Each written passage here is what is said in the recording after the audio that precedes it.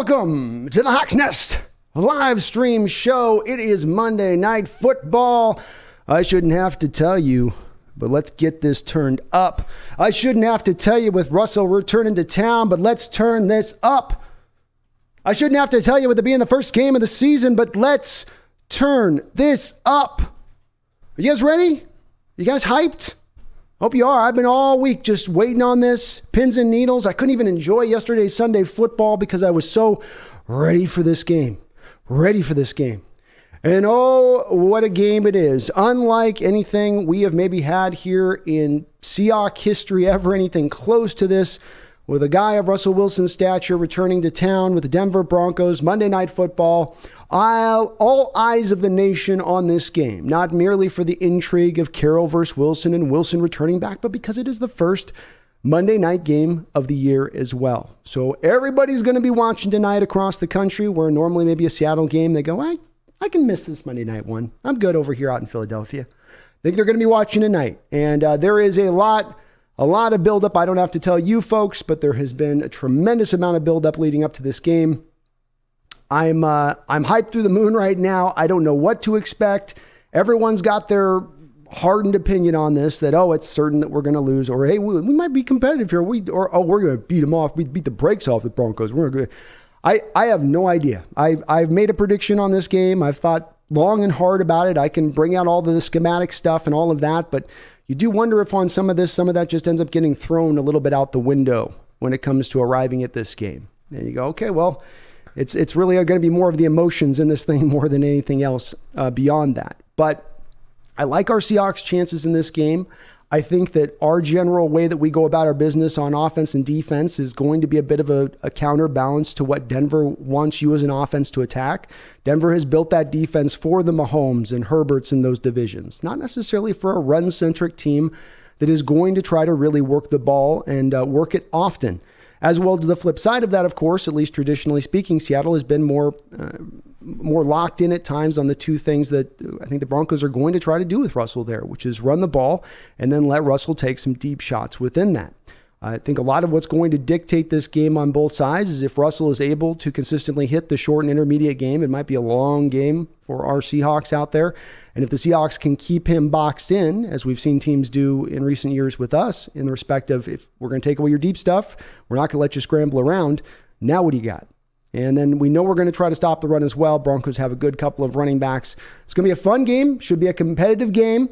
I appreciate all of you guys jumping on in today. If you do like what you're listening to, I do just ask, please hit that like button. I'm going to just do a little interacting as I can with the chat here for the next 15 minutes. Then once we go live, I usually am not very much over to the chat. So if somebody does, put a super donation or super chat in, I'll definitely respond to it. But otherwise, I'm usually locked in trying to give some people some riveting play-by-play. I thank you guys for hopping in tonight, though.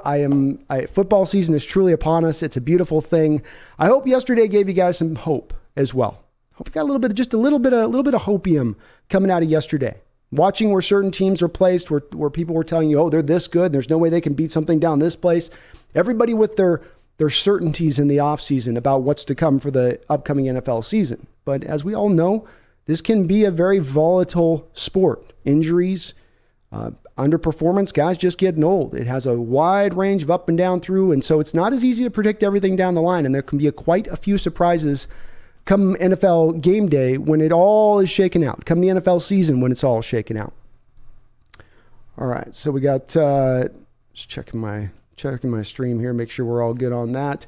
Grug, Bash, Gordon, Rob Terrell, George Samuel, Elliot Clark, Robbie Red. What's up? Good to see you on in here, man. Micah, damn, a lot of people hate us for booing Russ, huh? Said he brought us the Lombardi. Yeah, as I'm not one of those people. And let them say what they got to say. Let them say what they got to say from the cheap seats. We're here. We're watching it. We're going through it. And as I said, everyone's got a right to boo in that stadium. People really do backflips on trying to kind of how Russell left this place. And it's like that factors in here a little bit. And at the end of the day, look, he's the enemy now. He is on the opposition. There'll be a place and time to honor Russell Wilson when he's retired, and we can put up his number and Seahawks Hall of Fame, and we can go through all of that at that time. But right now, he's on the other side of the field. And turnabout's fair play. Emmett 21, it's good to see you on in here, man.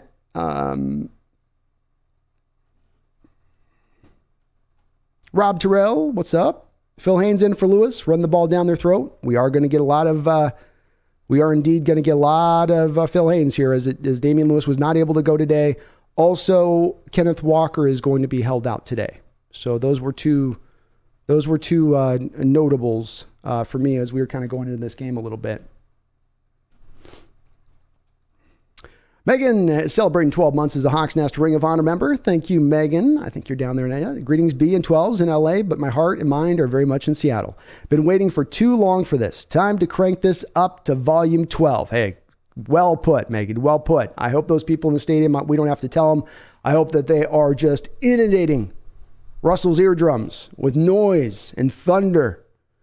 It's one thing I'd like to see us reclaim back in that stadium this year is a little bit more on the volume side of things.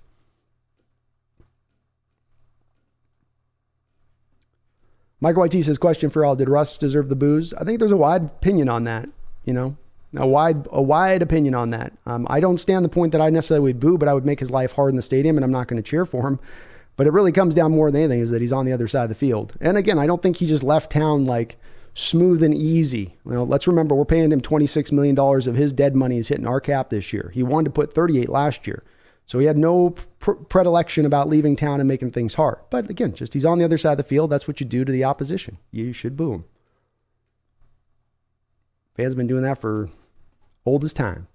Eugene Sutherland, greetings from Who Dat Nation. What's up, Eugene? I listen to you here and there and am pulling for you guys. Well, thank you, Eugene. Good to see you guys pull out that win yesterday against the Falcons. I've said I think you guys are one of those dark horse type teams could come out this year and really give some people some issue.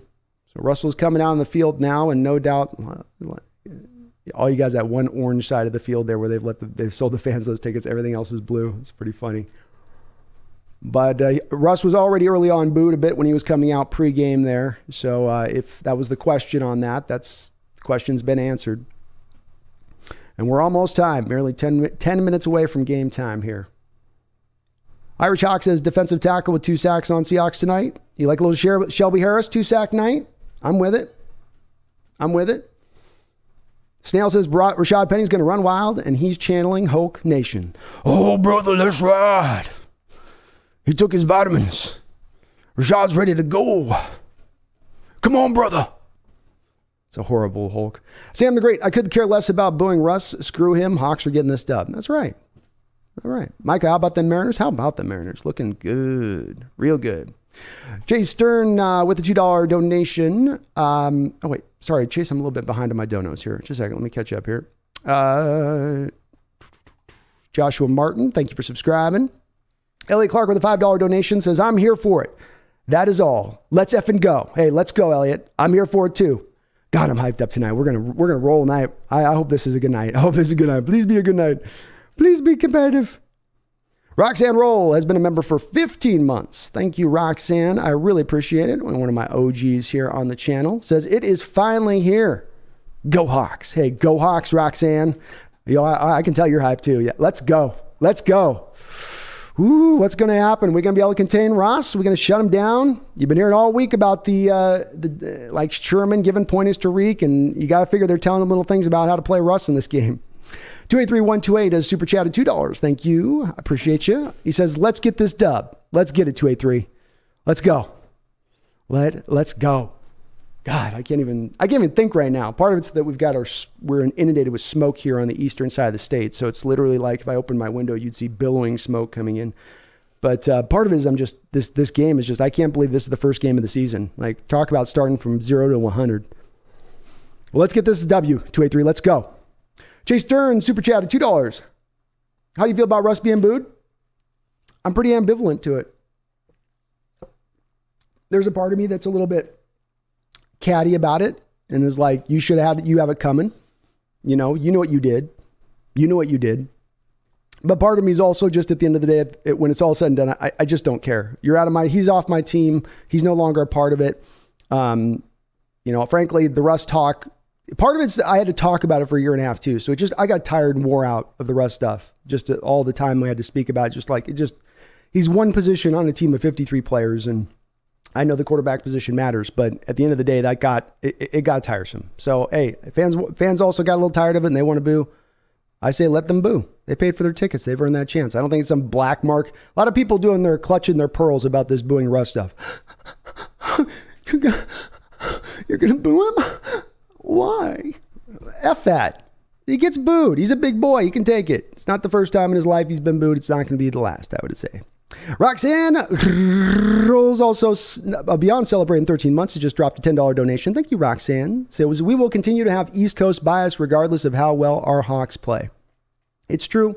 We're undersold, overlooked, put up there in the corner in what they call Southern Alaska. But that's fine with me, Roxanne, because I figure let him do that. Let us play the underdog role again. Let us sneak up on him again. It seems that that's when we're at our best as opposed to being a front runner type.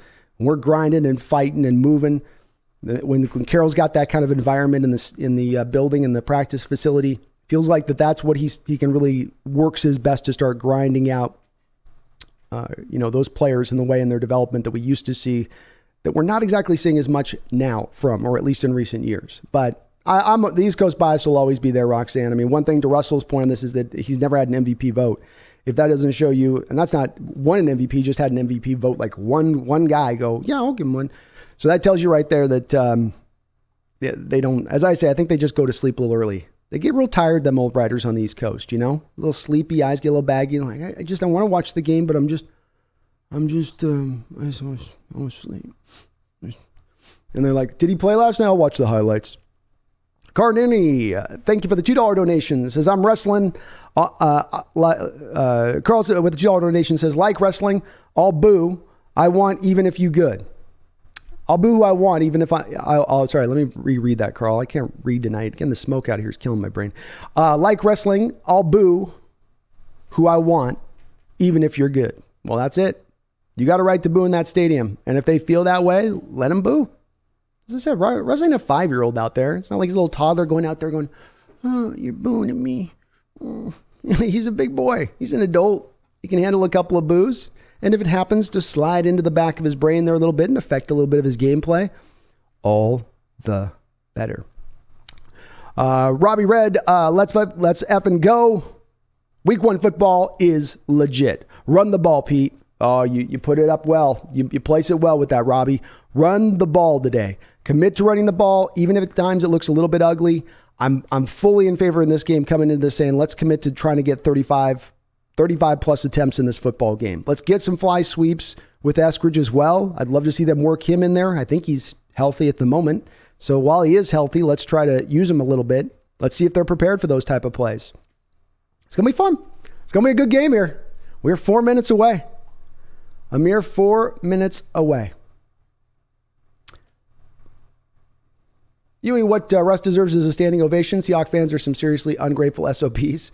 Well, again, I've made my points as he didn't just slide out of town like, hey, I'll see you. I know where you stand on this UE2K, but he was telling people a certain thing for the last year that he's going to be a Hawk here forever, and then it all flipped over in 1 year. It looked to a lot of people, and I've gotten this feedback from my chat. They felt like, okay, so you're just BSing us.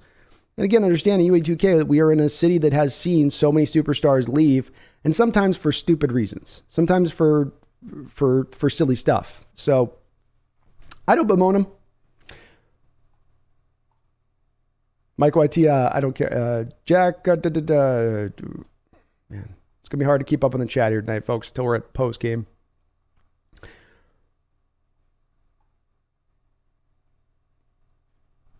Justin Goins, pump up ass, bro. Don't hog it all, bro. No, hog it. Big Country, howdy, go Hawks. I want to hear the loudest boos tonight when Russ is on the field. I think you are. Hey, Keldon, how you doing, man? Tough loss for you guys yesterday. I'd be one of those folks that are not throwing a lot of shade at the Niners in that loss. That was a torrential downpour, so can't be really faulted in that respect of things. Drop Top Submarine says, here we go.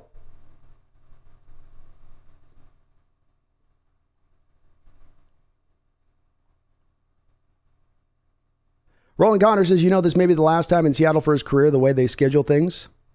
Very possibly could be, Roland. You're looking at probably more 5-6 years down the line, absent we playing them in the Super Bowl. So this very well could be, if not his last time, one of his last times playing the stadium. Though again, with Russ, if he ends up playing 45 years, he might plant another team somewhere else. But it'll be a long time before he's probably back here.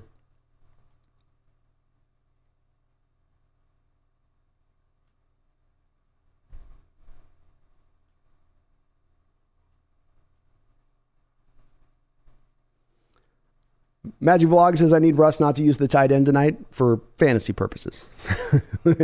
That's fine. As long as you put all the energy to the failure of it, that's it, by any means necessary. Jay Porter, let's have fun, everyone. Ryan Osterson, how you doing, man? Good to see you in here. See a lot of my familiar names in the chat. Love it. Will Smith, Jeff, only on ESPN? It does appear so, yeah.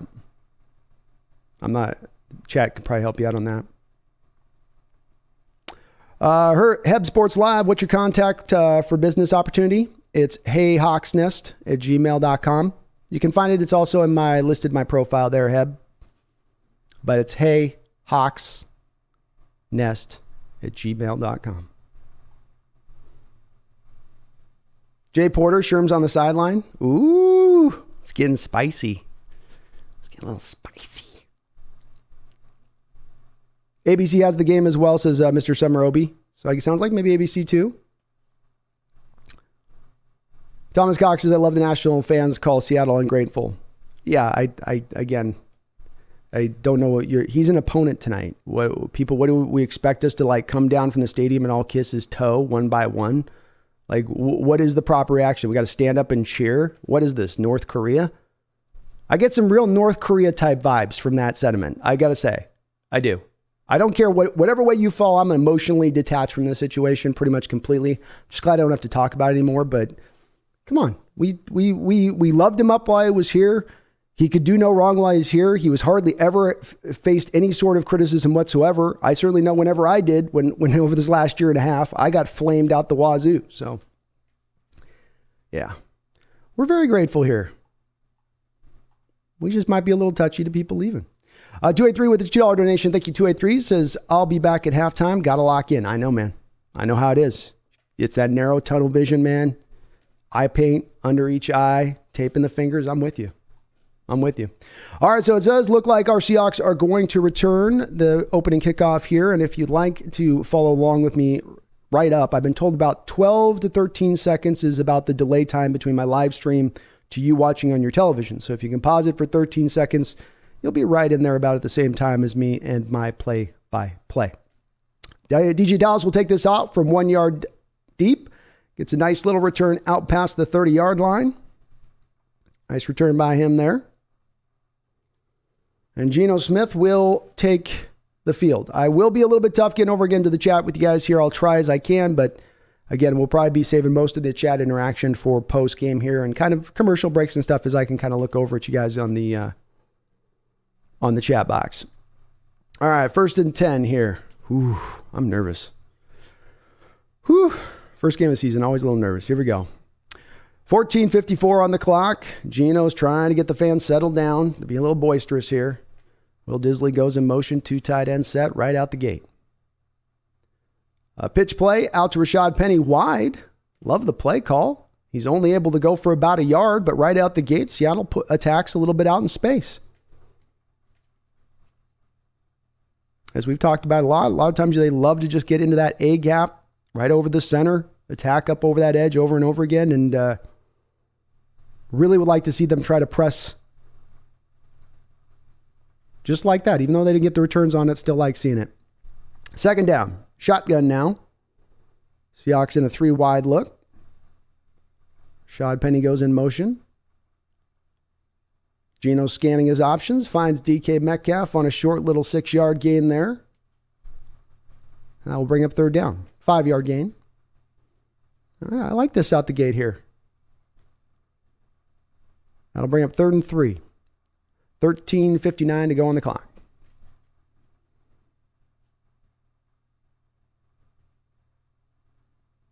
Geno back in shotgun. We got 4 wide receivers. Travis Homer to his side. Denver shows the safety coming up there. They're looking like they're going to be in cover 3. Geno looking. Finds Tyler Lockett, who rolls down to the ground after he catches it. He was expecting to get hit, and then when he didn't get hit, he just sort of kind of rolled down. But a nice little play and very good patience in the pocket by Geno. Sat down, waited, really gave that route time to develop like it needed to on the post route. And Phil Haynes Holding up well there. Cross doing a reasonable job, though there was a little pressure from Cross's man there, Gregory. It wasn't fast pressure. That would have been more of along the line of, okay, we got a false start here.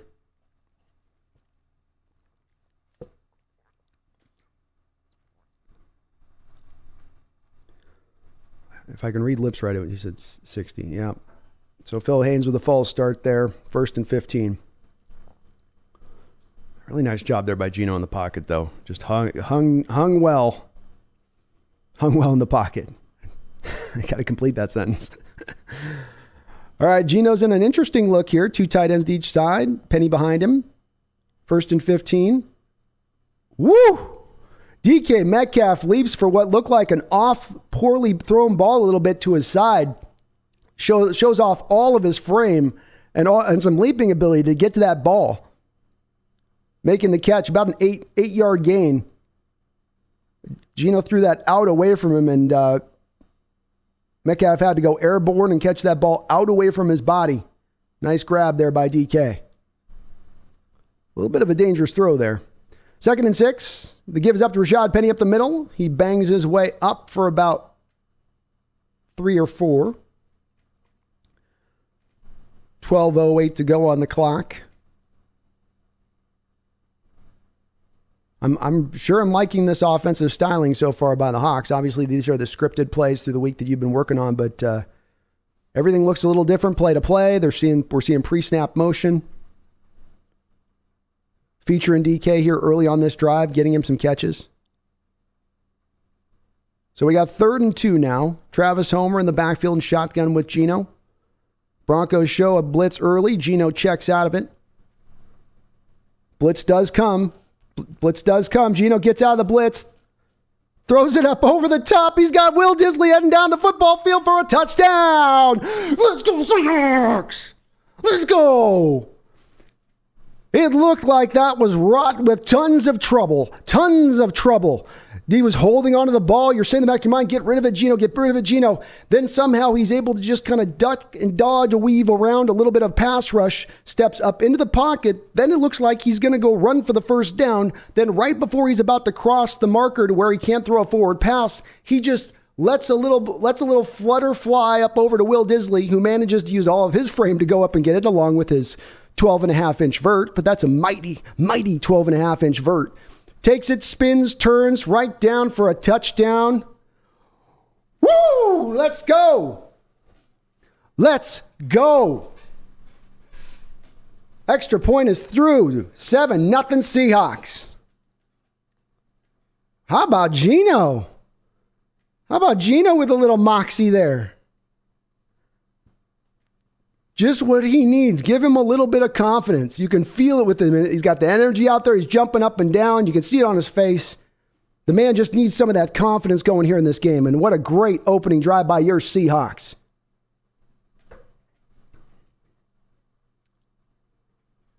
Anthony Bain, blown coverage, not impressed. Okay. It's blown coverage partly because they're having to stay in coverage for too long, partly because you're pass blocking so well, and partly because Geno Smith was showing good adeptness at moving in the pocket there. How could you poo-poo that play, that drive? That's a good drive. Sector 7, as celebrating 12 months as a Hawks Nest and Pro Bowl. Woo! Offense looks better without Wilson. Well, I'm not trying to say we're better without him, but it was a good drive by Geno there. And look, Geno, 2 of those throws there, he showed a lot of moxie there in the pocket, holding in there and hanging in there. And then he didn't panic. That's something that, at times you can see in these quarterbacks and we have in Geno at times when he's running out there and he probably wasn't going to get the first down there if he just tried to scramble and run it through. Seattle probably goes for it on 4th down in that situation, but instead keeps his eyes downfield. That's a little bit of at times with him, I've wondered if Russell's had a little bit of that effect on Geno, where I don't think that was really a part of Geno's game when he went to New York. That I'm going to still try to throw the ball after I get into the scramble drill points of things. I feel like him being around Russ through these years, a little bit of that rubbed off on him just a little bit. Tony, did y'all see Wilson's face? I didn't see his face. Big Disley. Big Uncle Will. Wide open. I don't think there was a Bronco within 3 counties. So what a great opening drive there. Mix of run and pass. You got Penny to the edges on the first run, then you got him up the middle, so we're already showing a little diversity there. had some different looks. You had looking where Geno was in shotgun on one play. You had two tight ends on either side of Geno, and then Rashad Penny behind him. That's an interesting look that I've not seen from our Hawks as well. So some nice little wrinkles there on that opening drive. Some nice little wrinkles. Michael says, damn, Geno not scared of the moment at all. That's the thing I've said that with him, that's what needs to come along is I think he's got tools to be an okay enough quarterback, but it's that confidence, that playing with a sense of, kind of like with a sense of swag, where you just really, you go, I know I deserve to be here. I know I can make these throws. It's not to say that he becomes a star out of that, but just that he can, he can make these throws. He could be a good game manager. I'm not elite. Again, I'm trying to, because I know I got the people in, oh yeah, I tell you, Geno now one, like, no, just there's a definite top limit. And the Broncos are going to take this back on the kickoff now. Seahawks coverage is all over it. There's a gang tackle pile at the 10-yard line. So like they all met up before the kickoff and said, let's meet up at the 10. Well, Russell Wilson takes the football field. Years in Seattle, so many wins, 2 Super Bowl appearances, a great run indeed, but now he steps into center with the Denver Broncos, and there are a good amount of boos. I don't have my volume up, but I can see why by their mouth signs that there is a lot of booing coming down onto that football field. 11:21 to go on the clock here. 7-0 Seattle. Russell's under center here. They show a 2 tight end look. Russell goes outside to his tight end, just trying to display a little bit of that short passing ability, and it bangs off the hands of the tight end. 2nd down. Not Russell's fault there. The tight end should have certainly caught that. Looked like a catchable ball.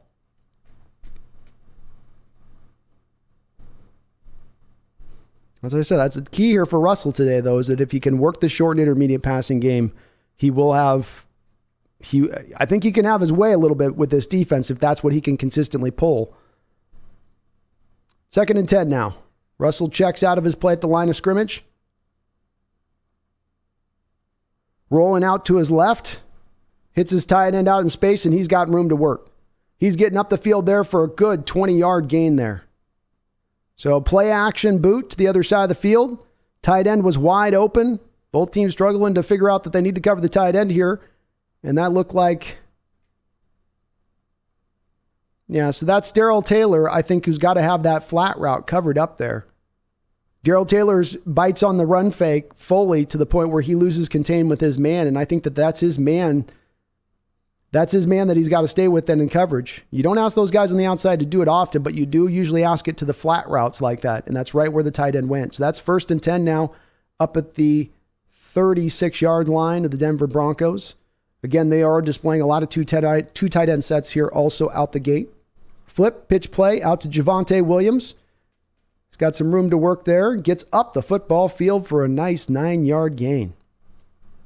Outside pitch play there to Williams.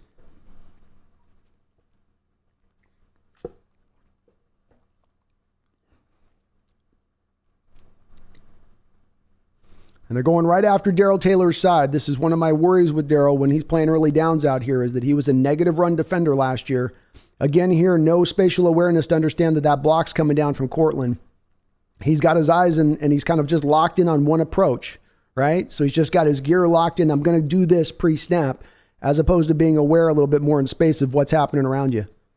2nd and 1. So the Broncos are definitely going after Taylor here early on that edge. Play action. Russ is looking deep. Goes up over the top. Beautiful catch by the tight end. And a nice throw by Russell Wilson. Russell laid that ball up there. It looked like it might have a chance to go over the top of his head, but the tight end is able to go up there and make the catch. And Jordan Brooks looked like he was in coverage on the play, trailing very deep.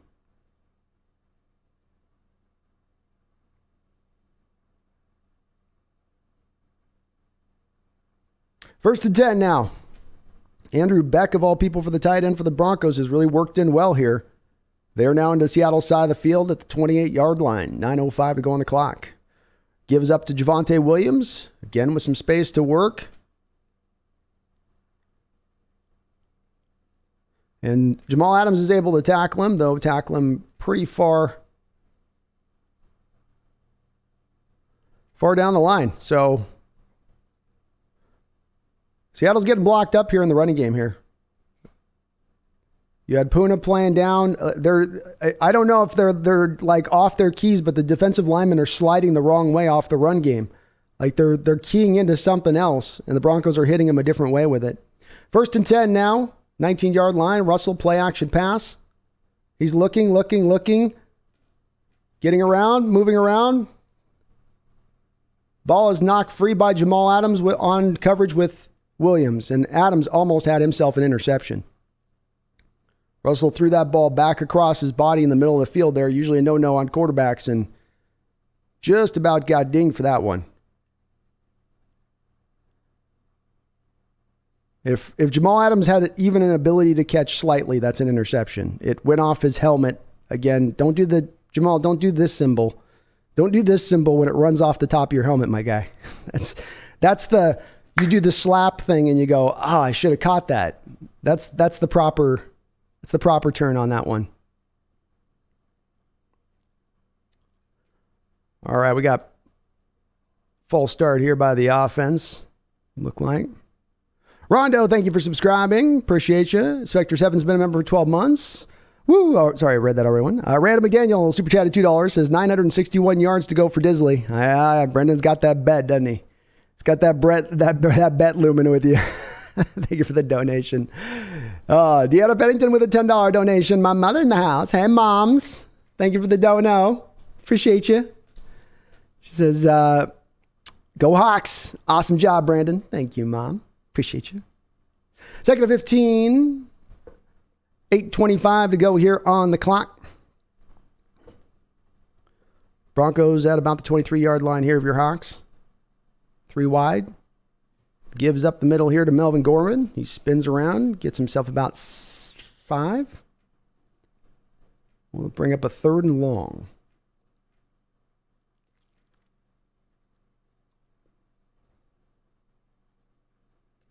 Third and long.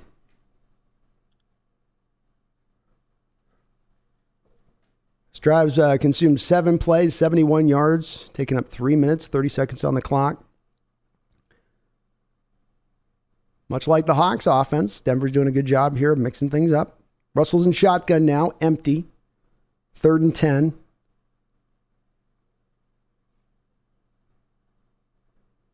Here comes Seattle bringing some pressure. Finds a man.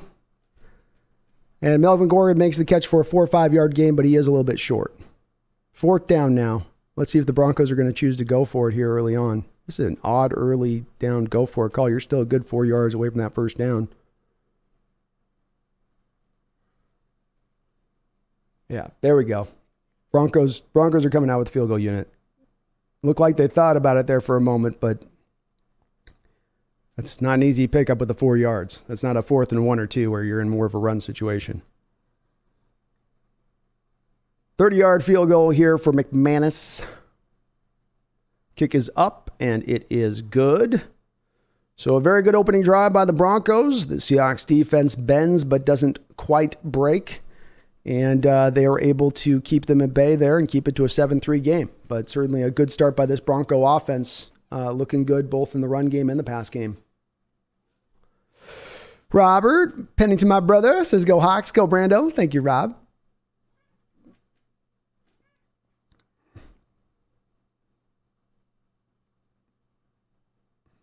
Yeah, if you're trying to sync up with the stream, I'll try to read off the time that on the clock as I'm reading it for me being live, but I've been told it's about 12 to 13 seconds behind where you're at right now. So if you pause it, wait 12 seconds, hit play, we'll pretty much be synced up if you're watching this with an ability to kind of do that. I know not everybody else does because sometimes you're streaming, but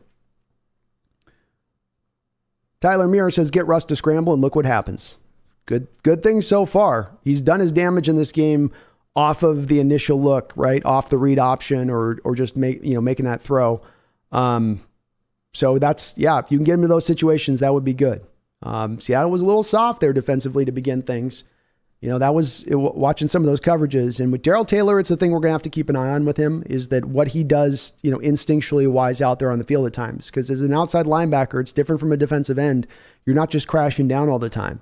Now you have responsibilities of, like he played with times when they put him in the Sam linebacker role in the 4-3 under last year. You've got to sometimes go to the flat route there And if you don't, as we saw in that tight end play off the big one that they took off the rip, when you don't do that, that's going to open itself wide open. There's not a lot of tacklers in space to then go up there and do anything about it. And Herbicide, thanks for the mention. Yeah, Uchenna did a good job of causing that pressure there on that third down, forcing Wilson to have to throw it a little bit early. Roxanne Roll says Jamal Adams should audition for the Sounders. That's an interception for him. That's a pick right there. I mean, it hits you in the face. If the football hits you in the face, you probably should catch it. It's going to be hard to say. Now, he's trying to drive up on the ball, and he's not expecting it to be thrown there. He's expecting it to be thrown probably to the inside. So he's more thinking about making that swipe move where you knock the ball down in front of the running back. But if it hits you in the face mask, that's just about as bad as hitting you in both hands.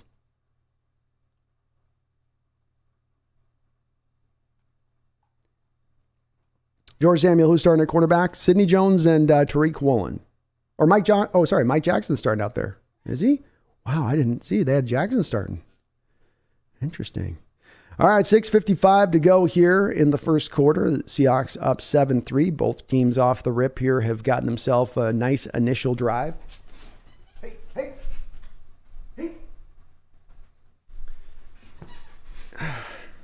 Cats are tuned up too. It's football season. Everybody's hyped. All right, Dallas came out with a nice 30-yard return on the last one. Let's see what he can do here.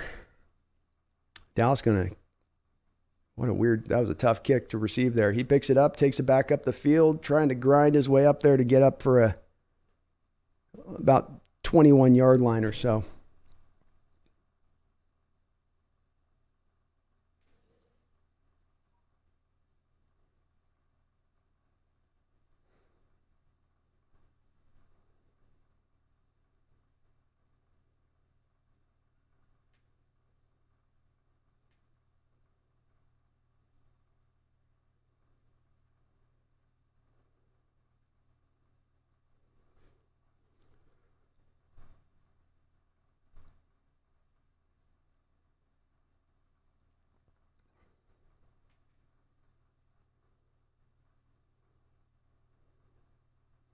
Sorry, quick text here.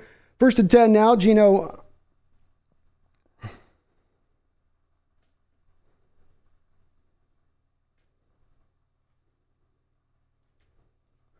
There looks like there's a flag here on the play.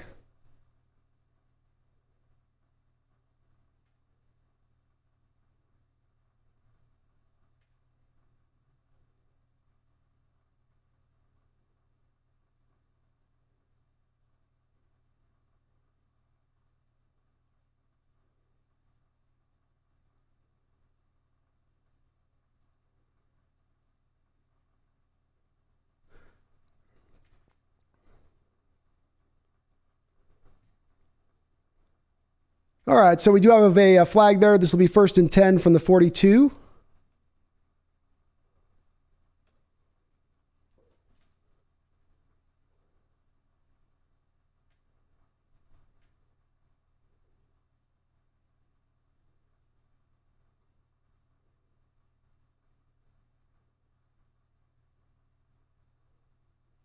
And there's another flag on the penalty here. Sorry about the deal here, folks. I have a text I have to put through here real quick as it's coming through. I'm on call at work.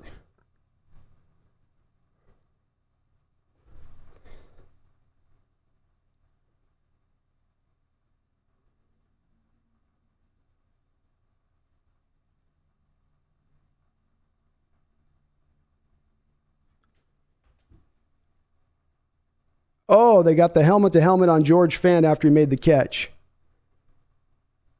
So Seattle's now moved up all the way to the 30-yard line. It was a first down anyway. By this drive's ran up the field.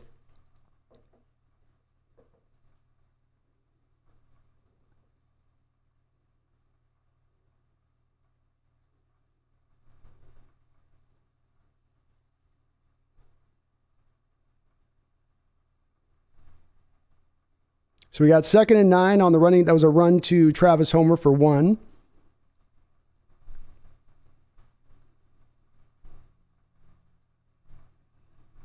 They'll bring up 2nd and 9. Rashad Penny in the backfield. 3 tight end set. 2 to one side of the football field here. 3 to one side of the football field. Sorry. 3 tight ends to the right side of the field here. 2nd and 9. It gives back up to Rashad Penny up the middle, breaks the tackle, gets free up into space, knocked down at the 16-yard line. Nice run by Rashad Penny there. Very good acceleration.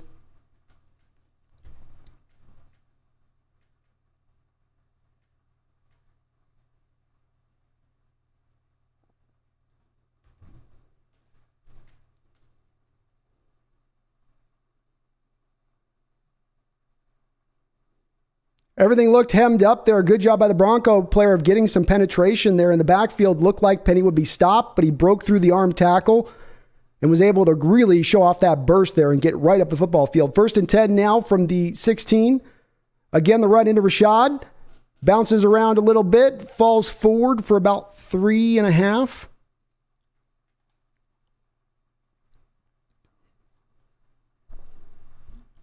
What a run, though, that last one. He had a guy right there in the backfield, got through that, showed his quickness to get past the guy on penetration first, through the arm tackle, and then gives you the burst. Penny's already 4 carries, 20 yards here out the gate. 4:17 to go.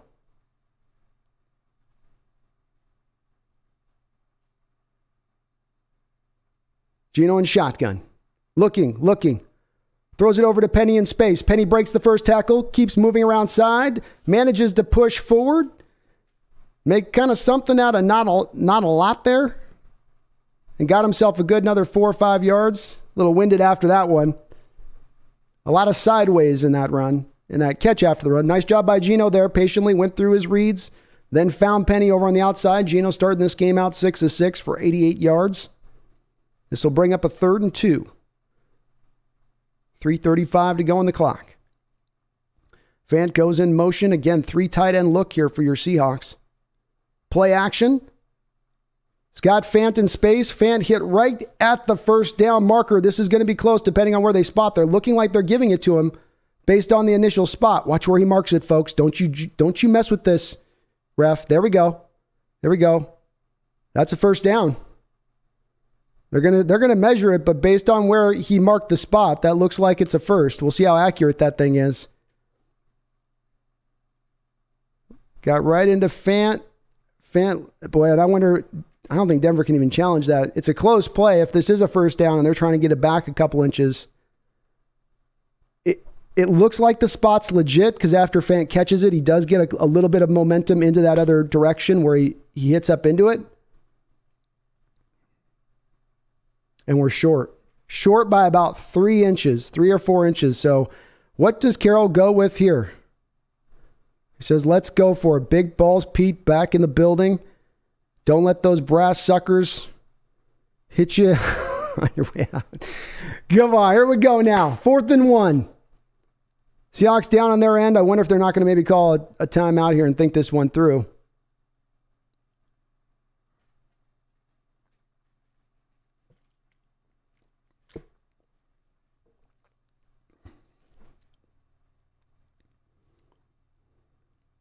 Carroll trying to get the crowd to quiet down. Everyone is amped up to the nines.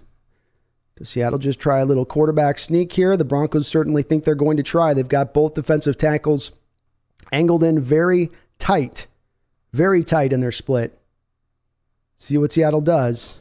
Uh-oh, he's stuffed. No, drawn forward. Nope, stuffed. Nope, drawn forward. Looks like he's short. Geno was held up on his initial try, then kept pushing forward, then held up again and just couldn't quite get in there. They'll definitely spot. They'll definitely probably measure this again, but it does look like it is a tit short to me. They needed to get past that yard line there, and he really got really quick early penetration on the play, and then just couldn't get any really further than he was. So I like the call to go for it. I do, but unfortunately, he just didn't get the return on it here.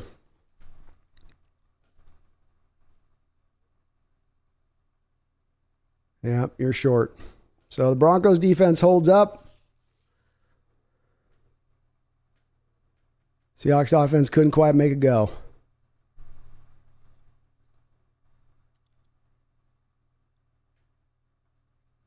.255. Russ and company will come back out onto the football field.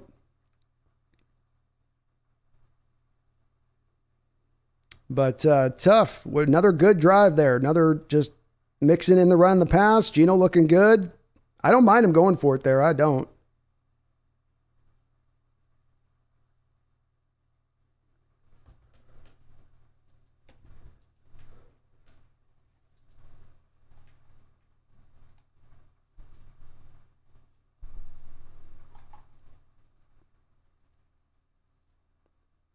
Yeah, I don't think he made it on that. It looked short. He was good of him to try the second effort there, but there was such early penetration. And as I was saying pre-snap there, that's a moment there of the coach where I just want the coach to almost call a timeout there because and bring Geno back and go, okay, let's have a running play called here because if they're going to put the tight splits where the defensive tackles are rubbing shoulders right up on the A gap there, then let's maybe try to see if we can figure something out here other than having you dive right into the wolves.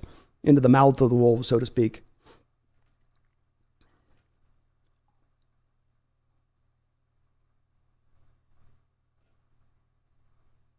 We'll see if it gives Russ momentum. It's a long game. It's a long game.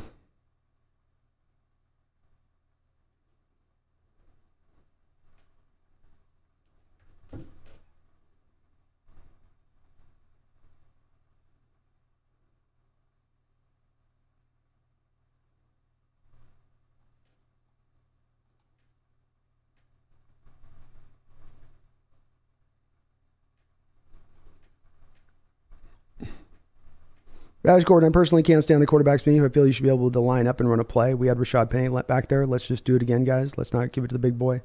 Yeah, I'm not anti necessarily the sneak, but I like it better when you've got it as the defensive tackles are playing more legitimately their normal positioning, and you're running into a headlong wall like Geno kind of was there off the snap. So I don't mind it, but I get what you're saying too. You run the ball well.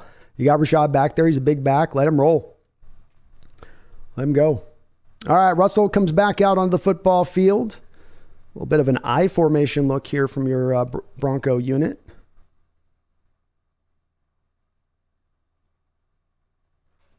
Oh, my gosh. Javonte Williams with a nice 12-yard run, kind of an off-tackle run to the right side. Linebackers for Seattle right now are not getting it done. Cody Barton and Jordan Brooks are not looking awesome right now off the rip here. Cody did a nice job there of jumping around the tackle and looked like he'd be in there to make the play, but just couldn't complete it. And Javonte Williams is running a little wild rear on your Seahawks early on. Throw to the outside here. Mike Jackson gives up the catch and then gives up the tackle and allows them to go up for another 12, 13 yards. So Obawatcham. I'll be at 1st and 10 now with 1:57 to go on the clock. Broncos keeping that mix healthy here with the run game pass. It's hard not to lean on that running game a little more when you're getting 12 yards of pickup on it.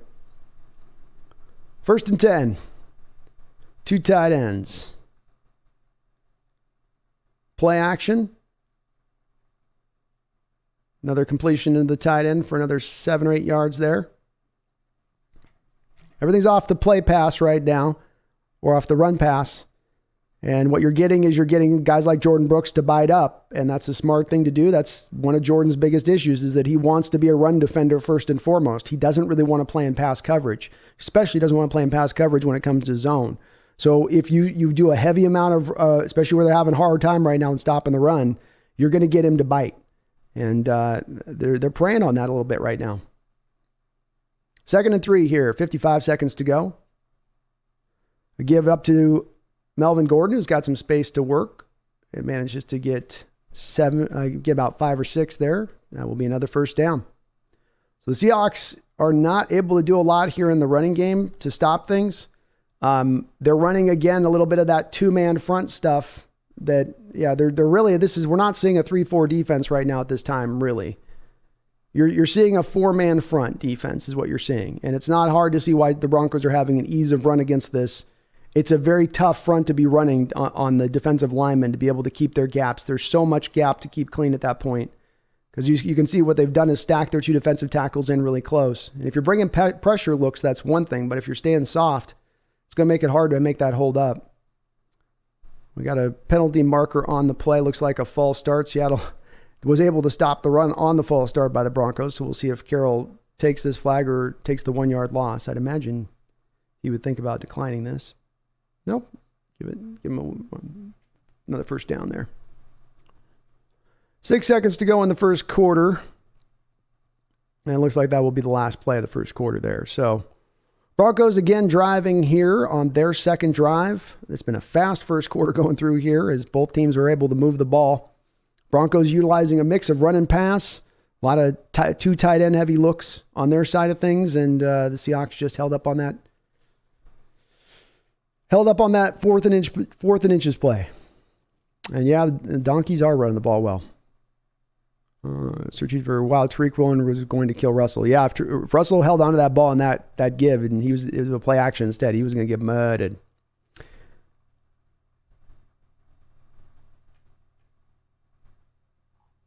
I like the green. You can see it from space.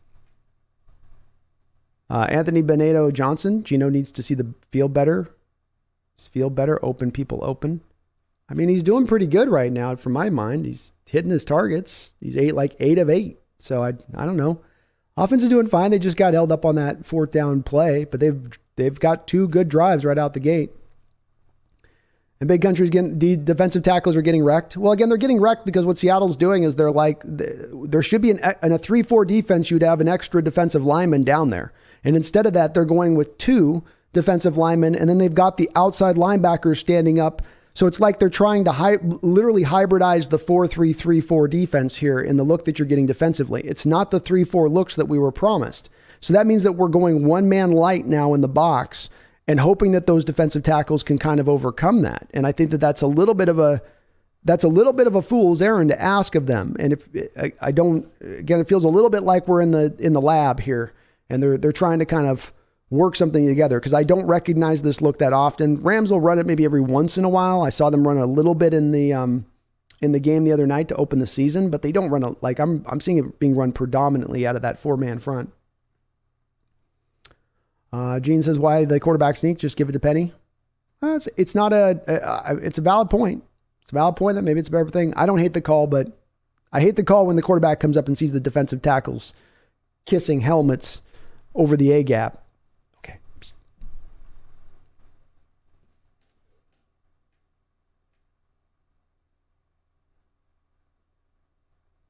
Seattle 808 says 3 defensive linemen going against 5 offensive line. It's simple math. That's it. Simple math. Doesn't matter, if you even had game records down there, that's too many of a numbers game. They can get too many duo blocks and combo blocks, and your guys aren't going to be able to do a whole lot about that.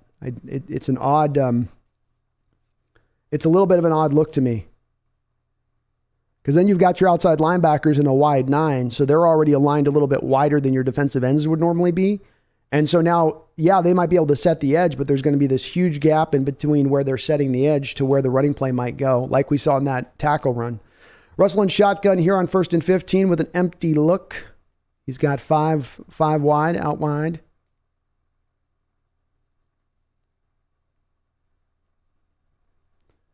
Chenowusu takes away his first look. Manages to get Russ pulled down to the ground there just before he got back to the line of scrimmage. I guess they'll technically call that a sack from Uchenna. Nice job of pursuit. But even better job by Owusu there, showing off his skills as far as in coverage from the outside linebacker position. Because what you'll notice he did is he drops into Russ's first look, which is Jerry Jeudy, takes that away, then pursues Russ. Part of why I did that video on Uchenna Owusu is that he's a very smart, heady player. Really knows what he's doing out there. And Russ nearly fumbled that. So 2nd and 17 now. Russ back under center here. Looks like Seattle jumped off sides. But it wasn't called? Wow. Got away with one there maybe. Only about 3 or 4 yard run, but it looked like our guy jumped pretty far offside.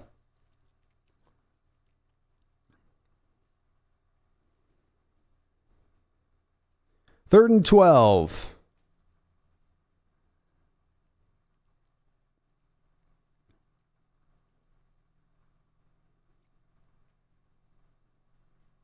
Russell Wilson is 5 of 7 for 77 yards to start things off here. Broncos at about the 45-yard line of Denver. Jamal Adams stepping up. Ball's tipped.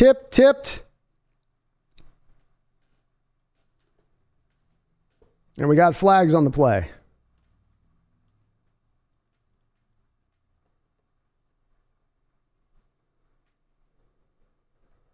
And Jamal Adams is coming up limping pretty badly.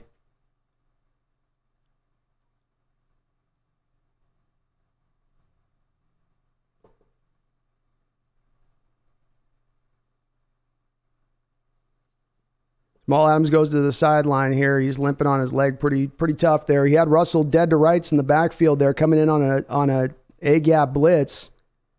Russell was able to kind of sidewind around him. And it looked like Adams just swung around body-wise and stood back up and then was kind of dodgy on it. So that will force the punt here. 4th and 12. We'll see where Jamal is at as far as health-wise goes, as he was not able to put a lot of weight on that leg there as he was walking to the sideline. Seattle's showing a block punt look. They bring it. Punter does just get it off in time. The ball will spiral up to Tyler Lockett, who fair catches it at the 19. I like Seattle being aggressive there with the punt block attempt. They almost got there. TJ Dallas just missed. He did a good job of making sure that, I think he was trying to make sure he didn't run into the kicker. And so he was kind of factoring that in on his rush, but just barely missed it. I was thinking hopefully a cramp as well at 283, but I didn't think it looked like a cramp in the way he was walking on it. I mean, when you're ginger like that, that can sometimes mean a cramp. First game of the season, you could become dehydrated there a little bit with it. But no, I don't think it was his ankle. I don't know what it was, to be honest with you. Ethan, hands together when blocking punts. Shaking my head, my special teams coordinator would be losing his mind. Yeah, he was right on that thing.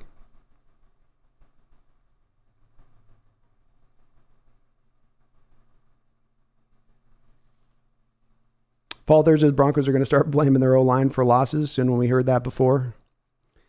Well, I'm sure it'll probably come up if it goes like this.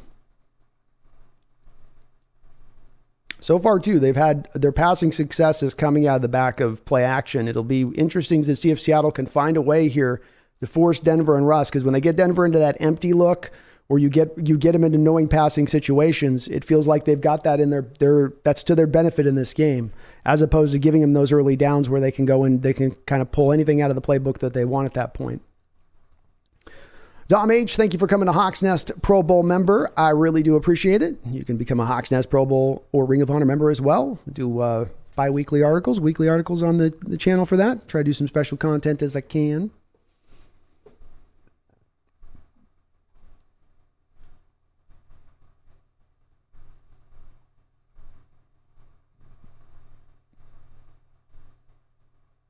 Anthony says, so far, D and offense are playing better. They're running out pretty good here. I've been overall pretty happy with what I'm seeing. George Samuel says, Lockett. I think what it is that they had Lockett back returning that punt because of the fact they knew they were going to run a punt block. And so they wanted to make sure that whoever back there was very sure-handed, because it was going to mean that they weren't going to be able to block all the Broncos up, and he was going to have a lot of guys running around him as he had to make that catch, even as a fair catch. So you want the steady-handed guy. They told Locke, look, there's no way you're going to be returning this ball. So just fair catch it, call it a day, and we'll have you back there to keep things clean. Garth Knight with the $2 donation. Thank you, Garth. Says Jamal is hurt. Seattle might win. I don't know. He's been pretty good here so far. He did have a ball bounce off his helmet, but he's been pretty good. Gino and shotgun here to start things out. 1st and 10, 13-14 to go on the clock. Broncos showing a bit of a stack front there. So Broncos are doing the inverse of what your Seahawks are doing defensively, where they're showing respect fronts for Rashad Penny. They are definitely keeping very much aware of they're not going to lighten that box for him. So Seattle is getting a little bit more of that. I'm seeing a little more of the safeties coming up at times. They're very aware of what Seattle's trying to do with the run game with them. 2nd and 9, 12:48 to go here in the second quarter. The Seahawks are up 7-3. Gino in shotgun. Rashad Penny's behind him. Little run pass option there, and hits DK Metcalf on a nice little slant route there for about 7 or 8. That'll do. Doing a good job in this game with getting DK featured in here, even if it's just in the short passing game to begin things. It's his third catch of the game. Feels like every drive they've they're trying to make sure they're working him in. Liking that. All right, 3rd and 1. Geno and pistol. Trips to the far side of the field. Shot goes in motion. Hits Rashad Penny. And Penny is able to take the little flat route and get up there for a first down. Nice job by Geno, taking what the defense was going to give him. He only needed a yard and a half there. You don't have to look down the field. Get the first down. Move the chains. Very well done. He's had a couple of those throws in this game now, hitting those running backs in the flat. And Rashad showed a nice job of good hands there on that play, make that catch.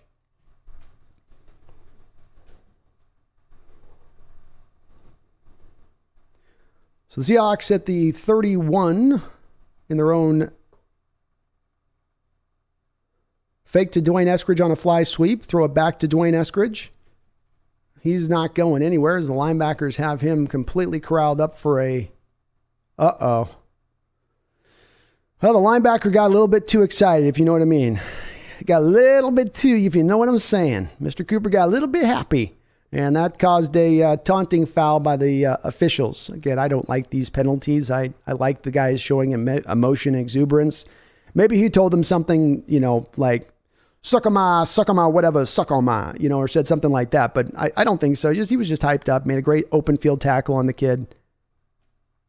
Yeah, a little extra talking, a little extra standing over him. That's going to draw a flag. You got to be smarter than that. Again, I don't like the penalties and these kind of things, but that by the letter of the law, that's where they're going to call it. That will move Seattle far up into 46-yard line of their own territory still.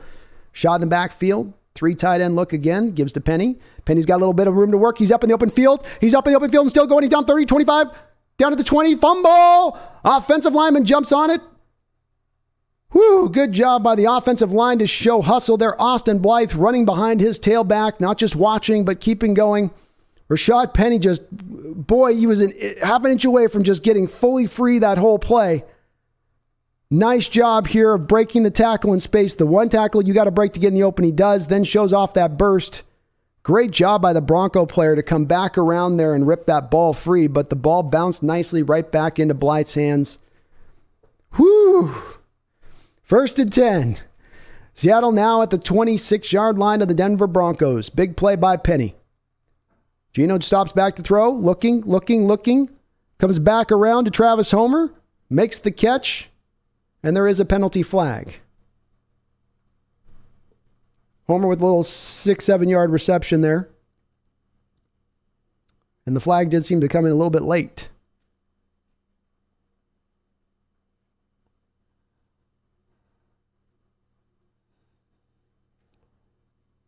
.10:03 on the clock right now.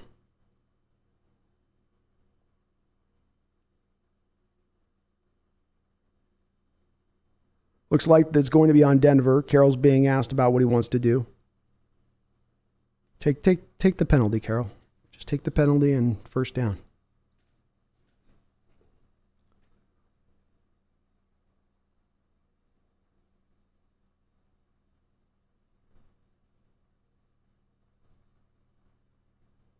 All right. So that will be a first down on the penalty. Illegal contact by Randy Gregory was the call. And technically, I think about the same amount of yards you got with a homer play, pretty much, give or take. Homer gave you maybe another yard or so, but you want the first down, the reset of downs. Seattle comes up to the line of scrimmage here at the 21-yard line. Geno under center. 2 tight ends to one side of the football field. Flip is out to Penny. Another run out wide. Goes up the middle. Like it again. Utilizing a little bit of the run to the edges here a bit.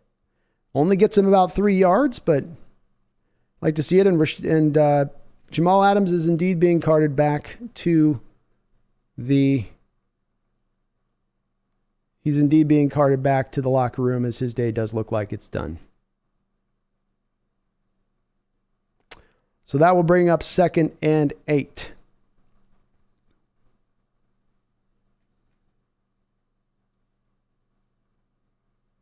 Gino drops back, scans, feels the pressure quickly, gets to moving up the pocket. Protect, Gino. Thank you. Manages to bang his way up for 7 yards and do a little flexing afterwards. Very nice feel by Gino there. That pocket was going to collapse really fast around him. You could just feel everything was kind of going quickly where if he stood in the pocket there and tried to hold in, it wasn't going to be good. And the Seahawks are going to be called for a holding on this play, which maybe that's why he was able to step up. Phil Haynes with the call there on the hold. I don't know if Phil agreed with that or not.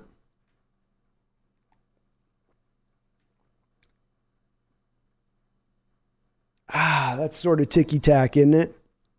That's sort of ticky-tack. I mean, it's on the line, and his hand's but his hand is on the chest. It's not on the shoulder pad. I think that's kind of a bad call. Nice job. Come on. No, DK, don't go backwards. Don't go backwards. Okay. So that was just a poor play. Nice try to sort of trickery by the Seahawks. They tried to go one side with play fake and then come back to DK Metcalf on a bubble screen. Then he ran backwards on the play and managed to lose another 4 or 5 yards. So the Seahawks are going to be in a position here, you'd think, of trying to just get themselves in a little more solidly field goal range here. Broncos just had that play read up from the jump.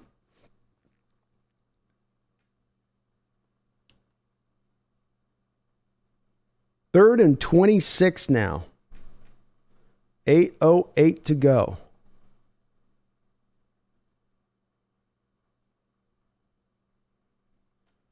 And indeed, they do just go for a nice little 5-yard dump-off pass at about the 30-yard line. That will put this into a little bit more of legitimately easier, theoretically, field goal range. It's still going to be roughly about a 45, 46-yarder, I think, for Jason Myers.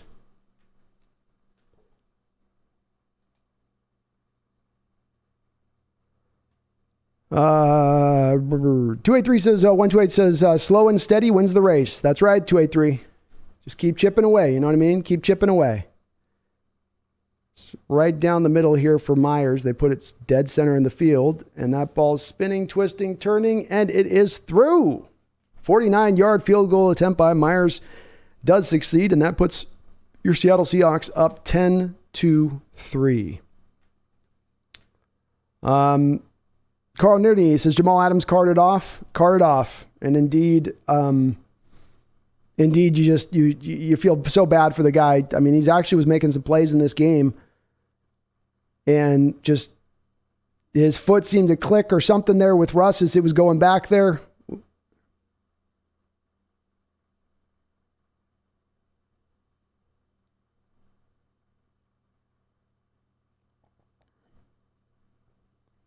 Just not sure.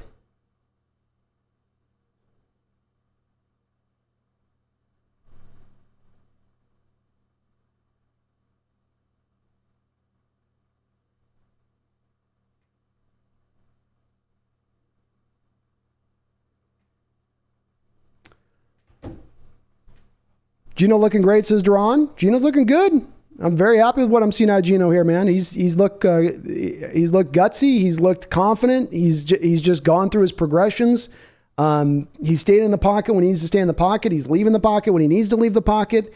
He's been a bit of a playmaker at times here early on. I don't want to oversell it, but you know, he's been good.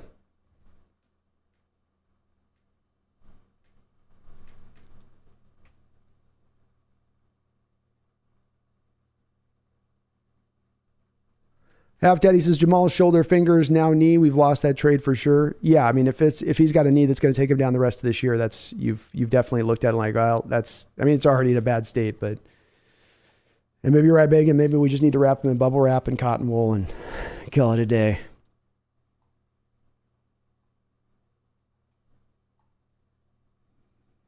Robbie Red with the $2 donation says our offensive line is showing up besides Haynes. Yeah, he's had a little bit tough. I mean, the holding call wasn't bad on him there. I don't feel like that was kind of a weird call by the officials there. To me, his hands were in the right place. He kind of pancaked the guy. It's because he pancakes him doesn't mean it should be a foul.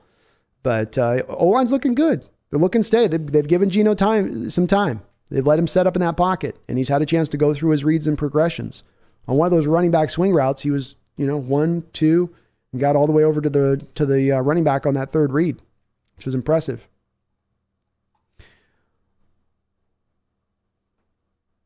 Yeah, hopefully Josh Jones can take over here with Jamal, and you're not going to provide what Jamal necessarily provides, but hopefully provide something in his own right.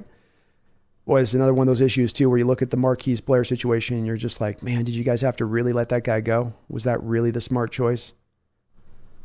For this very reason. So Russell Wilson will step back out onto the football field with 7:20 to go here in the second quarter. Russ has looked overall pretty well. Could have had an interception thrown to Jamal Adams earlier on there, but has been pretty efficient with his throws. A lot of what the Broncos have done so far is 2 tight end sets, working off the play action. The running game has been really dynamite. They've not stuck with it as consistently. But again, this is only their third drive of the game. This has been one of those games where you're going to have like 7 possessions in total at the end of this one with the way that the clock's working. And Boye Mafe's out on the football field right now instead of Darrell Taylor on this particular drive.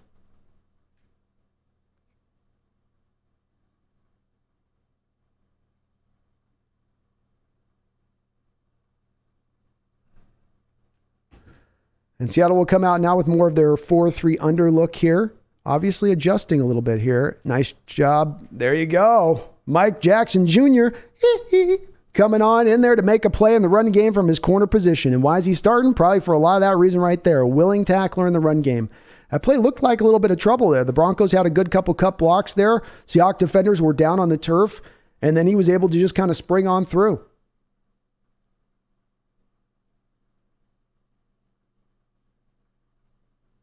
Great play there. Nice job of tackling. Javonte Williams is a hard tackle, much less for a cornerback coming off the edge. 2nd and 11 now. 6:41 to go on the clock here in the second quarter. Russell back in shotgun. 3 wide, 1 tight end. Pressure coming. It's a little screen play set up to Javonte. They got him working here. Jordan Brooks able to track him down, but not before he gains a good 8 yards or 9 yards on the play. This will bring up 3rd and short.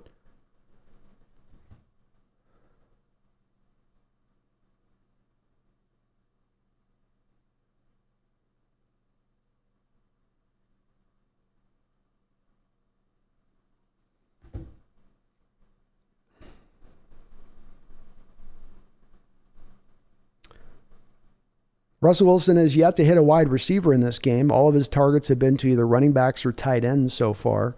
3rd and 2 now, Russell and shotgun, and they are going empty once again. Seattle showing a cover 2 shell look. It's going up over the top, and he's got a man deep.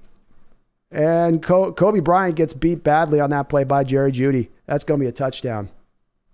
Kobe Bryant, a guy who usually has pretty good ball skills, had a chance to look back for the ball coming in, but he had been beat so badly on the play.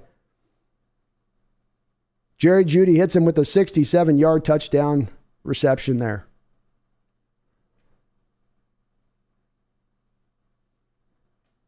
He's playing press, and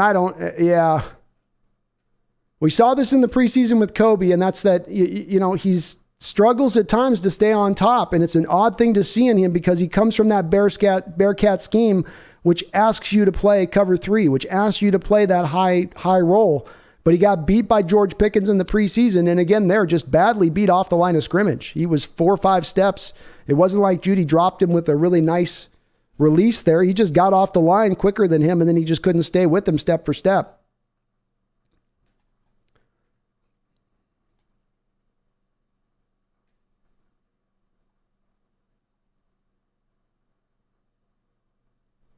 Devin Martell with a $5 donation. Thank you, Devin. Says, hey, B, good to see Russ took most of the penalties with him, laughing out loud. Go Hawks. Pretty clean game so far. Yeah, very, very, fairly clean so far. It's good to see.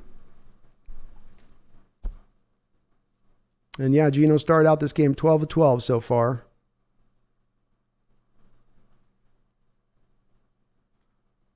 Odd play there by Kobe, though. I don't know what he's accomplishing there with his. He doesn't get the press, and then he blows the press, and then he's just so far behind the ball. If he doesn't have safety help on that play, which it didn't appear he had safety help, I don't know what he's trying to do there. I mean, maybe he's just thinking it's a 3rd down and that they're going to go 3rd and short, and he's trying to play the short route and that's in his head. That could have been it there.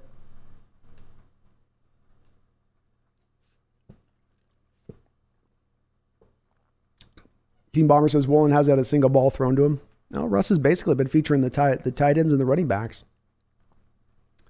Simple says he didn't turn his head around fast enough. No, he didn't.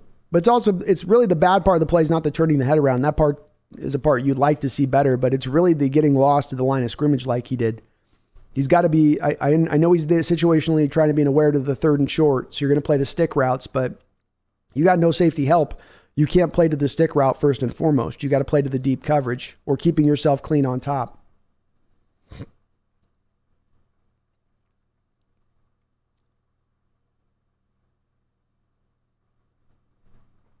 Greencat says he needs to change his number. He doesn't deserve to be compared to the real Kobe Bryant. Burnt like that. Oh, wait a minute. Never mind. Oh, Greencat.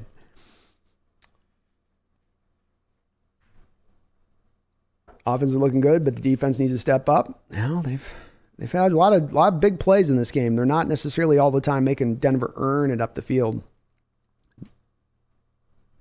Simple says you're right. You have to keep the wide receiver in front of him. Yeah, you can play this. If you got safety help over the top, you can play a little more sticks then. You can try to see if you can jump on the ball on some little quick out, but not, I don't know. And maybe he's thinking empty Russ isn't going to have as much time to throw. I don't know what was going through maybe his process on that, but.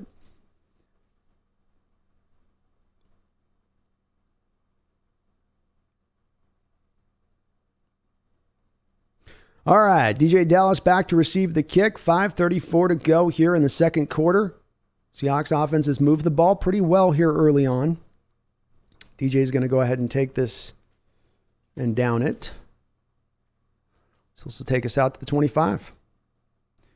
Geno Smith, 12 of 12, 98 yards passing here in this first half. Rashad Penny, 7 carries, 49 yards. Disley with 1 catch, 38. Tyler, 117, 4 for 16 yards for DK Metcalf here. So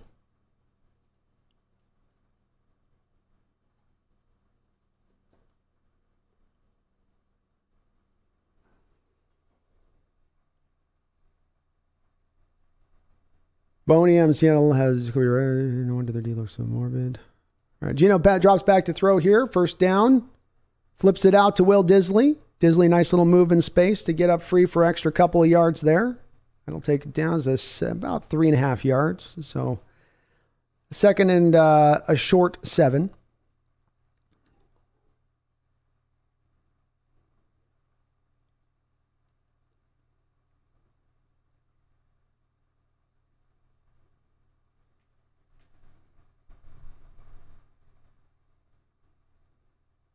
Five minutes to go here in the second quarter. Seahawks come out with a 3 wide look here. Rashad Penny in the backfield. Geno under center. Rashad Penny's got some room. Almost gets free. Great open field tackle there by Darby, who's played a pretty good game there for your Bronco fans out there. He's been good. But there is a flag on the play. Are they going to call holding on the defense here?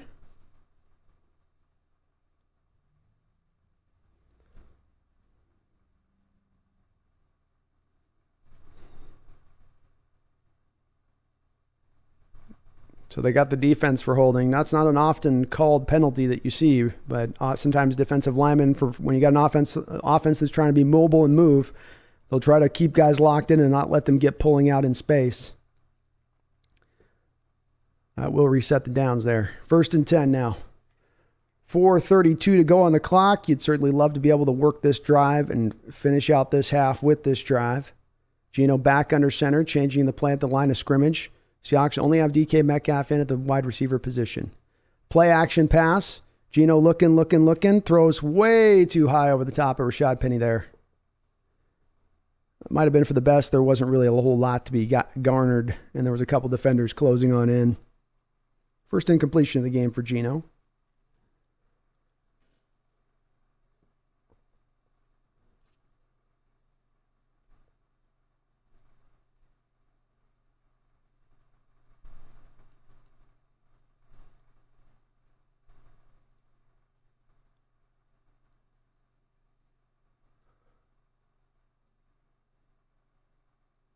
2nd and 10. Geno in shotgun, 3 wide, 1 tight end.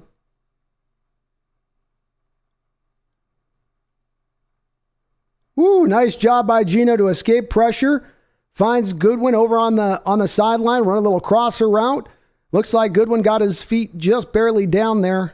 But another nice job by Geno of clearing through traffic in the pocket, navigating troubled waters, and still keeping his eyes downfield. Guess not really a crosser, more of an out route there to Goodwin, who was technically also held on the play. But nice job there, throwing with a little bit of anticipation there by Geno. Well done. 3:45 to go here in the first half. Seattle's now on Denver's side of the football field, 1st and 10.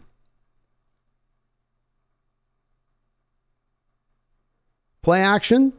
Looking deep down. Got Colby Parkinson working in space. Colby coming back across the field. Gets up for a 15-yard gain. Great little bit of play calling there. You're starting to get the Broncos to maybe buy in a little bit to this run game and feel like they've got to really kind of dedicate in the same way we've seen Seattle kind of buy into it on their side of the ball. Everybody was all in on that going to Rashad Penny. You got those linebackers really curving there, swerving, and then just able to get out to Parkinson. Nicely done. 1st and 10, 3:11 to go here on the clock in the first half. Little throw play out to DK Metcalf here, a little bubble screen. DK fighting his way upfield and gets a nice 5 yards after a nice little stiff arm on Patrick Surtain, the third, or the second, or whatever he is. I guess you don't say the second, you only say the third. Otherwise, you'd be just junior. Nice little stiff arm, little baby stiff arm. Marshawn will be like, little baby stiff arm. That's all that is. It's a little baby stiff arm. 2nd and 6 now. 2:37 to go on the clock. Broncos again showing pretty heavy front here. They're definitely. This is down the middle throw. Touchdown! Parkinson hits him up on a seam route.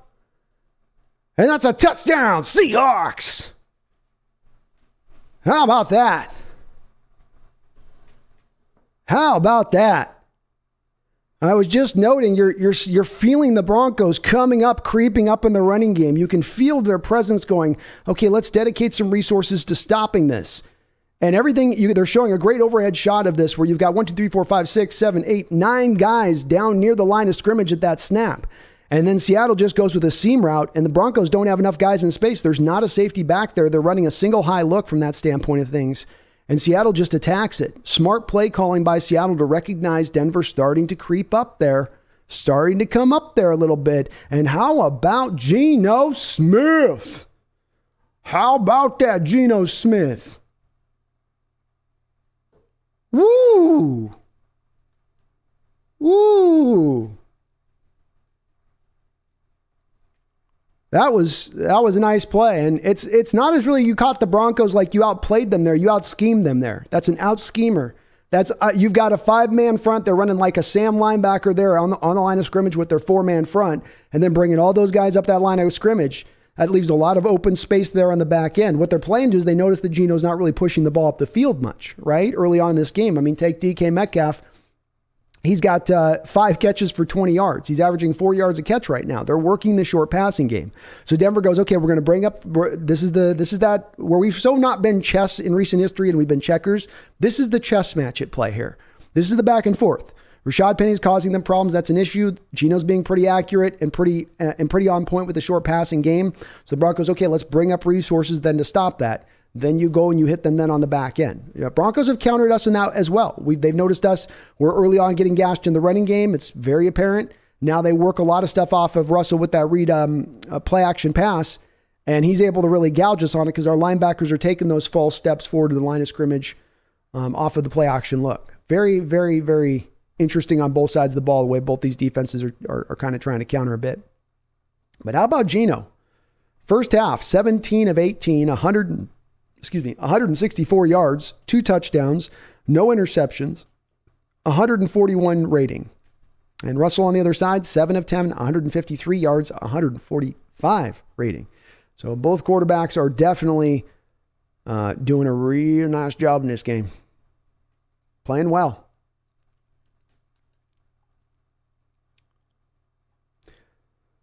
Snail with a $2 donation. Thank you, Snail. This is a different offense than last year. Oh, it looks a lot different. There's been a variety of things. The outside attempting to hit the edges in the running game, pitch plays. You're seeing more bubble screens here a little bit in this game early on. More of a commitment to the short and intermediate passing game. It's part of how you got that defense to draw up. And it's a beautiful thing to say because this is modern offense. This is how you play modern offense. And then when you get those defenses to tighten up, then the stuff over the top will open up, and it'll open up mightily at that point. Lakeisha Cozart says they definitely kept this offense a secret in the preseason. Yeah, they did. They definitely did.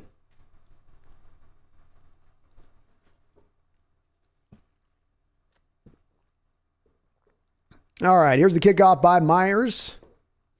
It's a short kick at the 1-yard line. He will come up to take it back up and dropped about the 21. Nice job by the coverage unit of your Seahawks today. They've been good throughout this game. And you are giving Russell some time to cook. This is, of course, one of your, no pun intended, this is one of your danger areas with Russell Wilson, where he, of course, in recent history has been pretty good at the end of halves, pretty good at the end of games. He likes to work with a little bit of up-tempo naturally, so this does tend to fit a little bit more into what he likes to do. He's got a lot of time to work with on the clock here. It's really not an issue here with 2 minutes and 19 seconds. They have their full complement of timeouts. We've certainly seen him get up the field quickly before in that amount of time.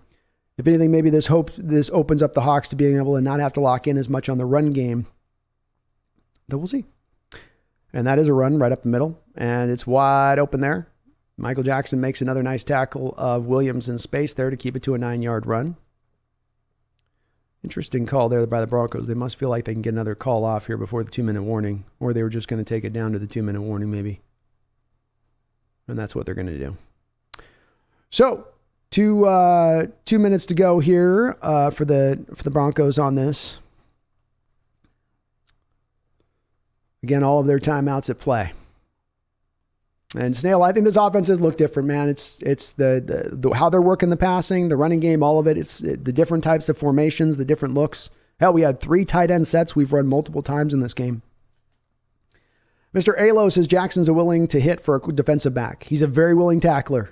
As much as the defensive back position, it's more than just having a tackler who's great. You need a guy that's willing to do it and put his nose in there. And the fact that he's taken a guy down like Javonte Williams, who is going to probably be in the top 3 in this league this year in forced tackles, forced missed tackles. I think you're onto something. I think it does show you very, very clearly as to why he is out there. Paul Third with a $2 donation says, I feel a Russ turnover coming. I feel it as well. It feels like it's about time. Feels like, okay, we're removing now your ability to run the ball and you just got to throw. Let's see what's up here. Let's see what's up. Like I said, still too damn close for me. My anxiety is going through the roof. Hey, they all told us we were going to get blown out in this game, I thought. I thought the Seahawks had no chance in this game. I thought by this point we were all setting our alarms for our work day tomorrow, right? Isn't that what they told us? Isn't that what they said? We're right in it, though. We're in it. Second says 2 things incoming. Russ, INT, and Rashad, big play run. I'm with it. Rashad's been very close on a couple times here to busting out in this game. William Leonard with a $2 donation. Thank you, William. Says Geno can actually see over the middle of the field. I know. What a concept, right? When you have a quarterback that's actually able to look and see and have vision over the middle of the field, what a difference it makes. You saw once again yesterday, Kyler Murray again running into this himself with the Arizona Cardinals in that Chiefs game. And it's a reality of being that size. You can't see at times over the side of the pocket. You need other things like passing lanes. You need to have an ability to kind of dive away from stuff. Geno doesn't need that. He can stand tall in the pocket and just sling it. He had one throw in there where the guy was bearing right down on him. He just went right through with his throwing motion in the pocket, took the hit. But he's big enough and tall enough that he has a good enough over-the-top delivery to still be able to deliver that ball on time. No spam chat. No spam chat. No spam chat, Jacob. No spam chat, Jacob. No spamming, man. Dude, stop.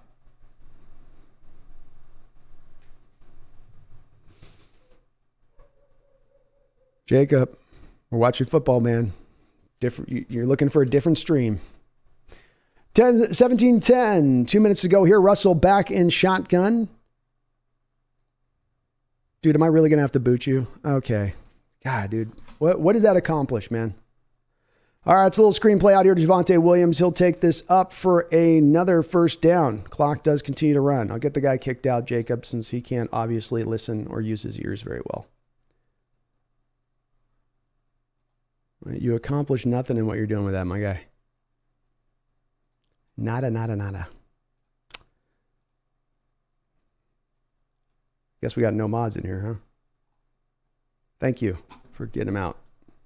All right, Russell and shotgun. 1st and 10. Seahawks are all over him. Achuna Owusu and Quentin Jefferson came up to help make the tackle there. Clock continues to run. 1:17 to go. 2nd and 8.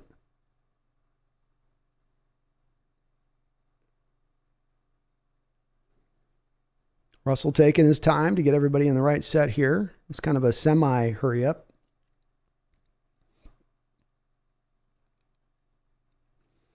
2nd and 8.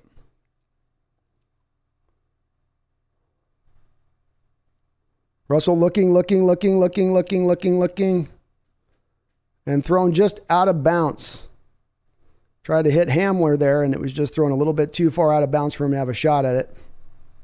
Somebody was coming in to lay a kill shot on Hamler there. Looks like they held up when they realized it was going to be thrown out of bounds.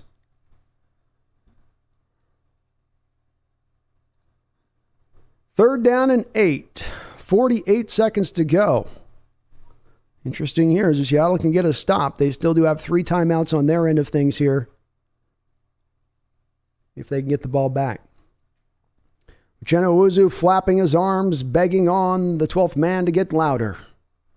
Russell Wilson is just going to go ahead and call a timeout. Doesn't like the look of the formation. And again, they're just hearkening the Seahawk crowd. Louder.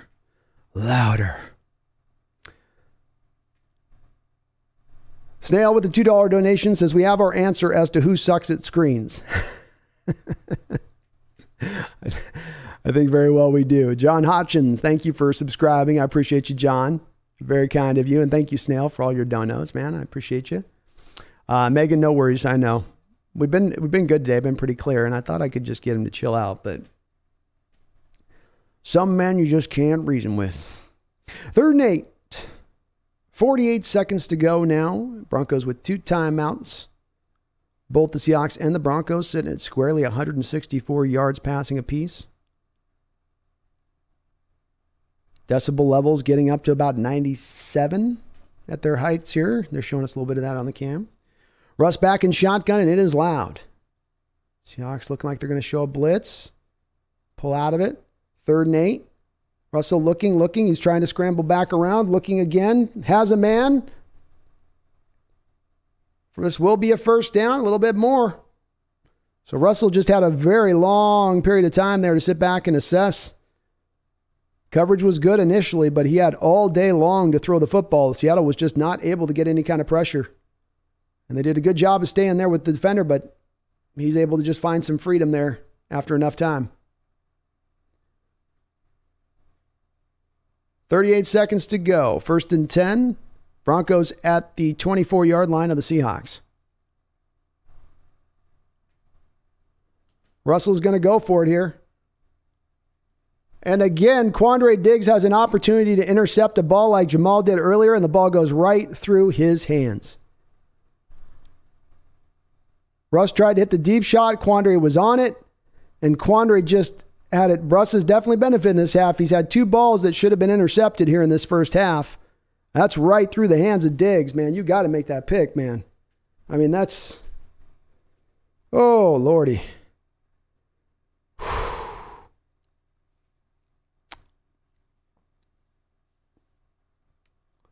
Second down and 10, Seahawks.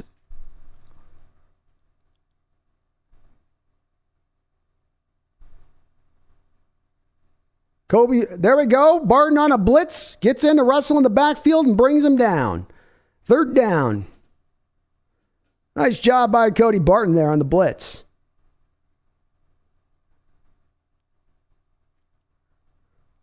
Great job finding open space. He was supposed to go through one gap, and he saw the opening in another gap and took it. Cody flashing a little bit of that speed on that play. Nicely done. 3rd down and 18.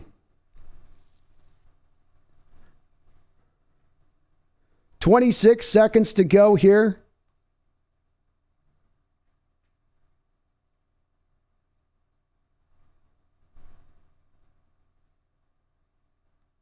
See, the Broncos just try to get a couple extra yards to get them in a more firmer field goal range. They're at about the 32 here, so it's about a 48-yarder or so from where they're currently aligned. Russell guiding traffic here. 3 wide receivers. Seattle showing a cover 2 look. Brooks sitting in the middle of the field here. Very much a cover 2 kind of thing. That's a pitch play outside. And Javonte Williams will pick up a few yards, but that will bring up 4th down. And this will bring us up to a field goal opportunity here. So the Broncos will let this wind down as far as the clock is concerned.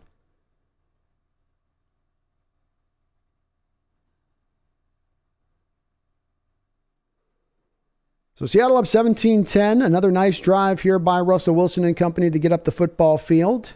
They've been able to move really well here. And again, fairly balanced half for them overall. Nice run-pass mix.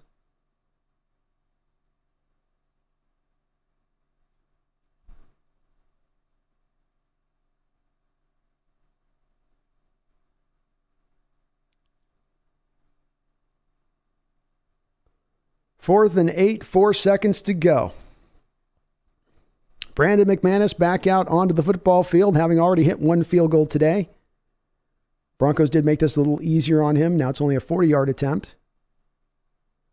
He was about to bury it, but they called a timeout. Looks like Carroll's trying to ice him at the half here. A little iciness. Carroll throwing a little bit of Mr. Freeze at him. Mr. Freeze, Mr. Freeze. Nice job there by Cody there, yeah. And again, I think he didn't have that as his prescribed hole that he was supposed to blitz through. It looked like he was supposed to shoot right into the protection, and he went around the protection. Gaudy visuals, I'm liking this so far. I am too. They're looking competitive. They're looking good. They're up in this first half. Obviously, the Bronco offense has moved the ball, and I'm not going to undersell the fact that defense could look better, but we could have also had 2 interceptions that I think, at least with Quandre, he normally intercepts that ball. And if you walk out of this half with those 2 interceptions, this looks a little bit differently, and I think our guys will hold on to those kind of plays more often than not, though Jamal definitely has some stony hands.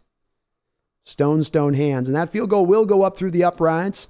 So that will make it 17-13 here to finish off this first half. A wonderful first half for your Seattle Seahawks as far as I'm concerned. We were told we were getting blown out in this game, coming in as 6.5-point dogs at home.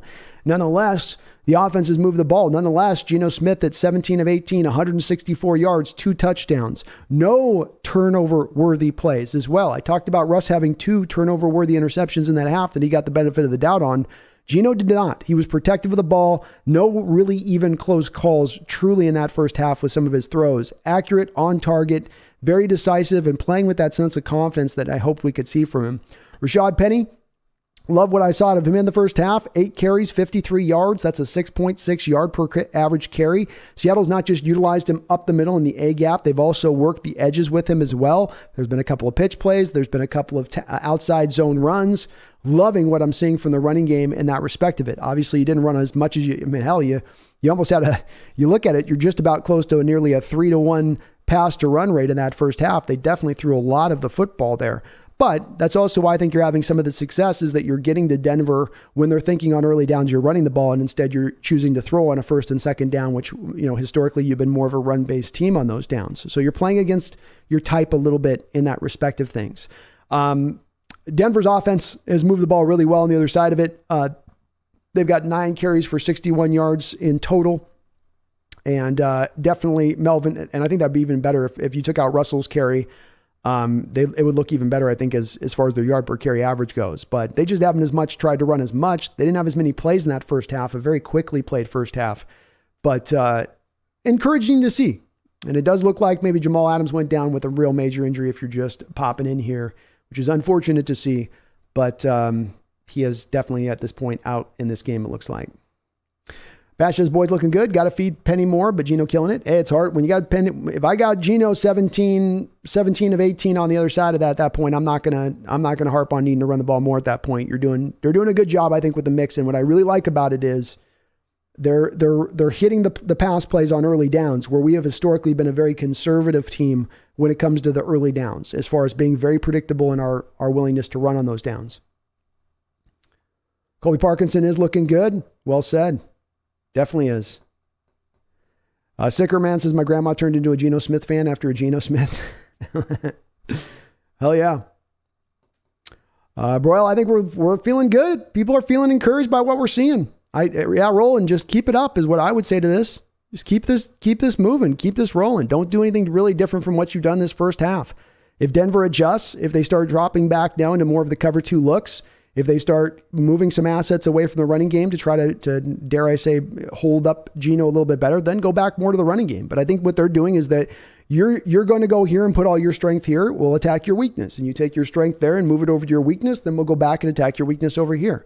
That's basic football. But that's how you should play it. And we don't always play that in the past. We've sometimes just been like, we're going to do what we're going to do. And you got to deal with us, which all sounds real nice and macho, but it doesn't really equate out to really being all that effective in football with a lot of these guys who are able to schematically beat you. And that's the really thing I love seeing about this first half is we're not schematically getting beat. Very encouraging to see. 283-128 with a $5 donation. Thank you, 283. Says, if you told me we would have had a 17-13 lead at halftime, I would have had a hard time believing you. I hear you, man. It's hard to be a 6.5 point dog in this league on the road. And I told you what Vegas thought of the team and what people were thinking across the country. Nobody was giving us any chance. Like I said, by this point, we were supposed to have been down by 3 touchdowns. They were just going to run out the clock through the second half by what I was hearing this week. And I was listening to a lot of national radio this week, and that was the opinion. I heard boat race today, smoked. I heard every type of thing you could hear about what was going to happen to our Seahawks in this game, and none of it was they were going to be competitive. And they are being more than competitive in this game. It's beautiful to see. It is absolutely wonderful. Chase Durham with a $5 donation. Thank you, Chase. It says, I missed the last touchdown because I was eating dinner. What happened?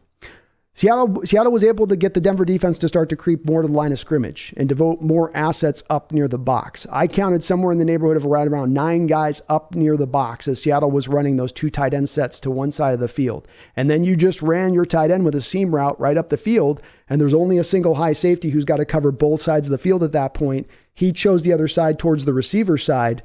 Tight end becomes wide open at that point. So very good scheming, very good recognition as to what's going, as to what Denver's trying to do there by Waldron. And it's a very nice adjustment. All right, folks, bear with me 1 second. I'm gonna be right back. I got to make a tiny quick call here, but I will be just 2 seconds away here. So please bear with me.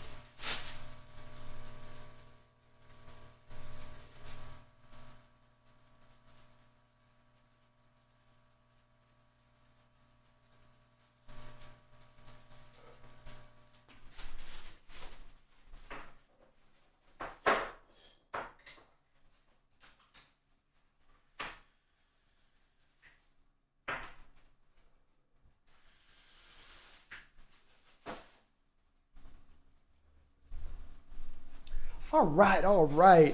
God, NFL season's back. It feels so good when we're back in season. Team looking good. I'm so encouraged by what I'm seeing out of this first half. I'm not taking anything. I'm not going to go up and say it's just anything past the first half, but there's so much more here to be encouraged by than to be skeptical of in what you're watching here.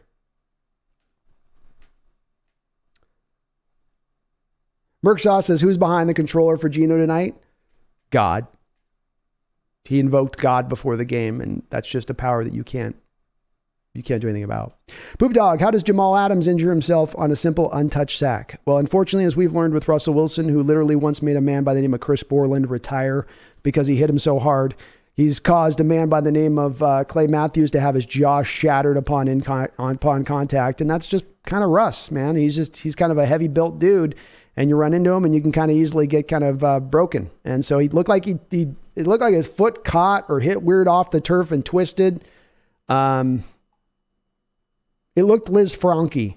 If you know that Liz Franke injury, it looked Liz Franke to me. And Derek Williams, I'm sorry, I don't have a real update on the Jamal Adams injury other than it was hard to tell what it was or where it was the problem. But definitely when he's to the point of being carted off the football field, that's probably pretty indicative of the fact that it's, your best case scenario there is like a high ankle sprain. Chris Smith says Adams is on his last contract of his career. Hate to say it, but it happens, and to him it has. I mean, if he can't play the rest of this year, it's unfortunate, but he's not going to make it through this another year. Seattle's not going to wait on him another year to get through it, and it will cost $8 million at that point to move on from Jamal after this year as far as dead money's concerned. But I would reckon to guess that Seattle would go ahead and make that call because they would determine the fact that, he's not going to probably get healthier. I don't know, Seahawks 808, if you can even get a bag of chips. That might be a bit much at this point. Alexander Wheeler, apparently Russ almost spiked the ball on fourth down. Oh, Lordy. And sorry, I don't have any updates on Jamal. Let me see if I got something here on the Twitter box.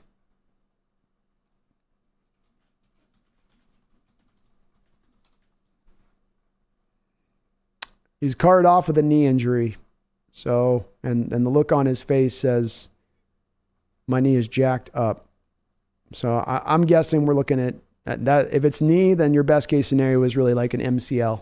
If it's the ACL, I'm not saying best case scenario, I want him to be injured. Best case scenario is they don't see anything and he's fine. He bounces back. William Leonard says Parkinson doesn't have Parkinson's disease. No, he does. No shaky hands on that guy. That's for sure. Ryan Ball says Pete's going to get the credit he deserves. He absolutely should get the credit he deserves. No one's giving you a chance in this game. No one's giving you a chance this season. You're being told that you have a league worst roster. You're being told that your time has passed you. And if he turns that on its ear and he does something that nobody's expecting in that respect, then he absolutely should get his flowers. Jack Seeger says, woo, what a hell of a game so far. Yeah, it's been fun. And thank you, Chase, for the $5 donation. Hopefully I gave you a good breakdown on that touchdown. So just a nice seam route up to Parkinson, man. It was a thing of beauty, and Geno hit him right in stride. Roland Cotter says, what are Bronco fans thinking right now? All pressure is over there. I agree, man. Nobody expects us to do anything here. So it's kind of like the more pressure is going to go on them. I think they're feeling pretty good if I'm a Bronco fan, because Russell's come out of here at 10 of 15, 200 yards. He's looked good for you in this half. So you feel pretty solidly now about you were worried, I'm sure, a little bit, especially some of us Seahawks fans talking about Russ and some of those worries in his game and where he's gone in his game in recent years. But I think a little bit of that, they probably have a little bit of a sigh of relief while at the same time, but wait, shouldn't we be boat racing this team at this point? Shouldn't that be the reality of this situation? And that's not quite happening here. So they're going to start getting worried. They know they don't have a lot of room for error this year, this Bronco team. Go into Seattle and lose an opening game that you had written down with a big fat magic marker W this offseason is, it's we'll see. And I'm behind on a couple of chats here. Sorry. Randall McDaniel with a $50 donation, Randall. Damn, my guy. Thank you so much. So very kind of you. Randall coming in with a big fat donation. Appreciate you, my dude. I know you're loving this right now. You're going to have to change your 58.9 to, I don't know whether it's going to be going forward, but I feel like we're going to get to a point here maybe where it's going to be less than 58.9 in your username. He says, this is for a strong second half. Just stay within ourselves, tighten up the D, make the plays when the opportunity is there. My guess is sprained knee for Adams. Sprained knee would be encouraging news because there would be hope for him to return if that was the case. Randall, well said there. And I agree. Stay with what you've done. Try as you can to kind of tighten things up a little bit defensively. I like the mix. They have done a little bit of pressure packages. They've shown him the cover 2 shell look at times. I've liked how they've mixed it up for us, even though he's done pretty well here in through this first half and how he's played. But just stay within it, man. Stay within, Randall, just what you're doing. It's very well said. So hopefully that $50 pushes us forward, man. Let's get this strong second half. Let's close this off. Let's shock the world. You guys want to shock the world? You want to shock the United States? Show them Seattle might just be a little more tougher to deal with this year than we thought. But thank you, Randall. You're awesome, brother. Salute you. I appreciate you. Robert Jimenez with a $2 donation says, Pacino and Walken first half reactions. Well, I'll tell you, Robert, you couldn't plan a better first half for this Seahawks offense. Geno Smith, so good all the time. Can't believe it. Just pinpoint accuracy. How's he do it? I don't know, but I'm going to keep watching and appreciating. What do you think, Al? Oh, let me tell you, Geno's got a real good deep ball. It's great. Watch him throw. He won't miss. It's as good as I got right now because we got the start of the half coming here. I'll give you some more at the end of the game, especially if we get a win, though, Robert. But thank you for the $2 donation. I appreciate you. I'm telling you, Russell Wilson isn't going to win this game. Not going to happen. And if I was the man I was 10 years ago, I'd take a flamethrower to Russell Wilson. Scarecrow Bar 66 with a $5 donation. Thank you, Scarecrow, for the $5. Says the booing is just business, right? We trying to shake emotions, right? Shake Russ's emotions. And the opening kicker by Myers is just due to set to go off. Yeah, we're trying to, you want to, look, boos are going to affect people. Athletes have talked about this. You hear the boos. You try to tune out. DJ Dallas just came in and laid a big time shoulder on the kick returner. That a way to set the tone, DJ. Set the tone. Set the tone. Let's go. But yeah, it's, you're going to boo a guy who's come back into town. You're going to boo a guy that, in a lot of some Seahawks fans, it doesn't. You can disagree with this, but they feel like it's their perspective, it's their view, it's valid from their standpoint. They feel like he kind of wanted his way out of town, and so it's like, oh, you want to deny us? You don't want to be here anymore because we're not good enough for you. We're not a big enough city for you. Well, okay, we're going to boo you, and it's all okay. I think it's all okay. And like you said, if there's a 2% chance you're going to get in Russell's head with some of these boos, then you boo, just on that basis alone. All right, Seattle coming out with more of a 3-4 look here to start things in this first half, which is encouraging the 3. And sure enough, look at that. They run a 3-4 defense, and then they get a run stop on a negative 3-yard gain. So the first half, a lot of 4-man fronts right out here from the jump. You see a 3-4 front up against the run, and they're able to stop it right up. It was just those fronts in the first half against the running game were so soft. Thank you, though, Scarecrow Bar 66, Randall, Robert, Jimenez. Thank you so much for your guys' donation. And yeah, we got to shake him up, man. It's going to, for a guy like Russ who wants to be loved as much as he wants to be loved, he starts hearing boos. That's not something he wants. 2nd and 12 now. Nice run here by Melvin Gordon, picking his way through traffic for a nice 5-6 yard gain there. Just right up through the A gap on that run. I'll tell you, if Melvin Gordon's in the game and I'm Seattle, I'm locking in on the fact that they're going to try to run Melvin Gordon up the middle. All 3 of his runs have gone right over the top of the center. And this will bring up a 3rd and 4 now for the Broncos. 13:54 to go on the clock.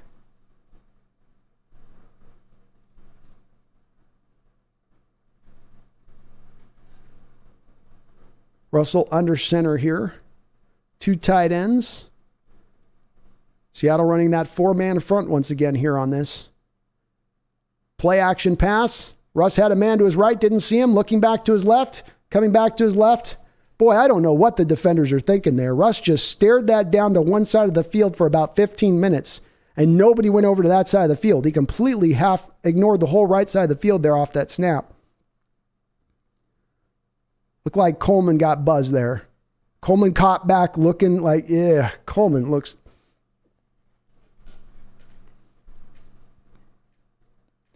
Bad play by the slot corner there. Got caught peekabooing back in the backfield and not staying in coverage.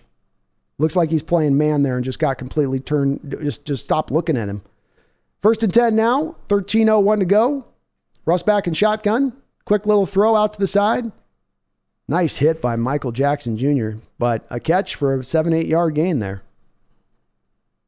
Seattle's defense is making this very easy on this Bronco team in this game. There's certainly some bend but don't break aspects to how they're playing here, but they're definitely not. They're not making this tremendously hard on Russ. And again, 4-man fronts, if you're not getting the pressure, you're going to give Russ time to pass in that backfield. I don't think you've got the front four to be able to generate enough pass rush on this basis alone. And I know Jamal being out definitely hurts the game planning with that, but you've got to counter out of this a little bit. You got a 2nd and 3 now. Now they're back into a 3-4 front. 12:15 to go on the clock. Pitch outside to Williams. Looks like he's going to have some space to work. And he does indeed. Gets another 7-8 yards out there. Well, you're supposed to have some fast-flowing linebackers in Jordan Brooks and Cody Barton, but they cannot get over to these pitch plays that was Melvin Gordon. So they probably were keying in what I thought was the inside stuff. Yep. So they were doing exactly what I was saying, where you were key. They took a couple steps forward off the snap rather than the pitch play because they were keying on the fact that Gordon was running a gap early on. That's a great call by the Bronco offensive coordinator there to counter off of the setup that he put in place. So another very nice drive here by the Broncos. 1st and 10 on the Seahawks 36-yard line. 3 wide receivers. Russ back in shotgun. Looking. Finds his man. Cody Barton in space. Can he make the tackle? Relatively so. It'd be about a yard gain. Nice job by Cody.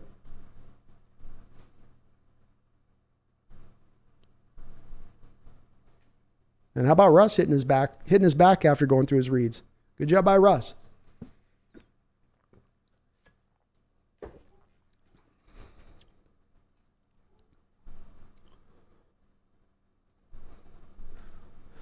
$11:04 to go here in the third quarter. Broncos driving. They got 2nd and 9 with 10:58 to go on the clock. Seahawks are showing a blitz look for Russ. Stack front. 2 linebackers settled up over the A-gap. Russ is going to change the play at the line of scrimmage. He thinks it's coming. Play action. Looking to throw, and Russell just throws that ball away. We do have a penalty flag on the play.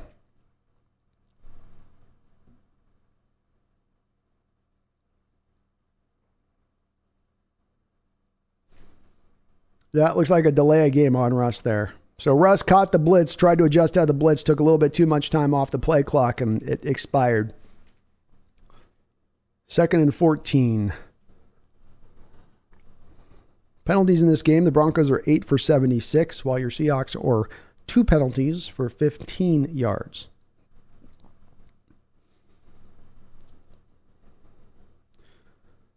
$10:42 to go here in the third quarter. 2nd and 14. Russ back in shotgun, running empty.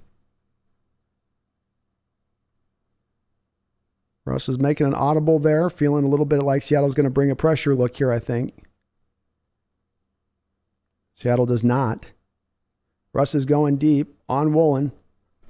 And Woolen is going to get hit for a pass interference here. Woolen was step for step with his man, but never turned back and looked for the ball. This is going to be a good call on this pass interference. You've got to look back for the ball, and he's kind of just mauling into the receiver on that play.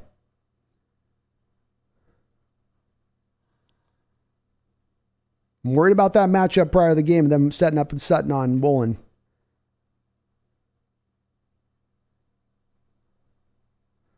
Woolen did a nice job of driving into his body there. It's just the hands and getting too much in there he's face guarding the man at that point, and that's a good call. It gets close, but it's a good call. All right, 1st and goal. That was a big penalty, taking the Broncos down now inside the 10.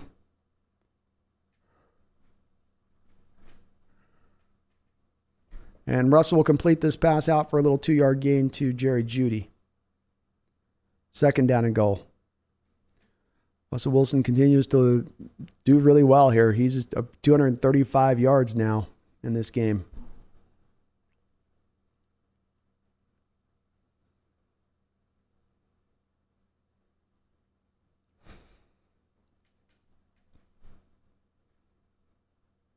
$9:46 to go. 2nd and goal.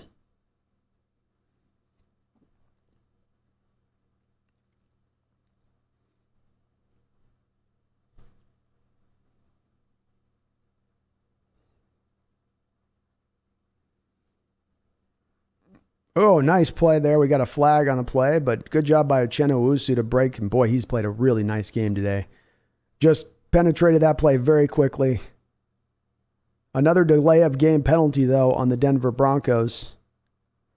Hard time getting this in. So the Seahawks have one thing the defense has done of good here in this game is they've been able to bend but not break. Now, they have bent very deeply, but for the most part, they haven't broken fully in this game, aside from that one play to Jerry Jeudy down the football field for a touchdown, the 67-yarder. So we'll see if in this game now here they can tighten down the levers here a little bit as they get close into this goal line. 2nd and goal, 9:11 to go on the clock here in the third quarter. Russ in shotgun. Drops back to pass, looking. Very nice job there by Vi Jones. I think that, or not Josh Jones, sorry. Vi Jones. By Josh Jones. Safety fill in there for Jamal Adams. Comes up and makes a play really quickly after the catch. Now will bring us down to 3rd and goal. Russell's been very good over the years in red zone efficiency. Nice tackle there by Jones in the open field. Russell doing a good job in this game of hitting the running backs. Something that he didn't do as much here when he was here. He's definitely, they haven't had a lot of success with it, but he's used it instead of holding on to the ball, just used his little outlet for him. So this drive's taken up 8 plays, 71 yards. Sutton goes in motion. He's going to be matched up on Tariq on this play. Look for the ball to go in there. Instead, it's going up the middle. And it will be down at the 1-yard line. 4th and goal. So an interesting call here for the Denver Broncos. Do you go for it on 4th down? And boy, you really would have liked to have seen Jordan Brooks get that play down in the open field. To give up so much yards before you get him down and tackled.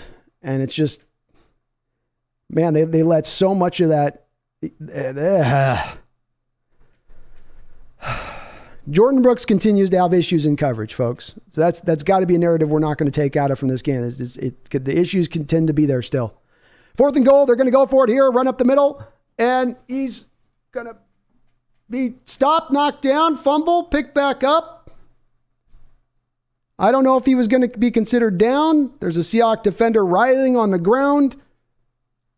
I don't know if he got in. I don't know if it's a fumble. I don't know who's injured. Okay, show us who's injured for a second so we know who's... Does look like Jackson got the recovery. I don't know if he's not going to be down here. Yeah, the ball's kind of out of his grip right there. It looks...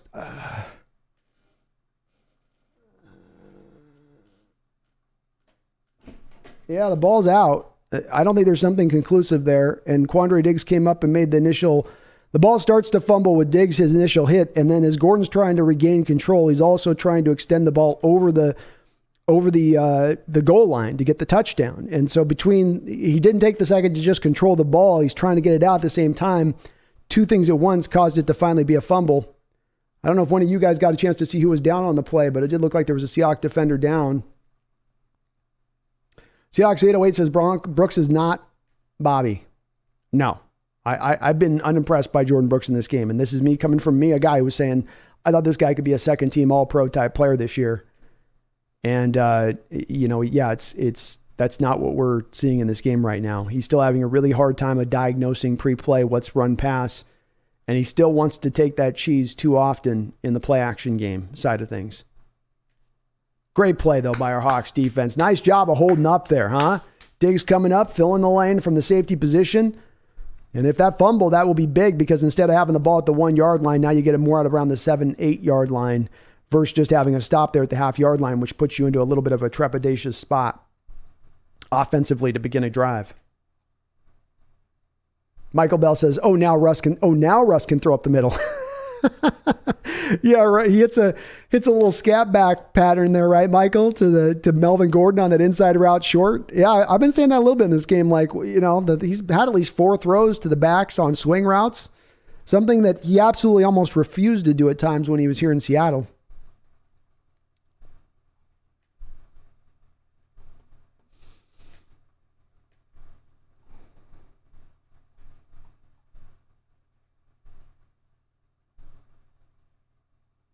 Shelby Harris was hurt, says Joe Biden's Make-A-Wish. That's unfortunate to hear. I hope he's okay. Shelby is Shelby's a very important part of this defense. So great stand by that defense, though. Way to hold up. Like I said, they bent a little bit.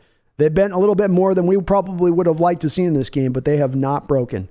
And that is a little bit, look, I point to that because that is a bit of the nature of this defense and the way that they operate and how they go about their business. Carroll, from a standpoint of, I might let you get some yards in between the 20s, but you get in down inside the red zone and my defense is going to try to own you at that point. Owusu also doing a great job with Diggs there. The whole team was in there fighting, no doubt about it. And I don't know how you can call him. I don't know how you can overturn this play.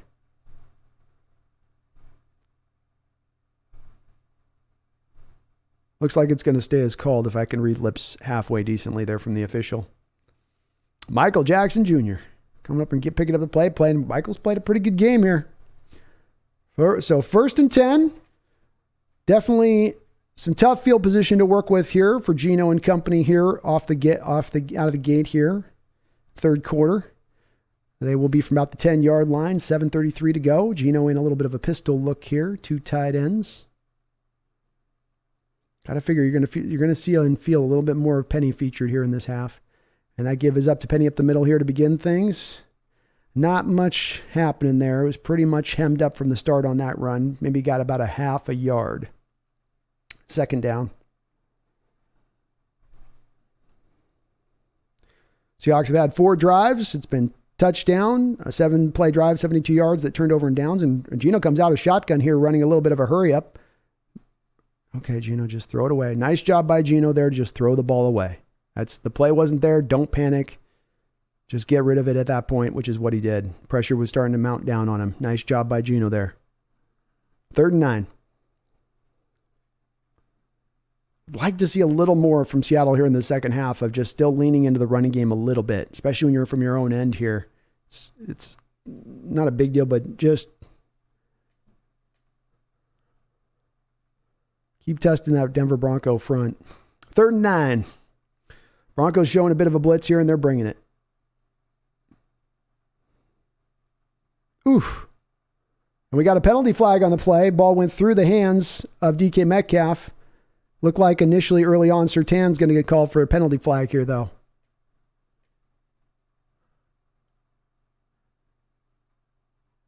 They're going to get him for holding Patrick Surtain, which, of course, an automatic 1st down. They were jostling as the ball was coming in, so it looked a little bit odd. Surtain with his initial hands and then keeps his hands on him. Yep. You can't have your hands up on the shoulder pads 5 yards down the route like that. That's not good physical cornerback defense there. That's going to be a flag. And he had it on the outside of DK Metcalf's jersey, too. 1st and 10, Geno under center. Play action pass. Looking. And that ball is going to get broken up. Surtain did a nice job pressing the route, but we have another flag.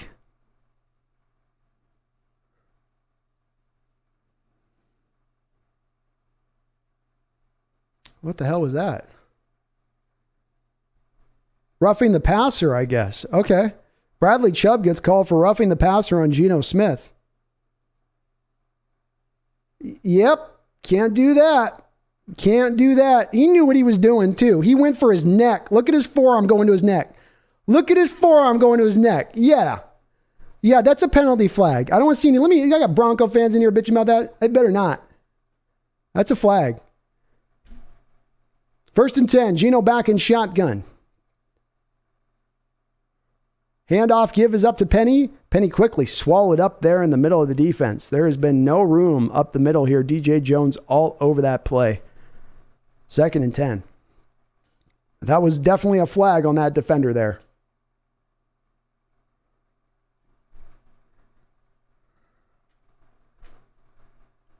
.6:32 to go here in the 3rd quarter. Seattle's up 17-13.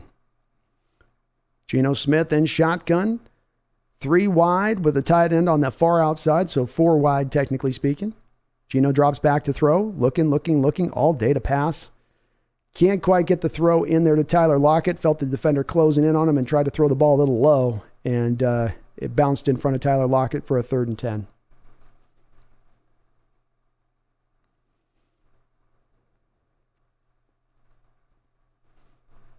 .6:17 to go in this game.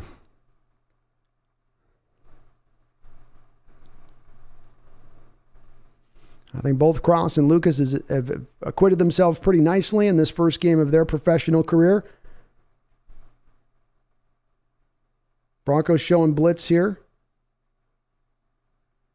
Seattle picks it up. Geno's got time to throw.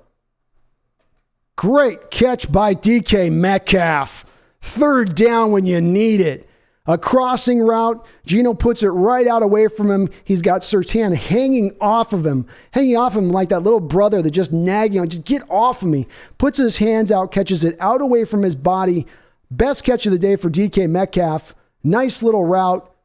Just using those long arms and that reach that even though Surtain is as big as he is, he doesn't have quite the reach of DK to get to that ball. That's where the puncher's length helps you. Here's a little screen play out to DK. Not going for a lot. That ball is fumbled. That ball is fumbled and taken back. And that will be brought back up the football field. And now we've got another injured guy. Looks like Fant. TK's had that problem at times, man, where he doesn't just get down, take what you can get. God, I don't know why they're passing so much here. Why aren't we trying to run the ball? Like DK Metcalf for the bubble screen, that's not really him. Like, isn't that why we have Eskridge? Isn't Eskridge supposed to be our bubble guy? All right, well, turnovers suck, man, and that can kill you in these kind of games. Goodness gracious. Boy, this is a wild game, huh? Michael Bell says his elbow was down? We'll see. If the elbow's down, they'll overturn it, but Melody G says agreed. We need to run the freaking ball. Yeah, I mean, you've got, I know Penny's had a couple of carries in this half where he hasn't done as much, but he's got 10 carries for the game here. If there's any game that you're going to try to commit to giving Penny at least 20 carries in a game, this is it. So everyone in the chat saying, I'm seeing a lot of chat saying that it's elbow down. Anthony Bain saying no, it's a fumble. They of course went to commercial because they got to get their ad revenue budget in, so I can't even see the replay. But if the elbow is down before the ball, yeah, if you guys are looking for, you've got 22 passing attempts from Geno Smith here. You have a total of 12 runs. So, you're running it. We're running like 75% to 25% almost here. I mean, that's probably off. It's not that, it's almost that bad. It's just about like you're running 50-50, I should say. Let me get my math right. So you're almost running, no, not 50-50. Yeah, I was right. 75-25 right now is your pass run rate. That's a little skewed to me. I don't know why against a team like Denver, who's good at usually stopping the pass. Look at them last year. They were like 4th overall against the pass, and they're 15th overall against the run. Lions Mania says you guys are looking good. Thank you, Lions Mania. You guys look pretty good too. You didn't get the win yesterday, but you look pretty good.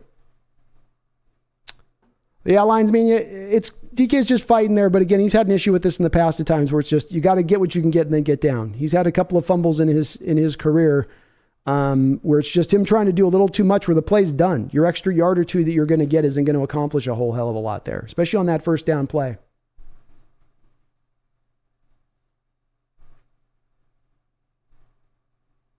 Anthony Bain, where's Tyler Lockett? He completely disappeared. I think they're just trying to move the ball all over the place a little bit in this game. I mean, they certainly are looking to also feature DK, right? That's DK's 7th target in this game, 7th catch. That was a big problem last year, is that you weren't doing a very good job. It does look like the play is going to stand. You weren't doing a very good job of featuring DK at times. And so they're trying to do that a little bit more here. Broncos come back out on their side of the football field, threatening the Seahawks defense. 5:31 to go here in the third quarter. Seahawks are up 17-13. Russell's going for it right out the jump. Turn around and look for the ball. He did. Great job by Tariq Woolen on the play. Fantastic coverage. Corrected his mistake off the last one. You know you're going to run step for step with Cortland Tariq. He ain't going to outrun you. There's no way he's going to outrun you. So just stay up in that hip pocket, and just as the ball's about to come down, turn around and look. You don't even have to make a catch at that point. Just turn around and look for the ball. That'll be enough for the official. Very nice adjustment there by Tariq. And Seattle putting him out there at times on an island here tonight. There's been times where I'm not seeing safety help over the top. They're not running as much pure cover 2 here with Russ in this game. 2nd and 10 now. Give is up the middle here to Melvin Gordon. He looks initially hemmed up, but is able to bounce it back outside and get himself about 6 yards for a 3rd down. 5:16 to go on the clock.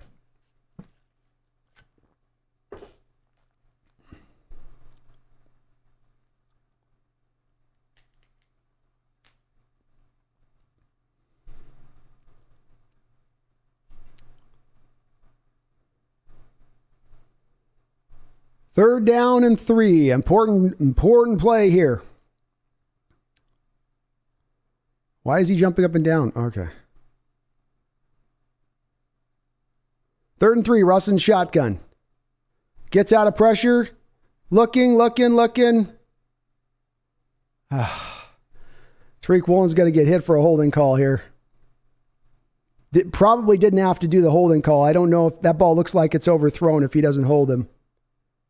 But the fact that he holds him is going to get another pass interference on Tariq, and you're going to get these rookie moments with the kid.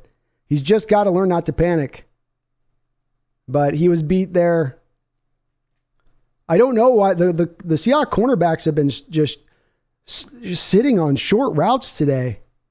Oddly. I don't know. This is a defense that's usually about staying clean over the top. And I'm going to tell you, if we lose this game, it's a little bit to me about not letting stuff stay clean over the top. Not making that a commitment as much. Kobe Bryant got beat. We've seen Tariq get hit on another pass interference early in this game, and it's all on deep shots where they're trying to run man coverage with rookies on the edge against very good wide receivers. 1st and goal here, 4:38 to go here in the 3rd quarter. Running play to Gordon. Seattle's all over it. Able to stop him for pretty much a no gain, maybe about a half yard or so.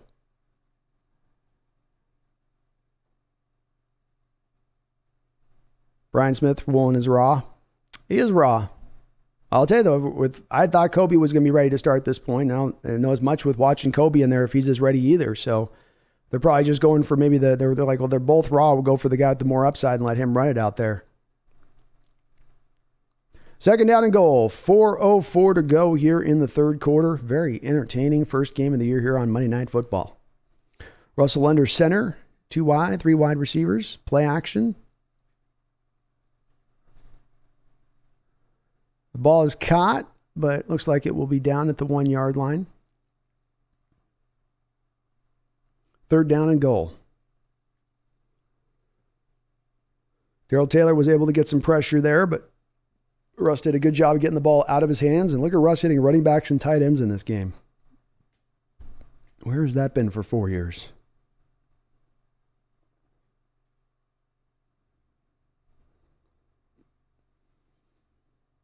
$3:19 to go in the 3rd quarter. Seattle up 17-13. Russ in shotgun. Javonte Williams to his right. This looks like a run play. And it is a run play. Seattle's all over. We got a fumble. Seattle's on a fumble. Let's go. Another fumble down by the goal line. Are you kidding me? Hey, Michael Jackson Jr. once again coming up with the ball in his hands. Let's see who caused the fumble on the play.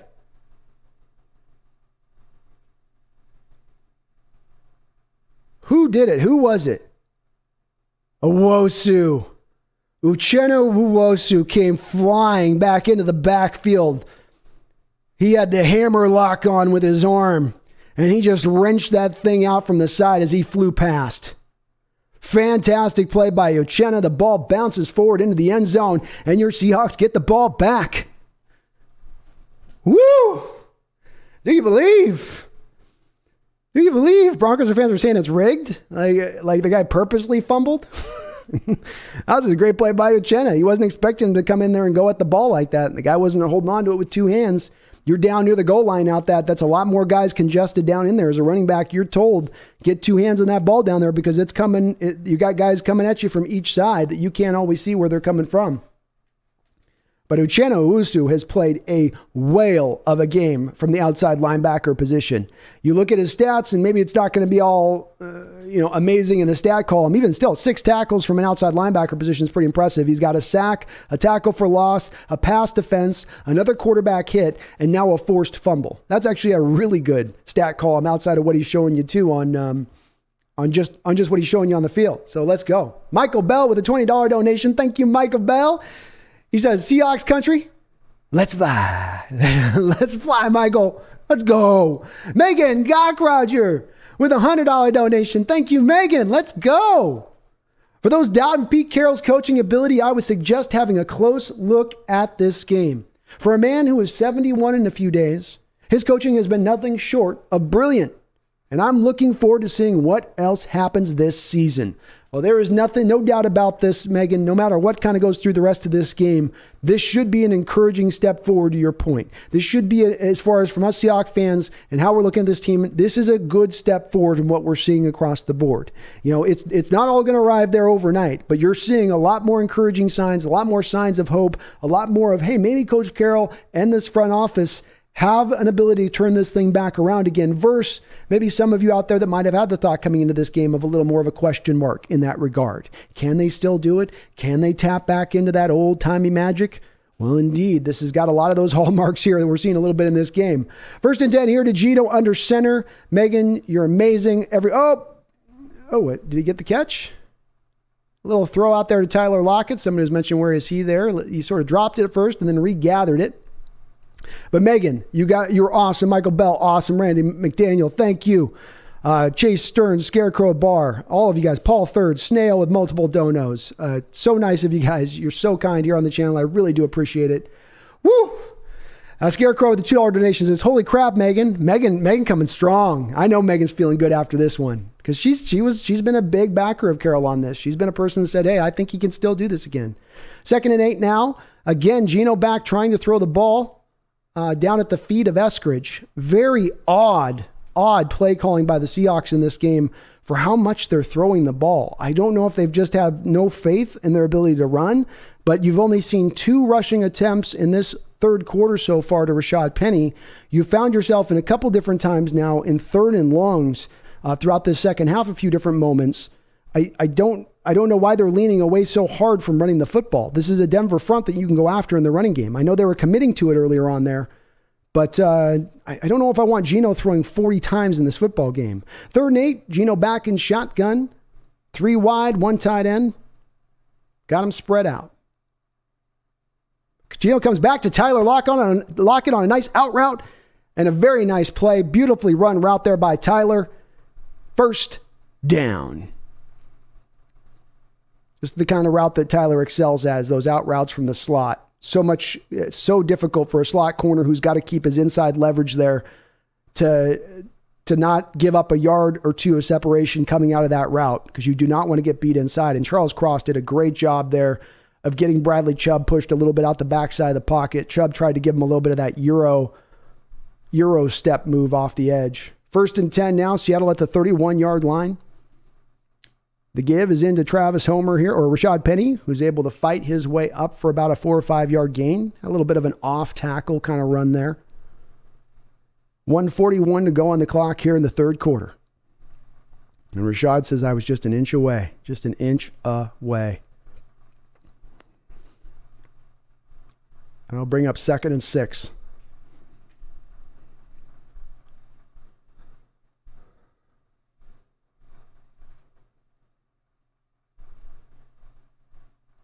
Gino in shotgun now, 3 wides. Rashad Penny behind him in a pistol formation. The give is back into Rashad Penny. He's got a little bit of rushing room, and he's deep and he's wide. He's out in the open field. 40. We got a flag. They're going to call a holding on us in this, no doubt. Boy, Penny, another game where he just about broke it out, and they're going to call that one back.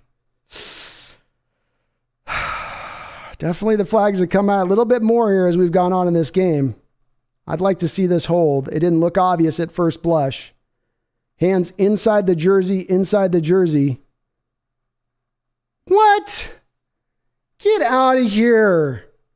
What a BS call. Okay, let's help Denver out. You want to tell me a game's fixed? Like, that was a hold? His hands are on the inside of the jersey. That's where you tell them that where's his hand supposed to go? 2nd and 16 now. Bronco's going to show a cover 2 look here. Gino's going to get out the pocket and run, and he's got some space to work with here. Oh, Gino takes a nice hit, but still fights his way forward, and this will bring 3rd and short. Filler, you think that was a legitimate one? I thought that was a BS one. I didn't think that was a good hold. I'll call on that one. I mean, maybe you could release him, I guess, but if the hands are on the inside, that's what you tell him. It's when you get him out on the outside or you see him pulling jersey and tugging that way that you hit him for that usually. So this will bring up 2nd and 2, and that will be the last play of this third quarter. What about Geno showing some heart there, sticking his nose in on that particular play? Bash Gordon, that was a horrible call. Yeah, I mean, it's your hands can come up in here, and there's none of this. You're rarely going to see a holding call happen from the inside of the chest plate. When it gets to the outside of the shoulders, when it gets up on the shoulder pads like this, that's when you'll see that play called like that. But not when it's usually up to me, when it's up here. That was a BS call to me. And the timing of it was very suspect with the fact that Seattle just busted out a big fat 40-yard run from Rashad. Yeah, Randy, I didn't see a hold either. And Megan, you're killing with that $100 donation. I'm still not over that. You're so kind. Shout out to Geno. Geno's holding it down this game. They're putting it on. Hey, they're saying, Geno, you want your chance. Here's your chance. 25 attempts through 3 quarters of football, 21 completions, 191 yards, 2 touchdowns, 125 rating. He's been on point with it. He's been on point. And they have really opened it up on throwing the ball on early downs here in this particular football game. No doubt about it.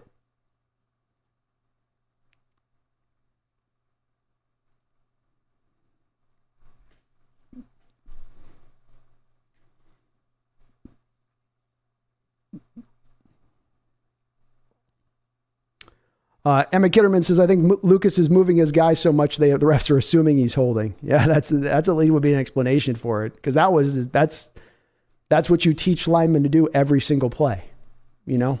And you can go, well, there was like a hold on the jersey as his hands are up there, and it's like, yeah, that doesn't ever get called when it's on the inside like that. The Pit says, I don't know, man. I think that Hood was valid. Hood? Brian Smith says, work the clock, make Russ throw. Let's get him one-dimensional. Filler says, we're still in a good position for the W. Sans any Russ game-ending magic. That will be what we want here, is just stay in the pocket. That's what Randall said at the half. That's what we need to do, just stay in that pocket. Callie says, I missed the start of it, but how was the reaction to Russ stepping on the field? I think he got booed pretty well. Pretty good. 65% booed sounds about right from Roland. Boop Dog, yeah, Lucas had that was not holding, but I'm a rookie, so I can't pop off to the ref kind of look on his face. And this will bring us into the fourth quarter now. Seahawks up 17-13 on the Denver Broncos. A very entertaining football game. A lot of offense in this one. Some key defensive holds as well. Seattle's going to come out here on a 3rd and short to begin things off. Geno in shotgun, empty look. He's getting a blitz brought his way, and he's going to run the ball. He's going to run the ball, and he's going to get the first down. Geno putting his head forward. Geno's showing some heart. Geno got that heart. Big heart. I can see that. You can see it beating out of his chest after that run. It's just doing this right now. Like, yeah, Geno. That was a run for Geno all the way. And he puts his head down, puts his shoulder down, says, F it, I'm getting that first down. Marvelously done by Geno. 1st and 10. Let's go. 17-13 Seahawks. Broncos coming out in that 5-man front where, yeah, they are trying to show a little bit of stop in the run. Geno looks like he is audibled out, I would guess, of the run with the stacked front that he's seen from this Denver team. Instead, no, it is a running play up to Rashad. He's able to get about 2. Broncos are definitely dedicating resources to Penny in this game. There is some fear there from their standpoint in the fronts that they're showing here and how many guys they have down near the box, because they not only have 5 guys near the box, they got that linebacker creeping up pre-snap as well, really getting up in there to congest things. I think that's a bit of why you've seen, especially on the inside runs, the space hasn't been there as much as it has been to the outside. 2nd and 8, play action pass. Oh, shoot. Whew, trouble there. Geno had a sack strip. The ball bounced free. Luckily, Charles Cross was running right behind, even though he gave up the sack. He was able to catch the ball after it was knocked out of Geno's hands and fall forward. That could have been a lot more troublesome. And Bradley Chubb just getting Charles there on the edge. The rookie's been very good against him today, but on that one, he just swung right around that side. Again, Seattle sliding into a lot of the passing in this half. It's making me a little uncomfortable. I don't really want Geno throwing 35, 40 times a game, especially against a good pass defense like this Broncos team. 3rd and 16, Geno looking. And he tries to get in play. It wouldn't have been a first down anyway. That will be knocked free by the Bronco defender, and that will be 4th and 16. So both of these defenses able to start to hold things up a little bit more. Seahawks defense has benefited from 2 goal line stands in this game, but the Broncos defense has also ratcheted things down from the first half. Some odd play calling here by your Seahawks, as they seem to think that they've gotten Manning back there, not Geno Smith. But 26 attempts here for Geno. I mean, he's going to be on pace for about 35, 40 throws in this game. Michael Dixon steps onto the field for one of his few punts in this football game. Broncos are showing not a pressure look. See if he can knock this one inside the 20-yard line. High punt. It's going to give the returner some room to give here. Boy, DJ Dallas didn't make this play happen, but he did a very good job of setting things up for his fellow guys to come down there, because he kept his lane, and he kept his lane integrity on that side. He didn't allow that returner there to get to the outside, forced him back up in the middle to his waiting help. Very nicely done.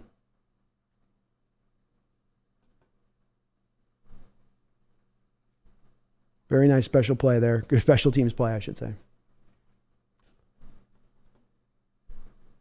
Green Kid says Cross allowed the sack, but not the fumble. That's right. He said, you may sack him, but you will not have the fumble as well. That was close to holding half daddy on Cross. That's a play where if you call holding, I'm okay with it. When you get up near the neck and the arm's getting wide over the side of the man, that's holding. That would be something you can absolutely call, and I'm not going to have to be talked into that one. I'll go, okay, that's valid.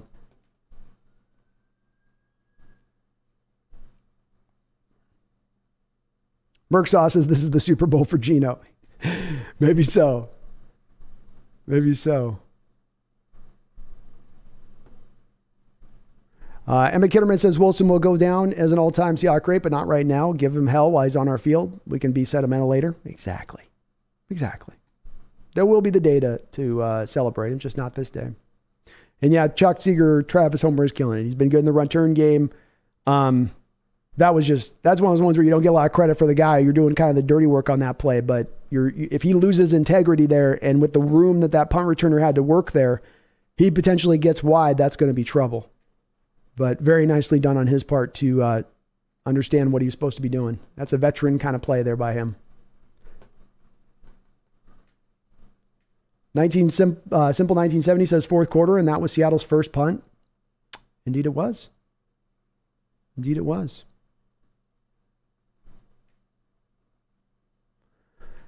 Hand Direct says we need one last drive.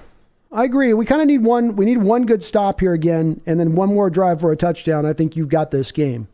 I don't know if Russ is going to have enough to quite push that back without having the running game as his backup to kind of lean on as they have in this. They haven't run the ball a lot, but they've gone back to it a decent amount. Gordon's got 9 carries for 43 yards, 4.8 yard per carry. Javonte Williams 6 carries for 41 yards.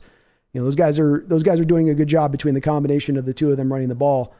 Although they do have 2 fumbles as well, of course, which we got to take into account.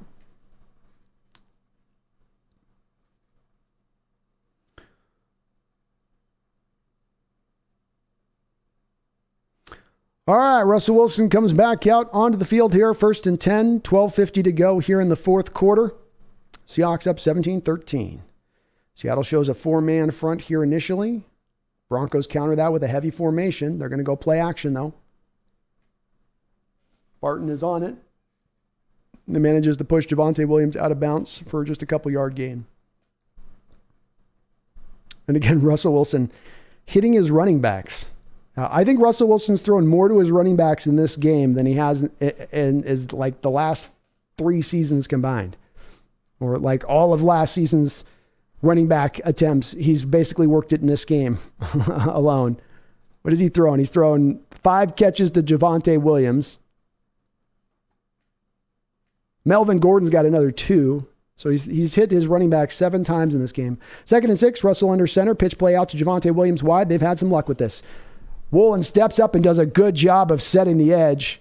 And he's a little bit hurt after that one. That might have cost him a little bit to set that edge, as he's coming up a little bit gimpy with his arm after that tackle.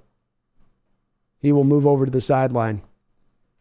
Tariq Woolen came up, had to set that edge with some force up against Hamler, and did make the tackle, but indeed, it looks like he probably separated his shoulder because the way he instantly reacts after it's hit is like, oh, that hurt. He's smiling over there, so maybe he's okay, and this will bring in Sidney Jones now. 3rd down and 4. Russell in shotgun. It's got a tight splits to one side of the field. Changing the play, trying to get a snap. That should be a flag, but it's not called. So Russell and company got away with one. That was long at 0. That was long at 0 before that play got snapped. But Cortland Sutton just sitting down in zone. They go right after Sidney Jones coming into the game. Neither Seahawk defender seemed, it's a 3rd and 4, so everybody's on the short routes. Broncos just ran the routes past the sticks and sat down in the zone. It's a good call by the Broncos. Sutton, 4 catches, 72 yards, also caused a big penalty too, so it's even more than that, really. Play action pass by Russell Wilson. Is going to throw a little screen play out to the running back here. Nice job by the Seahawks defense just hemming that up. Very well done. It's like Jordan Brooks jumped all over that play. And how about that, was it 8th pass to a running back by Russell Wilson? Wow. 10:30 to go in the 4th quarter. 2nd and 9.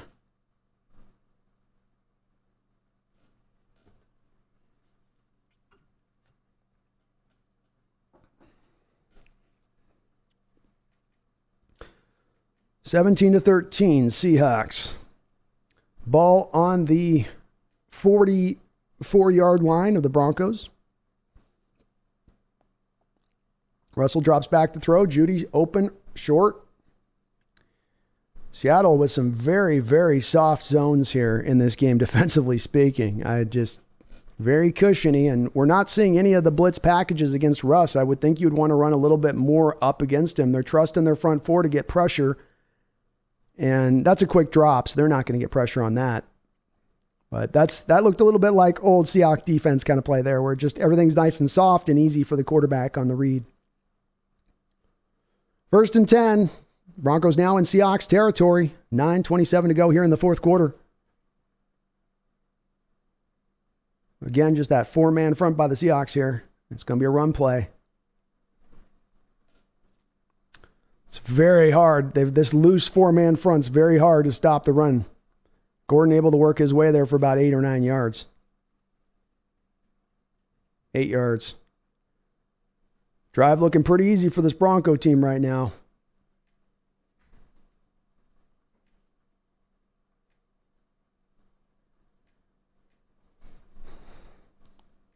$8:50 to go here. 2nd and 2. Russ back in shotgun, directing traffic.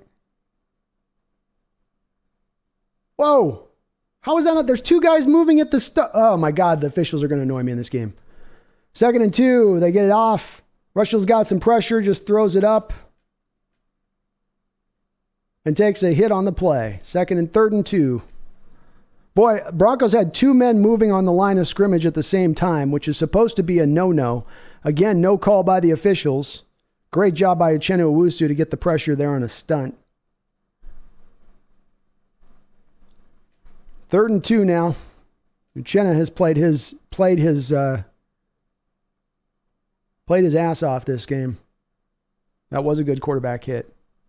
Perfectly done. Took his head out of the hit. Lately from the side. Russell's been very good on 3rd down today. 7 of 8, 156 yards, 4 first downs. See if they put it back in his hands, and they do. They give him a nice, easy throw. Seattle just leaves Jerry Jeudy completely uncovered. And he's wide open in the flat after the rollout. Looked like Seattle had just bought in fully to that being a running play.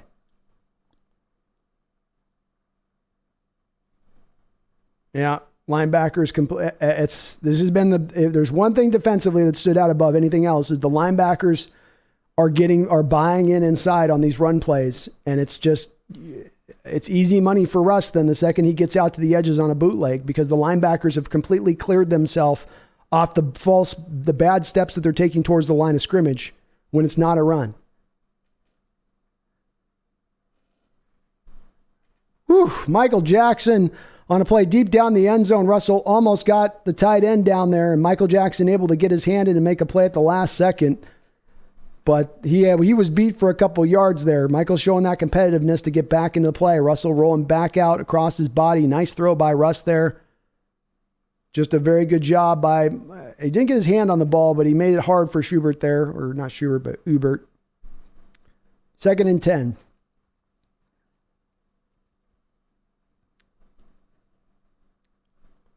Russell back in shotgun. 7:48 to go here in the fourth quarter.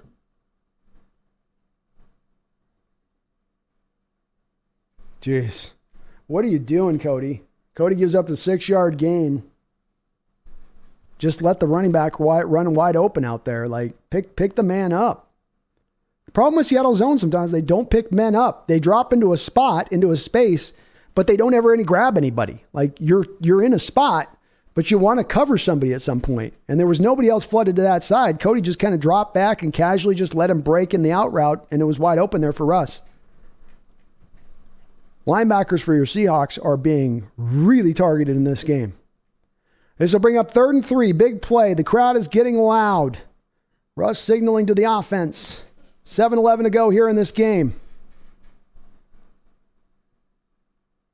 Again, another throw out to the running back. Again, wide open. Again, linebacker late to get over. What are your guys looking at here? I mean, at some point, somebody's got to get something into the field to say, look, they've thrown the ball 10 times to the running back in this game. Like, maybe we start to think about the running backs a little bit from the linebacker.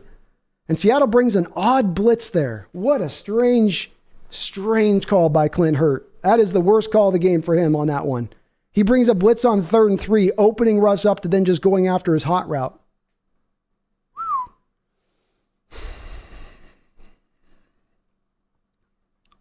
Strange.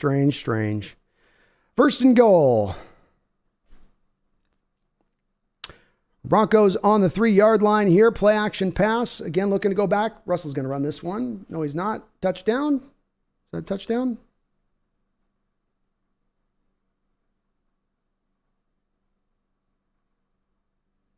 Officials are talking about it, and they're going to call it incomplete.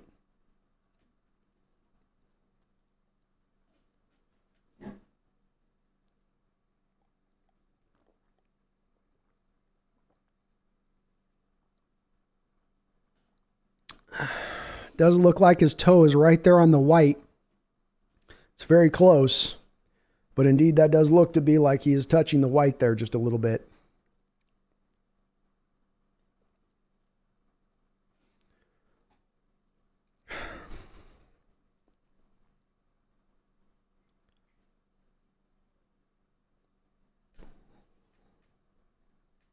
All right, 2nd and goal now.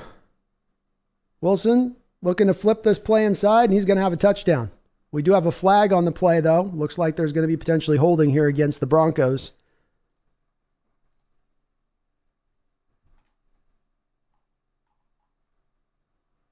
Osama Ben Deezen, super chat of $2. Mariners, it's Julio. Hawks, it's Gino.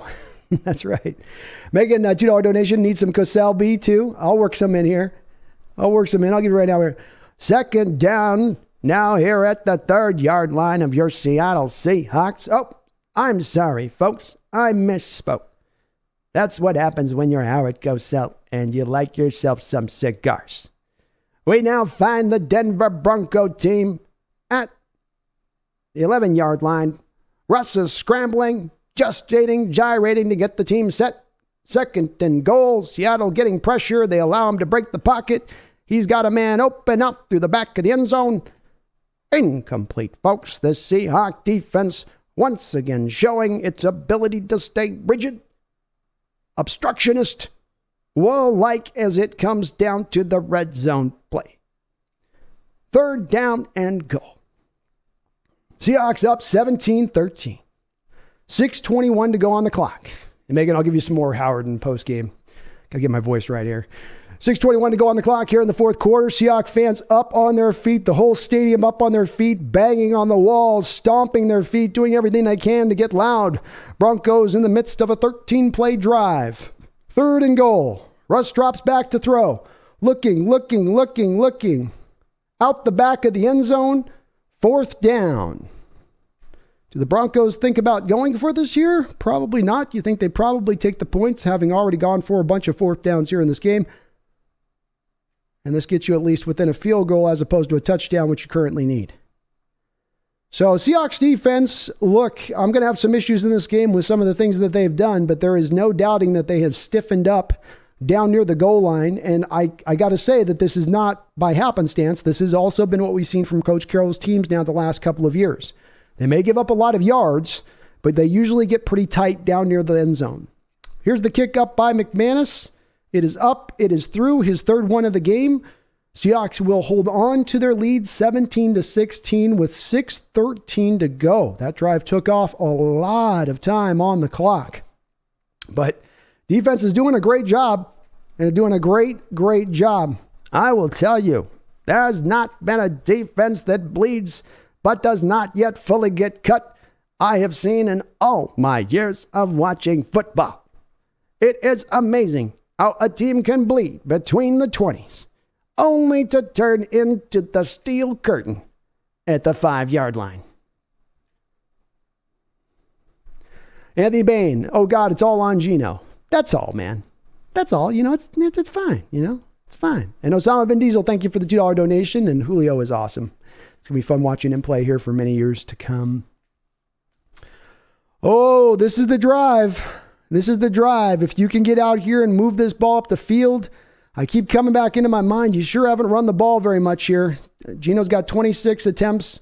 Rashad Penny's got 12 attempts. So you've definitely not been where I thought you were going to be, as trying to work this a little bit more with the running game.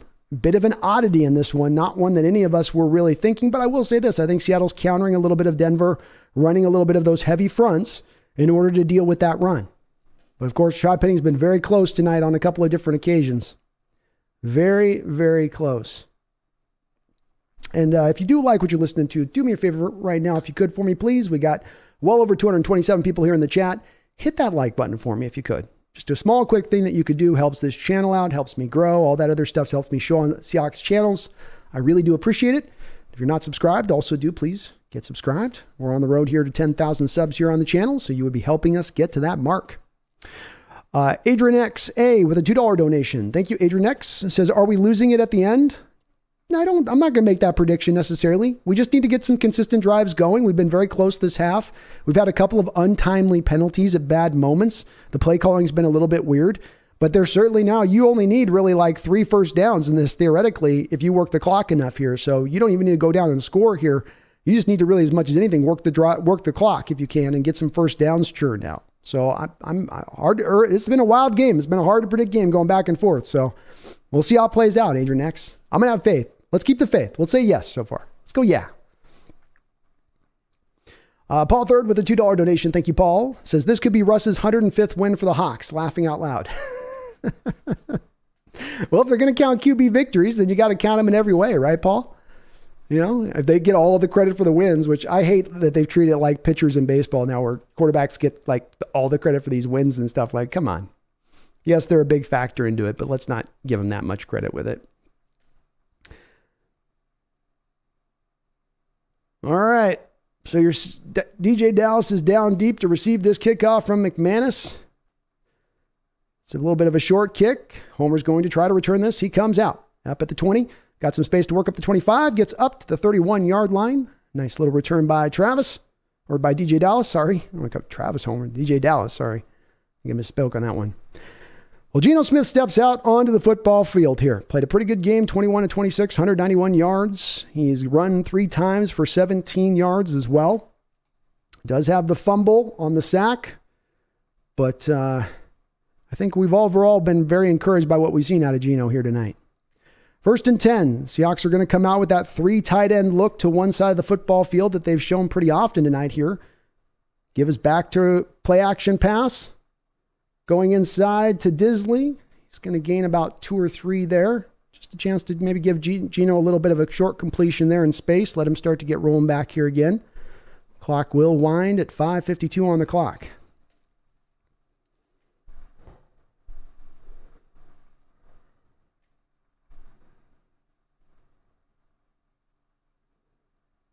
Definitely been a lot more passing on first down the passing you've seen from your Hawks in this particular game.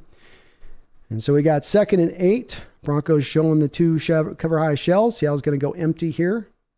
Geno looking around, hits it to Fant in space. Fant trying to run out wide and gets knocked down after just another short gain to the tight end there. Some very short little routes there thrown. Kind of trying to do a little misdirection there and catch the Broncos being a little over aggressive to one side of the field. And the Broncos stayed very disciplined. Did not over pursue there. This will bring up 3rd and 6. 5:07 to go here in the 4th quarter.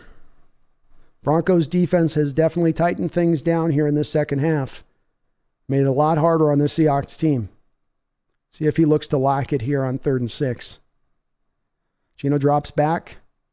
Some pressure. He's going to go down. Charles Cross gives up the sack. Bradley Chubb able to get around that edge. Just quick, good pressure. When he's gotten across, it's been that he's able to get wide around on him. And very odd play calling by the Seahawks in this game. And they're going to lose this game. I'm going to harp on this pretty hard. What are we doing? Like, we're 3 straight dropbacks? What are we doing?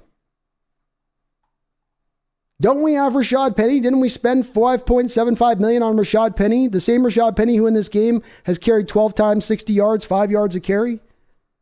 Why aren't we... I don't know what they're doing. I'm not sure why they're... Let that thing roll. Let that thing roll. This ball will be down at the 20-yard line. Nice punt there by Dixon. I'm a little bit thrown off here, though, in the play calling in this game by your Hawks. To be in the 4th quarter, this deep in the 4th quarter, you may not get the ball back, and you're going to end up this game having given Rashad Penny 12 carries. I don't know what the thought process is. Snail says, we need the Penny to show this drive. Thank you for the $2 donation, Penny. Well, it doesn't look like, and additionally, that they wanted to... I guess they don't want to run the ball today. They're so scared of Denver Broncos defensive front. This is weird.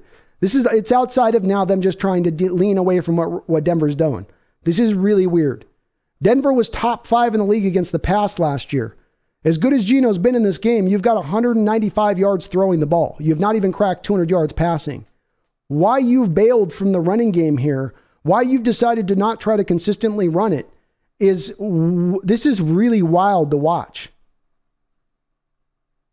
This is really wild. You're going to go into the teeth of the Denver Bronco defense? That's what you want to do? That's your plan the whole day? Was the whole day we're going to go into the teeth of the Bronco defense? They got the soft underbelly over here. No, we don't want any of that. Let's go the hard way with it. Very, very, very strange.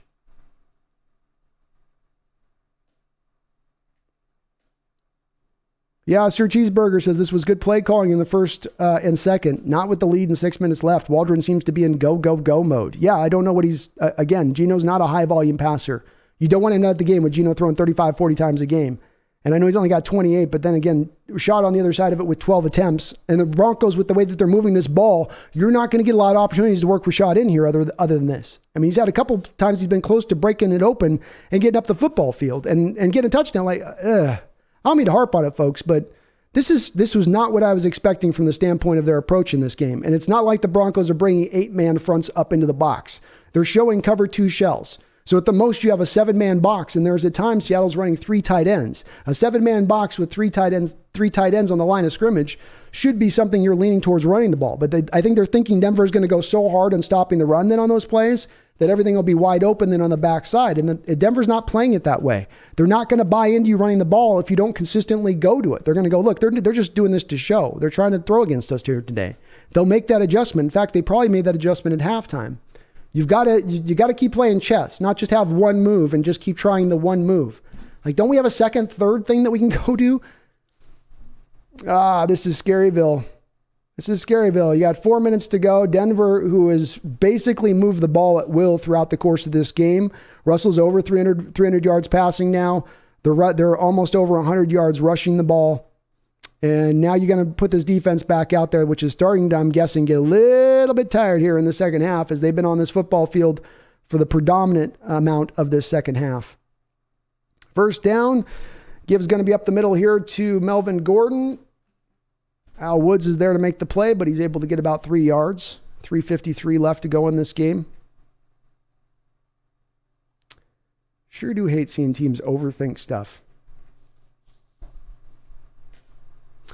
Yeah, Marty, I think that our D's, it's a real worry here that your D is wore out at this point. I mean, that's the other thing with throwing the ball as much as you have is now you've incompletions, prolonged this half. This is not the team you're building. This is not the team you're building. 2nd and 5. Oh, Darrell Taylor just got held like a mofo. You're not going to give him a call on that?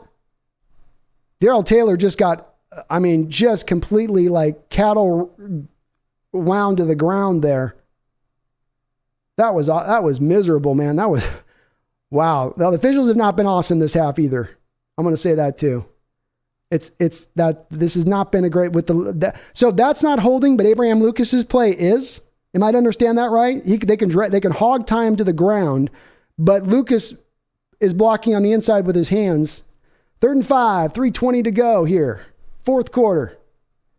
Seahawks showing a blitz look for Russ. They're going to leave the tight end open. Russ is going to go right there. He's going to go right. No, he doesn't. Yes, he does.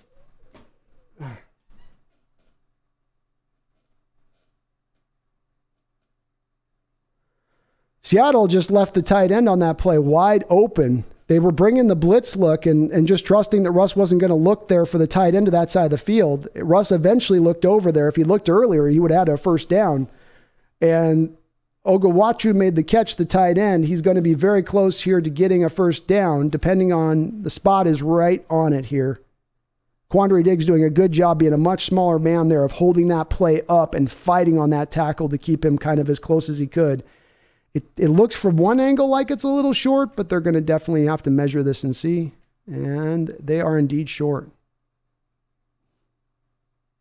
So what does Denver do here? Do you trust your defense? You're on your side of the football field here, so if you don't get this, it's Seattle's ball and kind of, I don't know if game over you'd say, but you're definitely are in a real tough position going for this here. Wow, they are going to go for, the first down. Carroll's going to challenge it. So how did they give him the first? They were short. That was short.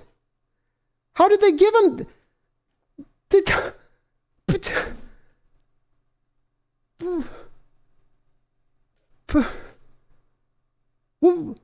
Am I seeing things? That was short. I watched the sticks go up there. It was this short.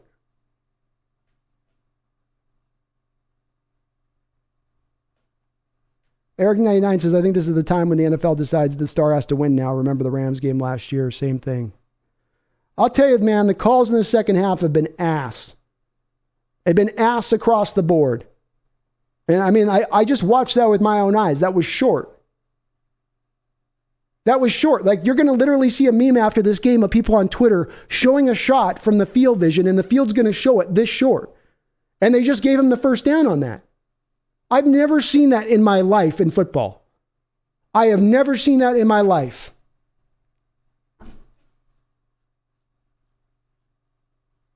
Kronos 109 with a $5 donation. One of these refs has to have money on the Broncos. This second half is sus. It's a big sussy second half. Big sus. And thank you for the donation. That was ridiculous. That was short. Literally, they bring the chain out, and the chain's like this, folks. Like it's this. There's a half inch there. It wasn't a lot, but it was definitely not ball with the chain. House of Brown, the refs placed the ball in the wrong spot. He made it. Okay. I guess they changed the spot after they marked it, but if that's the case, House of Brown, how come they were out marking a misplaced ball? So what, did they see that it was short and then they changed the marking of the ball? Because on the when they pull the chains out, he's short. He's a couple inches short. That's the thing, House of Brown, that's the thing throwing me off here is they wasn't that they set the ball and then the ball got past the chains. At no point on any of the shots they showed had that ball made it. There was a good inch there between the ball. Okay. Yeah, just that. Roland Connor says, will the refs review the actual chain spot? That's what I would do if I was Coach Carroll. I said, do you guys want to go back and look at the chain shot that you just took? Because I think you guys need your eyes checked.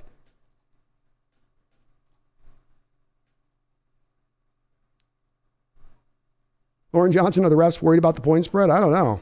I mean, maybe.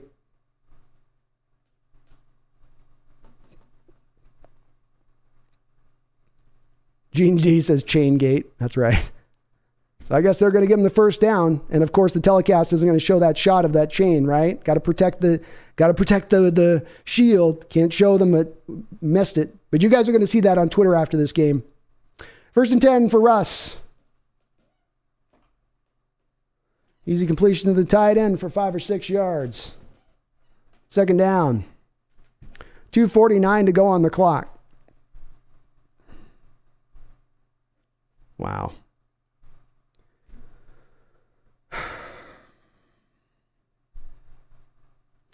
Three wide receivers, 1 tight end. Russ and shotgun, 2nd and 4 here. Gibbs going to be up the middle. Al Woods is all over it. Al Woods gets some help from his guys. Throws the man down. 3rd down.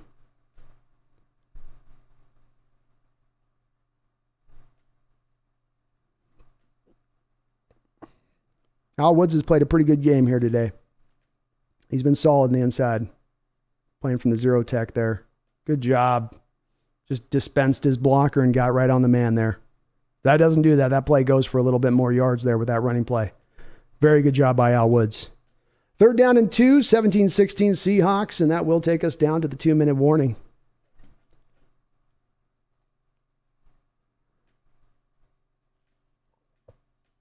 Big Country says these refs are being generous with these spots. Yeah. William Leonard, $2 donation, says rigged. I mean, I'm not a big rig guy usually, William, but when I can see a chain as a fan and the chain's got 4 chain links between the ball and where the end of the chain lies, I go, what else is it other than that? How do you, this isn't like, well, we missed the play in the heat of the moment. You're all 4 standing there looking at this spot placement and somebody goes 1st down. Yeah, we got 3rd and 2. So this is going to be an interesting call for your Hawks. Poop Dog mentions here, 3rd and 2, no soft defense. They've done it times here on 3rd and short. We saw earlier in this half where Russ was able to hit them on, they were running short zones and he hit them with a little bit more depth off the short zone. And so, you know, it's already up on Twitter. I'm looking for it.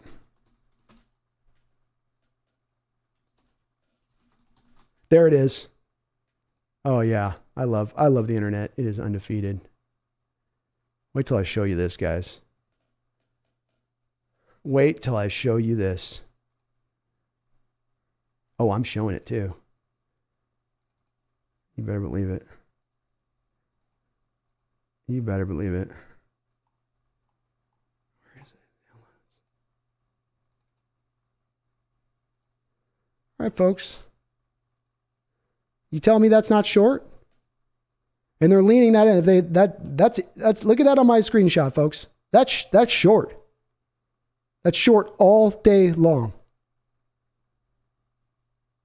All day long, that's short. There is a slight position to the camera angle, but they're also leaning that towards the ball right now. Do you see how they got it leaned a little bit? So that it's not straight up and down. They've got it leaned towards the ball. And even then, it's still short. You can still see green between the metal of the pole and the ball. I can see green between that. If it's at 1st down, I should have a spot there where it's completely, I shouldn't be able to see the ump's foot underneath it in the back.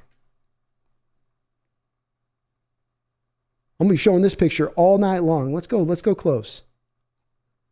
Let's go close with it. Oh, this is annoying as hell. Golly. All right, 3rd and 2 now. Russ and shotgun. 3 wide. Seattle showing a blitz from the bottom half of the screen. Cody looking to bring a blitz from the top. Russ recognizes it. Trouble. Seattle drops out. He's got Javonte Williams wide open on a short route. Easy completion. Javonte still able to stay on his feet. Seattle's finally able to bring him down after 4 or 5 guys had their chance at him. So somebody was asking for not soft zone. They again run this weird. See, usually you want to blitz on 3rd and 7 or 3rd and 8, right? So you don't let the routes have enough time to develop. You're not normally going to blitz on 3rd and short situations because you're going to leave the quarterback then to then go to his hot route. So they're just trusting that Russ isn't going to hit his hot route. Russ is hitting his hot route tonight. So I can understand why Seattle took this length of him because Russ has struggled at times in the past with doing that. And wow, great job by Cody Barton there to get in the backfield. And he tore his knee. Oh, goodness. Cody made a great play, literally tore his sock, and his knees also kind of bother him a bit. Great job by Cody Barton there to clean that play up. Seattle was able to bring some early pressure there between Owusu and Darrell Taylor, and Cody Barton shot the gap there and able to bring the ball carrier down. Nicely done. Javonte Williams is a tough open field tackle. And he made that look easy. So Seattle has 2 men down on the play here. Darrell Taylor is also having some issues there as he's getting his ankle kind of messed with a little bit. Almost looks like maybe some cramping for Darrell Taylor because he's got both guys stretching the ankles. So there's just a little cramping on Darrell Taylor at the same time as this. Maybe giving our Seahawks defense a little bit of a chance here to get a little bit of a blow, right? Give them a little bit of a chance to it's been a long half. It's been a long half trying to just keep that air. Audrey Espedizito Martinez says Russell Wilson looks very out of shape. I don't know. He's been all right to 28 of 40, 331 yards. I think he's played all right today.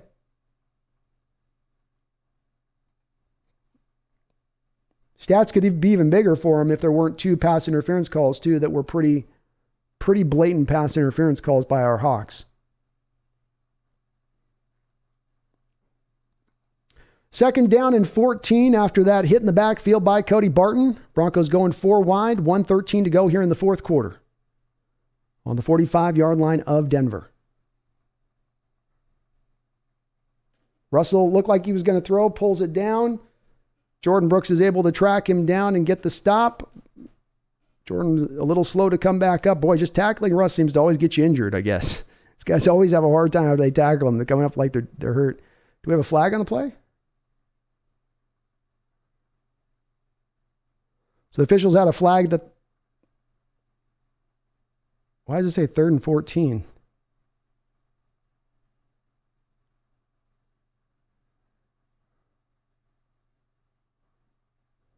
Oh, Russell threw the ball and it bounced back up to him. God, I didn't catch that on the live deal. Okay, so Russell was trying to hold the ball back and it left his hand.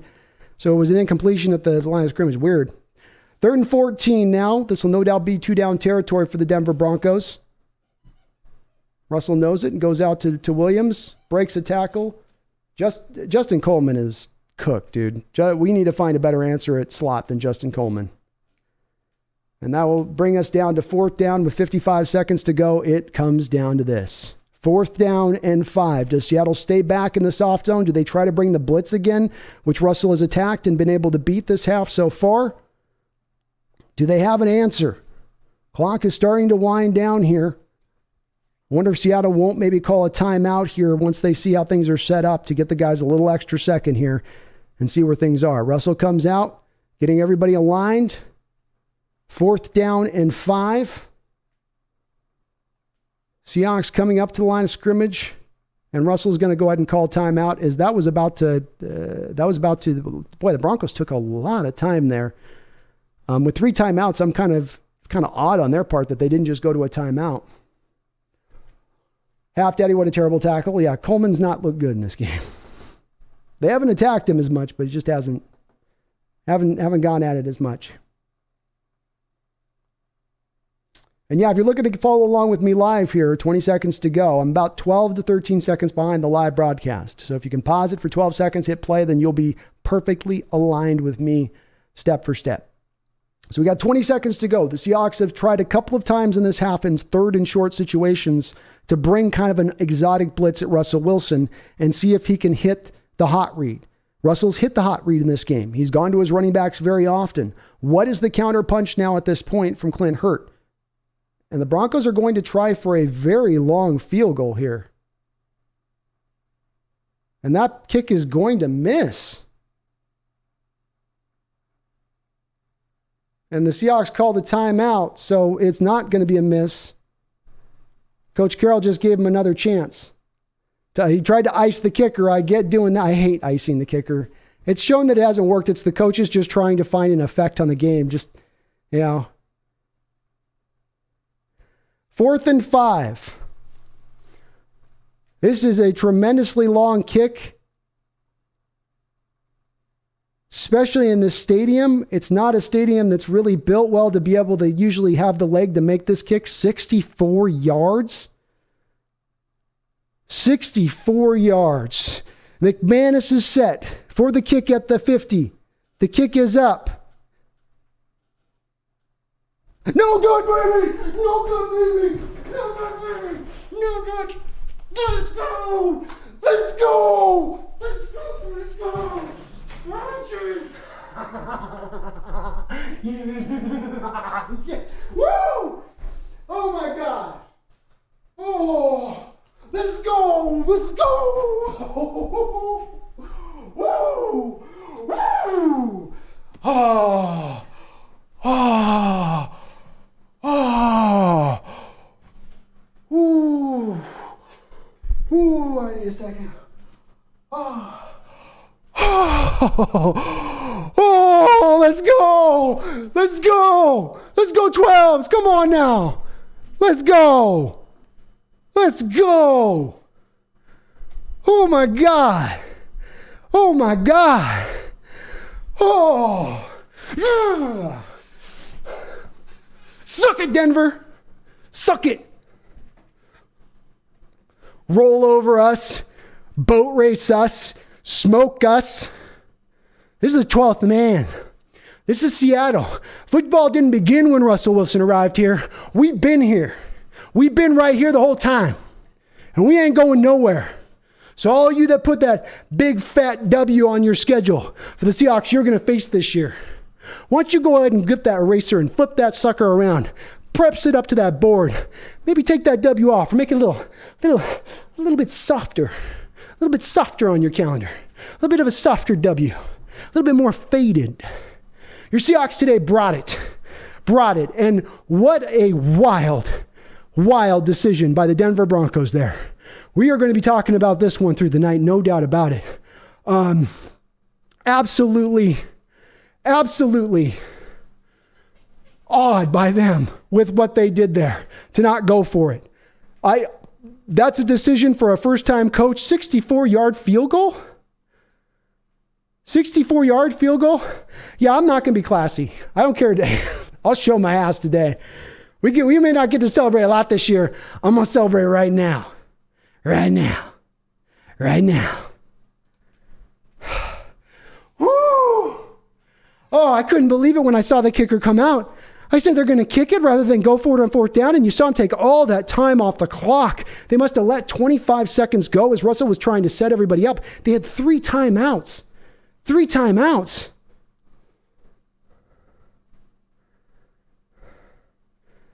And they're just snapping this out. And that will be that. What an opening game of the season. What an opening game of the season. Let's go. Your Seattle Seahawks said, we ain't done yet. Oh, we lose Russ? Oh, we're just a carcass now? We're just this bones, skin and bones is all that's left of this organization. We can't bounce back. We can't turn it around again. We ain't nothing. We ain't this. We ain't that. What do you got to say now? Where's all my Bronco fans that have been filling my chat up for 4 months telling me about what you're going to do to us? Where are you at now? Refs tried to help you in that half. Did all they could to help you in that half, didn't they? Where are you at now? It's a good game. Great game.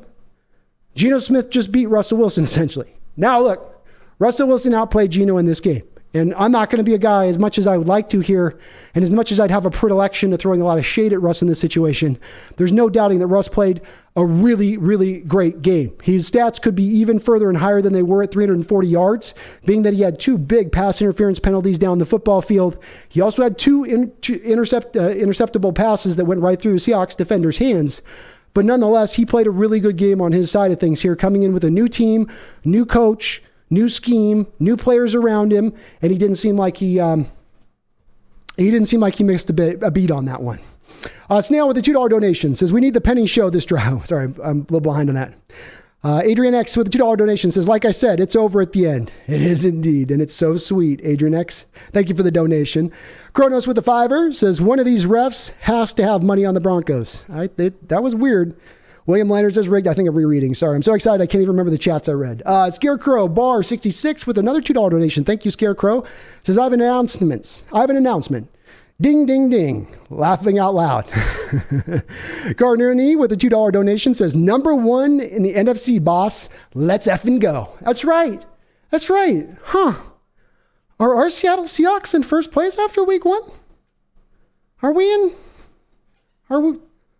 Let's see. Cardinals are 0-1. Okay. San Francisco. Oh, they lost the Bears. That's a great Bear team too, right? Ooh.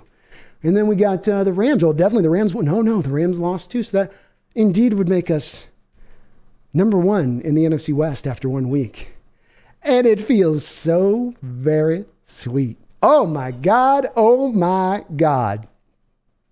Osama Ben Diesel with a $2 donation. Thank you, Osama. Says, Los Bambayeros Magic in Lumen tonight. Oh, it's good to hear our Mariners are holding it down as well, Osama. Thank you for the updates on that.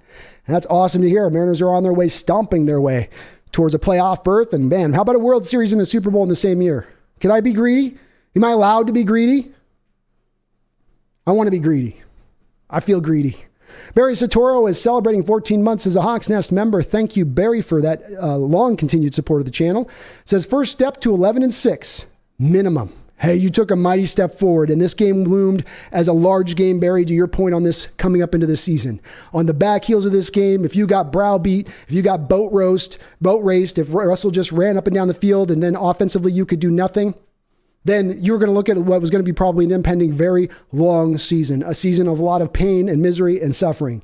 But instead of that, that's not what you saw here. Not only did you see a well-played game by this team overall, you saw a win, and you saw something that can help propel them forward, I think, through the course of this year. You can build on this type of performance. And if they can continue to fit into designs, we didn't even do what I thought you would have had to have done to beat this Denver Bronco team. I would have thought you would have had to have featured the run more than the pass. I would have thought that you wouldn't have wanted to put the ball in Geno's hands as much as possible, which they did at times tonight. I didn't think they were going to run as much four-man fronts at Russell Wilson in this game. I thought you were going to see a little more stack fronts and blitzes and whatnot. But indeed, they stuck to their designs throughout the course of the night, and you can't argue with the results, which at the end of the day, you held this Denver Bronco team to 16 points. You can say it's by hook, you can say it's by crook, but guess what? If you end up the season giving up on average 16 points a game, that's going to make you the number one defense in all of football. This is not that defense. This is not a defense that's close to that. Okay, I'm not trying to overstate that, but the bottom line is it's about giving up points, not yards. And if you're able to stifle down there, and as I said during the live stream on this, it's no coincidence that they're good in the red zone. That's by the designs of Coach Carroll's defense.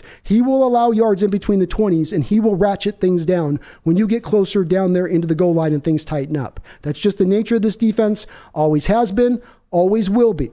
And that displayed itself again tonight. It's purposeful, not by accident. Megan Gok Roger with the $10 donation. Thank you, Megan.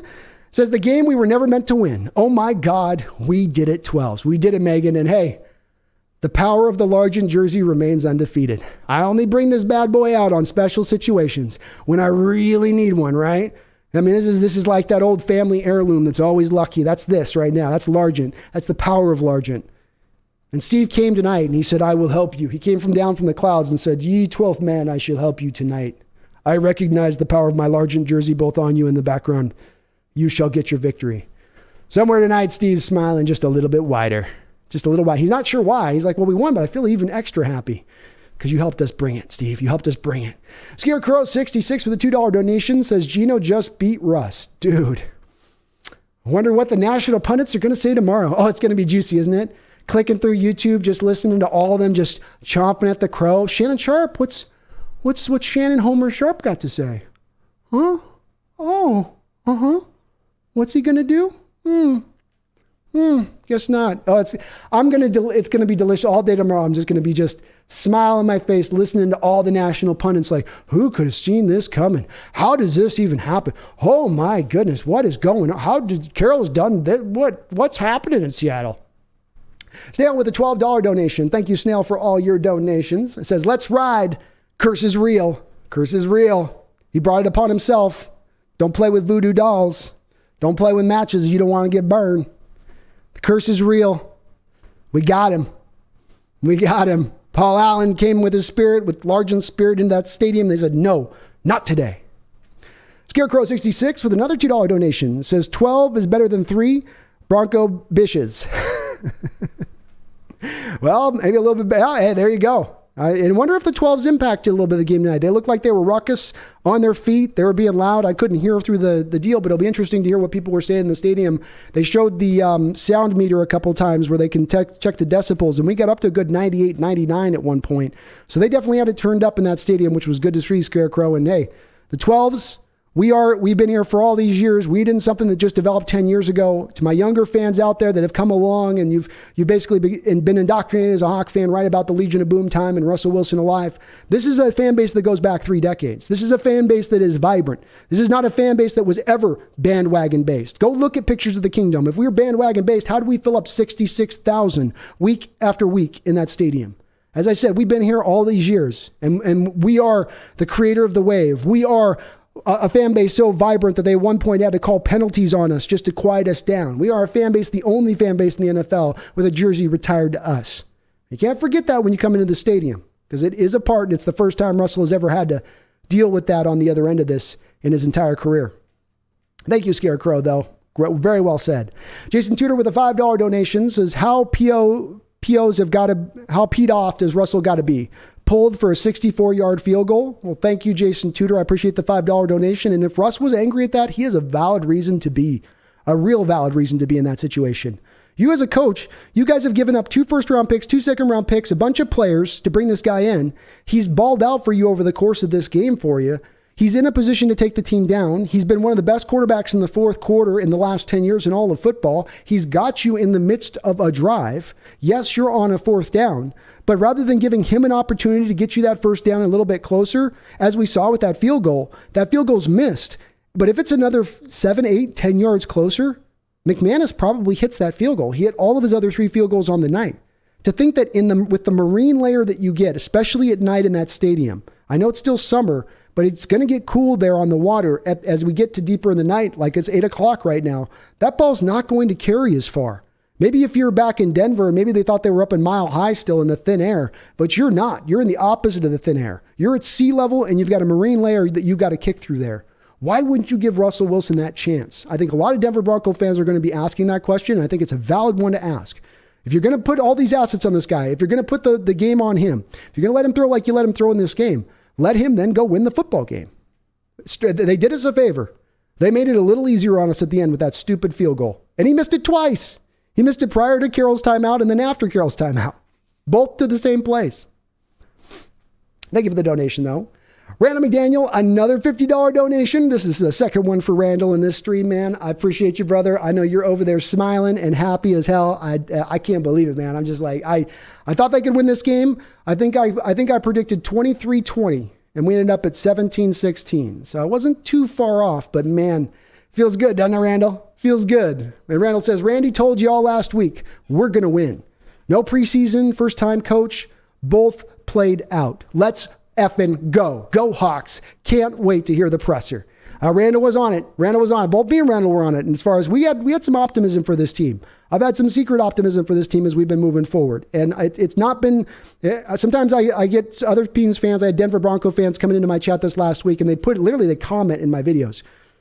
I know you're trying to make everybody feel better in the Seahawks fan base, but get it right. We're going to kill you this game. And I've had like multiple Bronco comments come in, not only in our chat, but in my comment section. It's like, I'm not falsely inflating anybody. I'm not bumping anybody up just to do for the sake of it. That's not the way I operate. That's not the way I work. I'll tell it as I see it, sometimes to my own detriment, sometimes to pissing my fellow Seahawks fans off. So when I tell you, I feel better about this team than national pundits. I feel better than some of the local people look at this team. I've actually got a lot of encouraging signs that I see in this team for what they could be this upcoming year. Yeah, it's a rebuild year. Yeah, we're turning the page. But that doesn't mean you can't have some success that year. That doesn't mean you can't be competitive this year. And as I said, a couple balls bounce our way and a couple of really tight games this upcoming year. A couple of things work out right in our favor, like a coach decides to take the ball out of a Hall of Fame quarterback so that his kicker can try to kick a 64-yard field goal. We might just be able to slide our way in through the back door of that playoffs. And wow, to pull that off in this year, sitting on $44 million of dead money hit, trying to return this over as we are, It's so encouraging to see. And thank you, Randall. I'm glad you're as hyped up as I am, man. What a game. What a game. And thank you for all your donations, brother. You are always kind. Another one of my just OGs on this chat. And Randall, we're going to have a fun year to watch this year. We got some good football we're going to get to watch this year. It's not going to be avert your eyes. It's not going to be a horror movie from the 80s where everyone's getting sliced and diced and impaled. We're going to be fighting. We're going to be competitive. You ain't going to want to come see the Seahawks when you come to play them. We're going to be a problem. And that's all I can ask for in a year on turnover like we are here. So thank you, Randall, so much for the $50 donation. Thank you for the hundreds of dollars of donation that you put on the channel here. Scarecrow Bar 66 with another $2 donation says Russ was never in the lead either. Nope. You stayed on top in this whole game. You stayed on top of them. And they got close a couple times, but man, those goal line stands, getting the fumbles like they did. Uchenna Uwuzu playing out of his mind. You just got stiff when you needed to get stiff. You held it down. You found a way to plug the holes in the boat to keep them out in those particular drives. And the team was competitive throughout. They showed you, as Carroll shows you over and over last year, even in the midst of times when it's been bad, even in the midst of it last year where you were a cellar dweller team, that he can motivate a team, that he can get a team to play hard. And sometimes it's a little bit about the schematic deficiencies with him, but it's not about motivation and getting the players ready to go. And he had those guys ready to go tonight. They played hard. Those guys were flying all over the ball. You could see at the end, everybody was given just a little bit extra there at the end, as much as they could. And it was very encouraging to see from this team. D Nuggets got nothing to say, just a $1 donation. And I thank you for that, D Nugget. That's very kind of you. Appreciate you, brother. Osama bin Diesel with a $2 donation. Official. Russ has demanded a trade out of Denver. Thank you for the $2 donation. He's like, I just realized it's just, I thought it was the right time yesterday. It's not anymore. So we're just going to go ahead and move this along. Stay out with the $2 donation says most Seahawks score ever. It is. Is there not more of a typical Coach Carroll type game that you'd ever see of 16-17 Seahawks winning? I mean, that is just a great representation of a Coach Carroll led game in the way that he ran it. And he would love it. Love it. William Leonard with a $2 donation says Brandon Perna just died. Oh, poor Brandon. Let me shed my tear. Oh, okay, that's done. Moving on. Tough luck. Oh, Russ doesn't just solve everything for you. He's not just the end all be all. He fixes everything. That's what you thought was going to happen here, that there's actually a few more holes maybe on that defense than you thought.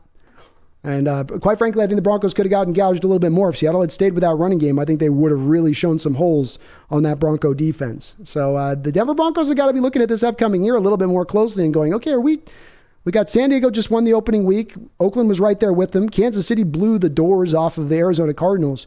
Are we on the same level of them this year? Are we? Valid question. Wu-Tang Financial with a $5 donation. Thank you, Wu-Tang. Says it's not over until it's over. Ems and Hawks got that dog in them. Yeah, they do. The Mariners do with their resiliency this year, and maybe the Hawks are showing a little bit of that too. They bent. They had their paper folded. They say you can't fold the paper more than 8 times. Like, Seahawks had their paper defensively folded 8 times, and Denver was trying to push that last 9th one over. Like, it's supposed to be a sheer impossibility no matter the size of the sheet of paper, and just couldn't. But hey, they kept him from bending that side over. Whatever it takes. Doesn't matter if you win by 1 point or 20 points. It's a win. We don't apologize for that. We celebrate them all equally. Amazing victory by your Hawks. And they showed that resiliency, to your point, Wu-Tang Financial. It was awesome. Awesome to see. Kronos, thank you for becoming a member again of the channel. I really appreciate it. William Leonard with a $5 donation says, if you could contact Miss Cleo and foresee a trade or acquisition, what position other than other linebacker perhaps? Certainly, I'm a little bit worried at the middle linebacker position. I think Cody Barton did a good job of rallying the troops on his end of things, where he looked a little rough to really begin things, and then he started to ratchet it down, including coming up and making that 4-yard loss stop in the backfield there near the end of the game, which was very, very important at that time.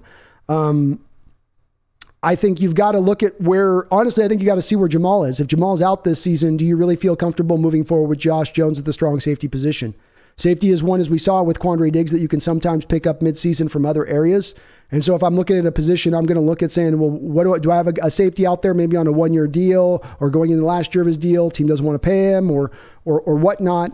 I think that would, even above linebacker, be the spot that I look for. I think Josh Jones played a good game for you in this game, but I think you are losing a little something of Adams going to Josh Jones versus Adams being in there instead. But thank you for the $5 donation. That's where I would lean.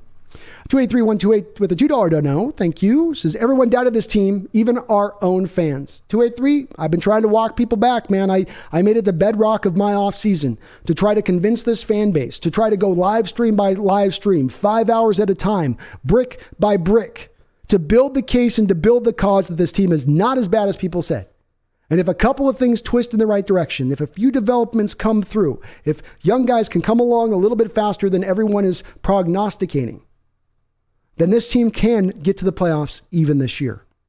And I tried to build that case slowly. I built it on pillars. I tried to go, you got this, you got that. You put it all together. And I truly believed it the whole time that this team is capable of getting there. It's no guarantee you win tonight that you're going to get there, but they're absolutely capable. They've got the dogs to get it done. The scheme can continue to show what it showed tonight, especially offensively, where a lot of your offensive success came on you doing things you didn't normally do in the past. Can you guys remember a time when we were running 3 tight end sets like that? And not a 3 tight end with a third that's an offensive lineman, right? Where it's an obvious rundown. I'm talking 3 tight end sets that you could then attack out of the passing game. Very unique. We had 3 guys in the backfield at one point surrounding Geno on another play. We saw them doing pitches to the outside in the running game, showing more of a diversification there. Some bubble screens were being worked in a little bit more often. It was very encouraging to see on the offensive side of the ball. The defense didn't have as many turns as far as what they were doing, from a schematic standpoint, but I think that they had a very specific way that they wanted to play Russell Wilson tonight, and they stuck in that pocket. Devin Martzall with a $5 donation. Thank you, Devin. And I'm sorry, I'm trying to catch up on the chat, so I'm buried in here. Says, I can't believe they took the ball out of Russ's hands and tried a 64-yard field goal. Wow, I love it. How does it feel? How does he feel about it, I wonder? Oh, I was got to wonder, do you have faith in me or not a little bit? Did you just see the game I played, Coach Hackett? Did you just see what I just did in this game? What would you not have confidence in me to go get another 8 or 9 yards for us in this field goal? Very strange call, Devin. And I would be frustrated if I was Russ. Why would you do that? Well, McManus has the leg. Yeah, maybe, but it's hard to hit that accurately with the leg that deep. That's not a high. To me, what's the better odds? Russ can complete a 6-yard pass maybe some of the problem there was them really bleeding the clock. That was the big issue there, is that you sat there after the 3rd down play and Russ was trying to guide and direct traffic every which way, and the clock was just churning. And they've got 3 timeouts at that point, so why not? That's, again, a first-time coach there where really he calls the timeout there after the 3rd down there. Give himself all the time in the world to kind of deliberate and think about what he wants to do in that situation, whereas Hackett just went right to the field goal. There was really no thought process on it. Strange call. Strange call. Daniel Bailey with a $2 donation. Thank you, Daniel. Says, had the lead the entirety of the game. Let's go. Let's go, Daniel. Let's go. Let's go. What a hell of a game. Never gave up the lead. Got up on top of him and just stayed on top. What a beautiful Monday night game. And thank you for the donation. Washington Visquest with a $5 dono says, Broncos done traded for the wrong Seahawks quarterback. # let's ride curse.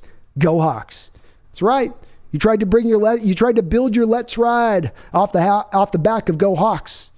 You built in that dirty black magic, Russ, and you know you shouldn't have done it. But now you've brought the curse down upon your head, and there is nothing we Seattle fans can do about it, whether we would want to or not. God help you. Hopefully you can find your way out of it. But it's too early to tell. Thank you, FishQuest. Roxanne, thank you, Roxanne, for another $10 donation. Says, so I am so out of here. I have mass quantities of adult beverages to imbibe, Brandon. Thank you. Don't any of you in here tonight, don't any of you ever forget. Go Hawks. That's right, Roxanne. Don't you forget. Don't you ever forget.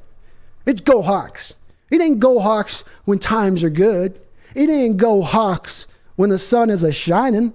It ain't Go Hawks on that 75-degree day with that slight gust of wind. It's Go Hawks after you just lost a couple of Hall of Famers. It's Go Hawks when the whole country is counting you out, when everyone says you ain't going to be jack shit. It's everyone saying that. Everyone talking and talking. It's Go Hawks in those moments. That's when it's most especially Go Hawks. And you know me, Roxanne, I will never let you all forget. Never. Thank you for the donation.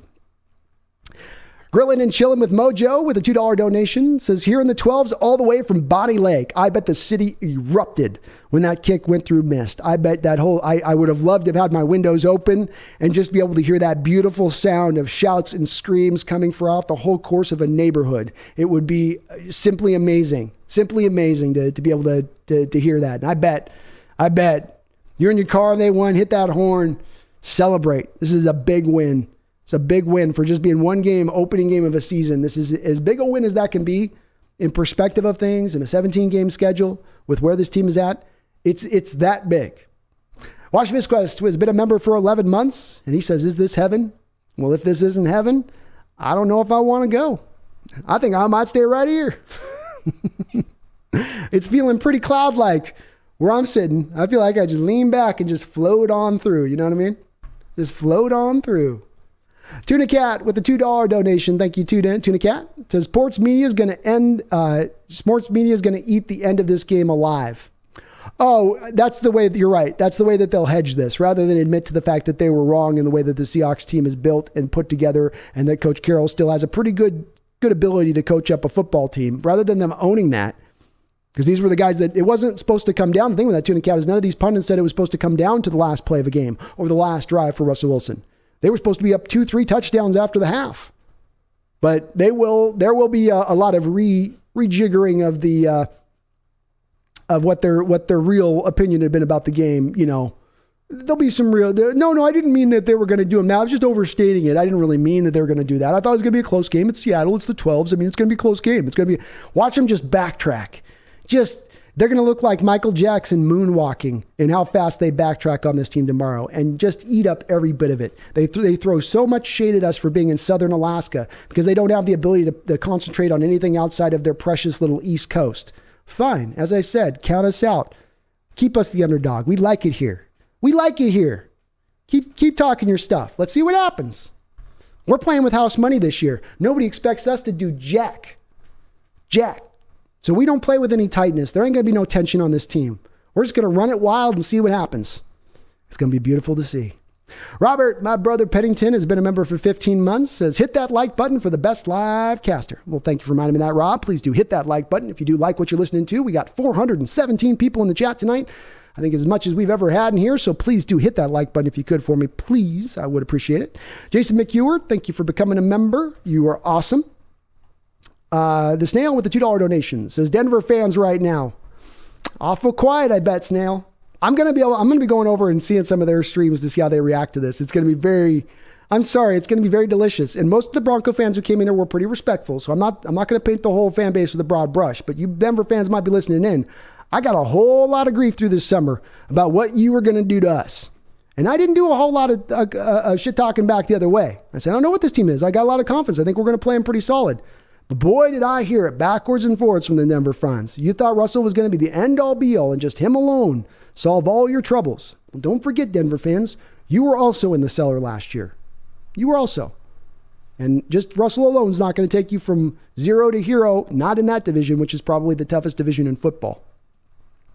Wayne Witkowski with a $5 donation. Thank you, Wayne. Says, great win, Gino. Cody Barton looked good. Oh, Gino was great today, Wayne. I mean, he played so well within himself. The one fumble on the blindside play, it's going to be hard to sometimes see that coming, but I really liked his moxie and confidence in the pocket. I liked when he scrambled, he still kept his eyes down the football field looking to make a play, not just simply deciding I'm scrambling, so now I have to run. Instead, you saw him still operating with a level of patience even as the play was breaking down. I thought his decision-making was solid. I thought his ball placement was on point. He showed you that really nice, easy-throwing motion that he has where he can get the ball out really fast with a pretty quick delivery, even as the pass rush is bearing down.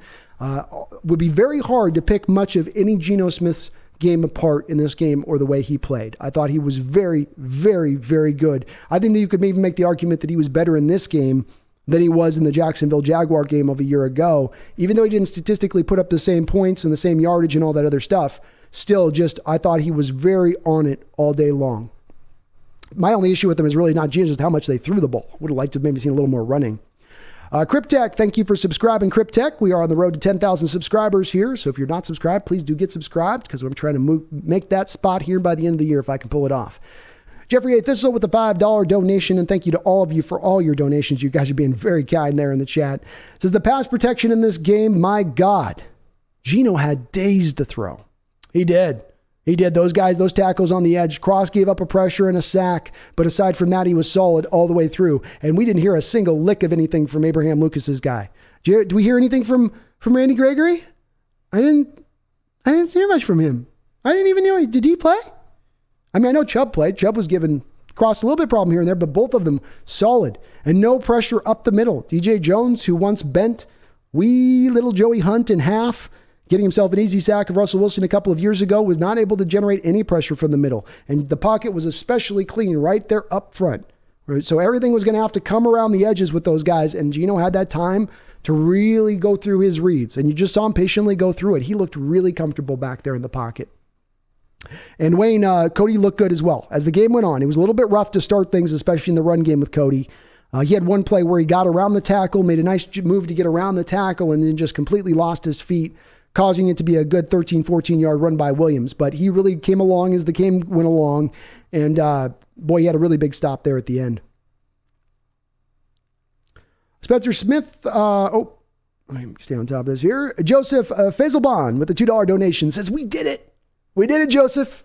They said we couldn't do it, but we did it. We did it. Thank you for the donation, man. I hope you guys are hyped up as I am. I'm so happy right now. I can't believe we won this game. Oh, that was wild. 64-yard field goal. Are you kidding me? Spencer Smith with a $10 donation. With that, I can genuinely say that I'm at peace with however the rest of the season goes. That was all I wanted. They played for each other out there. Hawks forever. Oh, and 12 Nation, let's ride. Seahawks Nation, let's ride. Seahawks Nation, let's ride. Let's do it, Spencer. And I'm with you, man. That I hope the rest of the year can continue to build on this and we can see more than just this. But for what we saw here today, I'm just so encouraged, so happy by what I saw. To pull this game off when everyone was counting us out. Everyone in the country was counting us out. If you took out everybody that was a natural talking head that made a prediction on this game, the Broncos were winning it at like a 99% rate. Legit. If you took the poll, 99%, and not just winning, usually winning well. Vegas had a 6.5 points down in this game. 6.5. Let's go. Let's go, Spencer. Linebacker 54, super chat, a $5 donation. Says Christopher Walken, after next week, we will be 3 games over the stinking 49ers. Well, let me tell you, linebacker 54, you don't know, we're going to play the Niners next week. All the Niners, the fans want to say that it's because we don't have Russell anymore. That might have been part of it, but now they got to see what we got. And I'll tell you what we got today, tomorrow, next week. Boy, I'll tell you, it's going to be amazing. They're going to boat race this Niner team. Trey Lance, not ready. That team scuffling. Didn't know they were going to have Chicago handed to them. Monsoon, let's go. Thank you, linebacker 54. I hope that's an okay one. I get 3.5 hours in, the voice starts to go on the impressions a little bit. Garth Knight with a $5 donation says, Brando, I'm here to say I was wrong and eat my humble pie. Well, Garth Knight, I thank you for the donation, and that's all I ever ask. If you ever have a strong take, have a way that you see it go. But if it don't go that way, got to come back and own it. And I'm no different to that. I would have to have come back and owned in this game if they had gotten boat raced, if they had gotten smug showed, Garth. I would be up here saying, well, I thought this team was in a little bit better position to be more contending than they are, but that's not what we saw. And I'm sure, Garth, you're happy to be wrong in this situation because it means that we're going to get a much better football team, not just now, but for this foreseeable future. It means we most likely have a team that not only now is going to be better and better as it goes through its rebuild, but we have hope with the people that are maybe guiding this along in the background to move this rebuild in a direction to get it faster to fruition than many people out there were thinking was possible. And that's a big part of this win. Again, I know it's only one win. Maybe they fall on their face on every other 16 games of the season, but I'm going to tend to lead to believe that they're not. I'm going to tend to believe that this is more of what we're going to be able to see throughout the course of this year. But thank you, Garth. I appreciate you. Beyond Balance with a $5 donation says, I knew Geno was this good. He looked elite in the first half. That first drive, everyone said we only had success on rush. Only one rush in the first drive. Yeah, no, it was him throwing the ball today beyond balance. This was not on the back of a running game that was carrying him through, which I thought he was going to need to win this game.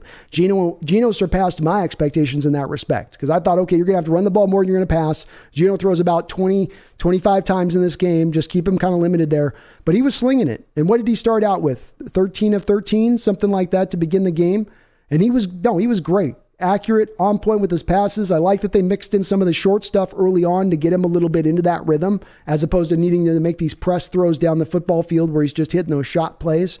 But he stayed well into that pocket like he needed to. He trusted himself. He threw with confidence. Very impressed by what I saw to Geno, and I'm with you beyond balance. I did a video on this where I said, doubters beware of Geno. I'm sure that video is going to get a lot more views here over the next week and a half here as they go and view it. It's already up like 7,000 or 8,000, but that's the reason I made that video. It wasn't in blindness. It was to say, this guy can do it. Is he going to be great? No. Is he going to be top 10? No. Can he move his way? Can he work his way? Can he wiggle his way up into that top 15 state, top 20, top 15 state? Yes, he can. And if you have the bedrock of an awesome running game with a talent like Penny and what he can provide, if you got the receivers on the outside that we have, you have the tight ends that we have, you have the depth of the running back position that we have, and now the offensive line can round into shape as well, that makes it Geno's job that much easier to succeed. And we should absolutely have a lot of optimism for him moving through the rest of this year. He's not the long-term guy for us here necessarily, but absolutely we should have some optimism. Mega Gawk Roger with another $50 donation. My goodness, Megan. Geez, you and Randall are just so kind. Thank you so much, Megan. You are awesome. And boy, that game's going to be a little bit more funner to watch knowing that's coming up in October here, Megan. We're going to be going to that game here soon. I'm a little more hyped up for that game off the back of this. Megan with a 50 says, I'm shaking and in tears. I had hoped and prayed that Coach Carroll would do the impossible and bring a win for us. I am sure the spirit of Paul Allen guided us for that win. And while I'm not one to crow, screw it. It's wonderful to be a 12. Hey, you get a chance to crow on this one, Megan. This is one where you definitely should be doing the gorilla pound the chest kind of stuff, because this is one where, again, everyone counted you out in this game, and not just nationally, but there was a lot of people locally.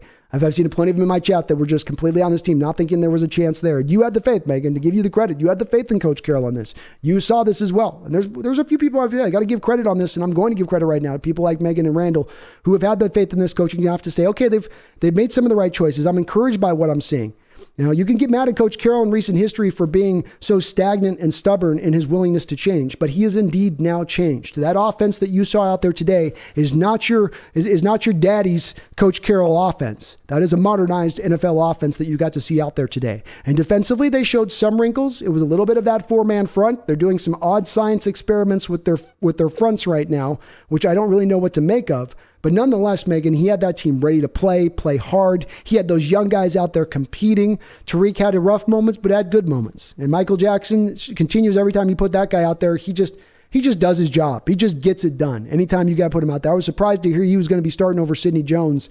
But again, much like with Tariq, it speaks to those guys' ascent. It speaks to their competitiveness that they've been able to earn that job like they've been able to do. So, Megan, be shaking, be in tears. This is the type of win that should draw that out of you. I'd just about be there myself, because it's not unbelievable. But again, just to have so many people tell you for so many months that this team ain't going to be nothing. This team's got no chance. This team they're just miserable. Worst roster in the NFL. Coach Carroll's going to need to retire. And just heard that for months, and to come out of it with a well-played game, with officials even trying to kind of give it to Denver down the stretch. I'm not going to say it's rigged. I'm just going to say the calls weren't going in our favor in that second half. And even despite that, can't stop that Carroll train, baby. Choo-choo. Megan with another $2 donation says, a new era in Seattle begins now. Very well said. Your new era begins. The page turns over today. That page turns over today, and it's what fills in that page we will see coming forward. But we're now no longer held to the foundations of the old. We are now to the new. Let the new young guys tell their story. Let the new players tell their story. Let's be excited to watch them come along and develop, and be so encouraged by what we're going to get to see from these guys as they come together, as they start to gel, as we start to see this build back to what can be a team now a little bit closer to getting back to elite than what some people out there would say, which is, it's going to take you 2 or 3 years. They said, we're heading back to the dark ages again. They told me, no, we're going back into the 90s. They're going to have games blacked out and everything. Really? I don't think so. But well said, Megan. Well said, and thank you for all your donations on the channel. Ryan C. with a $5 donation says, tried to tell people Geno was this good even last year. Darrell Taylor looked hesitant on a lot of key third down pass rushing snaps. Is that worrisome? Good call, Ryan, on Geno. I'm glad you saw it too. There's a decent amount of people who say, okay, even in the preseason, people were getting hard. Now it's probably a little harder in the preseason with all the drops that he had to deal with. He was getting a lot of shade. A lot of people really wanting to bail out on Geno very quickly, whether or not he kind of showed it on the field or not, even in the preseason, versus, let's say, what we saw from Locke. But he was good nonetheless. Darrell Taylor, I see a little bit of hesitancy. He got bit up on the running game a couple times. He got straight held on a play where he would have had a free sack at Russ, got held at the end, and the play, there was a no call by the officials, but he got completely corralled to the ground. There was no doubt about it. So, I think, I definitely think Darrell Taylor is still a work in progress. A lot of people were thinking he would take the step forward. I was hoping he would take the step forward this year to being really one of those elite kind of pass rushers. I think he can still be really good this year, but there's some items on his game that he's got to kind of round off a little bit. Some of it's a little weird too, though, Ryan, where they're running the 4-man fronts and they run the 2 defensive tackles with really close splits. And then you get the outside linebacker standing up in wide 9. And so then what you do is you have a lot of room to work on between the tackle and the guard there.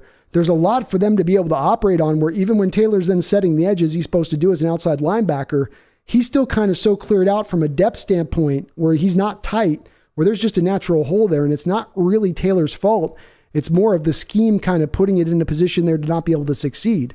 They didn't run as much true blue 3-4 stuff in this game. You maybe had about 9 snaps out of a 3-4 in this game. There's a lot of 4-man fronts and that strange kind of 4-man front at that. Kronos 109 with a $5 donation. Thank you, Kronos. It says, didn't know that Wright had the honor of raising the 12th flag today. Well, that's definitely fitting for him to do so. I'm glad that he did. And that feels right. That feels right. It's also great to hear that we're getting these former Seahawks coming back in the building now, helping out some of these young players. Just again, that can bring nothing but good to have those guys in the room helping those guys out. And I love having all these consultants, former players from Averill to KJ Wright to Marshawn Lynch to Richard Sherman. It's a beautiful, beautiful thing to see as these guys come back into the building and help out the young crew.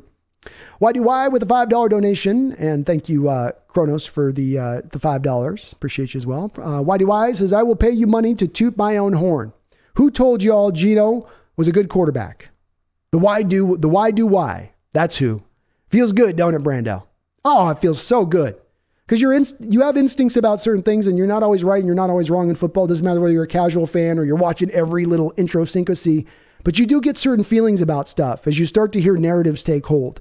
And all of you probably go through this as a football fans. And it doesn't have to be necessarily just things having to do with your Seattle team. It could be things happening with other teams as well. But you'll hear things mentioned, and you'll hear it mentioned over and over again. And you just feel in your gut, you go, I don't feel like that's true.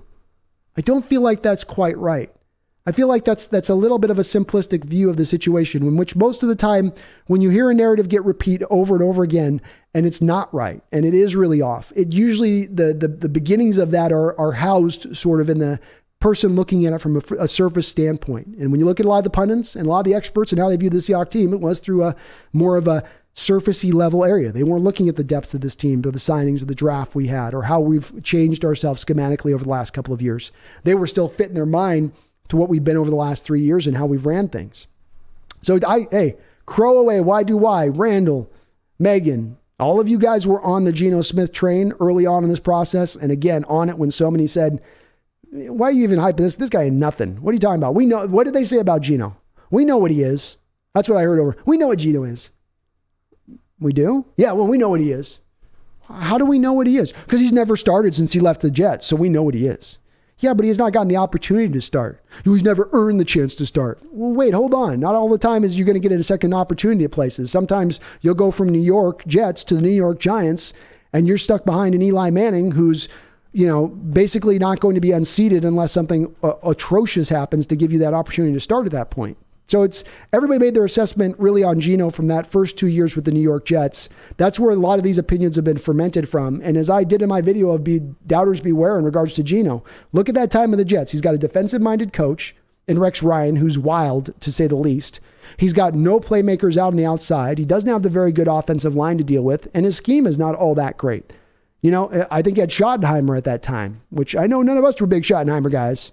So, to me, to make an assessment of a guy who's a rookie and then a second-year guy in that offense and say, that's how I know what he is now 8 years later, I always thought it was a little bit of a paper-thin view of Geno Smith.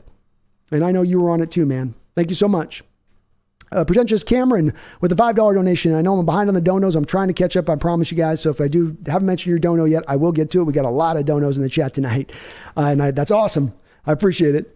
Cameron with a $5 donation says, Pete needs to stop icing the kicker. That last kick was too close for comfort. Icing is statistically proven to not work. Thank you, Cameron. That's exactly what I said during the live stream, is it's been shown that it doesn't do anything. It's a coach who doesn't feel like he's got any power in a particular situation trying to enact some sort of form of power and control, even if it's just a minute piece of control. But yes, especially on a 64-yard kick, I let the kicker go out there and I go, good luck. Good luck at that point. I'm not a fan of icing it, though. I've seen too many of those kicks. It seems like it's few and far between where I've seen those kicks happen, where they ice it, the kicker makes it, and then they ice it, and then the kicker misses after the icing. It seems like that happens a very small amount of the time, really. Thank you, though, Cameron. Agreed 100%. Cheese Taco with a $5 donation says, we can go 1-15 now. I really don't care. I don't think you're alone on that, Cheese. A lot of people were circling this game as the equivalent of an intercollegiate state game, right? You get your Apple Cup every year, Washington State, University of Washington, right? Same kind of thing that you get across. This was a little bit of that in this particular game. You have the Broncos coming in, Russell coming back, the old Broncos team from the AFC West to come out and win this game. Very satisfying. Very satisfying. And hopefully we don't go 1-15. I think we're going to be a pretty decent team going forward. I think at the very least coming out of this game, you could say this should be a team that should be at least a middle of the road type team this year, with a chance to slide into the back door of the playoffs. But at the very least, a middle of the road team minimum. Kel with a $5 donation. Thank you, Kel. And got all your pictures on Twitter, by the way. Thank you for sending all those over. I haven't replied yet, but just been behind. Says, hell of a game, B. Tariq popped a guy to shed a block and great hit. Hope Jamal is okay. Heard he was in suites, but in pain. Mike who? Mike who?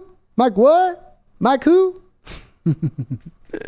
Yeah, there was, I know the player you're talking about, Kel, where Tariq came up and was able to make a play in the run game, put his shoulder down, took on the block of the receiver, bounced off the block, and then made the tackle. And that's a question with Tariq Woolen because, of course, any guys that ever change over from wide receiver to cornerback, the main thing you're going to worry about and wonder with them is, can they tackle? And are they willing to tackle? Because a lot of those guys tend to be a little bit softer as wide receivers. And that's at least what defensive backs have told me, is they don't have as much of that dog in them to be like that.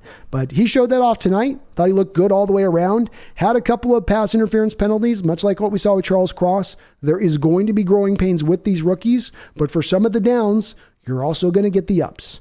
And I think both of those two guys are going to show you a lot more ups this year than they're going to show you downs, even in their rookie year. I have even the confidence that they can do that. Megan with another $10 donation. Thank you, Megan, for all the donos. It says, I do not care what happens for the rest of the season, except in week 6. This is brilliant, and I will wear my 12 jersey in here in LA with pride. Let's go, Megan. Let's go. And that week 6 game looking a little more juicy now, doesn't it? Especially look at what happened to your brother's Cardinals. Chiefs took them to the woodshed. Took them to the woodshed for 3 hours. Spank, spank, spank. Thank you, Megan, though, for the $10 donation. Paul Third with the $2 donation says, same old Russ. I mean, Russ looked good today. I don't know if it was the same old Russ from my standpoint today. Look at what he did. And like he featured... So let's go down the line here. You got Mike Boone, tight end. There's a catch. Running back Melvin Gordon had 2 catches. Javonte Williams had 11 catches in this game. 11 catches to Javonte Williams. He's never featured a running back that much in his past. I've got to give Russell credit in this game, Paul, from my standpoint, in that he was working the short and intermediate passing game a lot more than I thought he was going to be willing to. He still took his deep shots, but hitting those running backs play after play in the flat and being patient in his approach in that respect, it made him a lot harder to play today, I think. And having a little bit more of that commitment, towards fitting into that. So I mean, Russ played good. Definitely, Paul, I think it's a different day for Russ if if Jamal intercepts that ball early on and Diggs intercepts that ball later on. This day looks a lot more different for Russ than it ended up showing out. And I don't think Geno Smith had any real turnover-worthy plays outside of that fumble on the backside that he didn't see as far as the pressure from Bradley Chubb. So I get what you're saying, though. He wasn't able to bring the team back. But boy, Paul, don't you think it was an odd decision on that part for them to go for the field goal there at the end rather than not to give Russ at least a chance there on fourth down? Megan Gockroger with a $2 donation says, more Cosell now, B. All right, I'll give it to you. Let me get my water here.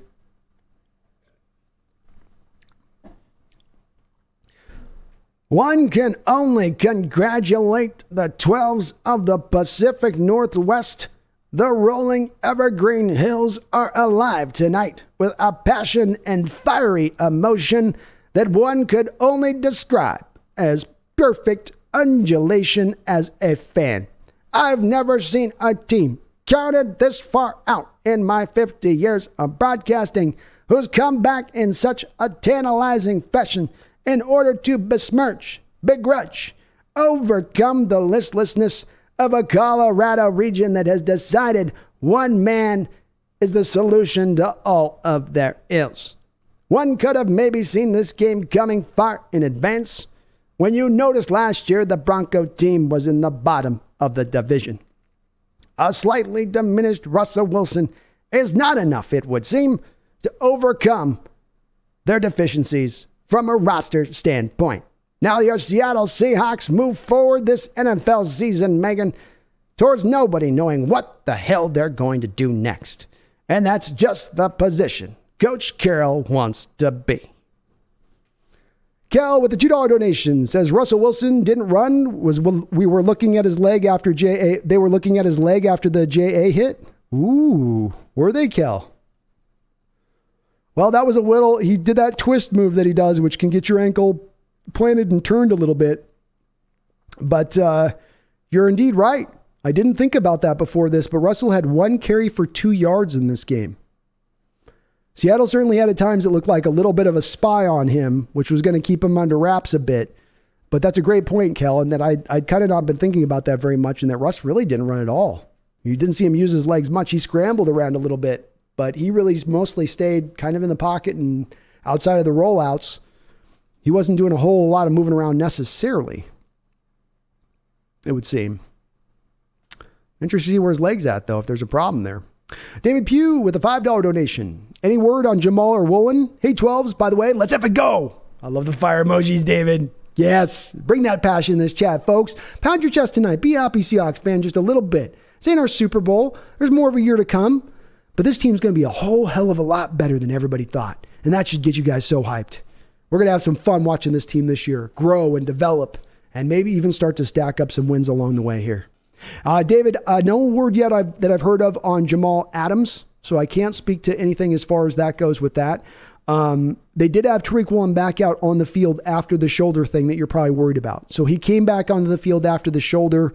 Maybe he just had a little bit of a stinger there. That's what they call that, I think, is a stinger. So probably something in that neighborhood of things. But Jamal does look like it's going to be dicey. He did go out on a cart, so that's probably a minimum 4 to 6. And the worst case scenario is a torn ACL or ligaments. Seahawks Brandon Nelson has been a member for 13 months. Seahawks Brandon Nelson says $245 million to your quarterback to take it out of his hands in favor of a 7,000-yard field goal.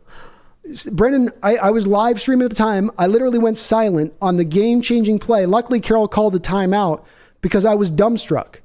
I was sitting here going, what? What? You're going to field goal it? And Brendan, in Lumen Field, down on the water? I think Brendan Hackett thought he was still in the Mile High. He still thought he was in the thin air where that stuff will play, where that will fly. Very odd. The whole thing, Brendan, even the thing that got me, Brendan, was even the play before that where they get down third down, they make a completion, and then Russell's out there trying to get everybody aligned into a perfect position, get everybody into the right spot, and the clock is winding down, it seemed like, from 45 seconds, getting all the way down to 20 by the time they finally decide to just call a timeout. Very, very strange by the Broncos there. That's an absolute mismanagement. I just got to be honest. It's quite frankly, that's what you get with the first-time coach. This is what we call about growing pains with the first-time coach coming in there that's sort of, caught in his first game. Things are close. Things are tight. He's probably a little nervous at the end of the game as much as anybody else and gets a little bit in his head. But very strange. I said the same thing, Brennan. You spend $245. Then not only they spend $245 million, they've given up 2 first-round picks, 2 second-round picks, Fant, Locke, Shelby Harris, and then you're not going to trust him with the game on the line?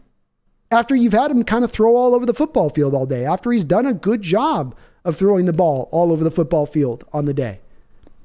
It was very strange, Brendan. I don't know what to make of it. I'm just kind of a little bit like, huh? David Tomes with a $2 donation. Thank you, David. Says, was it a first down though? David, take a look at this picture. I took this picture off Twitter the second it happened.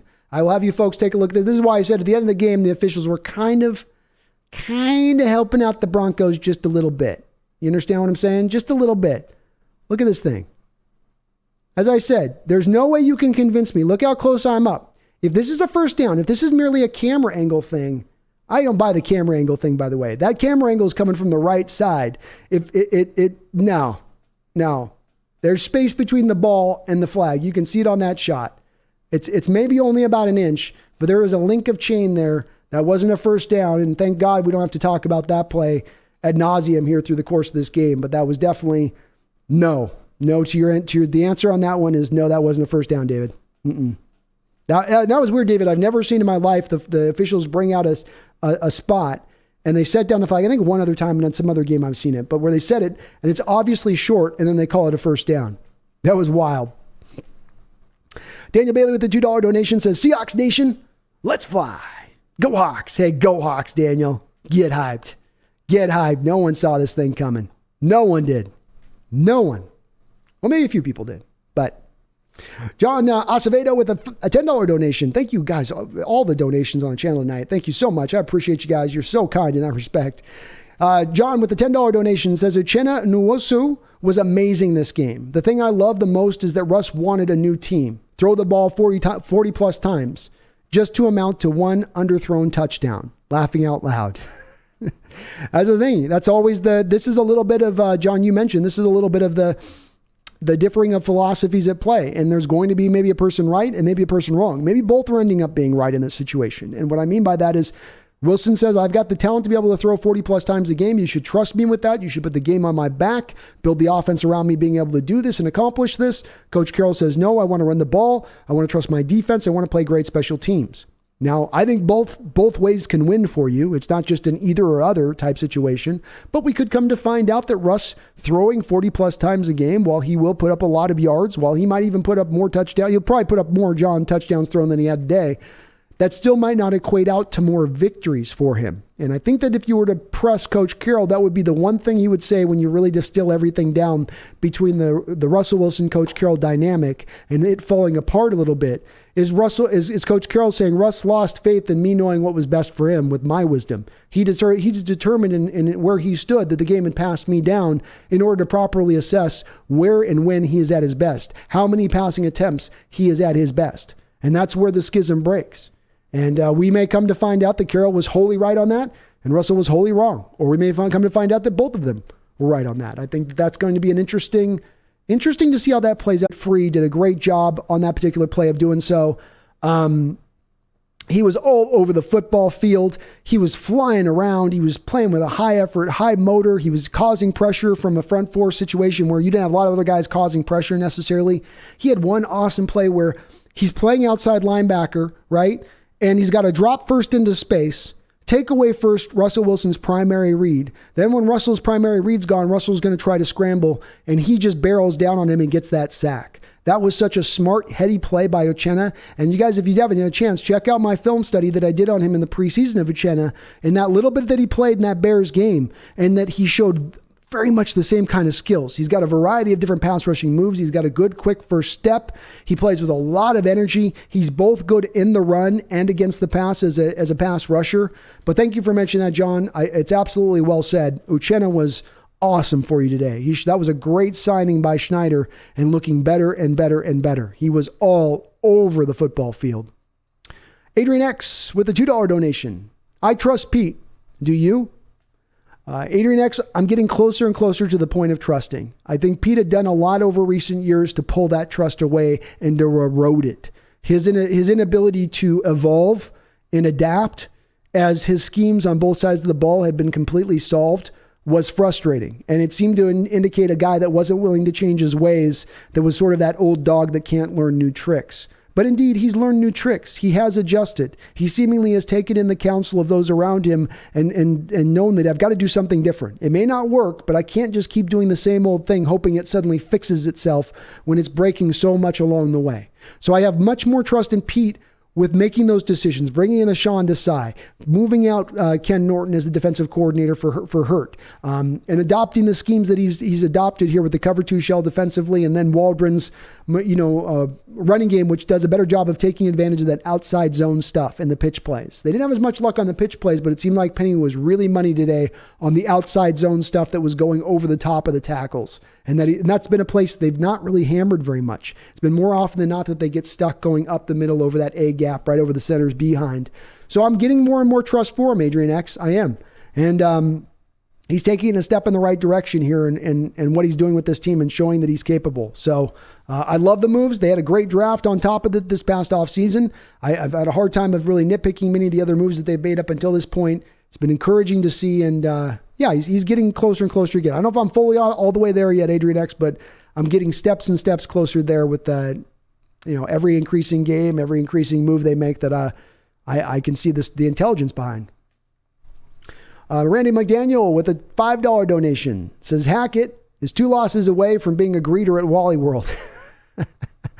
How long would they last, Randall? Randall brings up a great point. If the Broncos fall in their face this year, does Hackett just definitely get an extra year next year? Does he 100% get another year?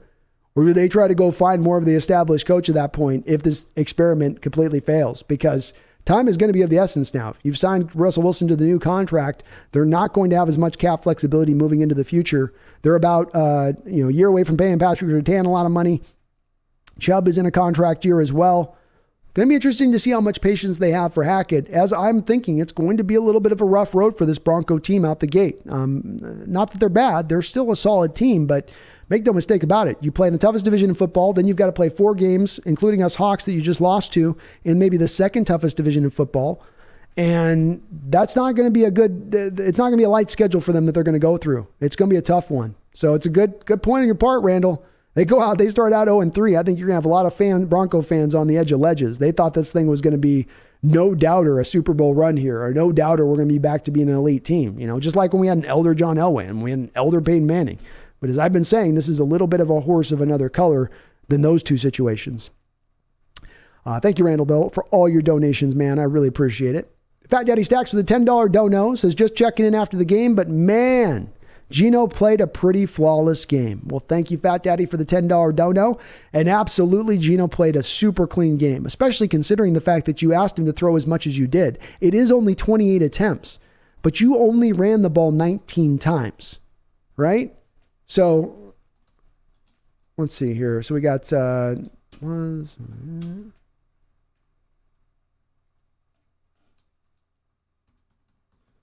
if my math's right, you passed at a 60% rate tonight. 60% rate with Geno Smith against this Denver Bronco team, which was top 5 last year against the pass. Let's remember this with Geno's day he had. That's not a Bronco defense or secondary that's just sort of a run-of-the-mill secondary. That was a top 5 secondary last year. They didn't lose anybody this offseason, and he did that against them. It's very impressive. I'm shocked at how much Seattle passed the ball, Fat Daddy Stacks, but to say flawless is a really good way of putting it. I don't think that Geno could have played much better than he did. I didn't see any real bad decision making. I didn't see any real god-awful passes or him panic, as you sometimes have seen in the past. Even the fumble that happened, which is maybe his worst play, was an understandable one. That's why you want a blindside protector like Cross into the future, is that those guys are so important, because quarterbacks, as per the name, blindside, can't see the guy coming. And so, yeah, I think flawless is a great way to put it, man. And we're just hyped. Bad Daddy, the chat's hyped to the nines. Everyone cannot believe this game went this way. Not everyone, but I think everyone's a little bit godsmacked a little bit right now and how this turned out. Randall McDaniel with a $5 donation. Thank you, Randall. Says, Team 3 told Hackett they got a debrief tomorrow over the field goal. He got a fax too, Randall. Like he's going into his office and a fax comes out and it just says Team 3 wants to talk tomorrow. Be here at 8. And it sort of dictates. It's like, you will not be here if you candidate. It's like, you will be here at 6 in the morning tomorrow in the Denver facility so we can talk this out. Look, Russ has got I've been a guy that says at times, I don't think Russ has got as much room to bitch and moan all the time like he sometimes could when he was here in Seattle. But like, he's got a right to bitch and moan on this. You paid me all that money, like Brendan Nelson said, you paid me all that money, you give up all those draft picks for me, and then you're not going to trust me with the ball in my hands at the end of the game with my track record in the fourth quarter? I mean, Hackett's got a lot of explaining to do on that call there. 64-yard field goal. Isn't that an NFL record kick? Did somebody kick it like 65? I mean, it's right near the NFL record. So what would you rather do? Like, just think of this on this thing. Like, okay, we need like about 10 yards here, and we got 20 seconds, so we're going to get 2 plays to run before we got to do the field goal. Do I trust Russell Wilson to get me that 10 yards on 2 plays? Or do I trust Brandon McManus and Lumen Field to say a 64-yarder?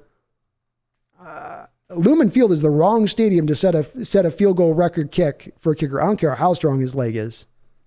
I mean, this is one of the reasons that the Mariner Stadium plays as it plays, and it's next door.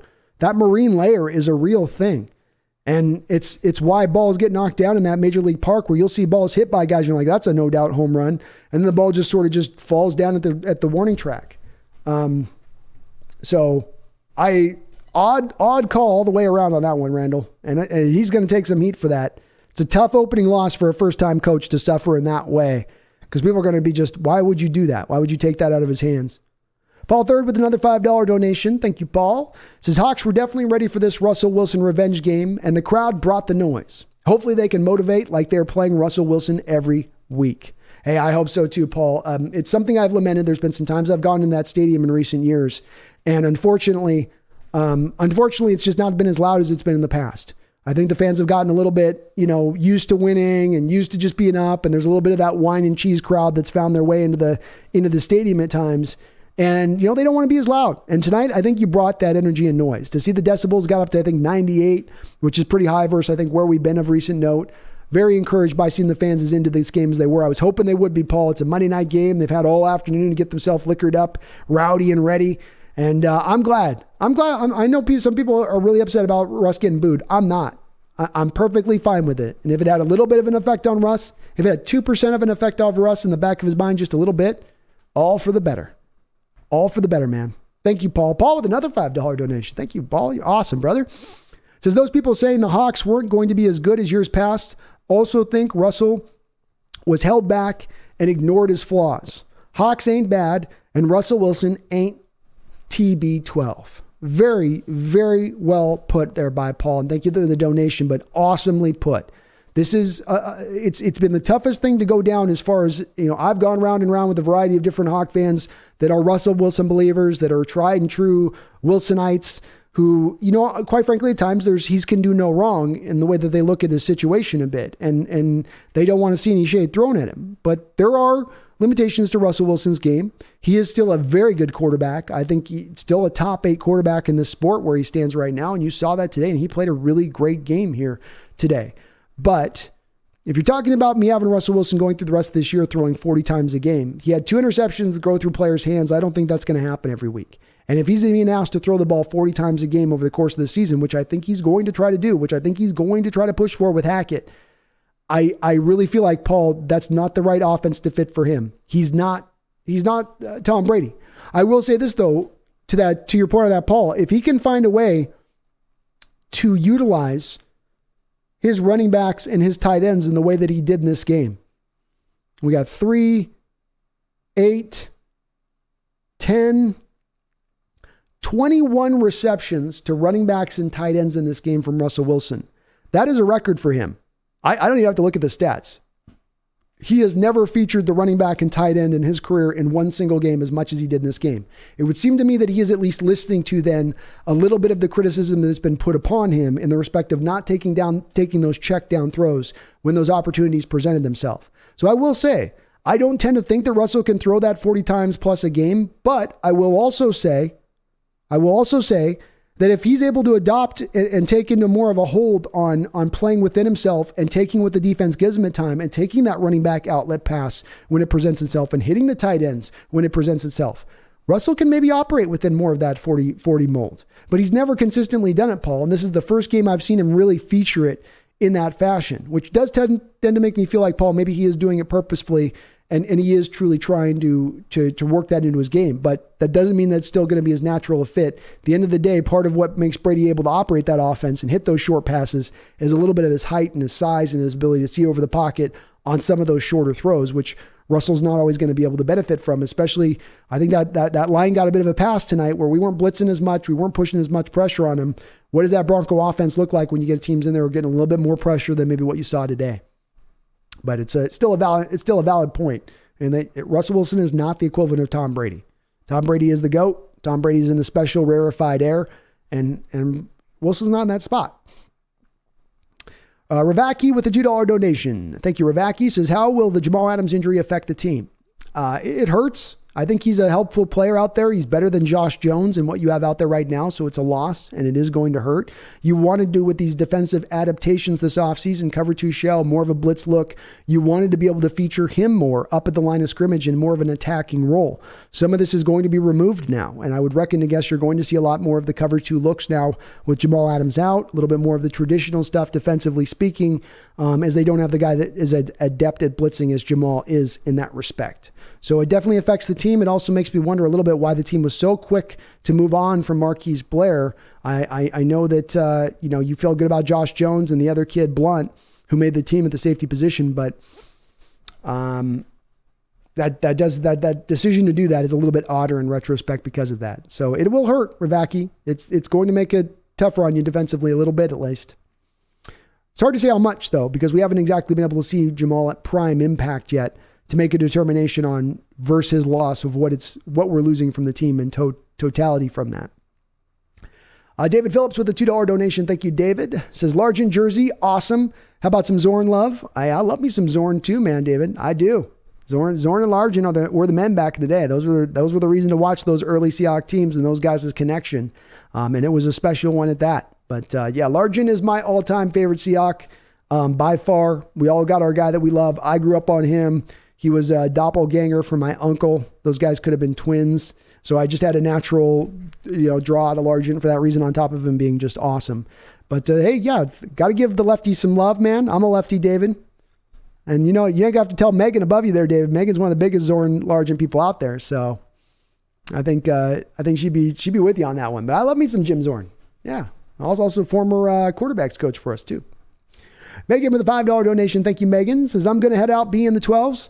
Had 2 massive panic attacks in 24 hours, so I am hitting the wall. Well, thank you, Megan. All of your donations, $150, $200, I don't know how much you put, so much donation to the chat tonight.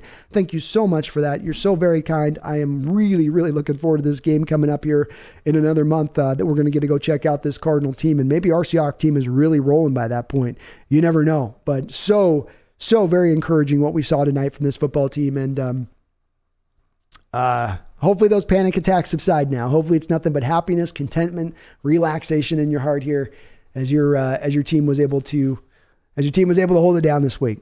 Such a beautiful game. But thank you again, all the donations in the chat. My goodness, you guys are so kind. I really do appreciate it. I'm going to try to get through as many kind of comments as we can get. We got 260 people here in the chat, so please do me a favor. Hit that like button if you could for me. It does help this channel out, helps me grow, helps me show up on other fans' channels. Just a little small thing, but a big thing in my heart. DJ Jimenez, no pancakes for Lucas tonight? No, but you didn't run it a lot. He only had like 13 rushing attempts to try to get his pancakes in. Still really good. Jeff Logan, that PI in the end zone was good. No chance for anything, and it ended in a fumble. It's true. It ended up turning out okay. Well said. Herbicide, Mike Jackson, Chenna, game MVP. I'd give it to a Chenna, but Jackson would be probably number 2 there. Al Woods coming in at 3. CL 808, guest appearance brought to you by the kitty. Yeah, she's always got to she's got to do a victory lap as well. She's got to do that victory lap. Mr. Isaac, love you, Brando. Love you too, man. Appreciate you. Very kind. Thrawn says, Woolen is a rookie. He is going to be a star. I hope he is. He's got some star traits to him. And he bounced back nice off of that PI. He came back. They tried to test him a little bit later on. And he did pretty well with it. It's going to be some growing pains with these guys. There's no way around it. You're going to have some parts and some bumps in the road and all that type of stuff. But there's going to be some good play, too, on the other side of it as well. Dehatel, Lucas's block is technically holding, but that's how they teach you to block, and people do it all game. Not as bad as Garrett Bowles putting Taylor in a half Nelson. Exactly, Dehatel. Very well put. And yeah, the hold on Lucas is, look, by the letter of the law, you can maybe call it holding, but that's one of those plays where every offensive lineman in every play is doing that very same thing. The key on that being called a hold or not, really usually from the official standpoint, is if the arms get wide. If you're up in here on the chest and you're going into the chest plate, even if there's a little pull there, they're going to consider that a clean block. It's when it goes out wide, or to your point, like Garrett Bowles, when you're going to put the arm up over the neck and do that move as the guy is getting around you on the edge. That's a hold. But yeah, that Lucas play definitely was not. I don't think that was a hold.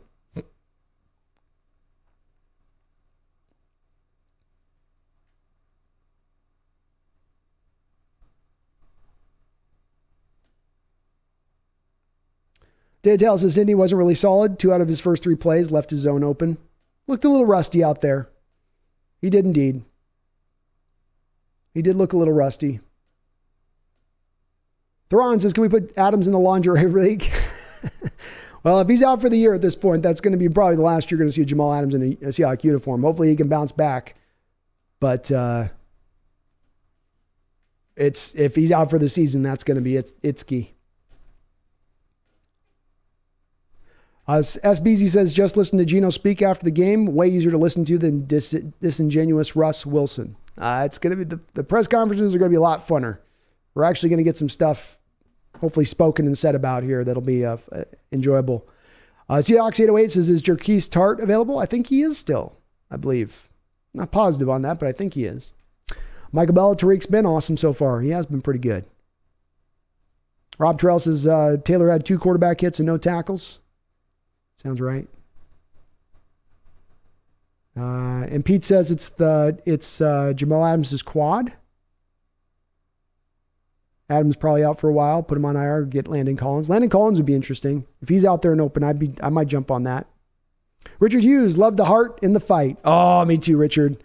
They put it on the line tonight. You didn't see a team going through the motions.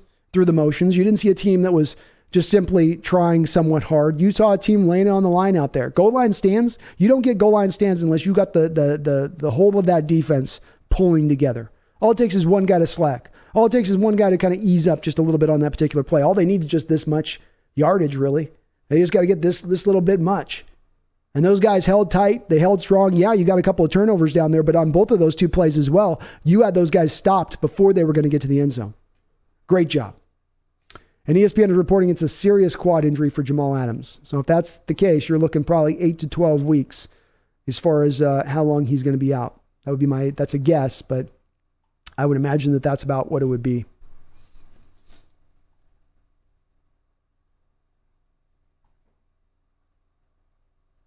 King Bomber says, Coleman sucked. Yeah, Justin Coleman looked pretty bad there defensively. David Phillips says, well said on the Russell Pete Carroll trust issues. Yeah, it's where I see it, David. I could be wrong on it, but it's where I see it. That's where I see the point of disconnect. Is it coming down to, Russell used to buy in the way we play football and win games, and now you don't. And now you think I'm not running this right. And I think that, again, that's why you get to a point of the rift at that point where Russell goes, yeah, that's what I think, coach. You're short selling me. You're inhibiting me. You're not allowing my star to shine at its brightest.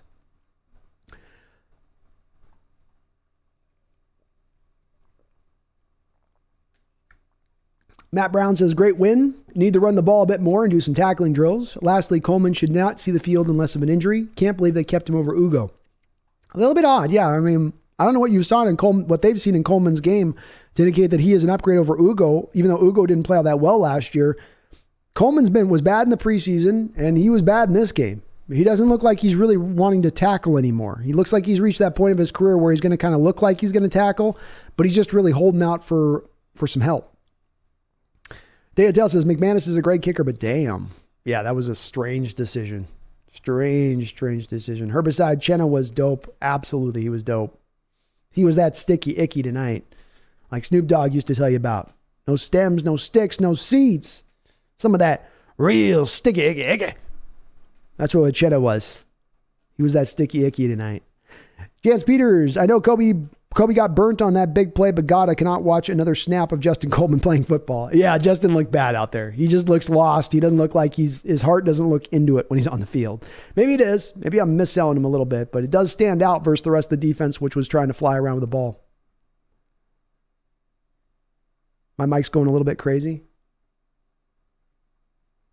Alex, Mark, your mic's going a little crazy, or it's just me? Well, if it's my mic, I'm sorry. I'm trying not to speak as loud and be as hyped. Maybe that's what's causing the issues.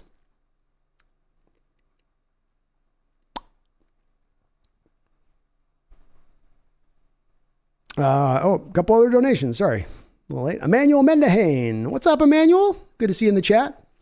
Says, with the $10 donation, I appreciate you. Says, first place in the NFC West. Feels good, doesn't it, Emmanuel? Feels so good, doesn't it? First place. It's 1 week. It's 1 week. With so many people counting us out, I'm sure many of those pundits would have told you we weren't going to sniff first place, week one or otherwise. Well, we're doing more than sniffing it. We're up at the top, and we're all by ourselves. Niners just lost the Bears. I know it was a monsoon. They're going to be still probably pretty good. But again, Trey Lance showed you he's untested. He's unproven. You're getting him next week in that untested, unproven nature of where he's at right now. So first place is right, Emmanuel. Smile tonight. Your Hawks sort of shocked the nation tonight. Everybody's a little bit dumbfounded by this one. Everybody's like, really? Was Russ and the Bronco, they got him? Are you sure tonight they did that? Really? I thought they were going to lose by a couple touchdowns. So I love surprising everybody. I really do.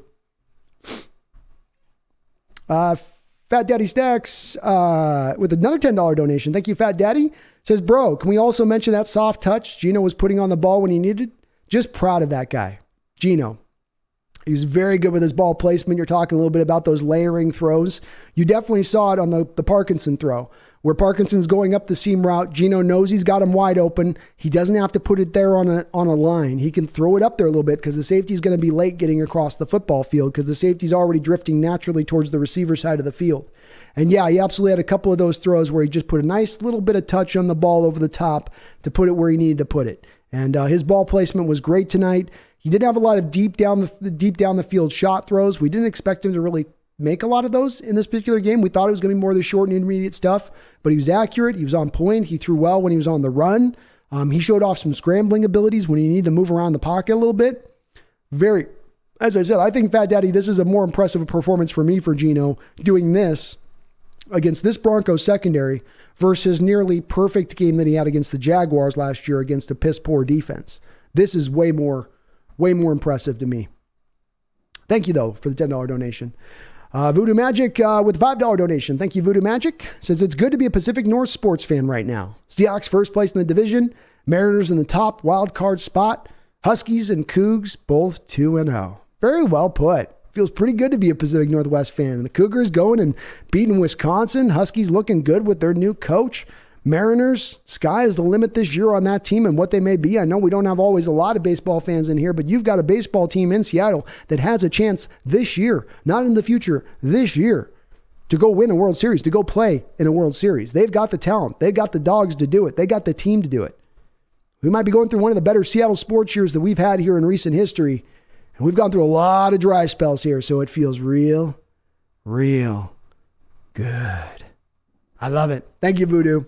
Garth Knight with a $5 donation. Appreciate you, Garth. Seahawks won't be competitive without Jamal Adams.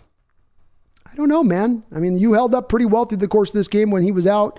You are losing something, though, Garth. Look, you're not going to throw Josh Jones in there or any Ryan Neal or any other safety in there, and you're not going to get some kind of drop off there at the play in the position. And they may need to look. Somebody was asking Garth in the chat. I think you do got to look, especially if we're talking 8 to 12 weeks as far as an injury state for Jamal. You've got to look for somebody else out there that you can bring in on the outside at that point. Make a trade, just look around. I don't think you can just run with Josh Jones and Blunt right at this point. Seattle may. I know they've got some faith in those guys, Garth, but I am a little worried right now with Adams out.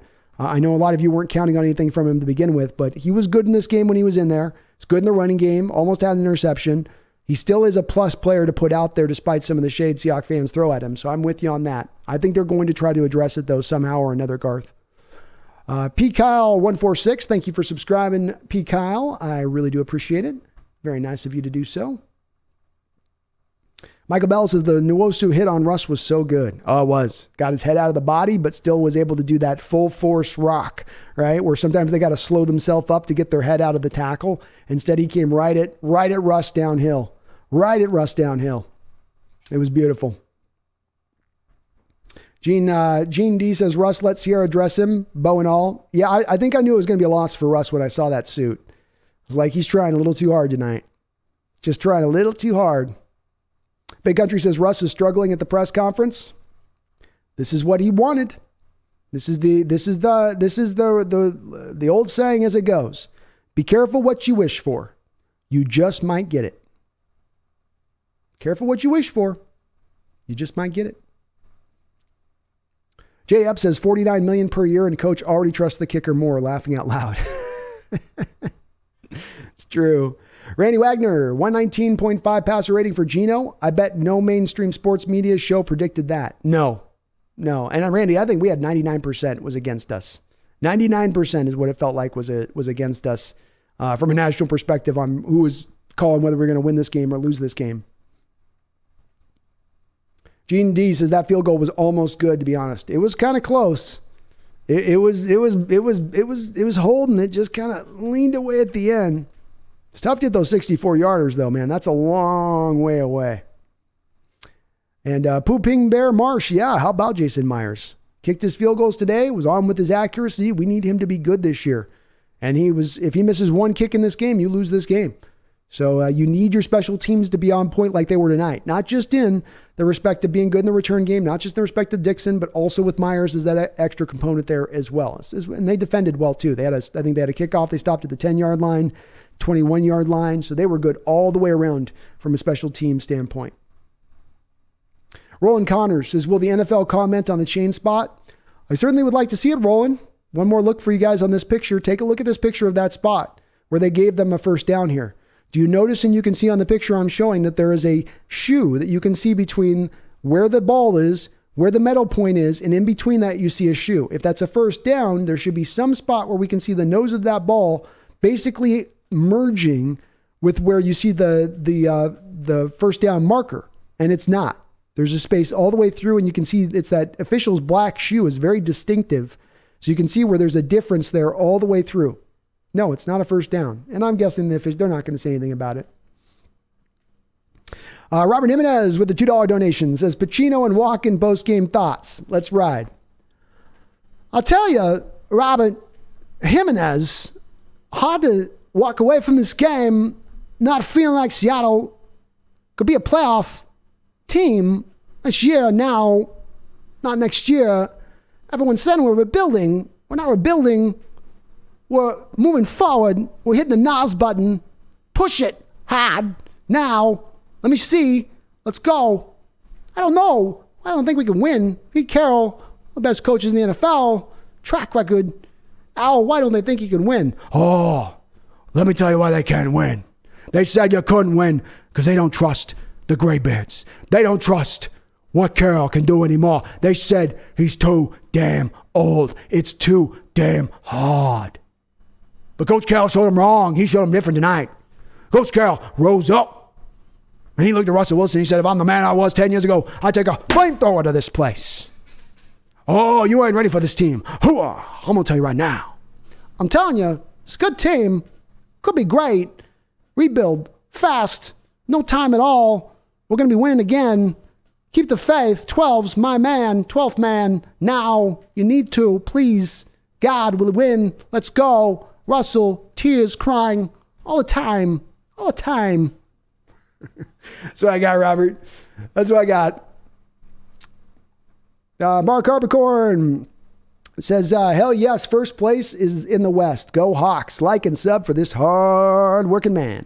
Well, thank you, Mark, and it is good to see you in the chat, my guy. Please do as Mark said. If you are, we've got 255 people here in the chat right now. Do me a favor if you haven't already, hit that like button for me. It helps me out, helps the channel grow. You're really doing your part, and then beyond that, get subscribed. We're on the road to 10,000. It's going to be a magical year. You're going to want to be part of this. Hop on the magical carpet ride. Don't wait.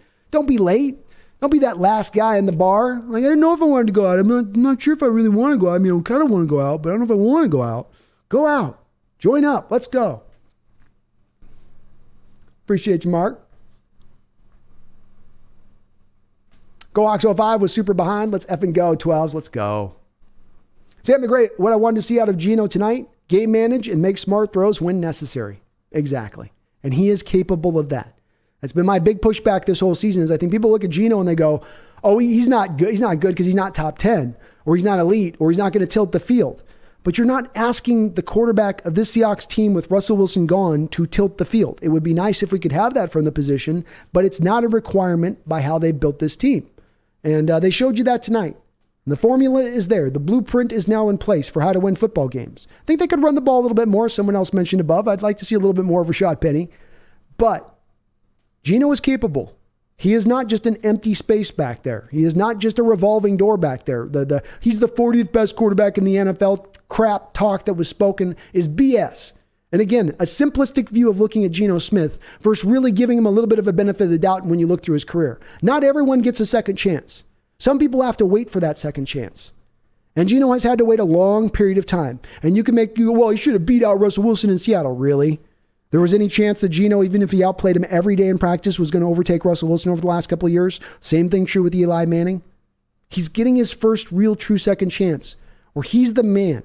He's not just holding a clipboard or he's going to be in for a couple games till the other guy comes back. He's the man. He's the leader back there. He's getting his true second chance now 8 years later. And no one knows what for sure is going to happen with him. And all those people making those prognostications based on his Jets years run, which again just shows the surface level that people looked sometimes at this game, at the games and the players without really trying to dive into a little bit more of the depth that exists there.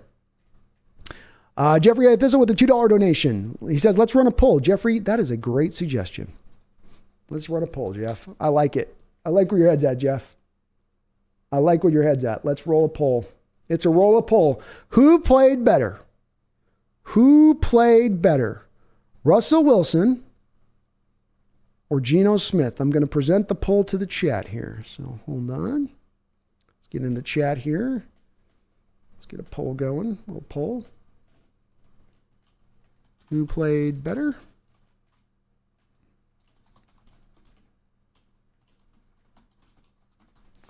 There we go. I present the question to the community per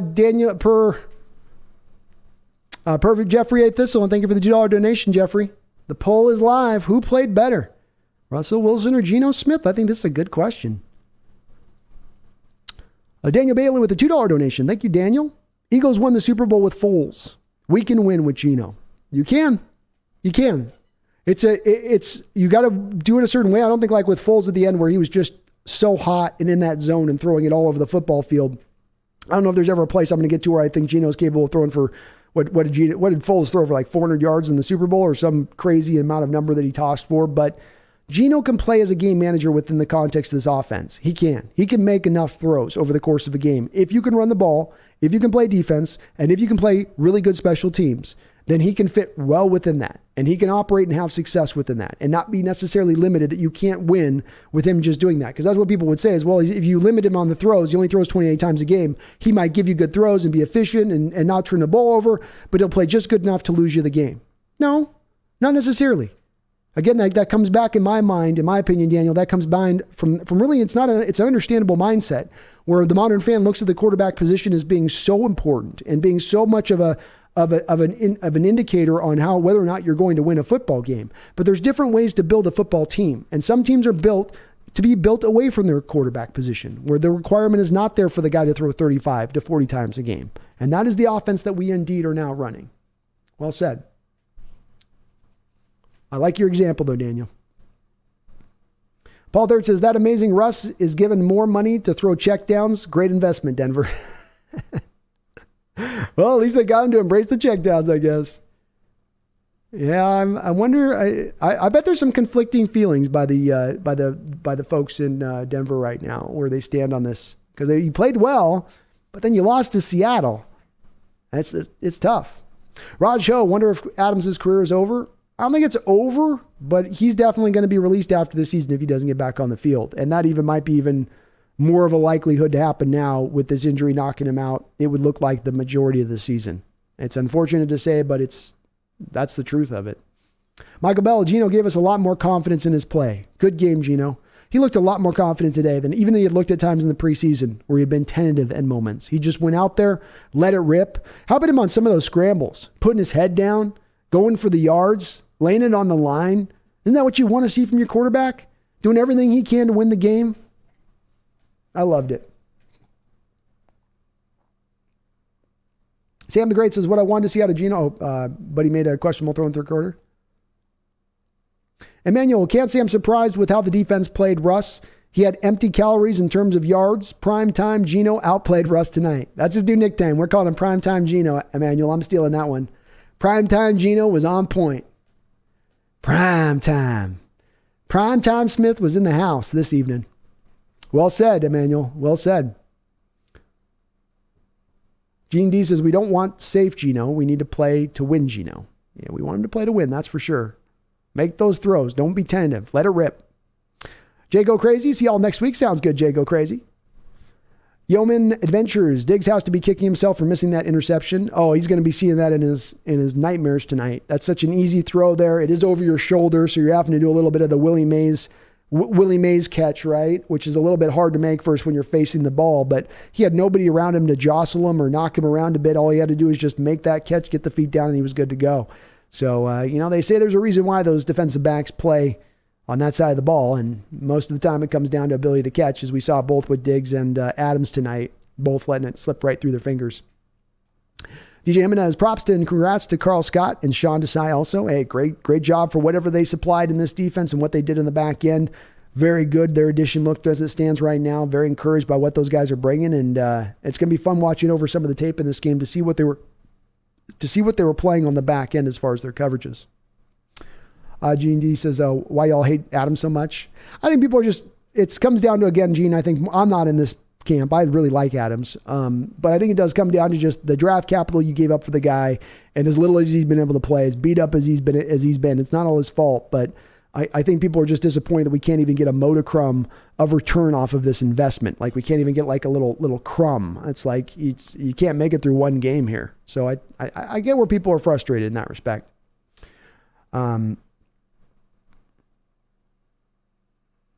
Day Hatel says they honestly could have run it on us all game and probably would have won. That would be an interesting thought process if I'm looking at this from Denver's standpoint. I think you're on to a little bit of a very key note there.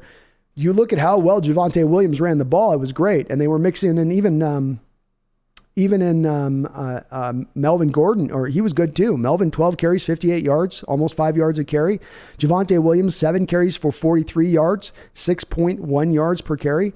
I mean, the fact, Russell was fine as far as those throws. This is, again, where we come down to, the difference philosophy. You might throw for all those pretty stats. You might throw for all those pretty yards, but doesn't necessarily equate out to wins and losses all the time. And especially when you have a running game like they could have, that I felt like at times they just went away from the running game without it really being stopped. They just went, okay, we got 2 runs for 8 yards and 10 yards. Let's start throwing again. And they were really quickly wanting to slide back into letting it rip.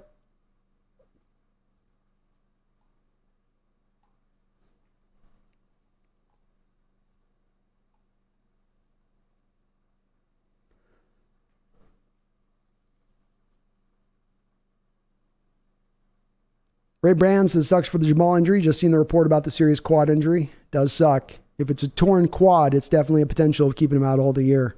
I think minimum 8 to 12 weeks at least. And even once he gets back, it's going to be off of rehab, and how good a shape is he going to be in at that point, into the rest of the year. I think it's kind of a season ender at that point, which is unfortunate. Yeoman Adventure says, maybe the Broncos are ready to trade Russ for Locke. Hey, will you give us back that first round pick and maybe one other one, and we'll call it even. We'll just eat the dead money and you can take him back.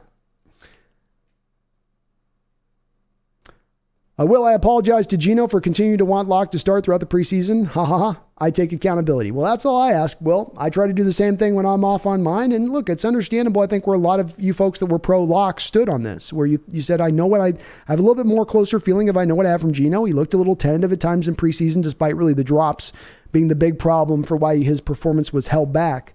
But you had a little more of an unknown factor in Locke. You had a little bit more of maybe an upside there in Locke. And so it's understandable why some were leaning in that direction of things. Pooping Bear Marsh says Jamarcus Russell 2.0 equals Trey Lance. I know you like him, Brandon, but he sucks. I know it was a monsoon, but it was just awful, and he's going to get hurt. His offensive line sucks, and he isn't twitchy. I do still like him, Pooping Bear, and I think that though I think the Niners got beat surprisingly so by the Bears, that was a game where the elements really evened the field with as much rain as there was, and then when the Niners were having to come back, the rain even became more increased. I'll give you this, that he didn't look great throughout the course of the game.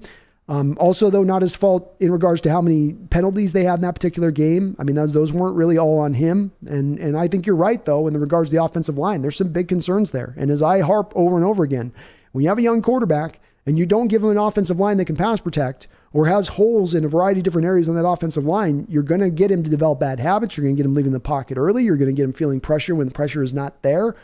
And I think that's something the 49ers have to be very well aware of, especially if they can't run the ball as effectively as they have in recent history. Megan, you have to ask that in a room full of 12s, B, laughing out loud.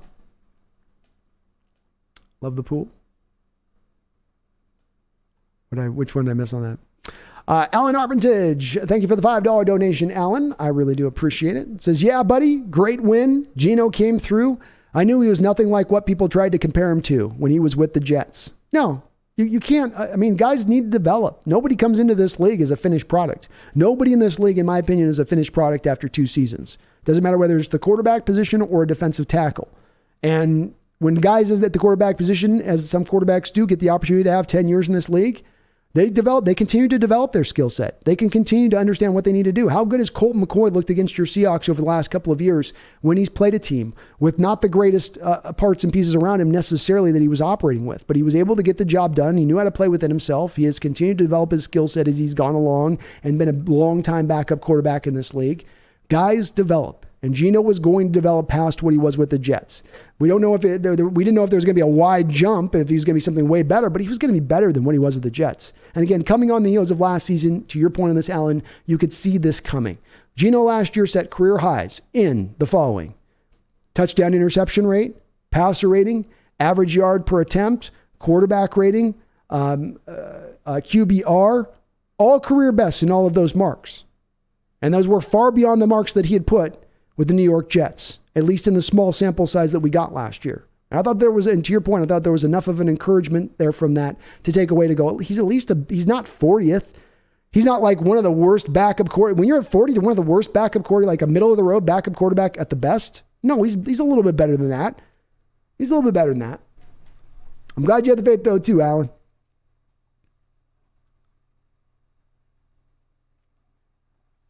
DJ Jimenez says, not going to lie, Brandon, I got hyped when I saw DJ do the bam, bam, gavel. He did do the bam, bam, gavel, DJ. Well said. DJ came down on the kick return unit and absolutely just jacked the guy up, blindside hit him, sent him flying off his feet, and did the Cam Chancellor hand into your fist move. It was beautiful. It was wonderful. And the special teams unit played great all the way around.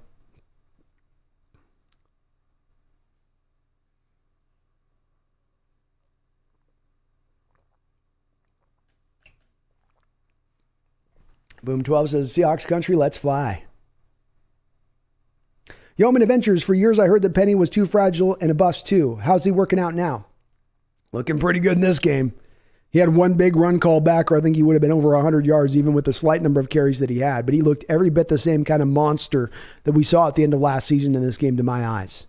Very, very close on a couple of other ones to breaking it. I still sit on my original prognostication that I see this guy up around 1,400 yards for the season when it's all said and done.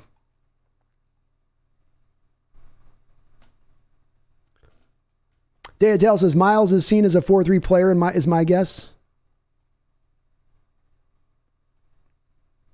Miles Adams?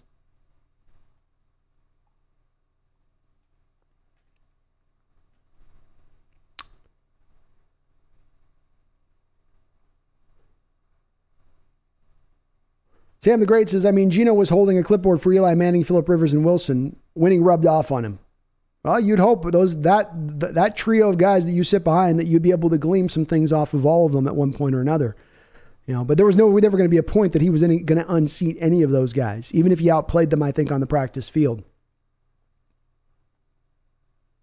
He did throw a 67-yarder. Gino? Or you mean Russ?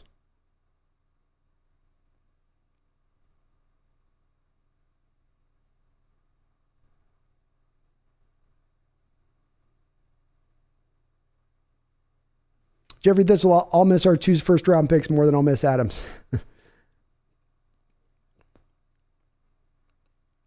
Michael Best says, I'm here, win, lose, or tied, till the day I die. Marty, your hot take is terrible. We're all good. Remember, we come off a win. Let's all be happy with this win. We get a day of celebration. Day of celebration. Billy B, we haven't seen enough Eskridge to know if he's a bust or not, similar to Rashad Penny living up to hype until last season. We've not seen enough Eskridge to know if he's a... No, correct, Bailey. And Eskridge didn't do a lot in this game either. It's odd, again, that they don't try to at least a little bit feature him somewhat on fly sweeps. It's a weird pour. They did it in the Colts game, but since then, even when he came back last year, they just don't really work it in very much. Garth Knight, where was the we can win with Geno spirit last year? Joker's riding high. Well, I'll tell you this, Garth. I was on board with it last year. I came back. I'm on record of this. I can pull the tape where I said, Russell's not ready coming off this finger. He's coming back too early, and he's not playing at a good enough level where that he's overcoming that lack of ability to the finger that was basically holding on by a thread and just having the surgery done. So I was on point with saying he probably should have still been in there last year myself, but there was a few people I feel like.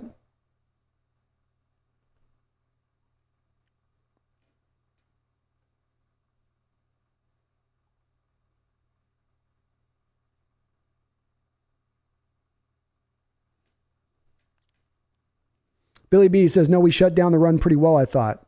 No. You got 19 carries and almost 100. You got 19 carries and not well over. So you got 19 carries and 101 yards. I wouldn't say is stopping the run. What it is, Billy, is that they just went away from it to pass the ball more. So Russell wanted to obviously feature himself a little more in this offense. He's not going to want to run the ball at a high rate. And so they just went away from it oddly, inexplicably. But no doubt about it, they were running it effectively when they were running it. Addicted to Hawks. If they cut Adams for next year, what is the cap hit in 2023? I think the Hawks keep Adams unless they can trade him for a draft pick. His cap, I don't think you're going to have any trade value on him this year coming off another injured season. He would be an $8 million dead money hit. They're not currently sitting on any real dead money that they're going to be approaching into next year at this point. So he's probably going to be a likely guy at that point that is going to get cut. Again, if he does miss this year. You weren't going to do it this year on $16 million, but you might do it next year on $8 million. Doug Hedges, thank you for subscribing, Doug. I really do appreciate it, helping us on the road here to 10,000 subscribers this season. That is the goal, and I do appreciate you getting us there, helping us get there. Colby Jack with a $22 donation. Colby, let me not short you up there. Appreciate you, Colby. Very kind of you. He says, please grade the 2 new tackles in relation to the competition. Well, I think that Cross had himself a pretty tough challenge on his side for most of the night with Bradley Chubb. Randy Gregory's had a little bit of a better performance as of recent. Coming into this game, we look at Chubb, over the last 3 years, Chubb has 8 sacks since his first year where he had 12.5 sacks as a rookie. So with Chubb, you definitely walk into this game and went, well, I'm a little more worried about Randy Gregory. But with that said, Chubb is also playing for a new contract this year. And he's trying to ball out back there and get his stats built up a little bit if he can get over those injuries. I think Cross did overall pretty well against him, Colby. I think he's going to be graded out reasonably right around probably about league average when it's all said and done. I think Lucas probably was just a shade better. Lucas isn't going to have a sack given up. I didn't see past, I think, maybe one pressure that Lucas gave up in this particular game. So I would imagine that Lucas will be probably rated around like 66, 67 by PFF. And you'll probably see Cross more into the realm of like 62, 63. But they were both solid. And that's really what I think you're going to get from them this year, Colby, is I think overall they're going to be solid, league average, maybe a little bit above league average when they develop fully and get to where they're going to get this year as far as how far their developmental cycle can take them in their first given year as a rookie. But I think they can play at least league average, a little bit above league average in this first season, with then even more potential as then you move into the future with them and how you feel about them. So as far as giving them like an A or B grade on that, I would give Cross honestly, they're 2 rookies playing their first game and they held up really well. I'd be probably leaning towards A- for Cross, A for Lucas. Lucas was opening holes in the run game, good in pass protection. what do we have? You had 28 dropbacks by Geno Smith. You gave up 2 sacks. You had 8 total quarterback hits. So, I mean, it's, you give up maybe a little more pressures than you would have liked to have given up. Oh, wait, I was reading that wrong. Sorry. I was reading the wrong side there. So no, 2 sacks, 4 quarterback hits. So Seattle on the other side of it had 2 sacks and 8 hits. They only had 4 quarterback hits on your quarterback all night on 28 dropbacks. That's a solid job by your offensive line in general. And yes, Colby, sitting at the direct head of that is those tackles, because they had the toughest chore in this game. They had Chubb and Randy Gregory. And those are the 2 toughest guys, especially in pass protection, that you're going to have to deal with on that defensive line of the Broncos by far. And they held up very, very well. So just another thing to be encouraged by coming out this game. Geno Smith, the coaching staff, and the direction they're taking this team. Rashad Penny still looking really, really strong. The defense doing enough to hold it down. And then to know that your 2 tackles do seem and continue to appear to be the real deal. Exactly what we were hoping we were getting in these guys when we picked them on draft night, Colby. And it is really, really encouraging to see.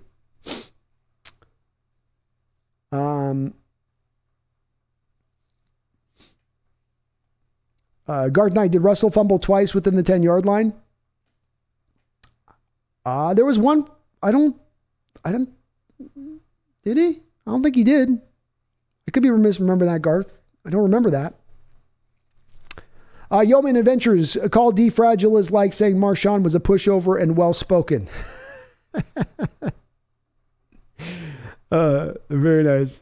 What a game, King Bomber. What a game. Just emotionally, I can't believe I'm not even exhausted, just emotionally in disbelief. Sir Cheeseburger the Great, love to see Thomas Rawls on after the game coverage. Hell yeah. Thomas on that? It's good to see he's doing well. Zoran 76, people don't agree on dwarf draft selections. Did I miss something on that? King Bomber says breaking Russell Wilson has requested a trade from the Denver Broncos. Citing their lack of trust. Michael Bell says, okay, Marty, laughing. Good game for Hawks. Cheers, talks next time. Have a good one, Michael. We're all good. Marty, we're all good. We're all on the same team. DJ says, Geno finally suspended for his DUI.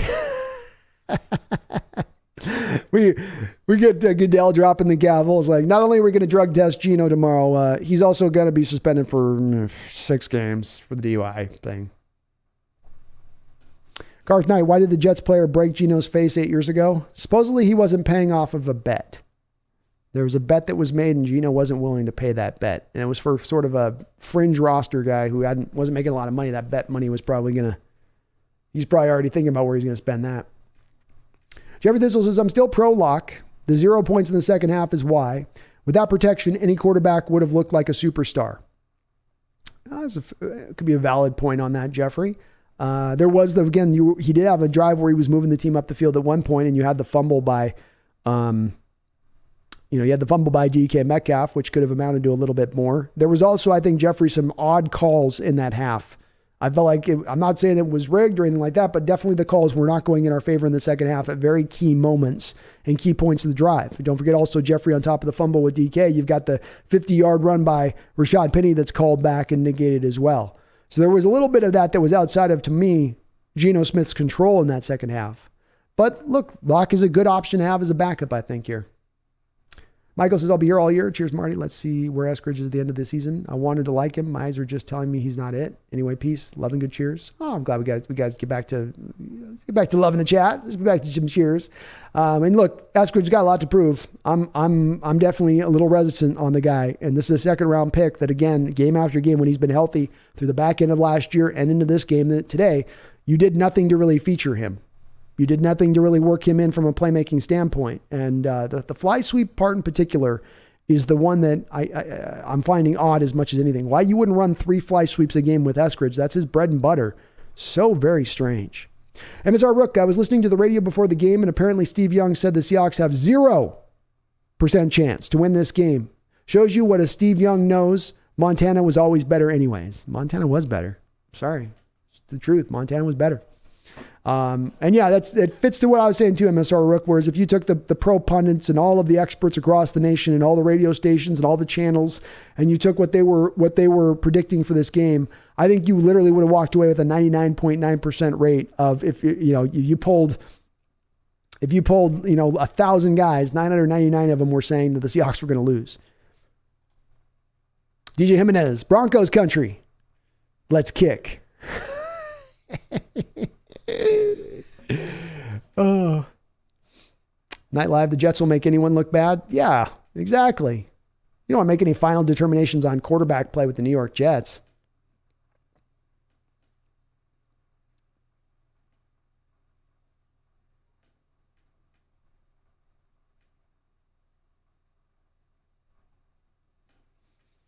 They tell LJ Collier's a finished product, cheap Chinese knockoff product, but product nonetheless. Yeah, I don't think he's going to last on the roster the whole year. I think they just couldn't release him with where his injury was, but odd that he does remain on the roster. That was the strangest hold. Very odd. Alan Arvington agreed. Brandon, 100%. Go Hawks. Hey, man, go Hawks. TP Filler, Brandon, you were right. Wusu really is a shark. He is. He's a land shark, man.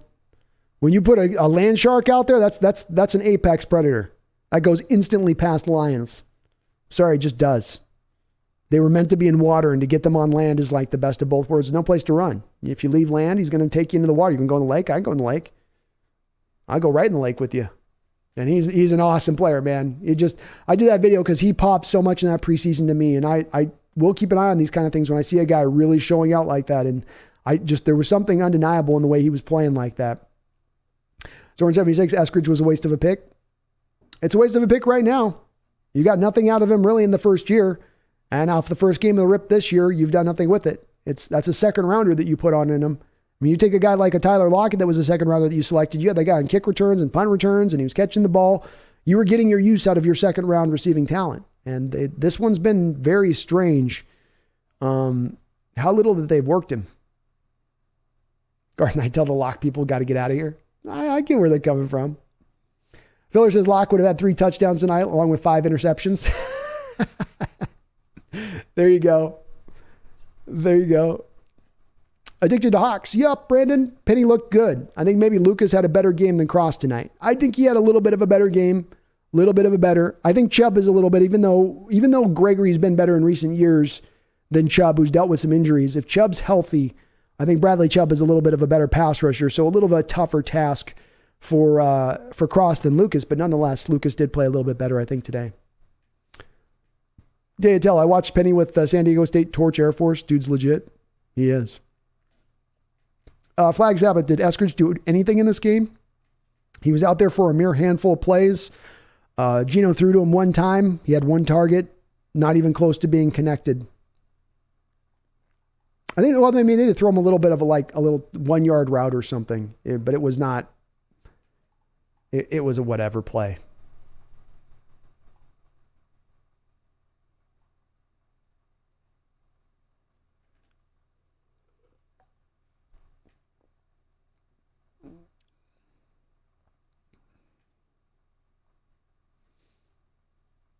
King Bomber says, what do you think about the defensive tackle's effort there at the end? Looked like he was gassed. Could be. Understandable, King Bomber. I mean, the second half, your offense wasn't able to do a whole lot. Denver's on the field for quite a bit of time. Let's look at the team stats here from this game. So time of possession was worked pretty decently in the favor of Denver at 33 minutes and 39 seconds, with Seattle at 26 and 21. So they not only were they out there the majority of the game, they were also out there for the majority of that half, and guys are going to wear down over that period, and that's a little bit of a worry and a risk, quite frankly, when you have a bend but don't break defense. You counterbalance this then by running the ball, by eating clock, by having your offense get some consistent drives to sort of keep it evened up a little bit. But with Seattle throwing as much as they were in that second half, you're getting a lot of clock stoppages, which then let more possessions, more plays go down, and then your defense is going to get a little bit gassed. I also think you lost Shelby Harris at one point, so you were down, I think, a defensive tackle in this game after Shelby went down. Randy Wagner, I'm still baffled in the offensive play calling. Will we ever know? I would have been pumped. I would have pumped up the running back. I was lamenting it throughout the broadcast, Randy. I would have done the same type of thing. I don't know why they didn't. It's strange for me too. I just kind of scratch my head and I go, I don't know what to make of it. Other than, Randy, they just had a certain way they wanted to attack this Bronco defense. It seemed to me like you're going into the teeth of the defense a little bit. But I also will give the Seahawks offensive play callers credit as well. Denver was stacking their fronts. They were bringing some heavy fronts. They were running some 4-3 over under with the basically a de facto 5-man front at times. And so maybe you want to run away a little bit when they're pushing so much of that to that territory of things. Day Thriller, having a quarterback who can see over the line is pretty dope for once. It is in a Day Thriller. You can tell it when you see it. You start seeing him make some throws that you didn't really get to see here with Russ, and being able to stand tall in the pocket and hit his back foot and let it rip. This is also a day why I'm out on a guy like Bryce Young. I just don't want to cross back over the same bridge of shorter quarterback play. And if we're going to do so, the guy's got to be so special of a talent to be able to overcome that. And I don't think Bryce is quite at that spot. But at this point going forward, I'd much prefer, especially with this offense we're running, more of the timing-based offense, more of the 3-step drop stuff, getting a guy that can see over the offensive line a little bit. Flag Zappa says Cross will be fine. He's pretty damn young on an island with Chubb. Not too easy. No, it's not an easy task. And to your point, they didn't provide Cross with a lot of help. He wasn't getting a lot of chip blocks out there. There's going to be growing pains with him. Long-term, Cross is going to be a really good player in this league. Really good player. One of the probably top 5 best left tackles in this sport when it all does settle out. But it's going to take him a little bit of time to get there. And in that time of getting there, he'll still give you some really good football. So I agree, Flag. I'm nothing but encouraged by Cross's performance today. Marty talks. I'm just saying Dwayne Eskridge is buried on the depth chart with Geno's quarterback. I don't think he's a bust. Wide receivers have a longer adjustment time in the NFL than most skill positions. Well, I mean, Marty, you've had 2 second-round picks in both Lockett and DK on this roster that it both immediately gave you more returns than what you've got out of Dwayne Eskridge over the last year and a half. Now, granted, maybe the wide receiver position, to your point on that, wasn't as stacked depth-wise as it is now. But more of what I find odd here, Marty, is that you drafted the guy to be that elemental gadget receiver in this offense, be the bubble screen guy, be the end-around guy, or the fly sweep guy. Be the guy that you work the ball, and you work the ball to him. You manufacture touches to him in space and let him use his yak. I don't see a lot of commitment by the team to utilize that skill set either on the other side of that. And now maybe that's the team just completely ignoring Eskridge, but I have to think as well is that maybe he's not showing out quite as much in the practice field to earn those touches and opportunities.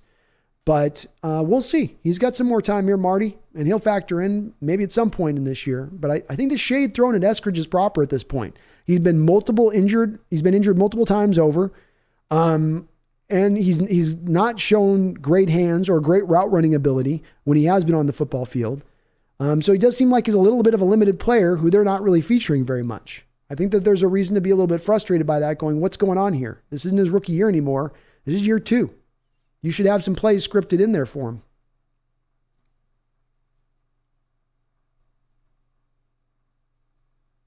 Yeoman Adventures, he didn't throw it 67 yards. Was a broken tackle in a long run.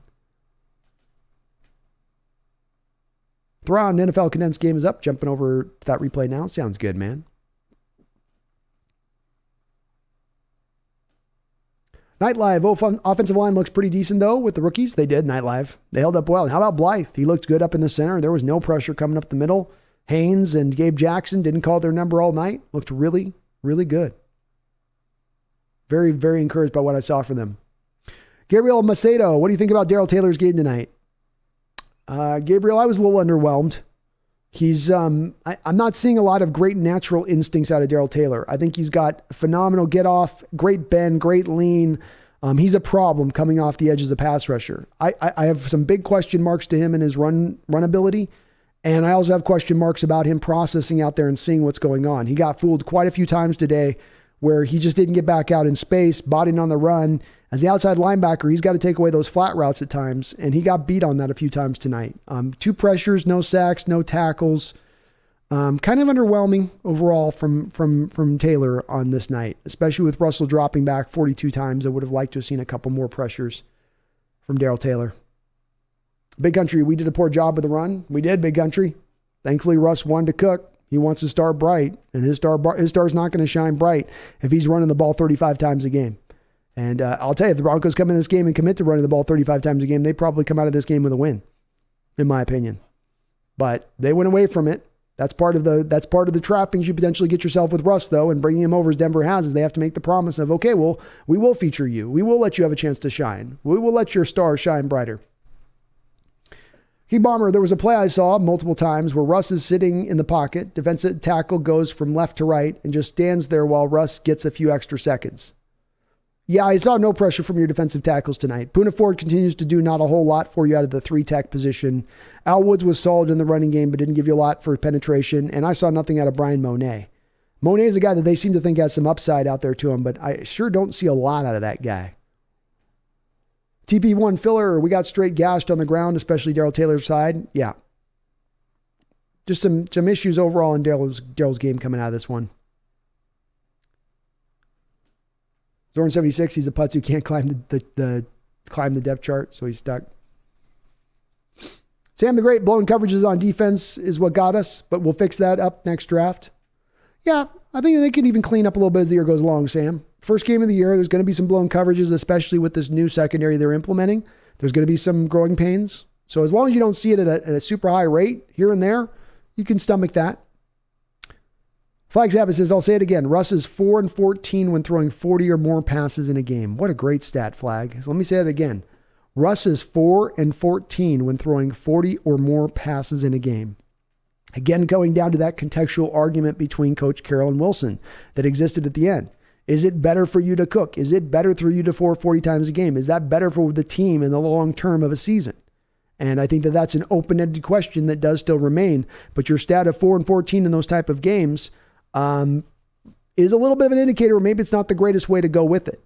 You know, some of that I think on that stat's a little skewed too, though, in that you've been so heavy in running the ball, you have not always given Russ the opportunities to get to that 40 mark unless you're down in football games and you're already losing. But still, I think it's indicative of where Coach Carroll sits in the situation and saying he can't throw 40 plus times a game. He's got some limitations to him as a quarterback that's not going to allow him to do that consistently. He will get himself into trouble if he's trying to throw that much. And Carroll may have a very valid point in that respect. Addicted to Hawks, do we worry a little bit about Al Woods and Monet in the middle? I think Wood had one big play, but don't remember hearing Monet's name. Monet's definitely concerning for me. Al was fine in this game. Some of it's the odd front you're running, Addicted to Hawks. So what you're running right now, I don't know what to make of this front. You're running what I would, for lack of a better term here, you're running basically 2 1-techs out there. So rather than having a 1-tech and a 3-tech defensive tackle as you'd normally have on a 4-man front, you're running 2 1-techs where they're both shaded between guard and center. And so you're clogging up a little bit of now the A-gap type of runs that can happen. But then you've got your outside linebackers playing a wide 9, which has them on the outside of the tackle's shoulders naturally pre-snap. So take that space from the defensive tackle lined up in 1-tech to an outside 3-4 linebacker, and that is a lot of room. That is a lot of open natural hole there to overcome. And they're sort of kind of like trying this on the fly, and I don't know if that's really the smartest thing for them to do. They're creating some natural rushing holes and lanes there by doing that. If you've got outside linebackers, you're going to run a 3-man front more often than not, right? So if you go outside linebacker in a 3-4, there should be 3 down linemen, not 2. But Seattle only went with the 2 today predominantly. We saw this a lot in the preseason as well. Strange front.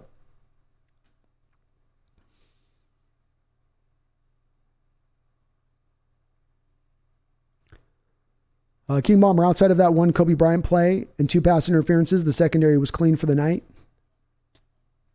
Yeah. I mean, they weren't targeted much on the outside, and maybe that's partly King Bomber because they were locking it down out there and they were covering their guy, and Russell was going back to his secondary look. Some of it, though, was obviously Russ coming into this game with a commitment to work his running backs and work his tight ends. You know, some of that was a little bit of that as well. But they were pretty good overall. Pretty good. It is hard, though, when you come out of a game where you've given up 340 yards passing and Russ could have easily had over 400 and say, well, the secondary was outside of this. It's kind of hard on that, but I get where you're coming from with it.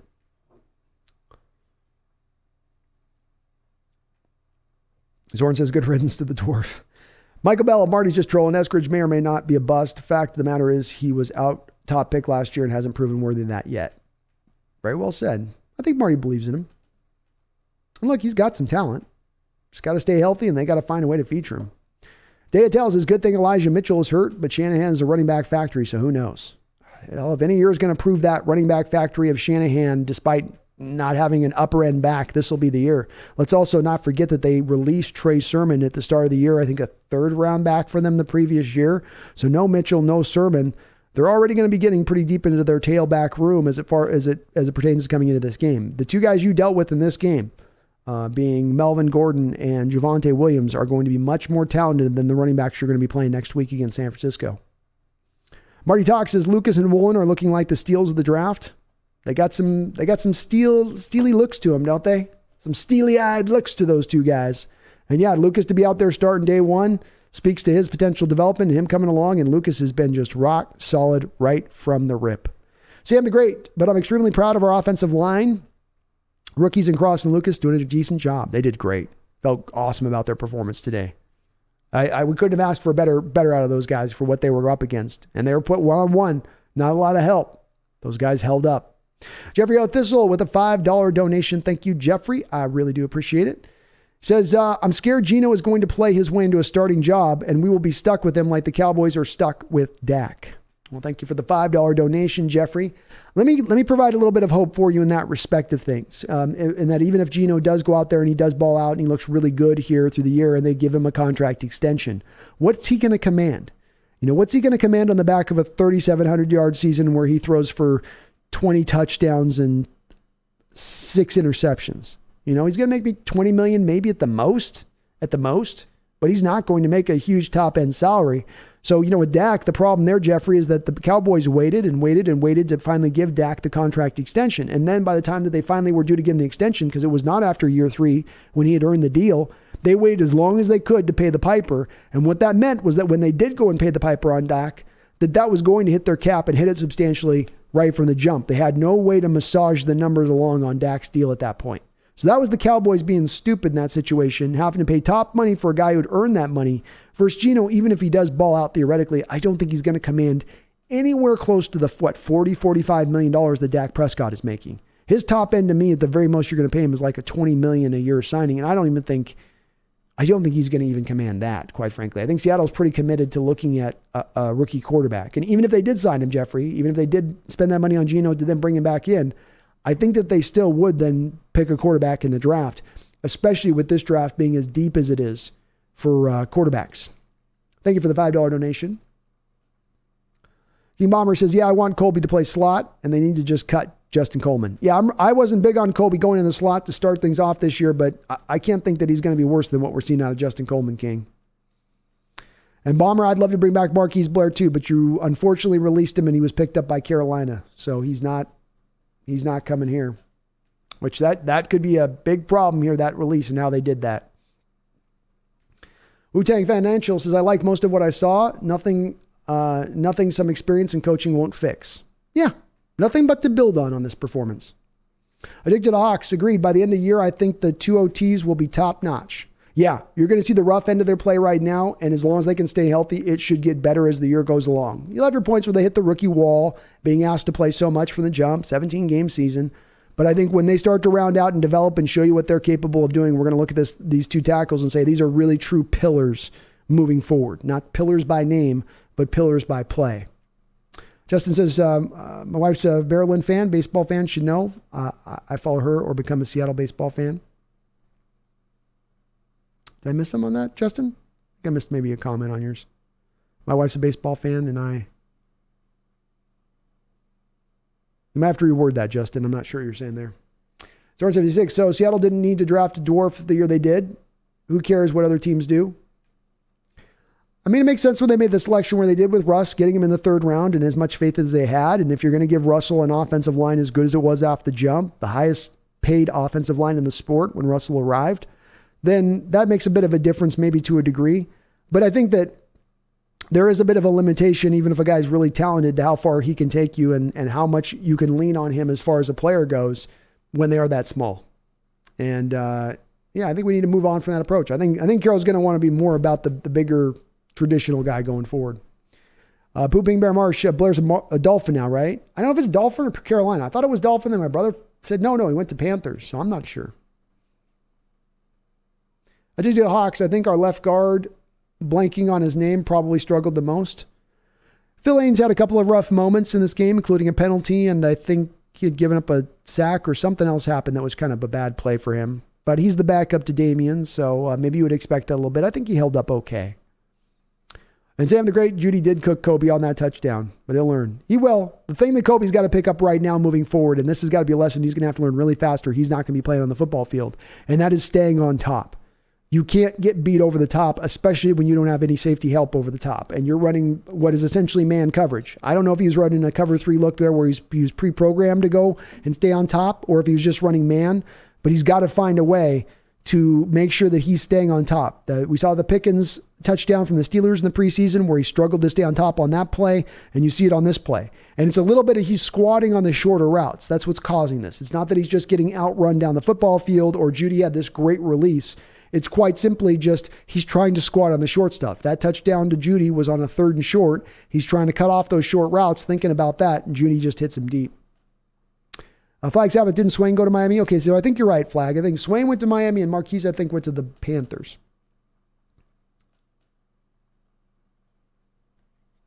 Justin Warfield says, shows us how elite Russell Wilson really is. Laughing out loud, B.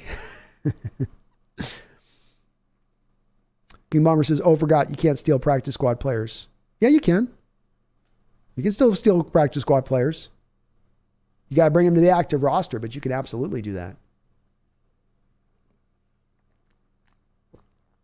Will said, Russell almost accidentally said, go Hawks to end his press conference. I'm going to have to watch it. Night Live says, offensive line improvement when Lewis is back? Maybe. I think Phil Haynes is actually pretty solid overall. I know he wasn't amazing tonight, but he's okay. I have some faith in Phil Haynes, especially when he's at the left guard position. So Lewis will help you a little bit when he gets back, but Haynes is pretty close to where Lewis is, I think, from a play standpoint. OD Death Metal, this defense still needs to tackle better. Pass rush has improved, no doubt about it, but that's huge. Hopefully they can keep it going. Do need to tackle better, OD Death Metal. There's a lot of times where guys were just really easily getting through that first tackle where you weren't even holding on for dear life. They just cleanly broke the tackle and moved forward. So hopefully that is a part that can get better. I think in Carroll's history here, predominantly speaking, we've been able to see that they've done pretty well in that respect of things. But yeah, that was a little bit disconcerting. And again, going back to preseason, we were seeing it as well. Kobe Jack, thank you for reminding me. Please hit that like button. If you do like what you're listening to, just go up, give that a quick little smack for me. I appreciate it. Get on the field.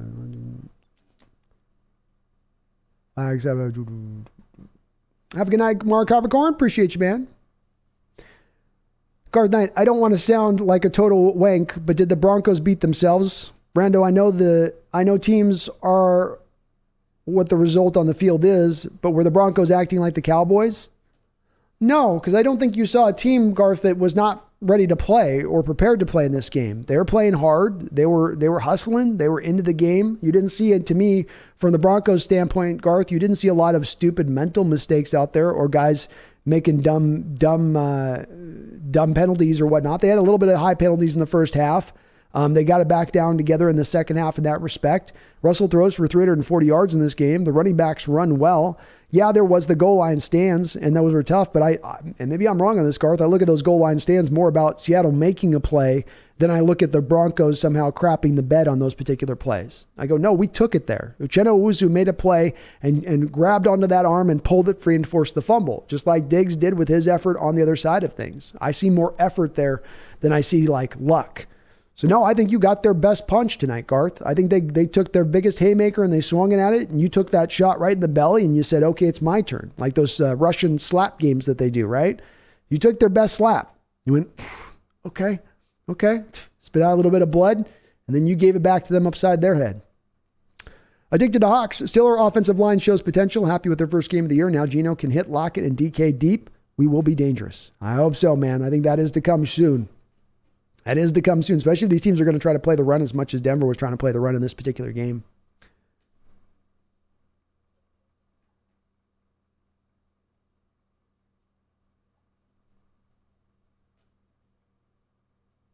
King Bomber says the problem with that 50-yard run was Abe Lucas wasn't pushing the lineman upfield. I don't know on that one. I kind of disagree on that one, King Bomber. He's got his hands on the inside of the chest plate. I do not ever see that play called as far as holding when the offensive lineman has it on the chest plate. When it's out wide, when he's hooking him up around the edge, then that's called. But he shouldn't, the hold shouldn't be dictated by whether he's getting a drive block or not. It should be by, does his hands get out wide and he actually holds? I understand he's getting a hold on the inside of the chest plate, King Bomber, but you see that literally on all 5 of the offensive line positions on every single snap. If you told these offensive linemen they can't hold up onto the chest plate, you would never have anybody blocked in the sport. It would be a free-for-all on every single play. And Jeff Logan, I agree. I think Eskridge does need to see the field more. If you're going to put a second-round pick on him, then you need to utilize him.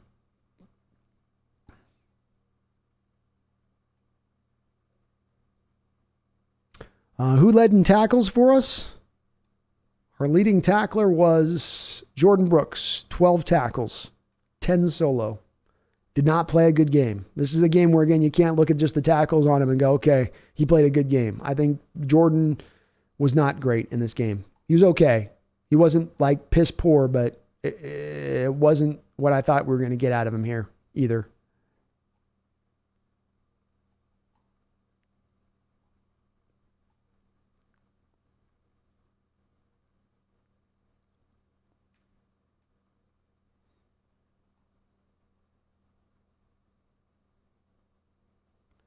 Sam the Great says, can't wait to see Ken Walker do his stuff. Yeah, we'll get Ken Walker back here soon. Marty says, honestly, I don't care about him. I'm just saying wide receiver is a tough position to acclimate to in the NFL. It is, Marty. I mean, it can be a tough one. You just would like to see a little of development from him, man. You'd like to see a little bit of, like he's on the field in this game, didn't even have, he got easily tackled. You were hoping in space he could break a tackle there. They haven't featured him much, but again, I wonder, is he not showing it on the practice field, and that's why he's not earning his way up the depth chart? That's why he's not earning touches? I mean, the one thing with that too, Marty, is that like last year, you had times where he was back after he was healthy and he could not get ahead of Freddie Swain, who's no longer on this roster, or Penny Hart. I mean, he couldn't even overtake those 2 guys as a second-round pick. And one of those guys is a 6th-round pick, and one of those guys is undrafted. I thought there were some indicators there were some worries. But again, with you, Marty, I'm going to give you some move back on this too, where I say, look, Eskridge has potential here. They just have to fit him in the role that he needs to be ideally suited to. And that role, Marty, doesn't require him to then run all of the advanced routes and to be amazing with his hands. It's going to get him the ball with touches in space and to let him work. But the coaching staff has to commit to it. He's got to stay healthy enough to do it. And that part has remained still a question mark. Dayatel, I didn't expect Woolen to contribute until late in the season. Going against DK in practice has got him making moves. Yeah, he's looking good. He's looking good. D Nugget says, let's go, everyone. Like this chat. I think we're going for 10,000 subs by the end of the season when we raise the Lombardi. That's right. So we are on the road to hopefully 10,000 subs this year. That is my goal. So if you can help me get there this year, please do subscribe up to the channel. You'll be helping me get there. We're on the road. We've almost crossed 8,200 here. I think we're going to cross it tonight. So we're on the road. Burn at 283. It sucks we did lose Jamal again. That was tough. That hurt. Alex Wilson, all the underdogs showing out in week 1. Like always, the consistent performers will pull through with a few exceptions. Well said. Dayatel says, Kobe is one-on-one with a guy as fast as Jerry Jeudy. Judy's not that fast, man. Dayatel. Jerry Jeudy ran a 4.46 at the combine. And so Jerry Jeudy ran a 4.46 40, right? Kobe Bryant ran a 4.51. So he's like 4/100ths of a second faster than Kobe. I don't think is enough to get it deep. What happened there, in actuality, what happened there, Day, is that Kobe's squatting down. It's a 3rd and short. So Kobe's squatting down on the 4 or 5 yard route. He wants to jump the route. But in doing so, he doesn't commit to staying on top of the receiver, which gives Jeudy an open door to get up the football field. That's the way I saw it on that. D-Nugget, I hope Jamal can get back this year too, man. I do. We're at our best if he's on the field with the rest of the team. Wonko the Zane, game giving flashbacks to the draft. We got Cross and Lucas in round 1 and 3. Felt like a victory then, feels like a victory now. Go Hawks. Wonko, really well put, man. That's very, very well put. David Phillips, what's your opinion on getting a quarterback next year? Hemp isn't a spring chicken. Hemp isn't a spring chicken? I want to get a quarterback, David. Geno isn't a spring chicken. All right, it auto-corrected for you. No, he's not. And I don't think Geno's the answer for us long-term in this respect, David. I would like to draft a quarterback in next year's draft. And I'm fairly well committed to getting one. I don't think you have to make him the highest pick. You don't have to go for the best of the best. I think there's going to be 5 first-round quarterbacks in this upcoming draft, and you can take your pick of the litter. But I do think you want to look to the way you're structuring this team moving forward to eventually go and get that young quarterback sooner than later. Established 2002 says, I think Eskridge is older than DK. He is indeed. I think it's about 6 or 7 months, but Eskridge is older than DK Metcalf. Alex Wilson says, why boo Russell? He gave Seattle its only chip ever. I don't know, Alex, that this is, again, I'm going to disagree with you heavily on this. A quarterback that happens to win a Super Bowl, that automatically means that they gave you the chip. Because in your comment, there was a little bit of a built-in of Russell somehow carried the team on his back to get you this chip. And now we're just being so disgruntled over him. That's not really the case. You know, yes, Russell won you a Super Bowl championship where he was playing much like a game manager for his first couple of years. And when he wasn't being highly paid, your team was able to be stacked up around him, a very competent, full team around him to be able to let him work. When the second you had to pay him a lot of money, it hampered and hindered your ability to then build your team. And when you talk about the way he left town, Alex, this was not a smooth exit on Wilson's part. He spent the year before bitching and moaning about getting hit too much when he's a guy that has consistently held on to the ball for way too long in this sport. Part of why he gets hit as often as he gets hit. He didn't show a lot of responsibility for any of the deficiencies in his game. He tried to force Seattle to move him last year, which would have caused us to eat $38 million in dead money cap. Then he forced his way out of town this offseason, causing us to eat $26 million of dead money. So he put us behind the 8 ball on his exit out of town in order so that he could raise his own star a little bit brighter. I don't know why you would think that we should have a whole lot of patience for that, or that we should somehow be standing up and cheering that.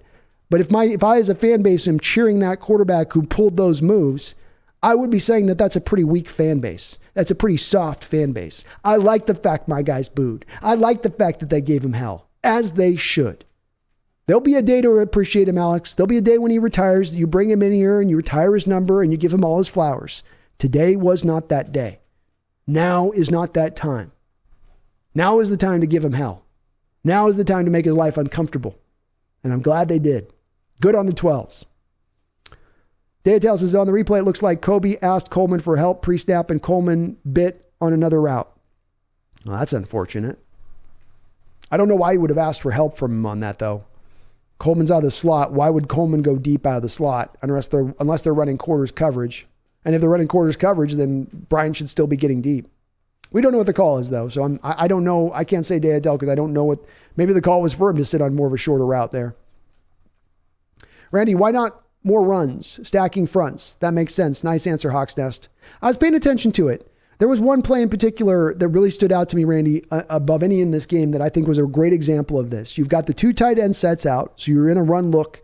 Broncos bring up, I legitimately, Randy, and this is on the Colby Parkinson run, on the Colby Parkinson touchdown. Go look at how many guys the Broncos had near the line of scrimmage on that pass play. 9 guys I counted around the line of scrimmage. Not 8, 9.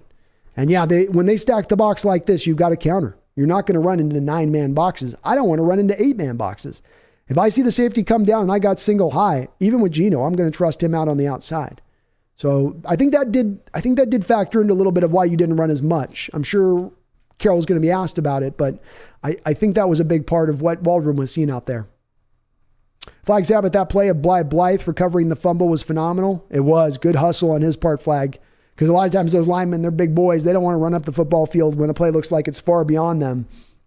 And he got going back up that, make sure he got up there to make that play. Flag Sabbath says, what's the cap hit if we move on from Adams next year? Negative $8 million.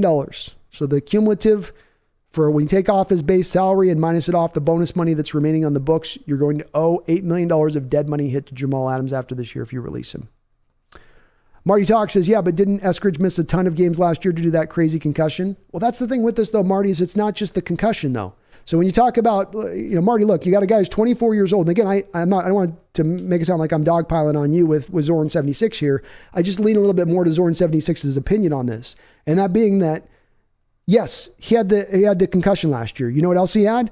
He had a foot injury that he walked in the door with right out the gate, much like he had a hamstring injury coming into this preseason period. He is always injured, and he was always injured going back to college. So this isn't just a thing that started out in his pro career. It's not just some crazy random concussion that he got that was really hard on him. And Marty, by the end of the year, he was over the concussion. He was back by about week 9 or 10. He was healthy. So if he's healthy at that point and he's good to go and he's a vastly superior, more talented player than a Freddie Swain or a Hart, why is he not able to unseat them for snaps last year? Why is he being so utilized even in this first game so little? That to me is indicative of the fact that the coaching staff does not have a lot of trust in him. And you can't, there's two parts of his game that you can't doubt on this, Marty. You can go back to his college tape and you saw this play after play. He doesn't have great hands. He's not a natural route runner. He is an older prospect as well. That's not to say there isn't some good to his game or there isn't something for us to claim as far as value on this pick. But the surface look of this, the first blush view of Eskridge in that pick in retrospect and where it stands right now, it's not great. It's not great. And having multiple injuries over a year and a half career where you barely have seen the football field, as we've seen with certain guys just can't get healthy. They're just always banged up. I'm getting a little bit of those vibes from Eskridge, just a tiny bit. But we'll see. There's more time here to let this met out a little bit, Marty. Dayadell, I always get excited to see Jamal play. He's got that energy for sure. Then he gets hurt. Dolphin diving into the turf. Well, he got spun around, I think, a bit by Russ there on that play. That was the one that caused it. But yeah, he's just kind of falling apart a little bit in certain spots. Jason Tudor with a $5 donation. Thank you, Jason. I really appreciate the donation. Man, we got so many donos today. You guys have been amazing. So I want to just say thank you to everybody. You guys are awesome. He says the best argument for making the playoffs might just be how bad the NFC West is and the NFC in general. If Stafford's arm doesn't heal, look out.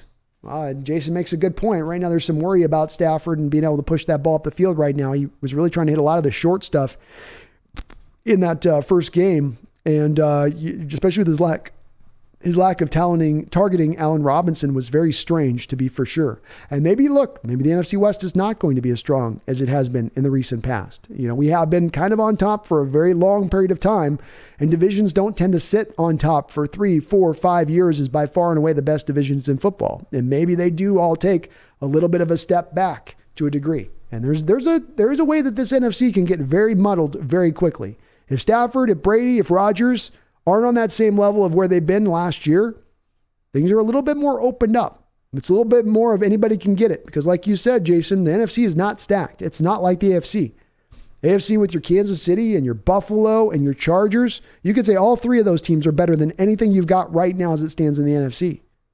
And I think it's a great point on your part, Jason. We'll have to see how it settles out. And let's also not forget, Jason, with that you've got the Rams and the Cardinals and the 49ers are all playing a top 5 difficulty of strength of schedule. Top 5. Seattle's about 13th. We're more middle of the road overall in our schedule. So they've also got a little bit of a tougher uphill climb. I know it's only a couple games difference, 3 games difference from what we play, but that still is a little bit more of an upper hill climb for them versus what we have to go through. Alan Arbin says Uchenna Nwosu showed up tonight. Most definitely. Oh, he flashed all over the place, Alan. All over the place. Guy played with his hair on fire, as they like to say. A high motor guy, high hustle. He's got some great hand usage. He's kind of a sub technician out there operating from the edge, able to create some pressures, able to get that sack on the hustle play. Smart player as well. Really heady. Really understands what he needs to do out there. A little bit of what I'd like to see step forward in Darrell Taylor's game is what you see in Uchenna's game right now. Dale says D was seeing auras for months. Probably. Tyler Muir, looks like Jamal Adams is likely done for the year with a quad tendon tear. If it's a tendon tear, that's not a muscle, that's a tendon, and that's done. First the shoulders, then the legs, then the fingers. Now this man, I feel horrible for Adams. I feel awful for him too. That's brutal. Those are different injuries all across the board. I think he's done all he can kind of try to do. And that's just rough. You feel horrible for the young man because again, I think this does spell if this is the end of his season, he's going to get a chance somewhere beyond this in football after this point, but it's going to be a rough road for him, I think. D-Boy 206, what's up, D-Boy? It's good to see you in the chat, man. Hope you're doing well. Hope you're smiling after the dub. Mariners got a W night too. Ryan Snags 33, I'm so hyped. I'm hyped too, man. I feel good, Ryan. Feels real good. Feel real good. I hope all the 12s tonight should just be having a smile plastered that's even on your face as you sleep. Like one of those Joker smiles. Linebacker 54. Russ played way better all 4 quarters. Gino had an 82% completion rate though. Well, let's see where the poll's currently at right now as it stands. Kind of would be interesting to see here. So we've got Geno Smith at 81%, Russell Wilson at 19%. I think there's an argument to be made on that to a degree, but do not forget this part of it as well, linebacker 54. Just because those two plays weren't intercepted by Jamal Adams and Quandre Diggs, those were turnover-worthy plays on his part. So you do have to factor in, even though they weren't picked, they will be factored in by PFF's grade of Russell Wilson. You can bet that. And that's going to, despite the fact Russell throws for 350, his grade's probably not going to be up in the 90s because there were two turnover-worthy plays. I don't think outside of Geno getting sack stripped, which I don't give him as much, I don't put as much shade on Geno for that, getting sack stripped blind side, as I do for Russ throwing two really bad throws that should have been picked. So I think that does got to factor a little bit into that assessment, just a little bit.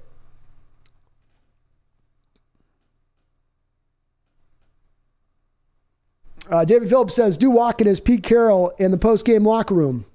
They told you, can't win. We're not good. They said we're going to be at the bottom of the cellar. They said we're going to be good at all. No chance. I'm going to tell you what we're going to do, though. My team now, we're going to be like the lion. And they're going to come in there with that lion. And you get the hyenas. And the biting. And the scratching. And the ripping. And the tearing. Going at him all the time. Lion sits there calmly. Doesn't react. Monkeys. Come down. Again, pulling on his ears, tugging on his tail. Still yet, the lion does not react. Again, the creatures think they're okay, they're safe. They got no chance of being hurt. Again, they come up, messing with them, talking in his ear, telling him what he isn't. Oh, but you showed him tonight. You did. Tonight, my fellow players, you pulled it off in a big way. I can't undersell it. Because finally that lion stood up and said, the hell with you. I'm going to tear the shit out of all of you tonight now. Get ready one by one. And he went through, you went through, my team, my people tonight. Big time, winning it. No one saw it happening at all, ever. You did it. That's my team, Seahawks. Sorry, that's a bad walking now. It always gets a little rough 5 hours in. Voice starts to crack just a little bit, David. We got the smoke over here, so my voice is just getting killed by the smoke.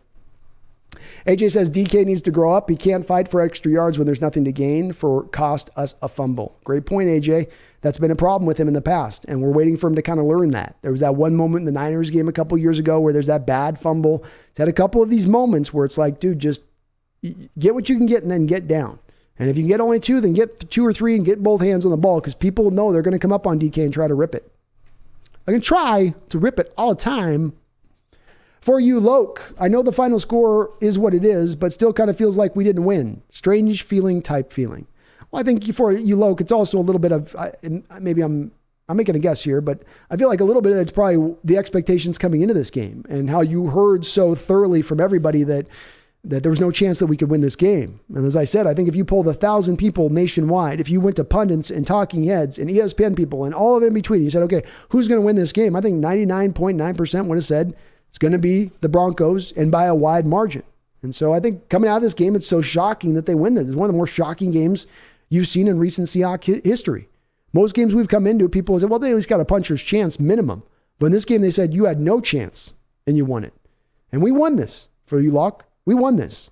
Yeah, the Broncos had a couple times and were knocking at the door, but, their coach made some decisions to go for it in key moments. Maybe should have gone for the field goal, and we took advantage of that.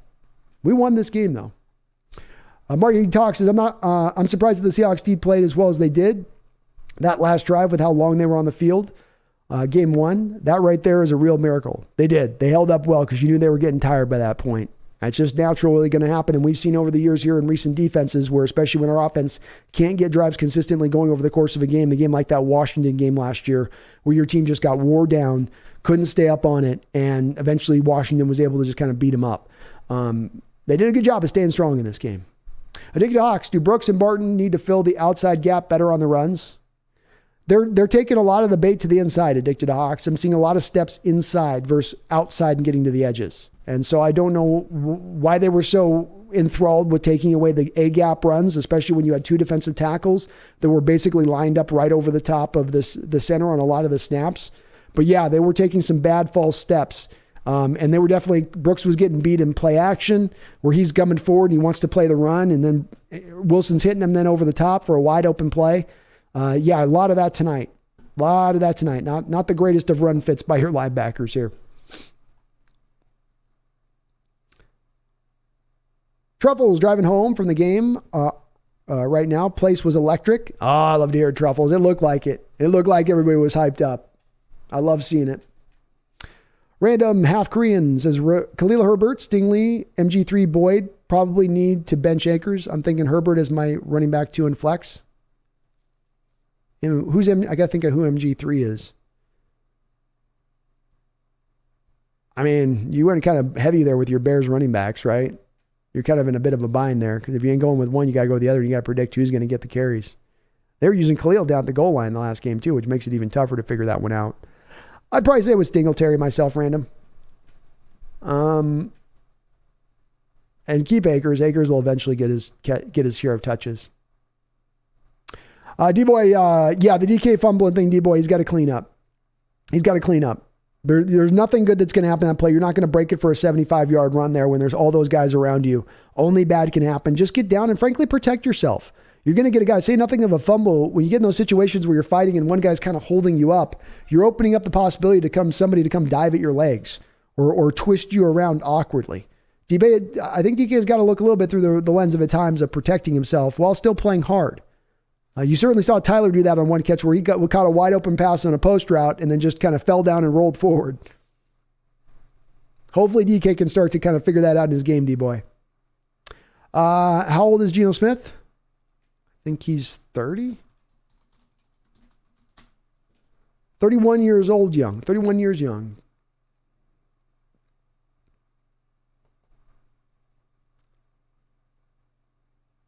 Allen's got him at 34.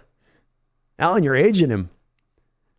Justin Moorfield, loved our rookies. Great picks. We haven't even gotten a chance to see Walker yet. But yeah, the rookie's looking good. Mafe got a couple of snaps in this game. They didn't feature him a lot. It was Uchenna and Taylor more often than not. But so far, all the guys looking good. And certainly, Tariq looked pretty good in this game. Colby had some rough moments. But overall, we should be really encouraged by this team and what we're seeing from the rookies. Marty talks, it seems like Geno was a backup in Seattle longer than he really was. It does. Mason Dale, not to toot my own horn, but unfortunately, I think I was right about Taylor. Still looks pretty limited as a pass rusher. He does have a lot of assembly of moves, to your point, Mason, and there's definitely some concerns with me as far as him playing the run. He is a work in progress. He is still very much a work in progress.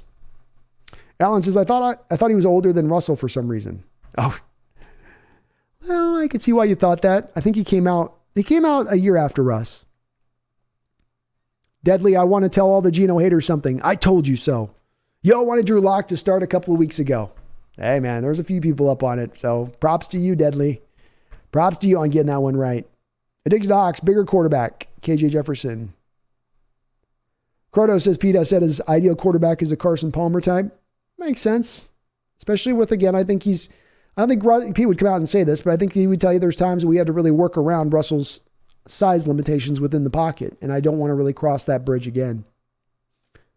I like KJ Jefferson too, Addicted Hawks. He's good. Chris Maddox, in the midst of the Russ hate, he doesn't get enough credit for our success and a lot of blame for the failures. The hate started when the defense gave up a 10-point lead in the Super Bowl.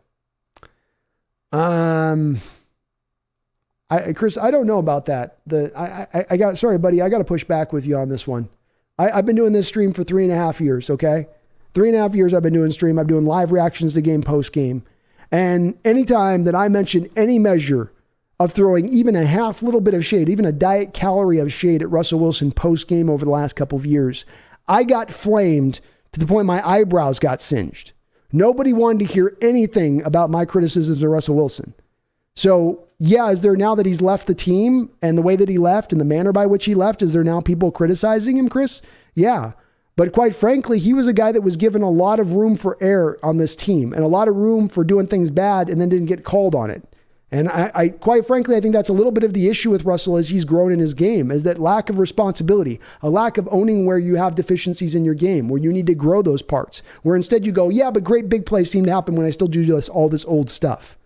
So, you know, Yeah, I don't know about that one, Chris. That's not been what I've been dealing with in this chat when Russell was here over the last year and a half. I got burned every time that I even mentioned one little moment of iota about Russ really not performing where he needs to be performing, considering what we're paying him and how many drives that we punt over the course of a football game with him at the lead of that. The 10-point lead in the Super Bowl, Chris, don't you think that's also a little bit of a simplified look at things? I mean, yes, it's a truth, but it's also sort of a truth absent context, right? Context matters.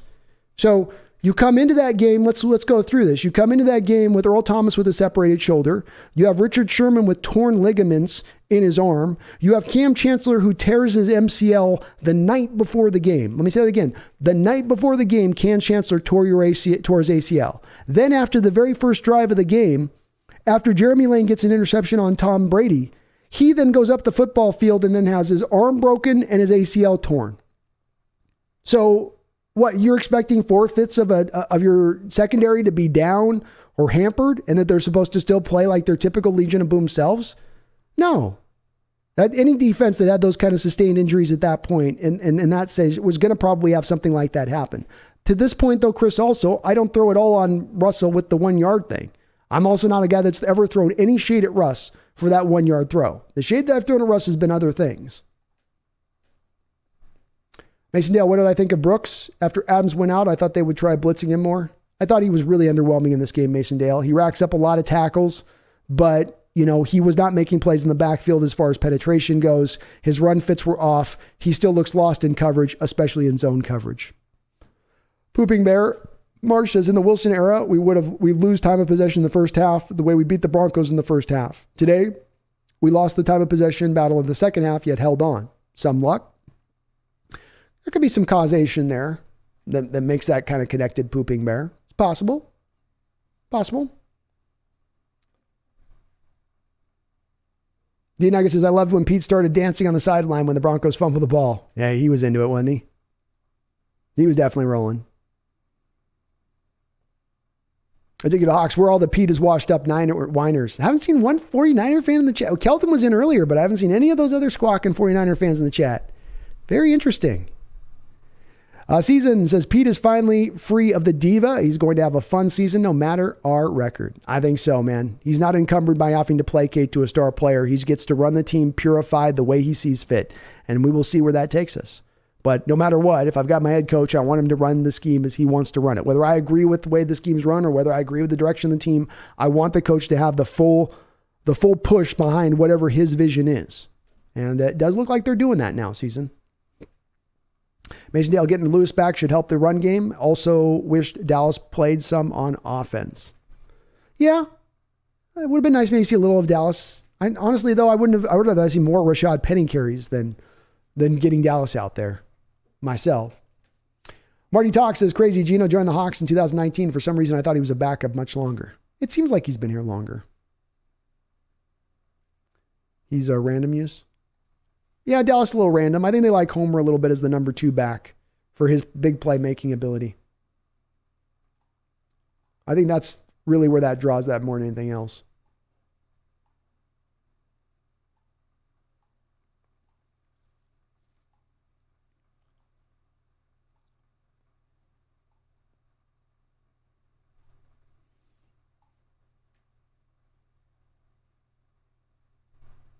Marty Talks, Russ took a dump on Pete Carroll's bed and then tried to gaslight him. He did. He Amber Hearded him. He Amber Hearded him. Russ ambered Carroll. Season, can DK just go down? He needs to learn how to do it, man. That's for sure. It'd be nice to see him start to maybe embrace that a little bit more. Jeff Dizzle, I think we had the far better coach in this game as well. Our boys looked much more ready to play in this game. Pete deserves some props for that. He had them ready to go. And that's something I've said, is Pete has always remained consistent. Even last year when you were in the bottom of the cellar, these players play hard for Pete.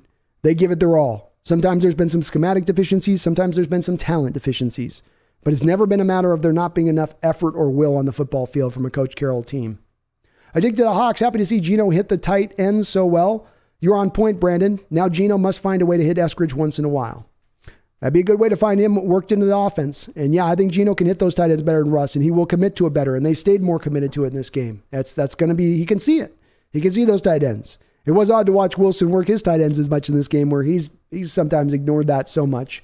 But I like what I saw to Geno tonight, addicted to Hawks, and he showed you he can get it done. He can get it done enough tonight. Not going to be a star guy, and if you need him to throw 40 times a game, God help us. But fit him into the motion, 25 to 30 attempts in a game. He can be consistent in that range. He's not going to lose you the game. Hold up on the other ends of things, and you can win some games. Pooping Bear, remember when Chris Carson broke that one guy's jaw in the Rams that time? I thought it was Russell broke Clay Matthews. That's what you're referencing, unless Chris broke another jaw. I thought it was Clay Matthews got his jaw broke by Russ when he was sacking him. Cliffick, how's it going, Seahawks Nation? We're riding high, Cliffick. Riding hella high. I am finally back. I thought of coming here before I sleep. I'm very happy for this win. For sure going to be memorable, especially facing Wilson as an opponent. Oh, very memorable. Awesome game. This one's going to go down. We're going to be keeping this one turned on for a while as far as just savoring this just a little bit. It felt very, very nice. So many things this win means beyond setting the opening game in the right position and getting you rolling with some momentum, but also, again, an indicator that we're maybe moving in the right direction here. The rebuild is potentially in very good hands. Addicted Hawk says, come on, Brandon. Got to get on the KJ Jefferson bandwagon with me. Hey, I've got him addicted to Hawks. I've got my 5 college quarterbacks right now. I've got him number 3. So I've got him as a first-round pick. I've got him as probably a top 20 first-round pick minimum. He could definitely elevate further on this season if he continues to perform well. But I'm with you. You don't have to sign me up for him. I like him. I like him a lot. I think you have to do a little bit addicted to Hawks of structuring your offense around KJ if you bring him in versus fitting KJ to your offense. I don't think he can run a purified West Coast scheme like we're going to try to run a little bit. But good player, very mobile, great live arm. Alan says, Wilson is a lot of stuff come between. Russell Wilson let a lot of stuff come between his departure from Seattle. It was like putting a little bro back in his place. Yeah, I get where people say that they didn't do enough for him and all this stuff, but like the way he was chirping and forcing his way out of town, you can't if you're one of those pro Russell people like don't understand why he's booed. It's like people are aware of what's going on there. People are not stupid and idiots. And when Russell says I'm going to be here for the rest of my career, and then a year later is essentially no, I was trying to force my way out even last year. You guys just didn't hear about it. Now you're hearing about it, and I truly did force my way out of town the next year. Fans are naturally going to be a little bit sour to that, and I don't think that that's out of line for fans to be a little bit perturbed. SBZ says in Russ's post-game interview, he threw the kicker and coach under the bus, says he was dialed in on every detail. Hey, BZ, he's not wrong. I mean, that was a ridiculous decision by the head coach. That was absolutely just silly. Silly. Alan Arvidson's go Hawks. Dale, football is a team sport. Russ isn't Michael Jordan. No, he's not. And there aren't a lot of quarterbacks that have been at that level that you could say that they can carry it like that. I think, Tom Brady, Peyton Manning maybe in his prime. But there's not a lot of those guys that come along the track, and Russ isn't that guy. Mason, I think Geno played really well tonight. Makes me more comfortable with going best player available with whatever our highest pick is. Notice I didn't with our pick, laughing out loud. Well, that would be nice if we could go that direction. I don't know if Geno's the long-term plan here either. But, looks, if he balls out, maybe so. Season, has Wilson thrown the Denver offensive line under the bus yet? He's got to work his way through the coach first and then the field goal kicker, and then he eventually will get his way over the line, offensive line. Be like, and I was hit a little bit too much tonight as well. I'm just going to say that. Deadly, I just watched the Russell Wilson interview. He almost said, go Hawks, laughing out loud. Oh, old habits die hard. Dayatel, what position did Russ play in baseball? He was a second baseman. JDM, what happened? Oh, shit, it's not lit. These metal fingers be holding hot S. Huh? Season, maybe Russ should go play for the Yankees, take them to the World Series, Mr. Unlimited and all. Well, if he's not limited, why not? It's funny if he just suddenly was like, I'm going to go play baseball now. Mason Dale, is this your favorite week 1 game we've ever played? It's certainly mine.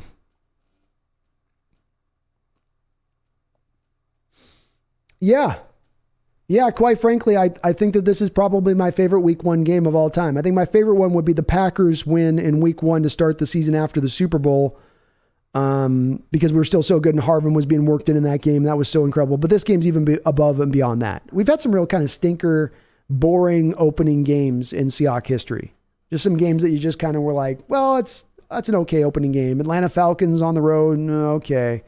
This one, though, This one does feel a little bit different. And again, so many things at play in this win beyond just it's a first win of the season. It's beyond beating Russell Wilson. It's also the indication that you are maybe in good hands here with Schneider and Carroll still, that this is more of their wheelhouse, putting a team through a rebuilding mode than it is to keeping a team up at the top necessarily. Though they did a good job of that too. Badge Gordon, the press conference for the Broncos is hilarious. The head coach trying to answer why he kicked instead of letting Russ throw on a 4th and 5 is cringeworthy and hilarious to me. Awful decision on his part. That is really that's a brain dead moment to have that happen for Hackett, even as a first time coach. It was a silly decision on his part. And that was a very green coach there making that decision.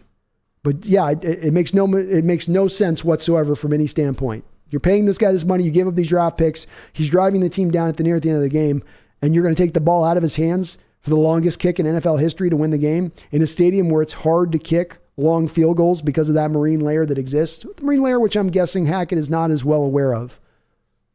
Flag Sabbath might want to start scouting strong safeties. Yeah, probably about time to start looking at those as well, Flag. D-Nugget says, watching YouTube highlights, just too many missed tackles. Definitely too many.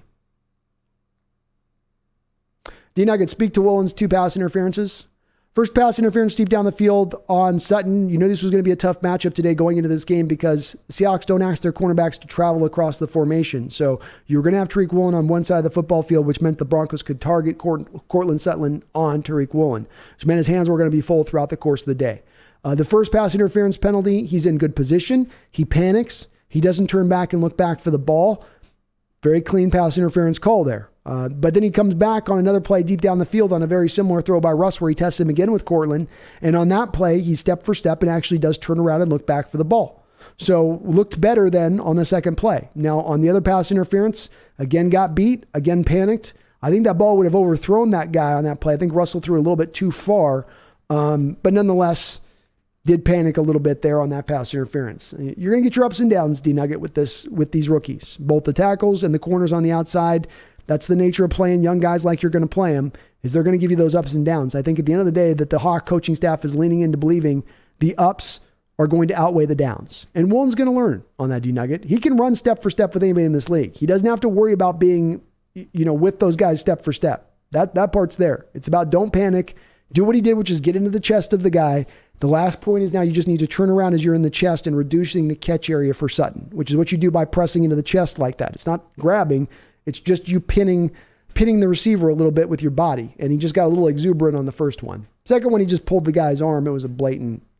Pooping Barrel, yeah, we're here on YouTube.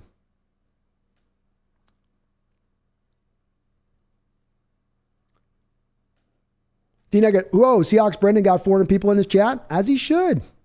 People are hyped tonight. Season, Broncos play Houston next week, who didn't look all that bad. Can you imagine if they lost that game? Oof. Boy, Bronco fans are going to be jumping out of windows if they lose to Houston next week, and Houston didn't look bad. It's like nobody told Houston that they were supposed to be bad after that first game. We'll see, though. I still think Houston, at the end of the day, Broncos are going to come back motivated, and I think they're going to get the better end of that one. Mason Dale, I'd rather us lose the Adams trade by him just sucking. It's really unfortunate that's because of injuries. I honestly feel bad for him. Me too, man. It's pretty sad, especially it's a variety of injuries. Just completely snake bit. Basha, sometimes I wonder if your new generation can even spell the whole word. Which word is that? Spell the whole word? Oh, why? YouTube? Flag Sabbath, yeah, I hope Davis Mills kills this year. Houston isn't looking for a quarterback. Yeah, we want Davis to do good because Houston's going to be one of those first teams jumping on a quarterback right out the jump on that. D-Nugget, Kyler's going to fizzle late season. Rams GOAT gets injured. San Francisco finding their way with a new quarterback. Hawks rise up. Ooh, I like it, D-Nugget. I like the optimism there. And look, a couple injuries go in the right direction. Things break for us in a certain way. It very well could go down like that. The NFC's a little more opened up, I think, than it's been in recent years. Sam the Great, Hawks are going to compete this season. Mark my words. I'm marking it, Sam, and I'll give you credit when they do. Robert Coppersmith, I think it's possible for the Hawks to sneak in as a wild card if they can stay healthy. Absolutely is possible, Robert. I've said that you think you've got to. I saw this team as more of a middle of the road team coming into the year. But I did feel like if a couple games broke in their way, if they're able to steal a couple of victories, let's say, victories in close games, then they can get up to that 10, 11 wins, and that will get them in the wild card spot, especially with the extra wild card spot that is now in both conferences. So they can get there. And certainly tonight, this looked very close to what would look like a stealing of a win. So we already got one out the gate. The schedule's tough, but it's not impossible. Jeff Logan says Uchenna is a land shark. He is a land shark, isn't he? He's a great white land shark. His eyes roll over. Doll's eyes. Dead eyes. Right as he opens his mouth at Tanya. Season says, where are all the Denver trolls? I don't know. I was going to enjoy them trying to make a lot of excuses. They were so vibrant. Their presence was so substantial in the chat over the last couple of months. They just seem to have gone silent all of a sudden. It's so odd. Dehadel, do I start Brandon Cooks or DJ Moore for fantasy next week? Let me see who the Carolina Panthers are playing. My initial read on it is that you go with Brandon. At the New York Giants for Carolina. Yeah. I go Brandon Cooks. Feels like him and Mills have a decent little connection going there. It seemed like Baker was kind of targeting other guys week one a little bit. Sam the Great says Jamal's one heck of a player, but those injuries costed him. Unfortunately, they did. Some guys just it happens. This is football. It's the nature of the sport. It's a brutal one. It's not for the weak, and sometimes the body just is going to fall apart. We've had guys have to retire here early that should have had many more years in their career. Cam Chancellor, Cliff Averill, Ricardo Lockett. Go down the line. There's been plenty of those guys. Big Country says, don't forget about the 2 delay of games from Russ. That's right. And it should have been 3, Big Country. He got away with 1 where it was on 00 for quite a bit of time. Flag Sabbath, there's a Denver live show going on right now. A lot of mental gymnastics going on. I bet. DJ Jimenez says, hey, Brandon, you got to watch the Shelby Harris interview after the game. He ends the interview saying, let's ride. Epic. Oh, that's awesome. I hope he's okay. I hope he's doing all right. He was down in that game early on. NFC Seattle West says, guys, I think we can beat the Niners. After that, we play the Falcons and Lions. We could seriously be 4-0. Could you imagine? That would turn the NFL on its ear right there. And it's only 4 games. It's only a quarter of the way through the season. You got a long way to go. And with Falcons and Lions, you have 2 of your easier opponents on your schedule. But nonetheless, a 4-0 start is what nobody saw. Nobody, even the most ardent pro-Hawk fan out there, was not seeing him as 4-0. That would be amazing. Big Country, those were big penalties. Absolutely they were. Flag Sabbath says Doug and Sherm had some great tweets. I bet they're reveling. Oh, they were just savoring every last bit of this win. They're over there just like a steak that you cut the little tiny pieces of and you just let it melt in your mouth. I bet Sherman and Doug were doing just that. Flag says, I'm going to the Hawks-Lions game. I'm stoked. Hell yeah. Season says, maybe Russ should ask for a trade to Dallas. I hear they need a quarterback. Mr. Kane with a $5 donation. My brother from another mother. How are you doing, Mr. Kane? I hope you're smiling wide tonight. Says, just made it from the game. Voices gone. This was the crowd I miss. The 2 goal line stops, I lost my shit. Thank you, Brandon. Go Hawks. Oh, well, it did feel like that. As much as you can tell, Mr. Kane, from watching on the telecast and just the vibe you could get, it did seem like the fans were into it. And it did seem like they were vibrant. And the boos and the audacity of them to boo. And everybody's, the 12s, how ungrateful. I don't care. We don't care whether you think we're grateful or not. We don't give 2 bits about a piss whether you think we're grateful or not. Yeah, we're going to boo. That's an enemy now. I don't care what he once was. He's now an enemy. It's like Benedict Arnold coming back to the American Army after he's turned turncoat. And you'd be like, well, we should really appreciate some of what he gave us in those first couple of years before he turned turncoat on us. No. We will forever call it Russell Wilsoning when you bail on your franchise. Just like we always call, don't become a Benedict Arnold. We'll now say, don't go Russell Wilsoning. We'll be warning quarterbacks as they're getting into that. You're Russell Wilsoning a little bit here. I'm getting a little Russell Wilsoning from you just a tiny bit. Back that off. Don't go down that territory. Don't go down that track. Clivic says, love the mafia talk, Big Boss B. Hey, you out for the lion, eventually he's going to turn around and chew everyone up. And that's what we're going to get ready to do. Right now, all the time, every game, we're going to bring it. Win, lose, or draw. Your mouth bloody, your nose broken, your fingers hurting. That's just what happens when you play your Hawks. It is mafia. It's me, Clivic, trying to do a walk-in, but it turns more mafia 5 hours in.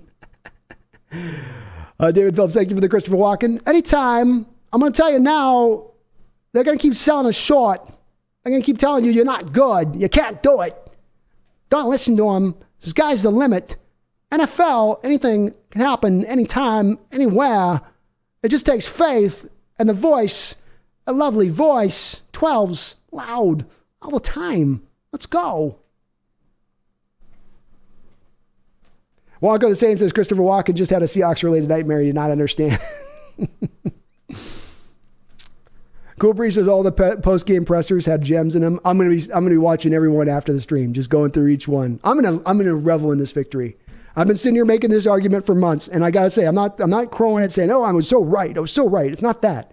It's a celebration for me more than anything else. It's happiness for me, knowing this team is what I kind of thought. Knowing and with an analyst eye and looking at this team, they can be better than this. They're not that bad. People keep telling us we're not that bad. We're not. We got a chance here. NFL is unpredictable, and now to see some of the fruition of that, and knowing I know what I saw, knowing that this team isn't that bad, and it feels good for that too. Mr. Kane says going to have Brandon do a full video and walking character. Kidding. I know at some point I might have to. If I do, I'm going to do his hair straight up, so I'll do it as a full character. If I do, I'll go all in.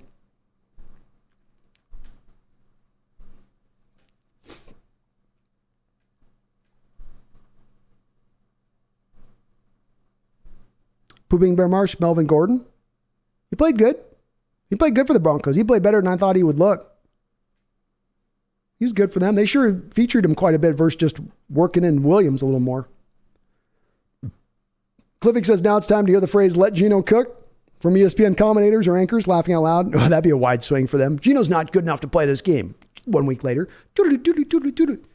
Seattle just needs to let Geno cook right now. That's obvious. I mean, that's obvious to anybody with any eyes. You just got to let him cook. You got to let him out there and let him roll. You can't do that. You can't hold Geno down. You can't stop him. You can only hope to contain him. That'd be hilarious. Hawkso, what are we going to do at linebacker if Barton can't play next week? Pray. It ain't going to be great. This is my worry coming into this year, Hawkso, was that you have very thin depth at the middle linebacker position. Very, very thin depth. So I'm going to be very worried if that is the case. Big Country says, speaking of fantasy, I had Devontae Smith, Pitts, and Mike Williams this week. They only gave me 7 points. That's brutal. I would not have told you to take Smith. Not with A.J. Brown coming to town there. That team barely throws the ball. When they throw the ball, they're going to want to feature A.J. Brown like 12, 13 times a game. And with how much they run the ball, there's just not going to be enough attempts left. I'd try to move Devontae if I was you, Big Country. Mike Williams will be fine. Pitts will be fine. But Smith's not going to be featured enough for what you could get probably from other places. Because we said, but I still won somehow. Hey, if you won, you won then. Good on you then with it. Daniel Bailey with a $2 donation. Thank you, Daniel. I really do appreciate it. It says, hot take. We end higher in our division than the Donkeys. I like it, man. Well, I've long thought we're minimum a third place in this division right now. Minimum. I don't think the Cardinals are as good as some people thought coming into this year, and certainly on the back of what we saw. Look, they played the Chiefs opening week in Kansas City, so that's 10 a.m. game. That's a tough pull in the opening stanza for the Arizona Cardinals. But there are still real questions with that defense and how good that defense can potentially be or how bad it could be this year. So I think we're minimum third place, if not maybe having a chance to push a little bit higher. And I do think right now, looking at this Denver Bronco team, I think with how good those teams are in that division, they're duking it out with the Raiders to be in last place. And it's probably going to be pretty close between those two teams when it's all said and done. Kind of will probably depend on how they play each other, Daniel, on who ends up in that spot. But they're going to certainly be jockeying for that back end, and that's all the more better a first-round pick. That's all the more better a second-round pick that we pull out of this deal. Colby Jack with a $12.12 donation. Let me read that again. He had a $12.12 donation. We all know what he's inferring there with that dono dollar amount. Says as Russell Walken, Russ personality and comments mixed with Walken voice, describe what it was like to be booed by the 12s. Did it hurt your feelings?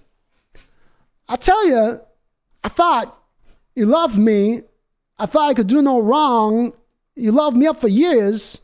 You never booed me in your life. Why now? Why are you going to hurt me, 12s, like that? I was a Hawk. I said go Hawks a million times. You shouldn't be booing me for that. How are you going to do me? I feel done dirty bad. I don't know what's wrong. I thought we were together on this. Simply moving another team over a couple states, it's not cheating if it's not the same area code. That's what Sierra told me. I believed her on that. Now I don't know what to think. Coach doesn't trust me. Loves the field goal kicker more than me. What am I going to do? Can I get a trade? Maybe back to Seattle now. You guys can love me again. I don't like the booze. That hurts. I like to be liked. I'm hoping I'm a legend there forever. I don't think I'm going to be able to have all my meals paid coming into town now versus before. That hurts. Good food, Seattle. Like my steak. Gonna be rough. We'll bounce back. Why you gotta hate me, 12s? Man, I don't know. It hurts. I'm gonna get over this. I need Sierra to hold me tonight in her arms. I'll be the little spoon. I'm already the little spoon naturally, but I'm gonna be a little bit bigger little spoon tonight. Just the way it's gonna go. Thank you, Colby, for the $12. 283-128. Thank you for all your donations on the channel tonight. Another $2 donation. Says, super bummed about Jamal. Dude was playing good too.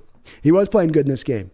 Really good out the state. We had a couple of runs that lost contained. He came up and put him to a dead standstill when he came up.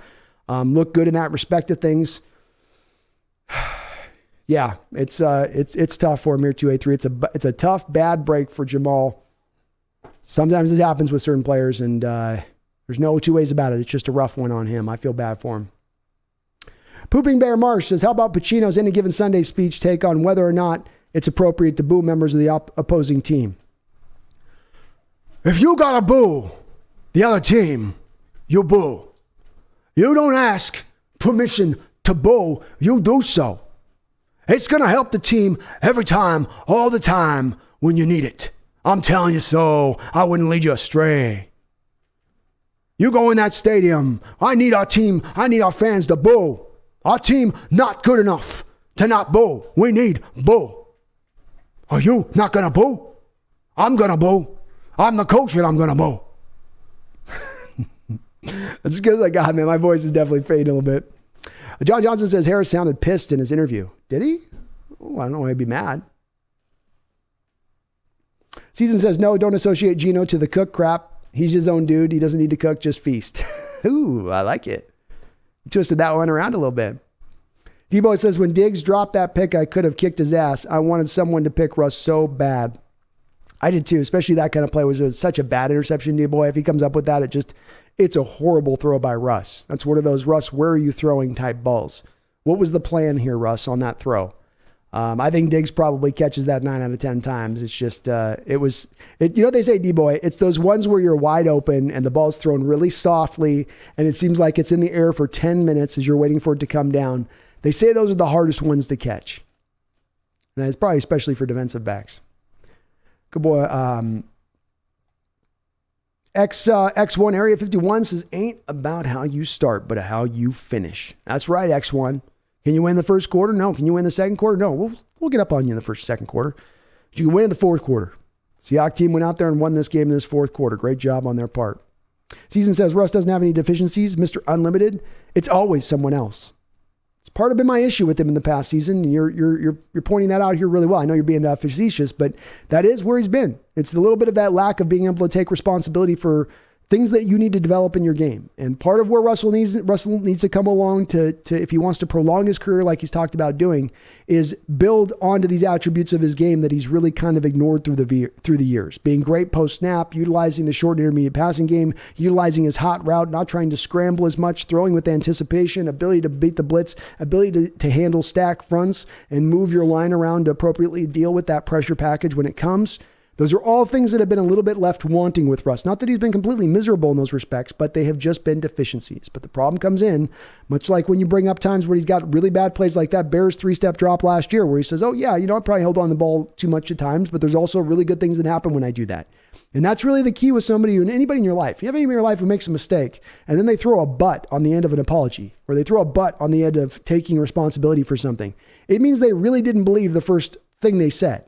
It means that was a little disingenuous on what they said. They really mean the second part of the phrase, which is shut up, you MMFers. There's going to be bad plays, but the good plays are going to be enough to offset that. So you guys need to be quiet, which is a little bit what Russ was saying in that moment in shorthand. Deatel says, I think the media hyped up Russ and he got into his head that he's got the Russ magic and that he's better than he is. Well, I think he's long been in that lane, Deatel. I think beyond just this offseason, which would have reinforced it to your point, I think there were always a little bit of that going on through the last couple of years. Cool Breeze says, if anybody picked Russ tonight, the place would have went wild. Oh, it would have gone crazy. Crazy. Flag Sabbath makes another, I mentioned all the guys lost in the secondary. We also lost Cliff Averill in that Super Bowl as well in the defensive line. Great point, Flag. Another vital guy who was a real big problem in that game prior to him going down. He was providing some really quick pass rush on Brady in that game. Went down to a concussion. Just one too many guys you lost on the field. You can't look, though, back at that Super Bowl and the 10 points that you gave up in the fourth quarter and really go, oh, the defense failed and let him down. There's an explanation for it. Context always matters. Not some of the time. It always matters.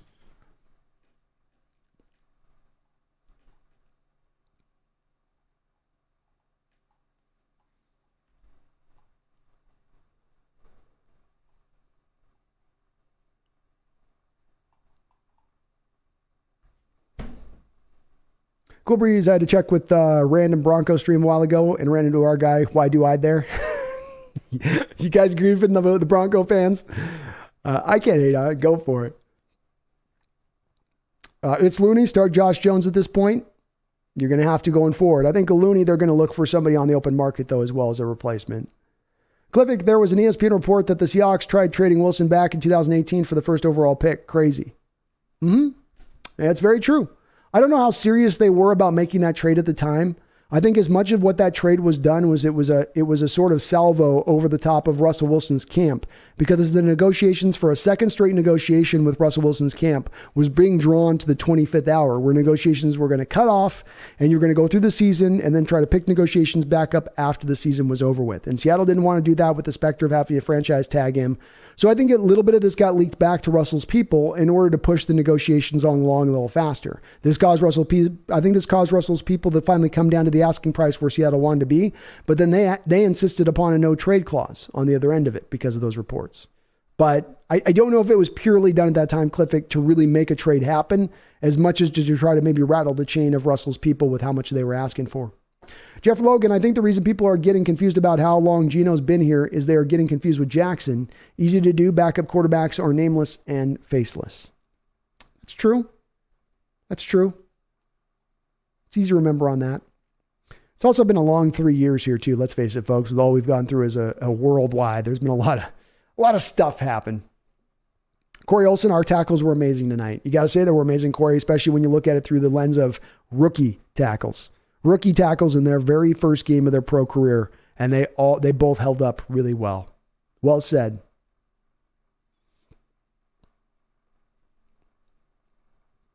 Flag 7 says, no, Chris Carson broke Clay Matthews' jaw. Well, my bad. I thought it was Russ, but that makes sense. Certainly Chris was capable. Cool Breeze says, Mariners last night, Hawks tonight, Seattle's on fire. Both games have me goosebumps, hashtag 206. Oh, me too, man. We got two good teams maybe here in this city at the same time. Pooping Bear, nope, Brandon, I looked it up. It was Chris Carson that broke Clay Matthews. I stand corrected. My old brain sometimes doesn't have the memory like it used to. Alan Arbiton's go Hawks. Addicted Hawks, I know I saw your rating of quarterback show. I know you liked Jefferson too. I just like teasing you. Oh, that's fair enough. That's fair enough. And I do like me some Jefferson, man. I do. I just don't know if I want to change my offense to accommodate him. I don't want to know if I want to turn my offense into the Cam Newton 2015 Panther offense, which may be what you have to do if you're going to bring in Jefferson to get the most out of Jefferson. John Johnson says Shelby Harris is my favorite Hawks now. He's a good player too, man. He got beat up a little bit in this game, but he can hopefully bounce back. He's a good player. Cliff, it was silly. It was a mistake for Nathaniel Hackett to do that call at the very end. I feel bad for him, but he's a first-year coach. He's learning, although I'm happy for this win against Wilson. What a brain fart move, though, right, Cliffick, to do the kick there? So strange. The whole sequence of events got really strange. The amount of time Wilson took off the clock from 45 seconds down to 20 seconds, the not calling a timeout, the then going for a kick. A lot went in the wrong direction there for the Broncos in the decision-making, like 3 different bad decisions made there succinctly at the end. Drunk Squitter, as much as Russ had the stats, Geno made the plays to win and made those important throws. I'd rather have a 200-yard quarterback that can make the play than the eye-wash 300-yard game to lose to Geno. Geno's cooking. Well said, Drunk. Very well said. You got to remember, too, as well, Drunk, that Russell had the 2 interception-worthy plays on that 300-yard game. So even though they weren't picked off, those throws did happen. He did put it in a position to allow the defender to pick the ball off. Jamal Adams had the ball ricochet off of his head, and then Diggs had to go right through his hands. D-Nugget says, was it disrespectful the Broncos took the ball out of Russ's hands? It's not disrespectful, but it just shows a lack of faith in Russ that should be there. You're going to make all those trades. You're going to give up all those assets for the guy, and you've got a chance at the end of the day to put the ball in his hand at the end of the game. Russ of all quarterbacks would be the quarterback that I would want to do that with. So odd decision-making by the Broncos there not to lean that way. It's very, very strange. Pooping Bear says that's what a leader's about, sacrifice. The times he's got to sacrifice because he's got to lead by example, not by fear, not by self-pity. Tony D'Amato, any given Sunday. Very well said by Al Pacino's character in that as the head coach. And yeah, sacrifice, that's what I've said about leaders too. This is the problem I have a little bit, Pooping Bear, you touch on. This is the problem with the diva quarterback of the modern era. We are in the age of the diva quarterback, as it will be looked upon, I think, in NFL history, where the quarterbacks became what the receivers used to be, where it's like, me, me, me, me. Are all eyes on me? Is everyone looking at me? Do I get all the cameras on me? Is everybody talking about me? And the problem is that the position's more a little bit about sacrifice at times. It's really a position where you've got to more often than not do what is best for the team above all else. And sometimes that goes directly against your personal performance, directly against you elevating your own star a little bit brighter. And when you start getting more into that realm of it's about my star getting bright, you're doing so usually at the sacrifice towards winning. Chris Maddox, I agree with you, and context does matter with Russ in the Super Bowl. I just don't think Pete in the front office has taken very little responsibility for the decline. I mean, that's fair enough that you might want to see them do a little bit more in owning that a little bit more than they have. For me, Chris, more than them saying, gosh, we're really sorry about us being bad for these years defensively and offensively and stagnating in our approach, schematically speaking, I get more caught up into, rather than what you say words-wise, show me in actions. Because I've come to learn that when people speak into words, that sometimes is just emptiness. I'd much rather see action and no words than words without action. And when you look at the action, Chris, why you started to stifle over the last half decade. Your scheme was piss poor, both on the offense and defensive side of the ball. You're running a 1980s offense and a 1980s defense. And then your drafting was absolutely miserable in your approach.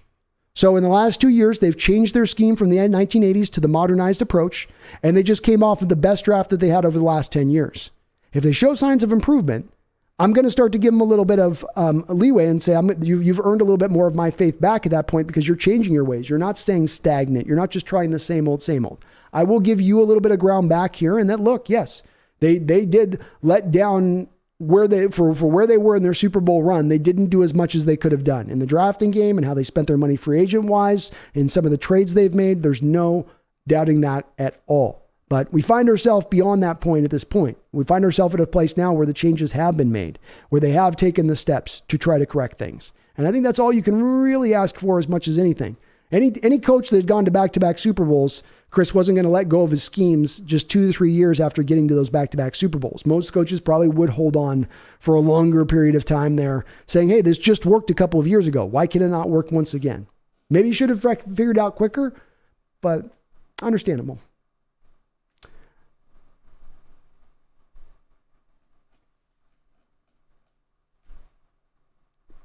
Dan W. says, does Jamal need to retire? He touched someone, his finger breaks, he tackles, his shoulder rips, he dives, his quad rips. Just go retire. There could be an argument to be made about where he comes back from these injuries if he really wants to give it a run here. The shoulders have been mashed multiple times. The fingers have been fused and then broken again. The quad is now torn. He had a groin pull the previous year. I mean, it's been tough. I think, like Sports State says, he's been good when he's been on the field.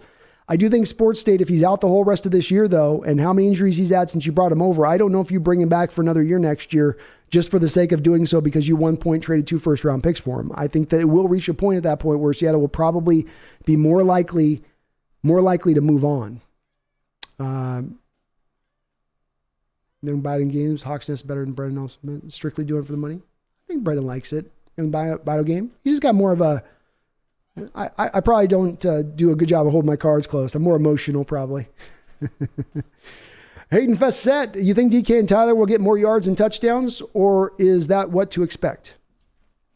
I think it's possible. I think it's possible that you could see more than you got out of them today here. 28 attempts in this game wasn't a lot of attempts. Defense will certainly, I think, be a little bit stronger, give your offense more opportunities. I think they were trying to do a little bit more featuring in the short passing game in this game rather than looking for the deep shots. But I think Aiden, those guys are going to have a positive impact this year, and those guys are going to be impactful more often than not. I love what I saw at DK's game. He did have a lot of yards, but man, he showed off some great hands. Hate the fumble. That was awful, but ran some good routes, fought hard, made his catches, made one really great catch on an in route on third down where he's got to make that catch. Surtain's going right through him, making it hard. He's got to catch the ball out away from his body, and he did so. So they'll perform more than they did in this game as we go through, yeah. SBZ says it's 2013 in Denver right now. Many of them are like, wait, we've been here before, lamenting a loss to the Seahawks. Feel like we've been here before recently. Like, yeah, 2017, 2016, there's 2013. King Bomber says also the Bronco troll came in the chat after it was tied 10-10. Yeah, they've been very quiet since, haven't they? Haven't heard a peep out of them Bronco fans since. King Bomber says I go with Cooks. David Mel's better than Baker Mayfield. Might be. He might just be. Pooping Bear says, you know, when you get old in life, things get taken from you. I mean, that's part of life. But you can only learn that when you start losing stuff. Like fingers, Jamal Adams said. King Bomber says, guys, I'd like to remind you that the Panthers and Broncos record was in the first 3 games last year, 3-0. It's true. It's true. It's early season here. He says, being 4-0 won't change much. We'll probably go on like an 8-game losing streak. It's possible. It's possible, King Bomber. Don't forget, Carroll's teams do tend to get stronger as the years go along. But it is too early to make any assumptions if we go 4-0. It'd be way too early to say, oh, we're great already right now. We're elite right now. It's not. We will. You'll see me definitely tapping my brakes on that one. Cliffick says it would be crazy as hell if Geno turned his career around, especially how he performed today on the field. Oh, it would. It would be amazing. 31 years old to get this second chance like he is. King Bomber says, I'd like to mention when Geno was throwing the ball, I was a lot more confident that it might get caught rather than Russ throwing it where I'm hoping he's not going to get picked off. It's very well said. Addicted to Hawks. I miss Doug and Sherm being suited up. Me too, man. Me too as well. Pooping Bear. Pacino on any given Sunday would shut the ever-living shit out down of the idiots saying you shouldn't boo a member of the opposing team. Oh, you know I would. You boo. You boo all the time. Don't you stop booing until that whistle blows, until that gun goes off. You know I would. King Bomber, I want to listen to those Niner fans when Geno rocks the crap out of Trey Lance. Yeah. Oh, we get to watch one fan base jumping off from the other, right? From one week to the next. Lana Beck says, I'll always respect Russell Wilson. I will too, Lana. And this is where it's, again, I can throw shade at him without being a Russell Wilson hater. I can appreciate what Russell did here throughout the totality of his time while still also recognizing the fact that he did burn a few bridges on his way out of town with the fan base and I think a little bit with the coaching staff. And I think it's all valid. And you can still respect him within that while still having those opinions on the other side of it. But I will too.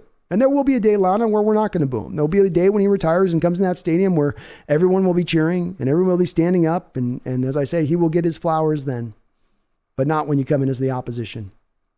Jacob Haas says they had more faith in their kicker than a $200 million quarterback, laughing out loud. It's very strange by the coach, wasn't it, Jacob? But I'll take it. You want to pee the bed, then You can go clean your sheets, I guess, coach. I'm fine with that. Team Bomber, I want to lose games at this point. 4th or 5th ain't bad at all. Cliffy says, my guess is that we're either going to get the 4th or 5th pick. That's my guess in the draft from the Broncos. I'm with it. I know you meant the Hawks, but I turned it into the Broncos. We'll see. Addicted to Hawks, Gino 1, Coward 0. Yeah, Coward with his real elevated takes, right? Coward got on his knees for Russell Wilson like 2 years ago, and he's been slobbering that knob for 2 years straight. He's back there just like, That's my impression of Colin Cowherd as it concerns Russell Wilson the last 2 years.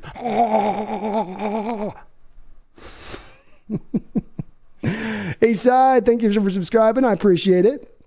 Welcome aboard, A-Side. Do you know, I feel bad for the Cowboys? Nah, just kidding. Yeah. Pooping Bear says, assuming there is God, we can all make fun of Colin Cowherd for losing his life savings, making a Mayweather bet that truly put his money where his mouth was. Did he? Did he do that? That'd be awesome if he did. Sean, why do all of his ex-teammates hate Russ? It's hilarious.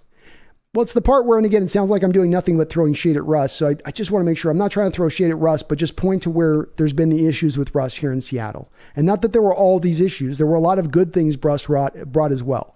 But the lack of accountability with Russell Wilson has been a problem going back to the Legion of Boom era. I think there's been enough stories that have come out. There's enough information that come out. KJ Wright talked about this on a couple of different occasions this offseason. And there was a feeling in that defense like, we've got to be perfect. We have to be on our P's and Q's 100% of the time. Russ on the other side of it is allowed to play rough, is allowed to play wild, is allowed to make all of these mistakes, and he doesn't get called on it. And I think that eventually chapped a few hides in that locker room.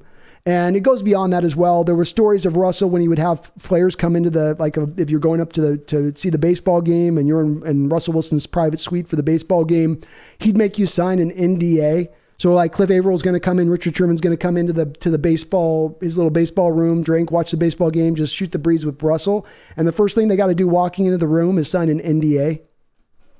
If that story doesn't tell you a lot about Russell's mentality there at that point, like it's going to turn guys off. It's not going to make them feel like you're one of us. It's going to make them feel like, oh, you think you're elevated. You think you're on high. You think your stuff doesn't stink.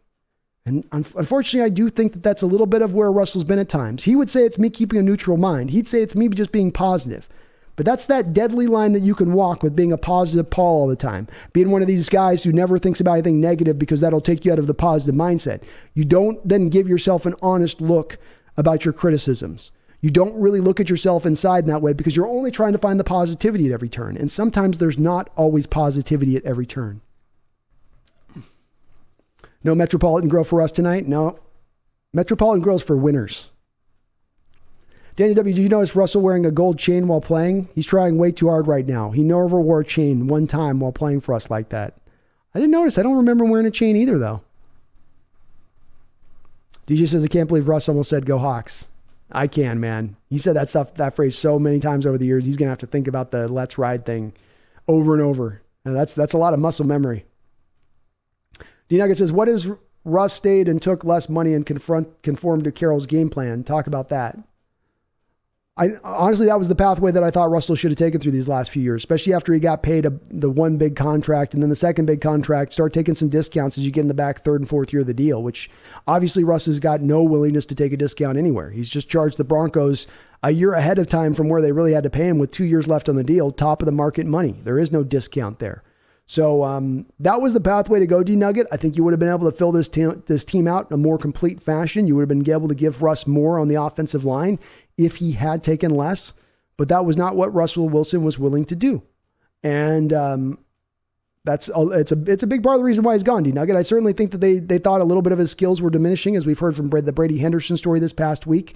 But I also think it was the auspice of looking at $55-60 million deal that they're going to have to sign after this year with Russ and saying, we don't want to sign a 34, 35-year-old Russell Wilson to $60 million a year. That's not a pathway for success for us. And I think they've got a point on that. Scott Nina says, Brando, after beating Russell Wilson and Denver, what do you think about the offensive line and who would you replace? I love what I saw at the offensive line today, Scott. I think the rookies were really well tested, but they held up good. Phil Haynes I think he had a couple of bad plays, but aside from those bad plays, I think he looked pretty solid. They were opening up holes in the running game, and the few times you did run it, only 12 times to Rashad Penny in this game, and then you were doing good in pass protection, giving Geno clean pockets to go through multiple reads. Multiple times I watched Geno's head, Scott, in this game, and that helmet would go from here to here to here, and you would see him going through those reads. And if you've got pressure, if you've got quick pressure, you're not able to go through those kind of reads. You're on 1, 2, and then you're out. So I was really encouraged. I think long-term, Scott, you're obviously going to need to address the center position. You're obviously going to need to figure out the left guard position going forward, and Gabe Jackson's not going to last forever. So really the attack is going to be to the interior of the line as we go forward. But they're good enough right now to hold up over the course of this year, especially, Scott, with Damian Lewis coming back here within a week or two, I would imagine. Mr. Kane, thank you, Brando and Colby, for the suggestion. Too funny? My pleasure. My pleasure. Cool Breeze, do you remember seeing Russ ever having a gold chain for the Hawks? Was definitely weird. No, I don't. You saw with the weird-ass suit he was wearing coming to the stadium. It's just like trying too hard. That's where a lot of his corniness comes from. He's corny because he's trying too hard. He's trying to push something forward as a narrative rather than who he really is. And you just be who you are. That will be enough. You'll be celebrated enough as that. You trying to control and mold how the public sees and views you is only going to force the public out of that way. They're not going to view you that through that fashion and lens. And he's trying to mold it. Seahawk 17, how about some love for Colby Parkinson? All I heard was he should be dumped. I'm definitely not on that stage of things. I was never at a point of saying he should be dumped. I like him as a third tight end on this roster. Looked really good, Seahawks 17. He's such a big guy. You get him up a seam route like that on that touchdown, and he is a huge target for Geno Smith to throw to. That's a lot of area to throw to there with Colby at 6'7", good long arms, and even some decent jumping, leaping ability. So good to see them finally feature him down there in the red zone a little bit more. They have not done that in years past with Colby at all, but he was buck naked wide open there. Great throw by Geno, and a very good catch on his part. He looked good in this game. He looked solid to me. Made another catch, I think, down the line. Very encouraged by what we saw out of Colby. Debo says, so I missed a lot of the game because trying to watch football and your 2-year-old son at the same time is almost impossible. That's true.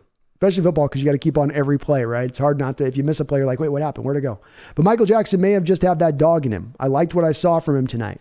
Very well said, D-Boy. And the thing that I've said about Michael more than any physical talent he has, size, he's got that Seahawks cornerback mentality of the old school approach. What you would see out of a Sherman or a Browner or even a Maxwell, I would say. He's got a little bit of that feistiness to his game and what he does. And it's a part that is, I think it's vaulted him almost in itself to him getting on the football field. He's not a highly drafted guy. He's not a guy with a huge, great skill set, great physical abilities, but he's a gamer and he's competitive as hell. And it's a indefinable thing for me, D-Boy, as far as that Seahawks mold, that Sherman-y, Browner mold. It's not simply being a big cornerback.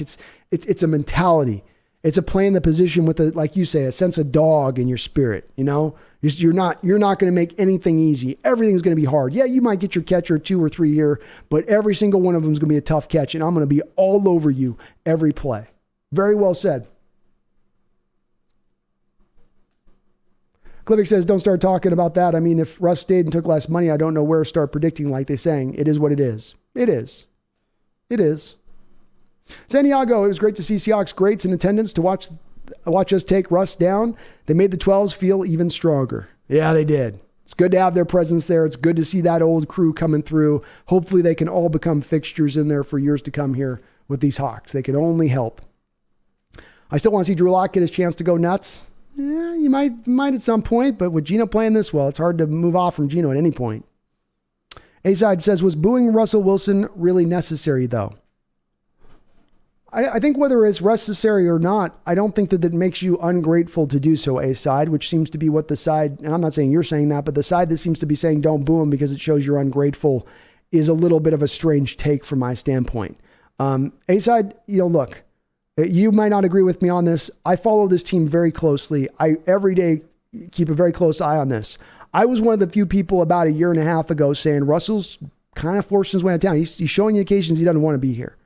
And I feel like with the way Russell pushed his way out of town, the way that he suddenly went from signing that contract extension in 2018 and not a year and a half later was already kind of squawking about making noise about wanting to move out of town, it's going to sour people on him. especially when he was making promises not the year before that he's going to be a Seahawk for life. I mean, that's what's happening here, A-side, quite frankly, is even though I tried to warn a lot of people that this was coming, everyone felt blindsided by the Russell Wilson trade. Everyone felt like it came out of nowhere. And there's a feeling of a little bit of a, again, Wilson wants his star to shine a little bit brighter. That's what's most important for him. That's what carries the day beyond anything else, beyond even winning games. Is my brand bigger? Is my star bigger? Am I known more? Or do you win football games? If you have to make the choice, Russell, between those two aspects of things, which are you choosing? And I don't know for sure that I can say him just winning football games is just end all be all. I don't care if he named his kid Win. That doesn't necessarily mean that to me. Just that it goes without saying. So look, A-side, he's a player coming into the stadium on an opposition team. He chose and wanted to be moved out of town. You're sitting on $26 million of dead money hit this year just to accommodate Russell Wilson's trade request. He is on the other team. He is now the enemy, and you're going to boo the enemy. I don't think that there's anything wrong with that. And I think frankly, I might have been one of those people booing in that stadium too. I got kind of fed up and tired of Russell Wilson stuff by the time he left. I'll be honest with you. I just did. You can hate me for it. You can be mad at me for it. I'm going to be honest with you guys. I got tired of it. It wore me out. His whole brand, Team 3, I'm going to be like Tom Brady. It wore me out. And so I think they had a right to do so, A-side. I really do. And that's what you do to the opposition. The opposition should be booed. That's what football has always been about. That's what it's always been about, fans going to that stadium to do that. That's the point of having a voice in the stadium and making not just to scream loud, it's to make the other team feel uncomfortable. And you can't tell me that Russell Wilson's not made to feel uncomfortable by those boos cascading down. Poop Dog, damn, man, you still on the air, Brandon? Yeah, I'm fun talking with you guys. Got to get to bed, says Mr. Kane. Had to jump into the stream and hang with the Hawks Nest family. Have a good night, Mr. Kane. I appreciate you, man. Cool Breeze says, I'm out. Y'all take care. Awesome time for the Hawks Nest. Peace out, Brando. Peace out, D-Boy. Hey, peace out, man. Appreciate you. Mason Dale says, I watched the game with my dad and best friend who are both Bronco fans. It was awesome. I bet, man. That would have been really fun. Oh, God, that would have been, I wish you recorded that. That would have been fun to see the reaction. Mike Diggs tweeted earlier, I can't believe I dropped that S. Jugs machine, here I come. Oh, he's kicking himself. You know it. That was right there in his hands. He had Russ set up to go get that play. Sean, Seahawks Twitter has been savage all night long. Good. Let him have it. Let him have it. People have been talking noise about us for the last 3 months. They can't deal with the night of us squawking a little bit? Nah, they can deal it. They can deal with that. Let them have it. D-Boy says, didn't Tavares Jackson pass away? He did. Rest in peace, Tavares. Very sad. TJ says, Denver hasn't had a legitimate, they drafted a quarterback since Elway. Always got to throw money at the great quarterback on their last leg of their career. Hope Denver enjoys our sloppy seconds. Well said, DJ. Enjoy them sloppy seconds. Denver, we're done. We're done. We're done with him. And yeah, it's been a while since Denver's been able to draft a really good quarterback. Part of that is they've been in that team a little bit of times, stuck in that middle of the road state, DJ, I talk about you don't want to be as a team, where you're caught in that middle ground and you can't ever get out of it up or down. And it just never puts you in a position ever to draft that quarterback. I think they haven't had very many opportunities to really pick high in the draft for a QB through that time period. Maybe a couple opportunities, but not a lot. A-Side says, laughing out loud, touche. Yeah, I mean, A-Side, it's, is what it is. D-Nuggets says, preview the San Francisco game coming up. Well, we'll be doing that tomorrow, D-Nuggets. So I'll give you a little bit of a look-see from my standpoint here, but we'll be going more into it, I think. We'll be doing post-game tomorrow, so I guess that will be on Thursday this week, I believe. Thursday or Wednesday. Man, I might be doing 3 straight days of streaming this week. Woo! It's going to get crazy. San Francisco, you got to stop the run. Stopping the run is where it begins. Stop the run, force Trey Lance to become a passer, force him to throw the ball in the often, and you're going to take a nice step in the direction, D-Nugget, to be able to get on top of that San Francisco team. Don't get yourself into a lot of passing situations. That's a really good defensive front that can get after the quarterback. Try to run the ball as much as you can. With the 49ers employing the wide 9 technique throughout the course of that defensive line, that means all those guys get stretched out of their gaps, which means that there's more holes inside in the running game, theoretically, against that type of San Francisco team. Geno needs to stay within himself. Seahawks need to run the ball a little bit more, play a clean game as far as, no fumbles. Had a couple fumbles that were able to bounce back in your direction. Get a couple of interceptions because Trey Lance is going to throw you the ball a couple times this game. The young kid will give you an opportunity or two. Not a lot, but a couple. Take those chances and run with it. You can run away with this game. You can win it. D-Nugget says, will Russ have podcasts this season? I didn't know Russ was podcasting. I didn't even know he was doing that. Addicted to the Hawks. How many playoff games have Hawks had with Pete and John? No need to bash either of them. The rebuild will work again in 2023. Absolutely. They've had a good track record of success. And you could say Addicted to Hawks, this is where they're in their comfort zone. Building things up. Putting it together. You could make an argument that this is where they're at their best. Debo says that Brandon, that big hit that Cam put on Vernon Davis, I think it was 2012. That's right. Would you put that in the top 10 big hits of all time? Yes. Yes, I would. I don't know what my hits would be as far as what I would put over the top of it, D-Boy. So I'd have to think about where I would rank them. But I think you're definitely top 5 and maybe top 3 all time. I'm sure Kenny Lott's probably got a hit that I'm, not thinking about. There's been a couple of others out there that have just been like, ridiculous, but that one's right there. I mean, he hit him so hard, he knocked the sweat off his body. I mean, that was a lot of force. Amal J says, what an amazing Monday night this has been. If only we got good news on Jamal to sweeten the deal. That would have been nice. Sadly, it does sound like it's going to be a very serious injury on Ball, and it does sound like to me that it's going to cost him for the totality of this upcoming season, unfortunately. D-Nugget, I'm so glad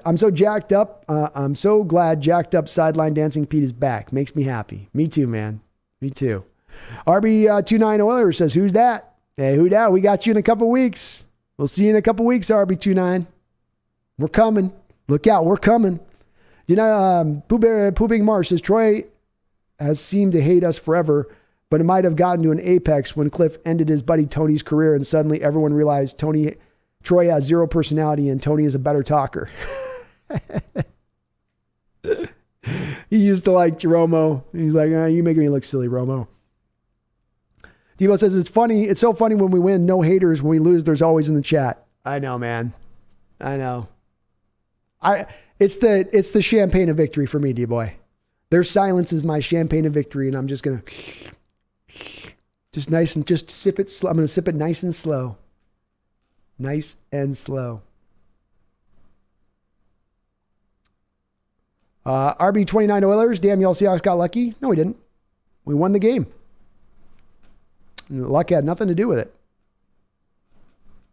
Broncos were lucky the game was so close. Russ should have had 2 interceptions. Should have been a much distant, more further game. We got screwed by the officials in the second half, which bailed out the Broncos defense on multiple occasions. Now, it should have looked worse. We got lucky. It should have looked worse. Pooping Bear says Chubb's not Bosa, but he's pretty good. He was good tonight, especially. He's playing for a new contract, too. Deluck OG45 says our offensive line looked good today. Boy, did they ever, Deluck. 2 sacks, 4 quarterback hits. That's it. 4 quarterback hits. That's a very clean pocket throughout the course of the night. Sam the Great says they slurp Russ up too much. They do. Too much slurping's not a good thing. Get off your knees. Get off your knees. D-Boy's not weird. D-Boy's awesome.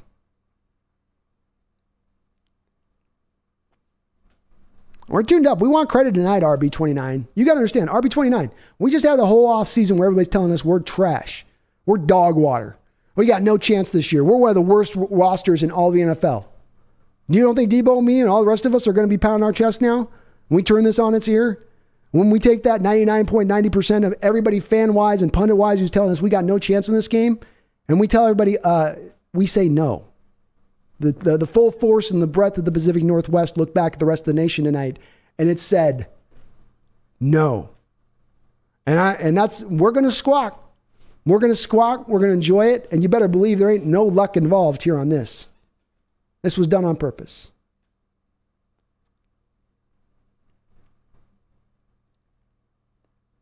Debo's just having RB29. We're just feeling ourselves tonight, man. We're just feeling ourselves. Everybody's feeling good.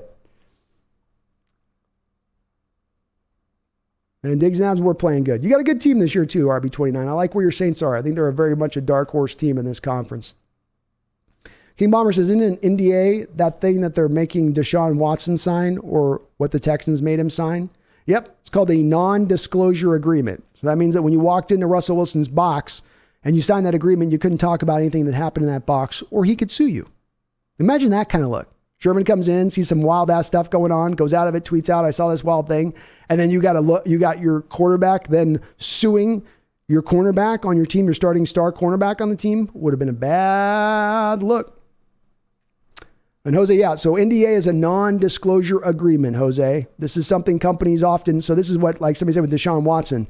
With Deshaun Watson's accusers, they get paid, right? But then Deshaun's lawyer comes up to him and said, well, I'll give you the money, but you can't talk about any of this. So they hand him an NDA, which is a non-disclosure agreement. And it perturbed a lot of Seahawks members going into that box and being handed that NDA to have to sign. And this wasn't Russell in year 2018. This was Russell in like year 2015.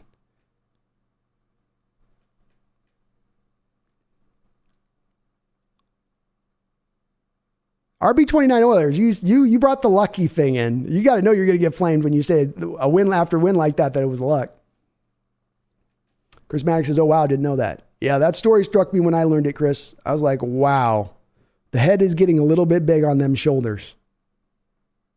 Bash Gordon says, you don't have to hate Russell Wilson to laugh at his cringiness. No, you don't. Pedro Andre, thank you, man. Good to see you in the chat. Cliffick says, well, time to grab the popcorn and watch the chat drama. It's going to be juicy. It's going to be juicy. D-Nugget, thanks for answering all our questions. Man, I'm having fun with you guys. It's nothing but easy for me out here. I love talking shop with you guys and to celebrate a win like this, to have something so fun to talk about. I'm going to be smiling all week. All week, every stream you guys are going to see me, I'm going to have a goofy ass grin on my face. Sorry, I can't wipe it off. I'm a happy man. Bash says, watching the Denver head coach try to explain the kick decision in the press conference was hilarious. He should have just taken the L on that. That's a place where you just take the L. That's a piss poor, crappy decision. Own it. Don't say, well, no, there's actually the analytic people tell us it's really the smart. The analytic people were not backing you on that one. They didn't go to the nerds for that choice. JDM, even the nerds would have been like, yeah, screw the stats. You got Russell out there. What are you doing? Don't worry about our numbers. You got Russ. JDM says Russ is an official weirdo. He's beyond Carlton from Fresh Prince levels. From here on out, he is Princess Wilson. Princess Wilson. Nice.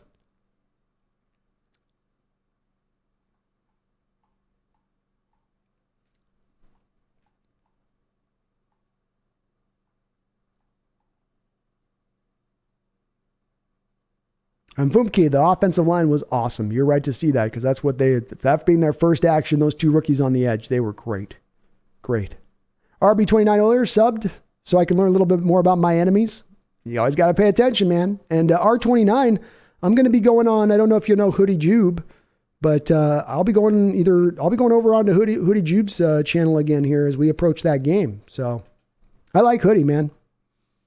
He's good people. Russ is supposed to, D-Nugget says, Russ is supposed to just be that positive, humble dude that visited kids at Seattle's children. Don't get mile high on your own supply. Hashtag, let's get mile high ride. That's right. I think if he had fit more into that, just own what he is, call it corny, call it whatever, just own that. Don't try to be something else. That was really the best lane for him to be in. That was the lane. It's kind of ironic because Russell takes all of these steps to elevate his star and make sure that his brands and the awareness of people's minds and that his star is ever rising all the time. But in my opinion, if he had just stayed in that lane, stayed humble in that lane, stayed where he was going, where his trajectory had him going towards, he would be so much more celebrated than he is right now. He would even have more of a successful career than he currently has as it stands, is my belief. But I think that's where ego and pride, as they say, pride goeth before the fall. And I think it's very much true. Addicted to Hawks says, did the Hawks line up Kobe Parkinson in the backfield once or twice, or was I tripping? You were not tripping. They ran a weird package, Addicted to Hawks, where it was a shotgun set, 2 tight ends on either side of Geno in shotgun, and then Rashad Penny behind him.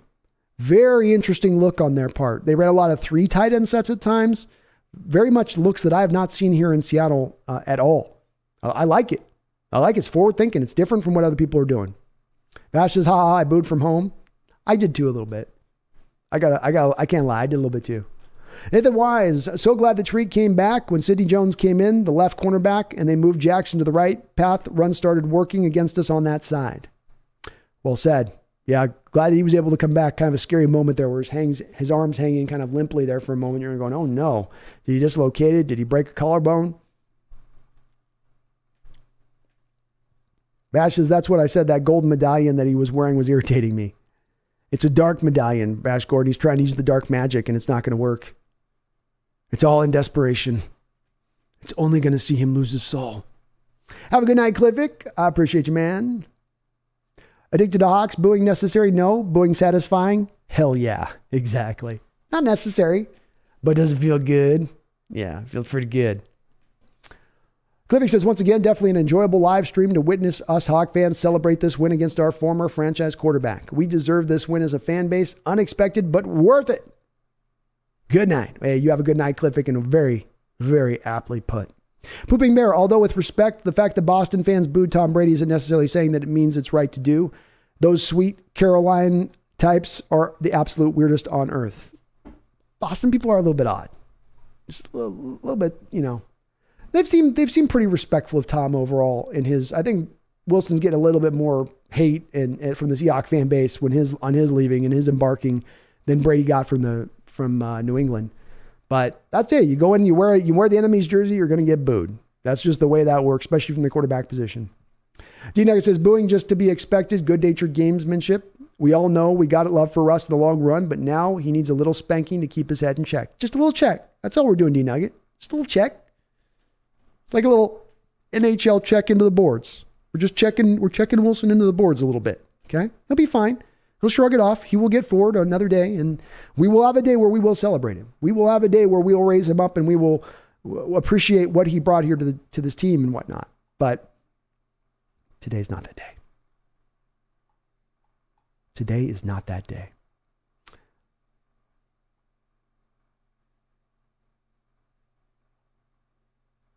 D-Boy says, that is so true, Brandon, about Michael Jackson, because I've seen him get burnt a few times, and I've seen him get ran over. He got up hard, and I've seen him hit guys hard. He's just in every play, side to side. He's giving it all out there. You can see when a guy's like making business decisions, easing up a little bit. Michael Jackson's going 100 miles an hour, and he might make a mistake, but he's going to do it going 100 miles an hour. And he's got a sense of competitiveness and feistiness, and he's just got a will to him out there at times that, again, I think he's probably a little limited from an athletic standpoint, speed standpoint.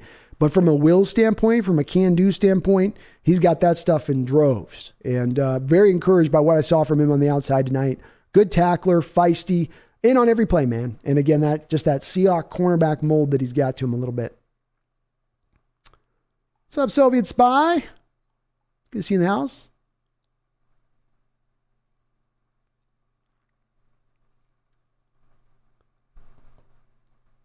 JDM says, I like the Hawks if darkness is a new moniker for the defense. I like that too. That's good. The darkness. Fumkey says, maybe Kobe Bryant isn't him. He might not. I mean, I was really hoping for him to play a little bit better than he's been so far out the gate here and watching him in preseason and in this first game. He's had some kind of ugly moments here. He's a rookie. He's young. We'll give him some time to develop. And he certainly has had a good camp, good offseason training camp, all that stuff. But we would like to see him not be getting burnt deep. That's sort of a tenet of this defense is thou shalt not get burnt deep from the cornerback position first and foremost. And he's getting burnt deep. D-Nugget says, love all the other YouTube Hawks channels, but Brando is still numero uno. Well, thank you, D-Nugget. I really appreciate that, man. Very kind of you to say. Mason Dale says, Seahawks country, let's fly. Broncos country, let's cry. All right, I'm out. Thanks for another awesome stream. My pleasure, Mason. You have a great, great night. Addicted to Hawks, champagne of victory or bong of winning? Bad pun. It's an either or, man. Either or is applicable here. Jeremy Bone, Tariq Woolen does look like a baller, man. He looks good. Flag, I can't wait for these rookies either, man. They're going to get good. Jacoby, go Hawks, baby, man. Go Hawks. Addicted to Hawks. Nwosu, Taylor, and Mafe have to have each sack of Lance next week. It'd be good to see Addicted to Hawks. I don't know if he's going to drop back enough. I could see the Niners coming in this game trying to really run the ball, especially when they see how much success the Broncos had against us in running the ball. So, maybe you see more of the 3-4 looks next week to kind of stack up the box a little bit. But one thing is for certain, you've got to put the ball in Trey Lance's hand. You can't let them run the ball on you and make it easy on Trey. Make him beat you.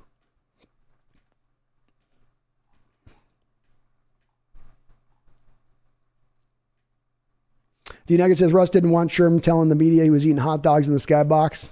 Yeah, Sherm would have been like, he was double fisting those things, man. One right after the other. Like, no, you can put the NDA. Sign the NDA. Don't talk about what I eat with my hot dogs. Jeremy Bone, Owusu had a nice game, as did the O-line. Jeremy, I think Owusu was your player of the game on the defensive side of the ball. He definitely had the key. He had the key play of the game with that fumble that he caused at the goal line, but he was all over the place. Good in coverage, good as a pass rusher, good in the run game. Complete player. 25 years old, really coming on. Saijin says, man, I hate those NDAs. NDAs are lame. NDAs are for pussies.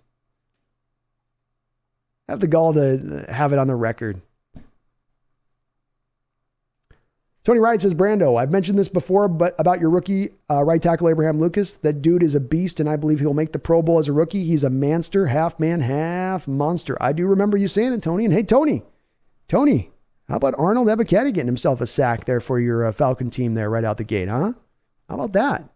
But you have been saying it, and you know I've been on board with it too since I did that video back a year ago almost on him when he was still at Washington State. I see a guy that's got some real true potential to his game, and he played even a little bit better than Cross in this one, in my opinion. But he was awesome, and I remember you said it. I'll give you credit. Mac Pacific Northwest just finished the game after having to record and wait to watch later. Wow. O-line stood out and Owusu made an impact. Coach Hackett not trusting Russ to get 5 yards. Yikes. Big yikes, Mac Pacific Northwest. That last one was so surprising. I was on the live stream at the time. They go up to make the kick. Carroll ices the kicker. I'm quiet the whole time in silence as it happens because I can't believe that they're taking the kicker out on the football field. I can't believe they're actually doing that. JDM says, Ayo, Russ Goblin Glizzy's in the skybox. No wonder he made people sign NDAs. Well, guess you got to do what you got to do. Cool Breeze says, Lucas played lights out from what I saw. He did. He was really good. JDM, it's for legal reasons, bro. Russ probably. Yeah. Oh, I'm sure he was trying. No, it's just, look, man, I got to protect myself. It's lame, dude. It's lame. I'm your teammate. You're making me sign an NDA. What? You're higher than me?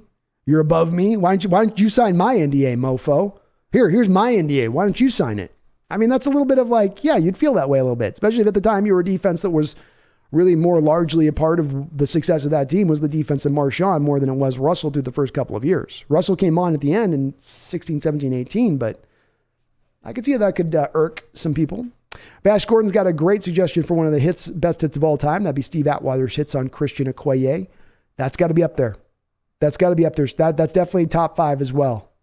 That was like a hit that almost put Okoye's whole career to a standstill. He was looking unstoppable, and almost off that one hit, everything came to a hard stop on Okoye. Mike Largent, Steve Largent's hit on Mike Harden's a pretty good one too. Yep. Cool Breeze says Mr. Unlimited Glizzy Globber. Mr. Unlimited Glizzy Gobbler. Man, that's a tongue tie there, Cool Breeze. Mr. Unlimited Glizzy Gobbler. I think we're going to now call him the Glizzy Gobbler from here on out. It's not Russell. It's the Grizzy Gobbler.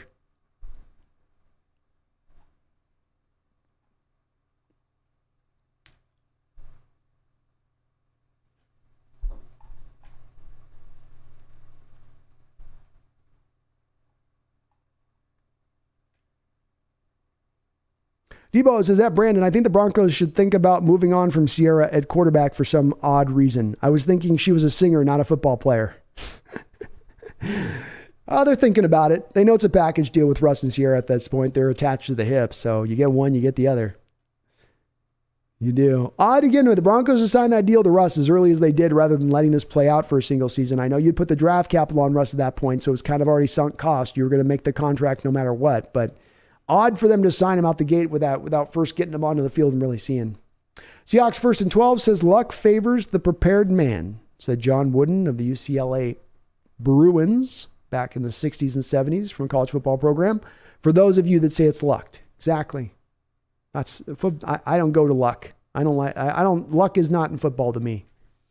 Aside says, as a Bronco fan, congrats, you guys won fair and square, but please sweep the Rams. We will do our best, A-side. You know we want to do it. And I think though this is a tough loss for your team here out the gate, your season's not set. This is not an end point for you. This is not where your guys' top end is. You've got a chance through this year to still make a lot of noise. And you can't deny, look, Russell threw for 340 yards, could have thrown for 400 yards on top of that if you include in the pass interference penalties. You ran the ball really well. You played pretty good defense to keep the Seahawks team to 17 points in this game. There's a lot for Bronco fans to be able to build on. This loss is going to hurt. But you'll give him a little bit to build on. Addicted got a bail. Great stream tonight, Brandon. Thank you so much, man. Jerry Bowen, Brandon, Broncos favored by 6 at Lumen Field. And what for? Everybody was hyped up, man. Everybody thought Russell was going to be this piece to make everything go over the top for them, to take a team that was in the bottom of the division and suddenly vault them into number 1 all on his own. Russell's not quite that guy to do that all on his own. But that's also Jeremy of them, national pundits, Vegas, everybody else in between is selling low on the Seahawks team and Coach Carroll and his ability to turn this thing around.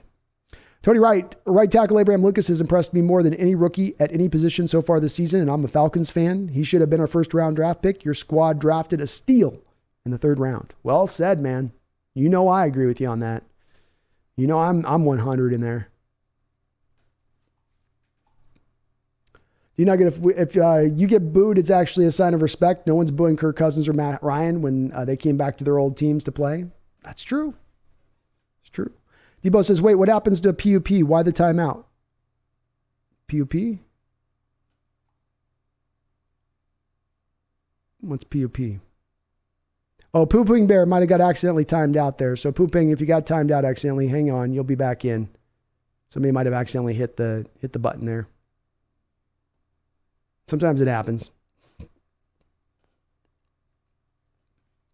JS says, Gino was climbing that pocket like Russ is never. Product of an offensive line and those rookies being really good or exposing Russ's fatal flaws. How about a little bit of both with that, JS? Certainly having those tackles holding it down as well as they did through the course of this game allowed Gino to feel more comfortable. And he knew if they were going to come, the tackles were going to push him around the edges, which was then going to open the door for him to step up in the pocket. But I will give a little more credit to Gino and his ability to step up in the pocket while still keeping his eyes downfield. He had that one throw to Tyler Lockett where it looks like he's getting bum rushed a little bit, navigates through the pressure, gets up to the line of scrimmage, looks like he's going to try to run for the first down, and it looks like he's going to get stopped. Instead, throws a little arcing ball right over the top of the defender to Lockett on the post route, gets the first down. I think Gino did a really great job in maintaining patience in the pocket and using subtle movement at times rather than full on always scrambling. Nathan Wise, great coverage. Off to bed as well. Sounds good. And yeah, we will go ahead and wrap this up as we're at 12 o'clock now. So we'll get through kind of the last of the comments here. Definitely the voice is starting to go. And I missed a few super chats here, so sorry about that. Byron D has been a member for 6 months of the channel. Thank you, Byron D, for being a member of the channel. He says, hey, Brando, I was at the game. Not going to lie, the 12th man helped a lot. I'm glad, Byron D. We needed him tonight, right? You were at a 1-point game. You needed every inch of that volume they provided, every decibel of that volume that 12th man provided in this game, you needed. And they showed a couple times on the sideline. Decibels were up near almost 100. It was getting loud in that stadium. And we need that noise back in that stadium. That is part of what separates us as a fan base from other fan bases, is it's a point of pride. We know we can have an effect on a football game, but it takes all of the voices in that stadium. And if you only have 80% of the voices loud and the rest of the 20% being quiet, that's not enough. It's not enough. Tonight it felt a little bit closer to maybe that 95, 96, 97% of the fans being really loud. And it was wonderful, Byron. Wonderful to see. Barry Toro with the $5 donation. Thank you, Barry. Another one of our longtime supporters here on the channel. I appreciate you, man.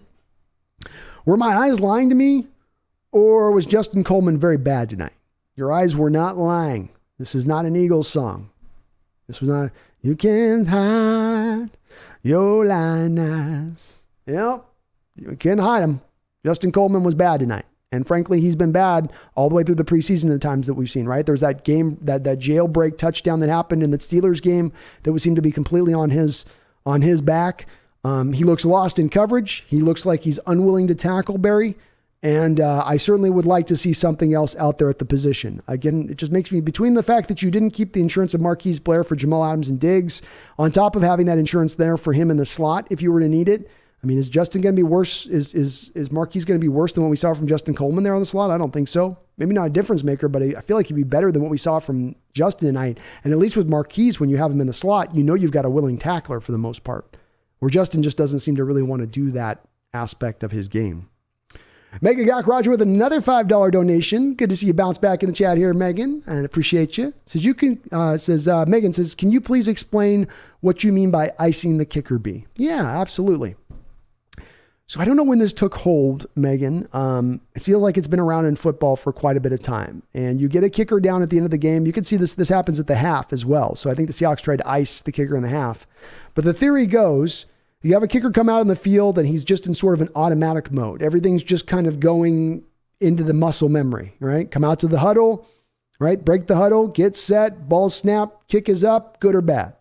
So the theory goes is that what the coach is trying to do is get them out of that rhythm. This would be like in baseball, a batter stepping out of the box for a pitcher that's really in rhythm. You're just trying to upset the rhythm. You're trying to get that kicker, Megan, to take that whole time out and sit there and stare and be looking at him going, man, those crossbars are really far away. And gosh, there kind of feels like there's a little bit of wind here, just a little bit of wind. And boy, that defensive line's pretty big. I'm going to have to really get my trajectory a lot lower on this kick. I mean, they're going to block it on this kind of kick. So you're hoping to get them thinking, Megan, is really what you're trying to do in icing the kicker. But the statistics don't really back up that it works. There have been some numbers that have been run, and really I think it's ended up showing out that the kickers actually kick more accurately just by a smidge from being iced than they do if you de-ice them, if you just let them go out and kick the kick up. So it's good in theory, Megan, but it doesn't actually work in practice very well. TJ says, I've been to like 6 games. I've never heard it that loud tonight. Ooh, hell yeah. I love to hear that. That is awesome. Bringing back the noise. Pooping Bear says, no, it's cool. I was a dig and being a little over the top on the rad Russian, but I got called racist. I think he was joking. Though everyone knows Russia isn't a race. No, your opinion is a race. Oh, goodness. I think it was an accidental timeout there. Megan says, should be in bed, but I'm so hyped and still in disbelief. It's going to be hard for me to sleep tonight, Megan. I'm exhausted tonight, but I'm going to be sitting there in bed probably like, God, we got it. We got the win. Oh, my God. This team's better than what everyone was thinking. They're what we were hoping they could be. Pooh Bearing Bear says, both Broncos and Poor Me Whiner showed up to week 1 as the most undisciplined teams in football, and it cost them the game. 12 penalties on both teams. Yep, somebody's trying to throw a little bit of shade at Trey Lance that last game, which he didn't play great, but the penalties was the thing that stuck out. Niners, if you're going to run the ball as much as they're going to run, if you're going to play it close to the vest like they played in those games, a lot like our Hawks do, you can't have that many penalties. You can't play that undisciplined. And there were legitimate penalties in that game too, it seemed like. Jeremy Bone, hey Brandon, love the show, and Seahawks Nelson have good chemistry. Keep it up. Oh, we will, Jeremy. In fact, I think we're going to be having tomorrow. I believe we've got Brendan coming on the channel, so we'll be doing some post-game discussion tomorrow as well regarding this football game.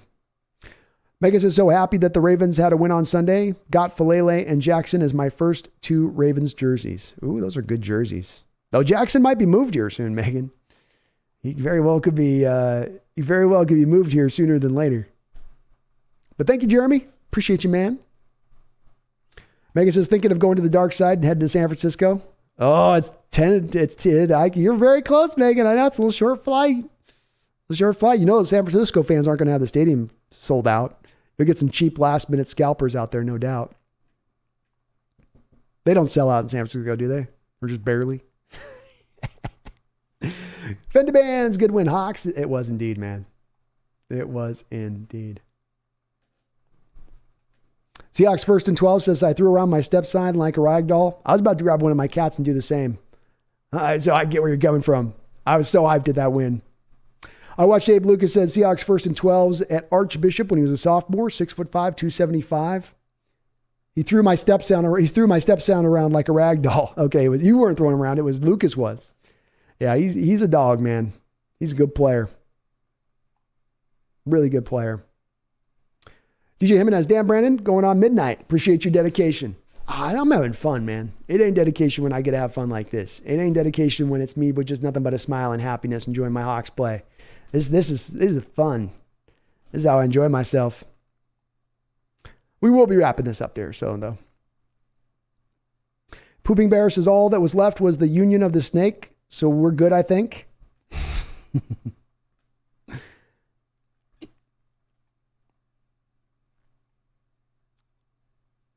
And let's do a last check of the poll. So we had the poll pretty well set early on here. Let's take a look at where it's sitting now. So 81% of the fans thought Geno played better. I do tend to agree with this. I'm going to go ahead and end the poll out on that note. I do think that he played better. It's good to see the fans are, Wilson put up more yards, but just because you put up more yards doesn't mean you necessarily played better. Geno was a little cleaner in his play in this game. King Bomber's so glad they feel for the wind, etc., and know where to aim. It's that finger move, right? Megan with a $2 donation says, hope the 12s are roaring when I'm there. Oh, Megan, we're going to make sure that stadium's loud. If you and I got to do it all on our own, we're going to pull it off. You better believe it. You better believe we're going to be loud. We will make those people get loud. King Bomber says, I think the reason for that is that because nowadays people use it as a practice kick. That's true, King Bomber. It's a good point. So what Megan they've done is they ice him, but the kicker will still, the coach is trying to call the timeout right before the kicker goes into his windup to kick the kick. And what happens is now kickers just go through with the kick and use it as sort of, to King Bomber's point, a bit of a warm-up kick to try out their leg and see if they've got the right trajectory from where they're sitting and standing. Well said.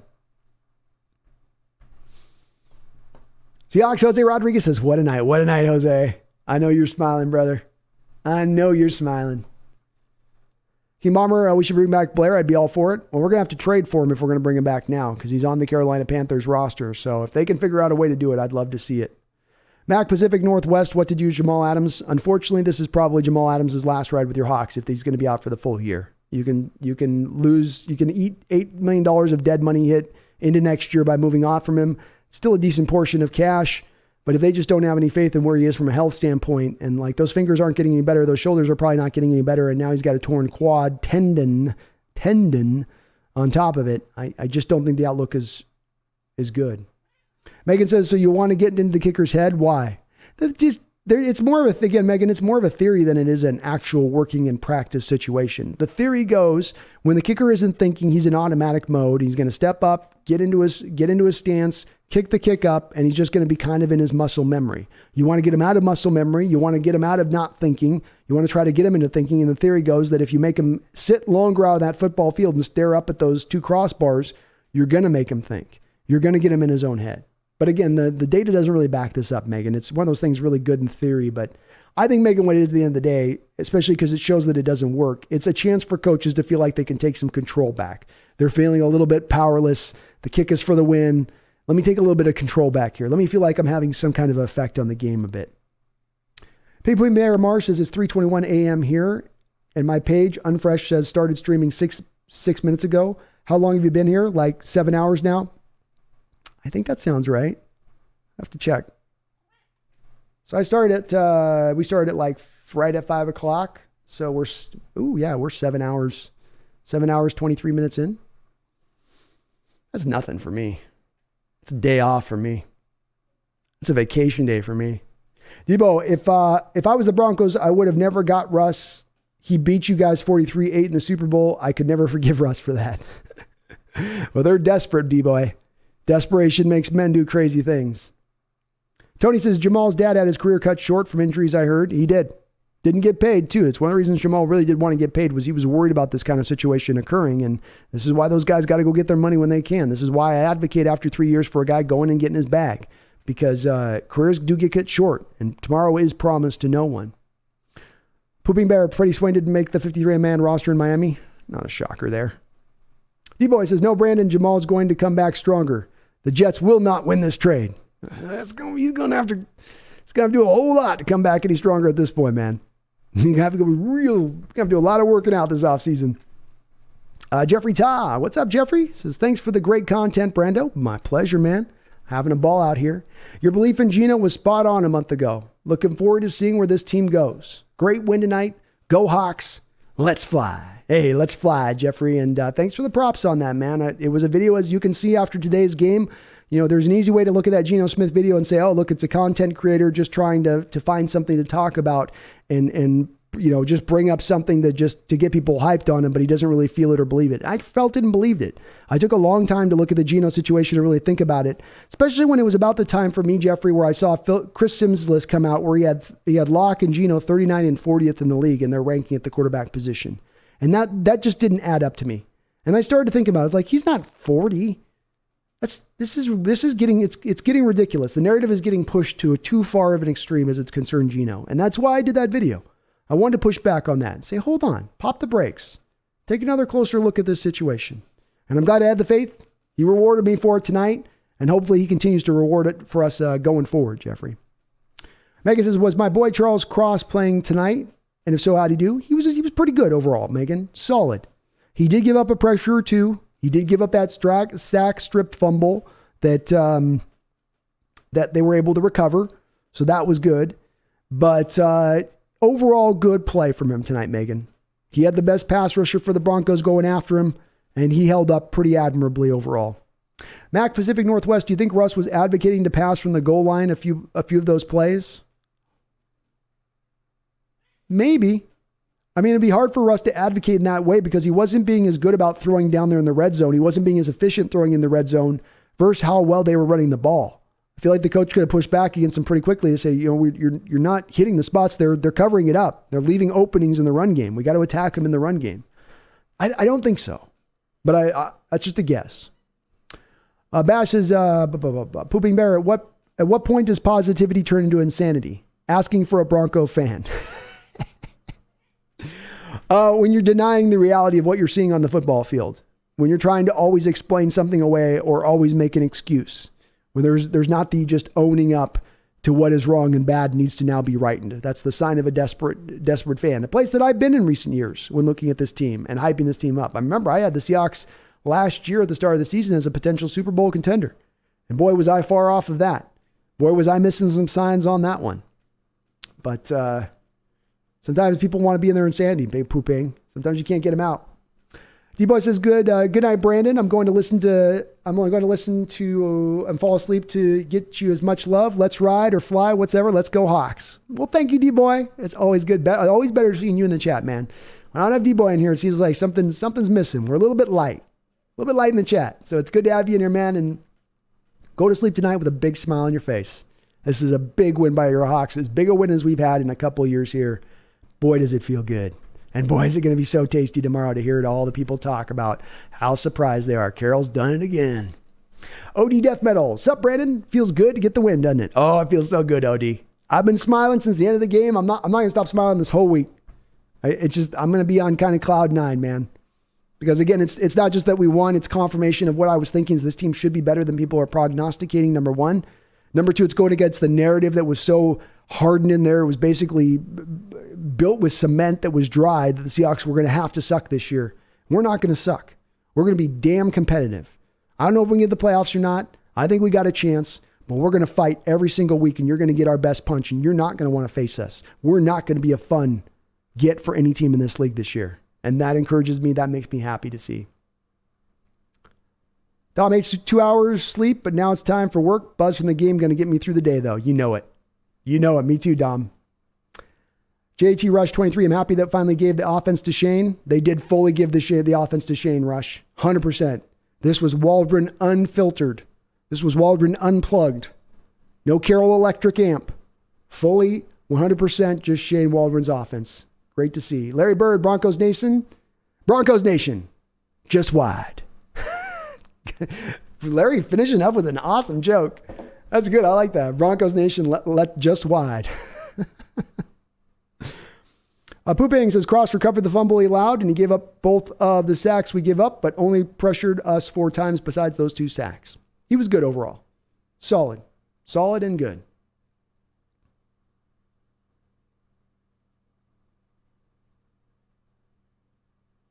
Solid and good.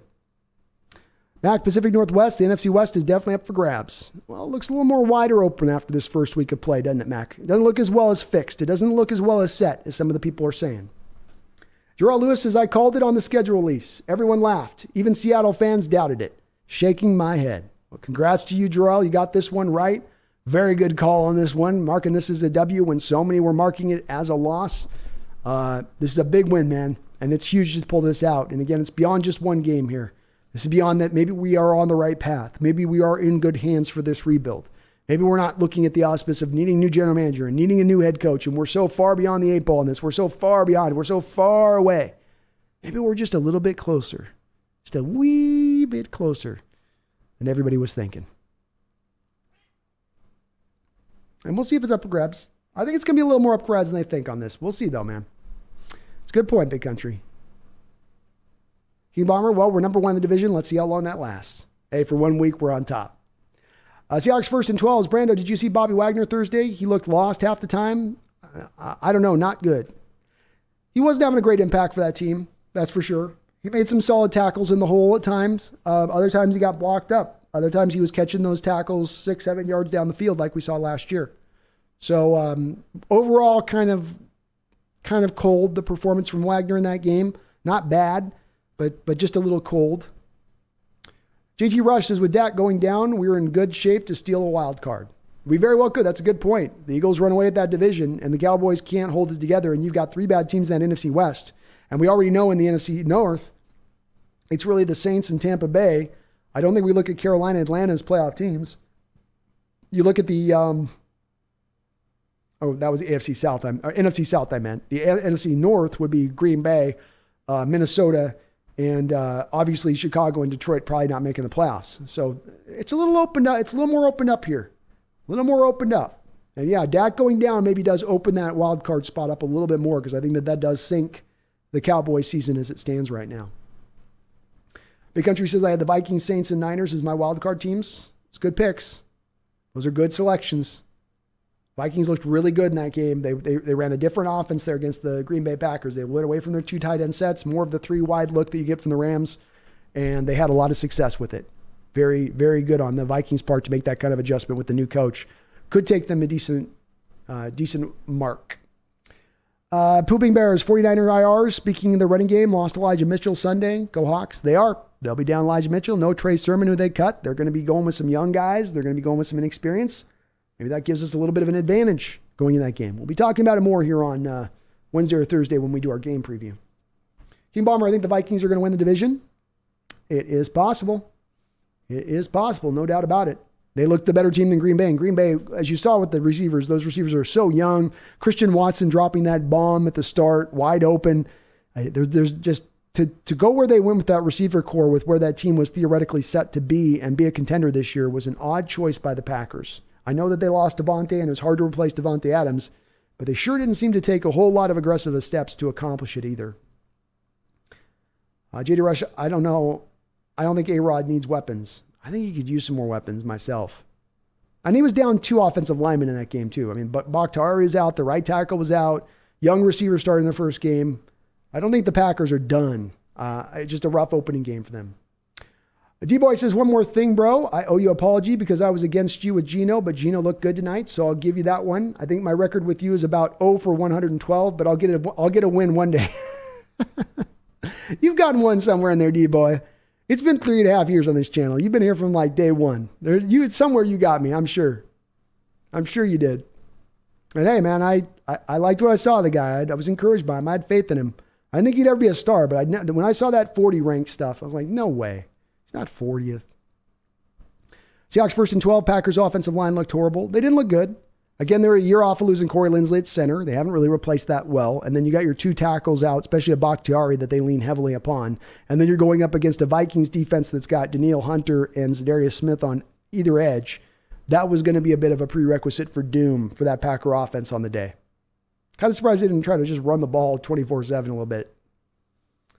King Bomber says, I wish Rodgers could throw the ball and catch it himself. Unfortunately, we can't have a team of Rodgers. No. Unfortunately not. Unfortunately not.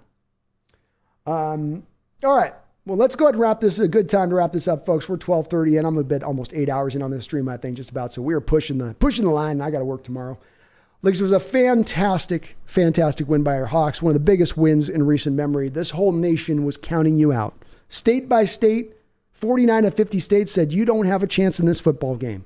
Every national pundit of any note, anyone that does any sort of talking heads, be it online or on ESPN or everywhere else in between, said they don't have any chance. No shot. They're going to get blown out of the water, in fact. They're going to get boat raced, smoke showed. I heard every analogy that could be applied to this game, and all of them ended with our Seahawks losing badly. But instead, they turned it on their ear. They showed you that spirit, that Seahawks competitive spirit that has always been a hallmark of Coach Carroll's teams. There are places to knock Coach Carroll. There are places to praise Coach Carroll. One of the places you should always praise him is his ability to get his teams ready to play and play with that full spirit and fire that you would want to see NFL players play with. Some of these guys make their money. Some of these guys go through the motions. Some of these guys aren't that type of dude to go in and try to fight their ass off at every turn. This team always plays hard for the old ball coach. And it's always impressive to me because football is a game where it's sometimes hard to rot out that type of performance from a team on a consistent basis, especially as you get into your lulls of the season, your 10 a.m. games, your middle of the schedule kind of games that will come up. Joe's Atmosphere with a $2 donation to finish us off really right here. Thank you, Joe's Atmosphere. And I want to thank all the people, Megan Gock, Roger, everybody else between Randall McDaniel, Byron D, Barry Satoro, Colby Jack, 283, Mr. Kane, Daniel Bailey, so many, Robert Jimenez, Jeffrey Thistle. Oh my goodness. We had more donations tonight than ever before on this stream. So thank you to all of you on that. You're very kind for all the donations. Jose says, with $2 donation, says, love the Largent jersey, bro. Oh, this is my Largent jersey of power right here. Of course, I've got the signed one behind me, which is the authentic Largent jersey behind me there. But then I got this jersey, and I only bring this one out for certain set occasions. When I need a win, when it's all on the line, when it's a little bit, when the stakes are elevated a little bit, that's when you get to see the Largent jersey come out. And the stakes were certainly elevated tonight with this team.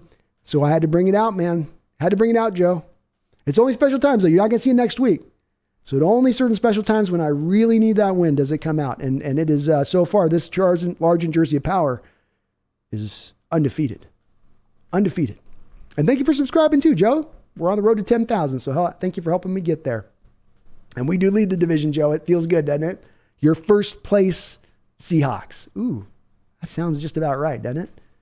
Doesn't it? King Bomber says Rams getting blown out, Cardinals getting blown out, 49ers losing to a bottom 3 franchise. Seattle defending the crown. Pete is better than Russ. Russell who? Seahawks country. Let's fly.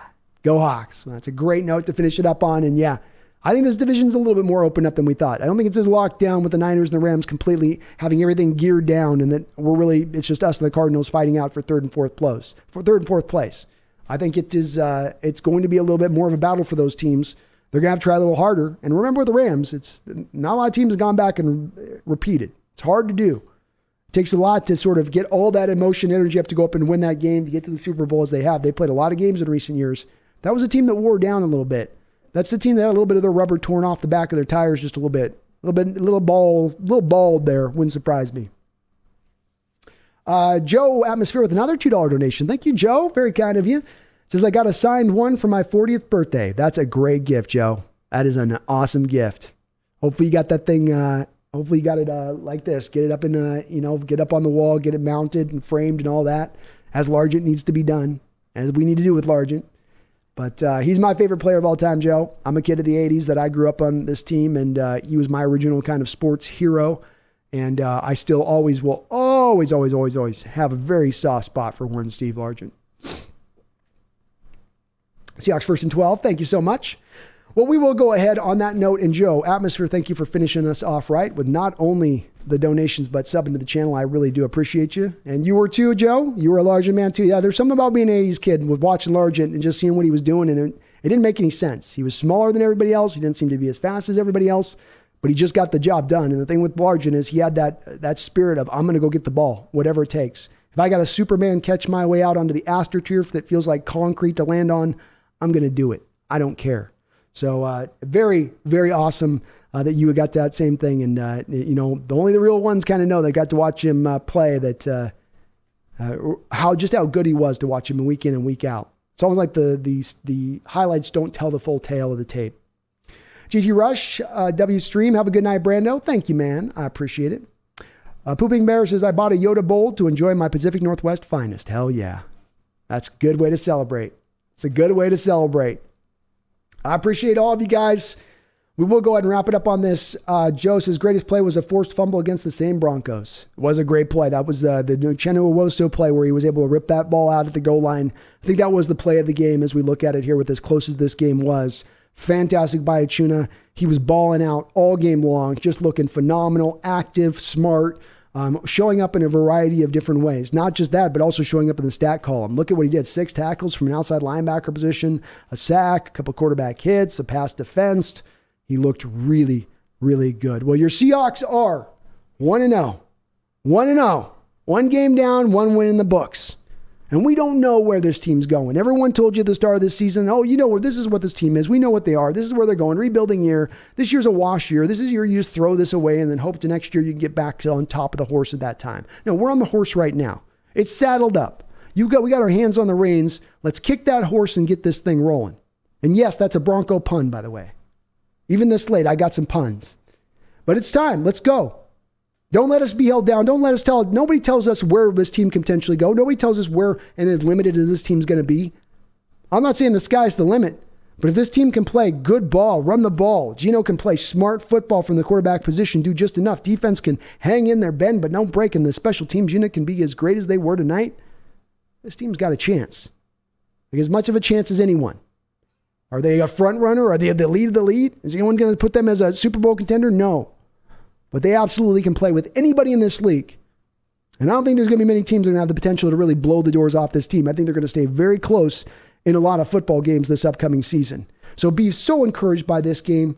I know I don't have to tell you guys. I can feel the celebration in the chat. I love to feel the release in the chat here in the stream of just the folks that you've been turned over this offseason. You've been frustrated. You know what you're going to come dealing with this upcoming year. You prepared yourself for it to be a little bit bleak. And now suddenly you got nothing but sunshiny skies. No clouds in the sky whatsoever. It feels pretty good, doesn't it? That sun hitting your face feels pretty nice. We are potentially on the right path here, folks. We are in good hands for this rebuild. We should have a little bit more faith, if not a lot more faith, on the heels of this game. What a fantastic victory by your Seattle Seahawks. One of the biggest wins in the last couple of years. Kudos to Pete Carroll. Kudos to John Schneider for having a very good offseason, for getting this team ready to play, for getting the players that they need to be competitive in this type of game. And their plan is working. So let's trust this plan as we go forward more and more. If we see more results like this, more returns like this, let's trust that they can turn this back to front. And let's just be nothing but encouraged and hopeful for the upcoming year. My fellow 12s, thank you for all the donations in the chat. Thank you for hitting the like button in the chat. Thank you for keeping the chat lively with the discussion. As always, we were on for 7 hours tonight. It was nothing but respectful discussion, upwards and down, backwards and forwards. I really do appreciate that from all of you guys. Like I say, that is what makes this show, this chat, whatever it will be, is what you guys do in the chat as far as the discussion and what you bring up and how you always keep me thinking on this. So I want to thank all of you on that. We're in for a much funner season after this game. And I think we've got some hopefulness now. We got some hopefulness. And like I said, you don't know what this season's going to be. This is one of the more unpredictable years. Don't let people say you're locked into 4 or 5 wins. We don't know. There's a wide variance this year, more than any other year in recent past. And it's going to be fun and exciting, and you never know what's going to happen with this team as we go forward into the future. I thank you guys. I love you guys. I appreciate you guys and all the donations. You were wonderfully generous in the chat here. Like I said, we set a record tonight on donations. I'm pretty sure you guys are amazing in that respect. Thank you so much for that. But beyond all that, I just don't want you guys to forget. I don't think I got to remind you after a night like this. After a night like this, you're just hearing it through your head all night. It's going to keep making up as she tries to sleep. It's going to keep making up as she tries to sleep. And that's going to be that one point that you can't forget. Don't forget. Don't let them pundits tell you differently. Don't let people throw shade at you. Don't listen to those Bronco fans who've talked themselves into Wilson being their Messiah. Don't listen to them. Listen to me. Because I'm going to tell you true. I'm going to tell you right. I'm going to keep you on point. And I'm always going to remind you. Always going to remind you and tell you, don't you ever forget. In brightness, in darkness, on wins and on losses, don't you ever forget. Go Hawks. And Not For Sale, thank you for the $2 donation, by the way. I want to acknowledge your donation as I'm going offline. So thank you, Not For Sale, for the $2 donation. And yes, you were one of those guys on board with this, man. So you were definitely on board. You were one of the people up in front. We had a couple of folks in the chat that said, well, I think we can win this game. And you were definitely one of them. So thank you for finishing us off right in the chat with a donation to finish things off strong. You guys are awesome. Not For Sale, you're for awesome, and a pretty smart guy to be out ahead of that. So keep the faith, but I don't have to tell you that. Still going to remind you it. Keep the faith. Don't forget. Never forget. Go Hawks.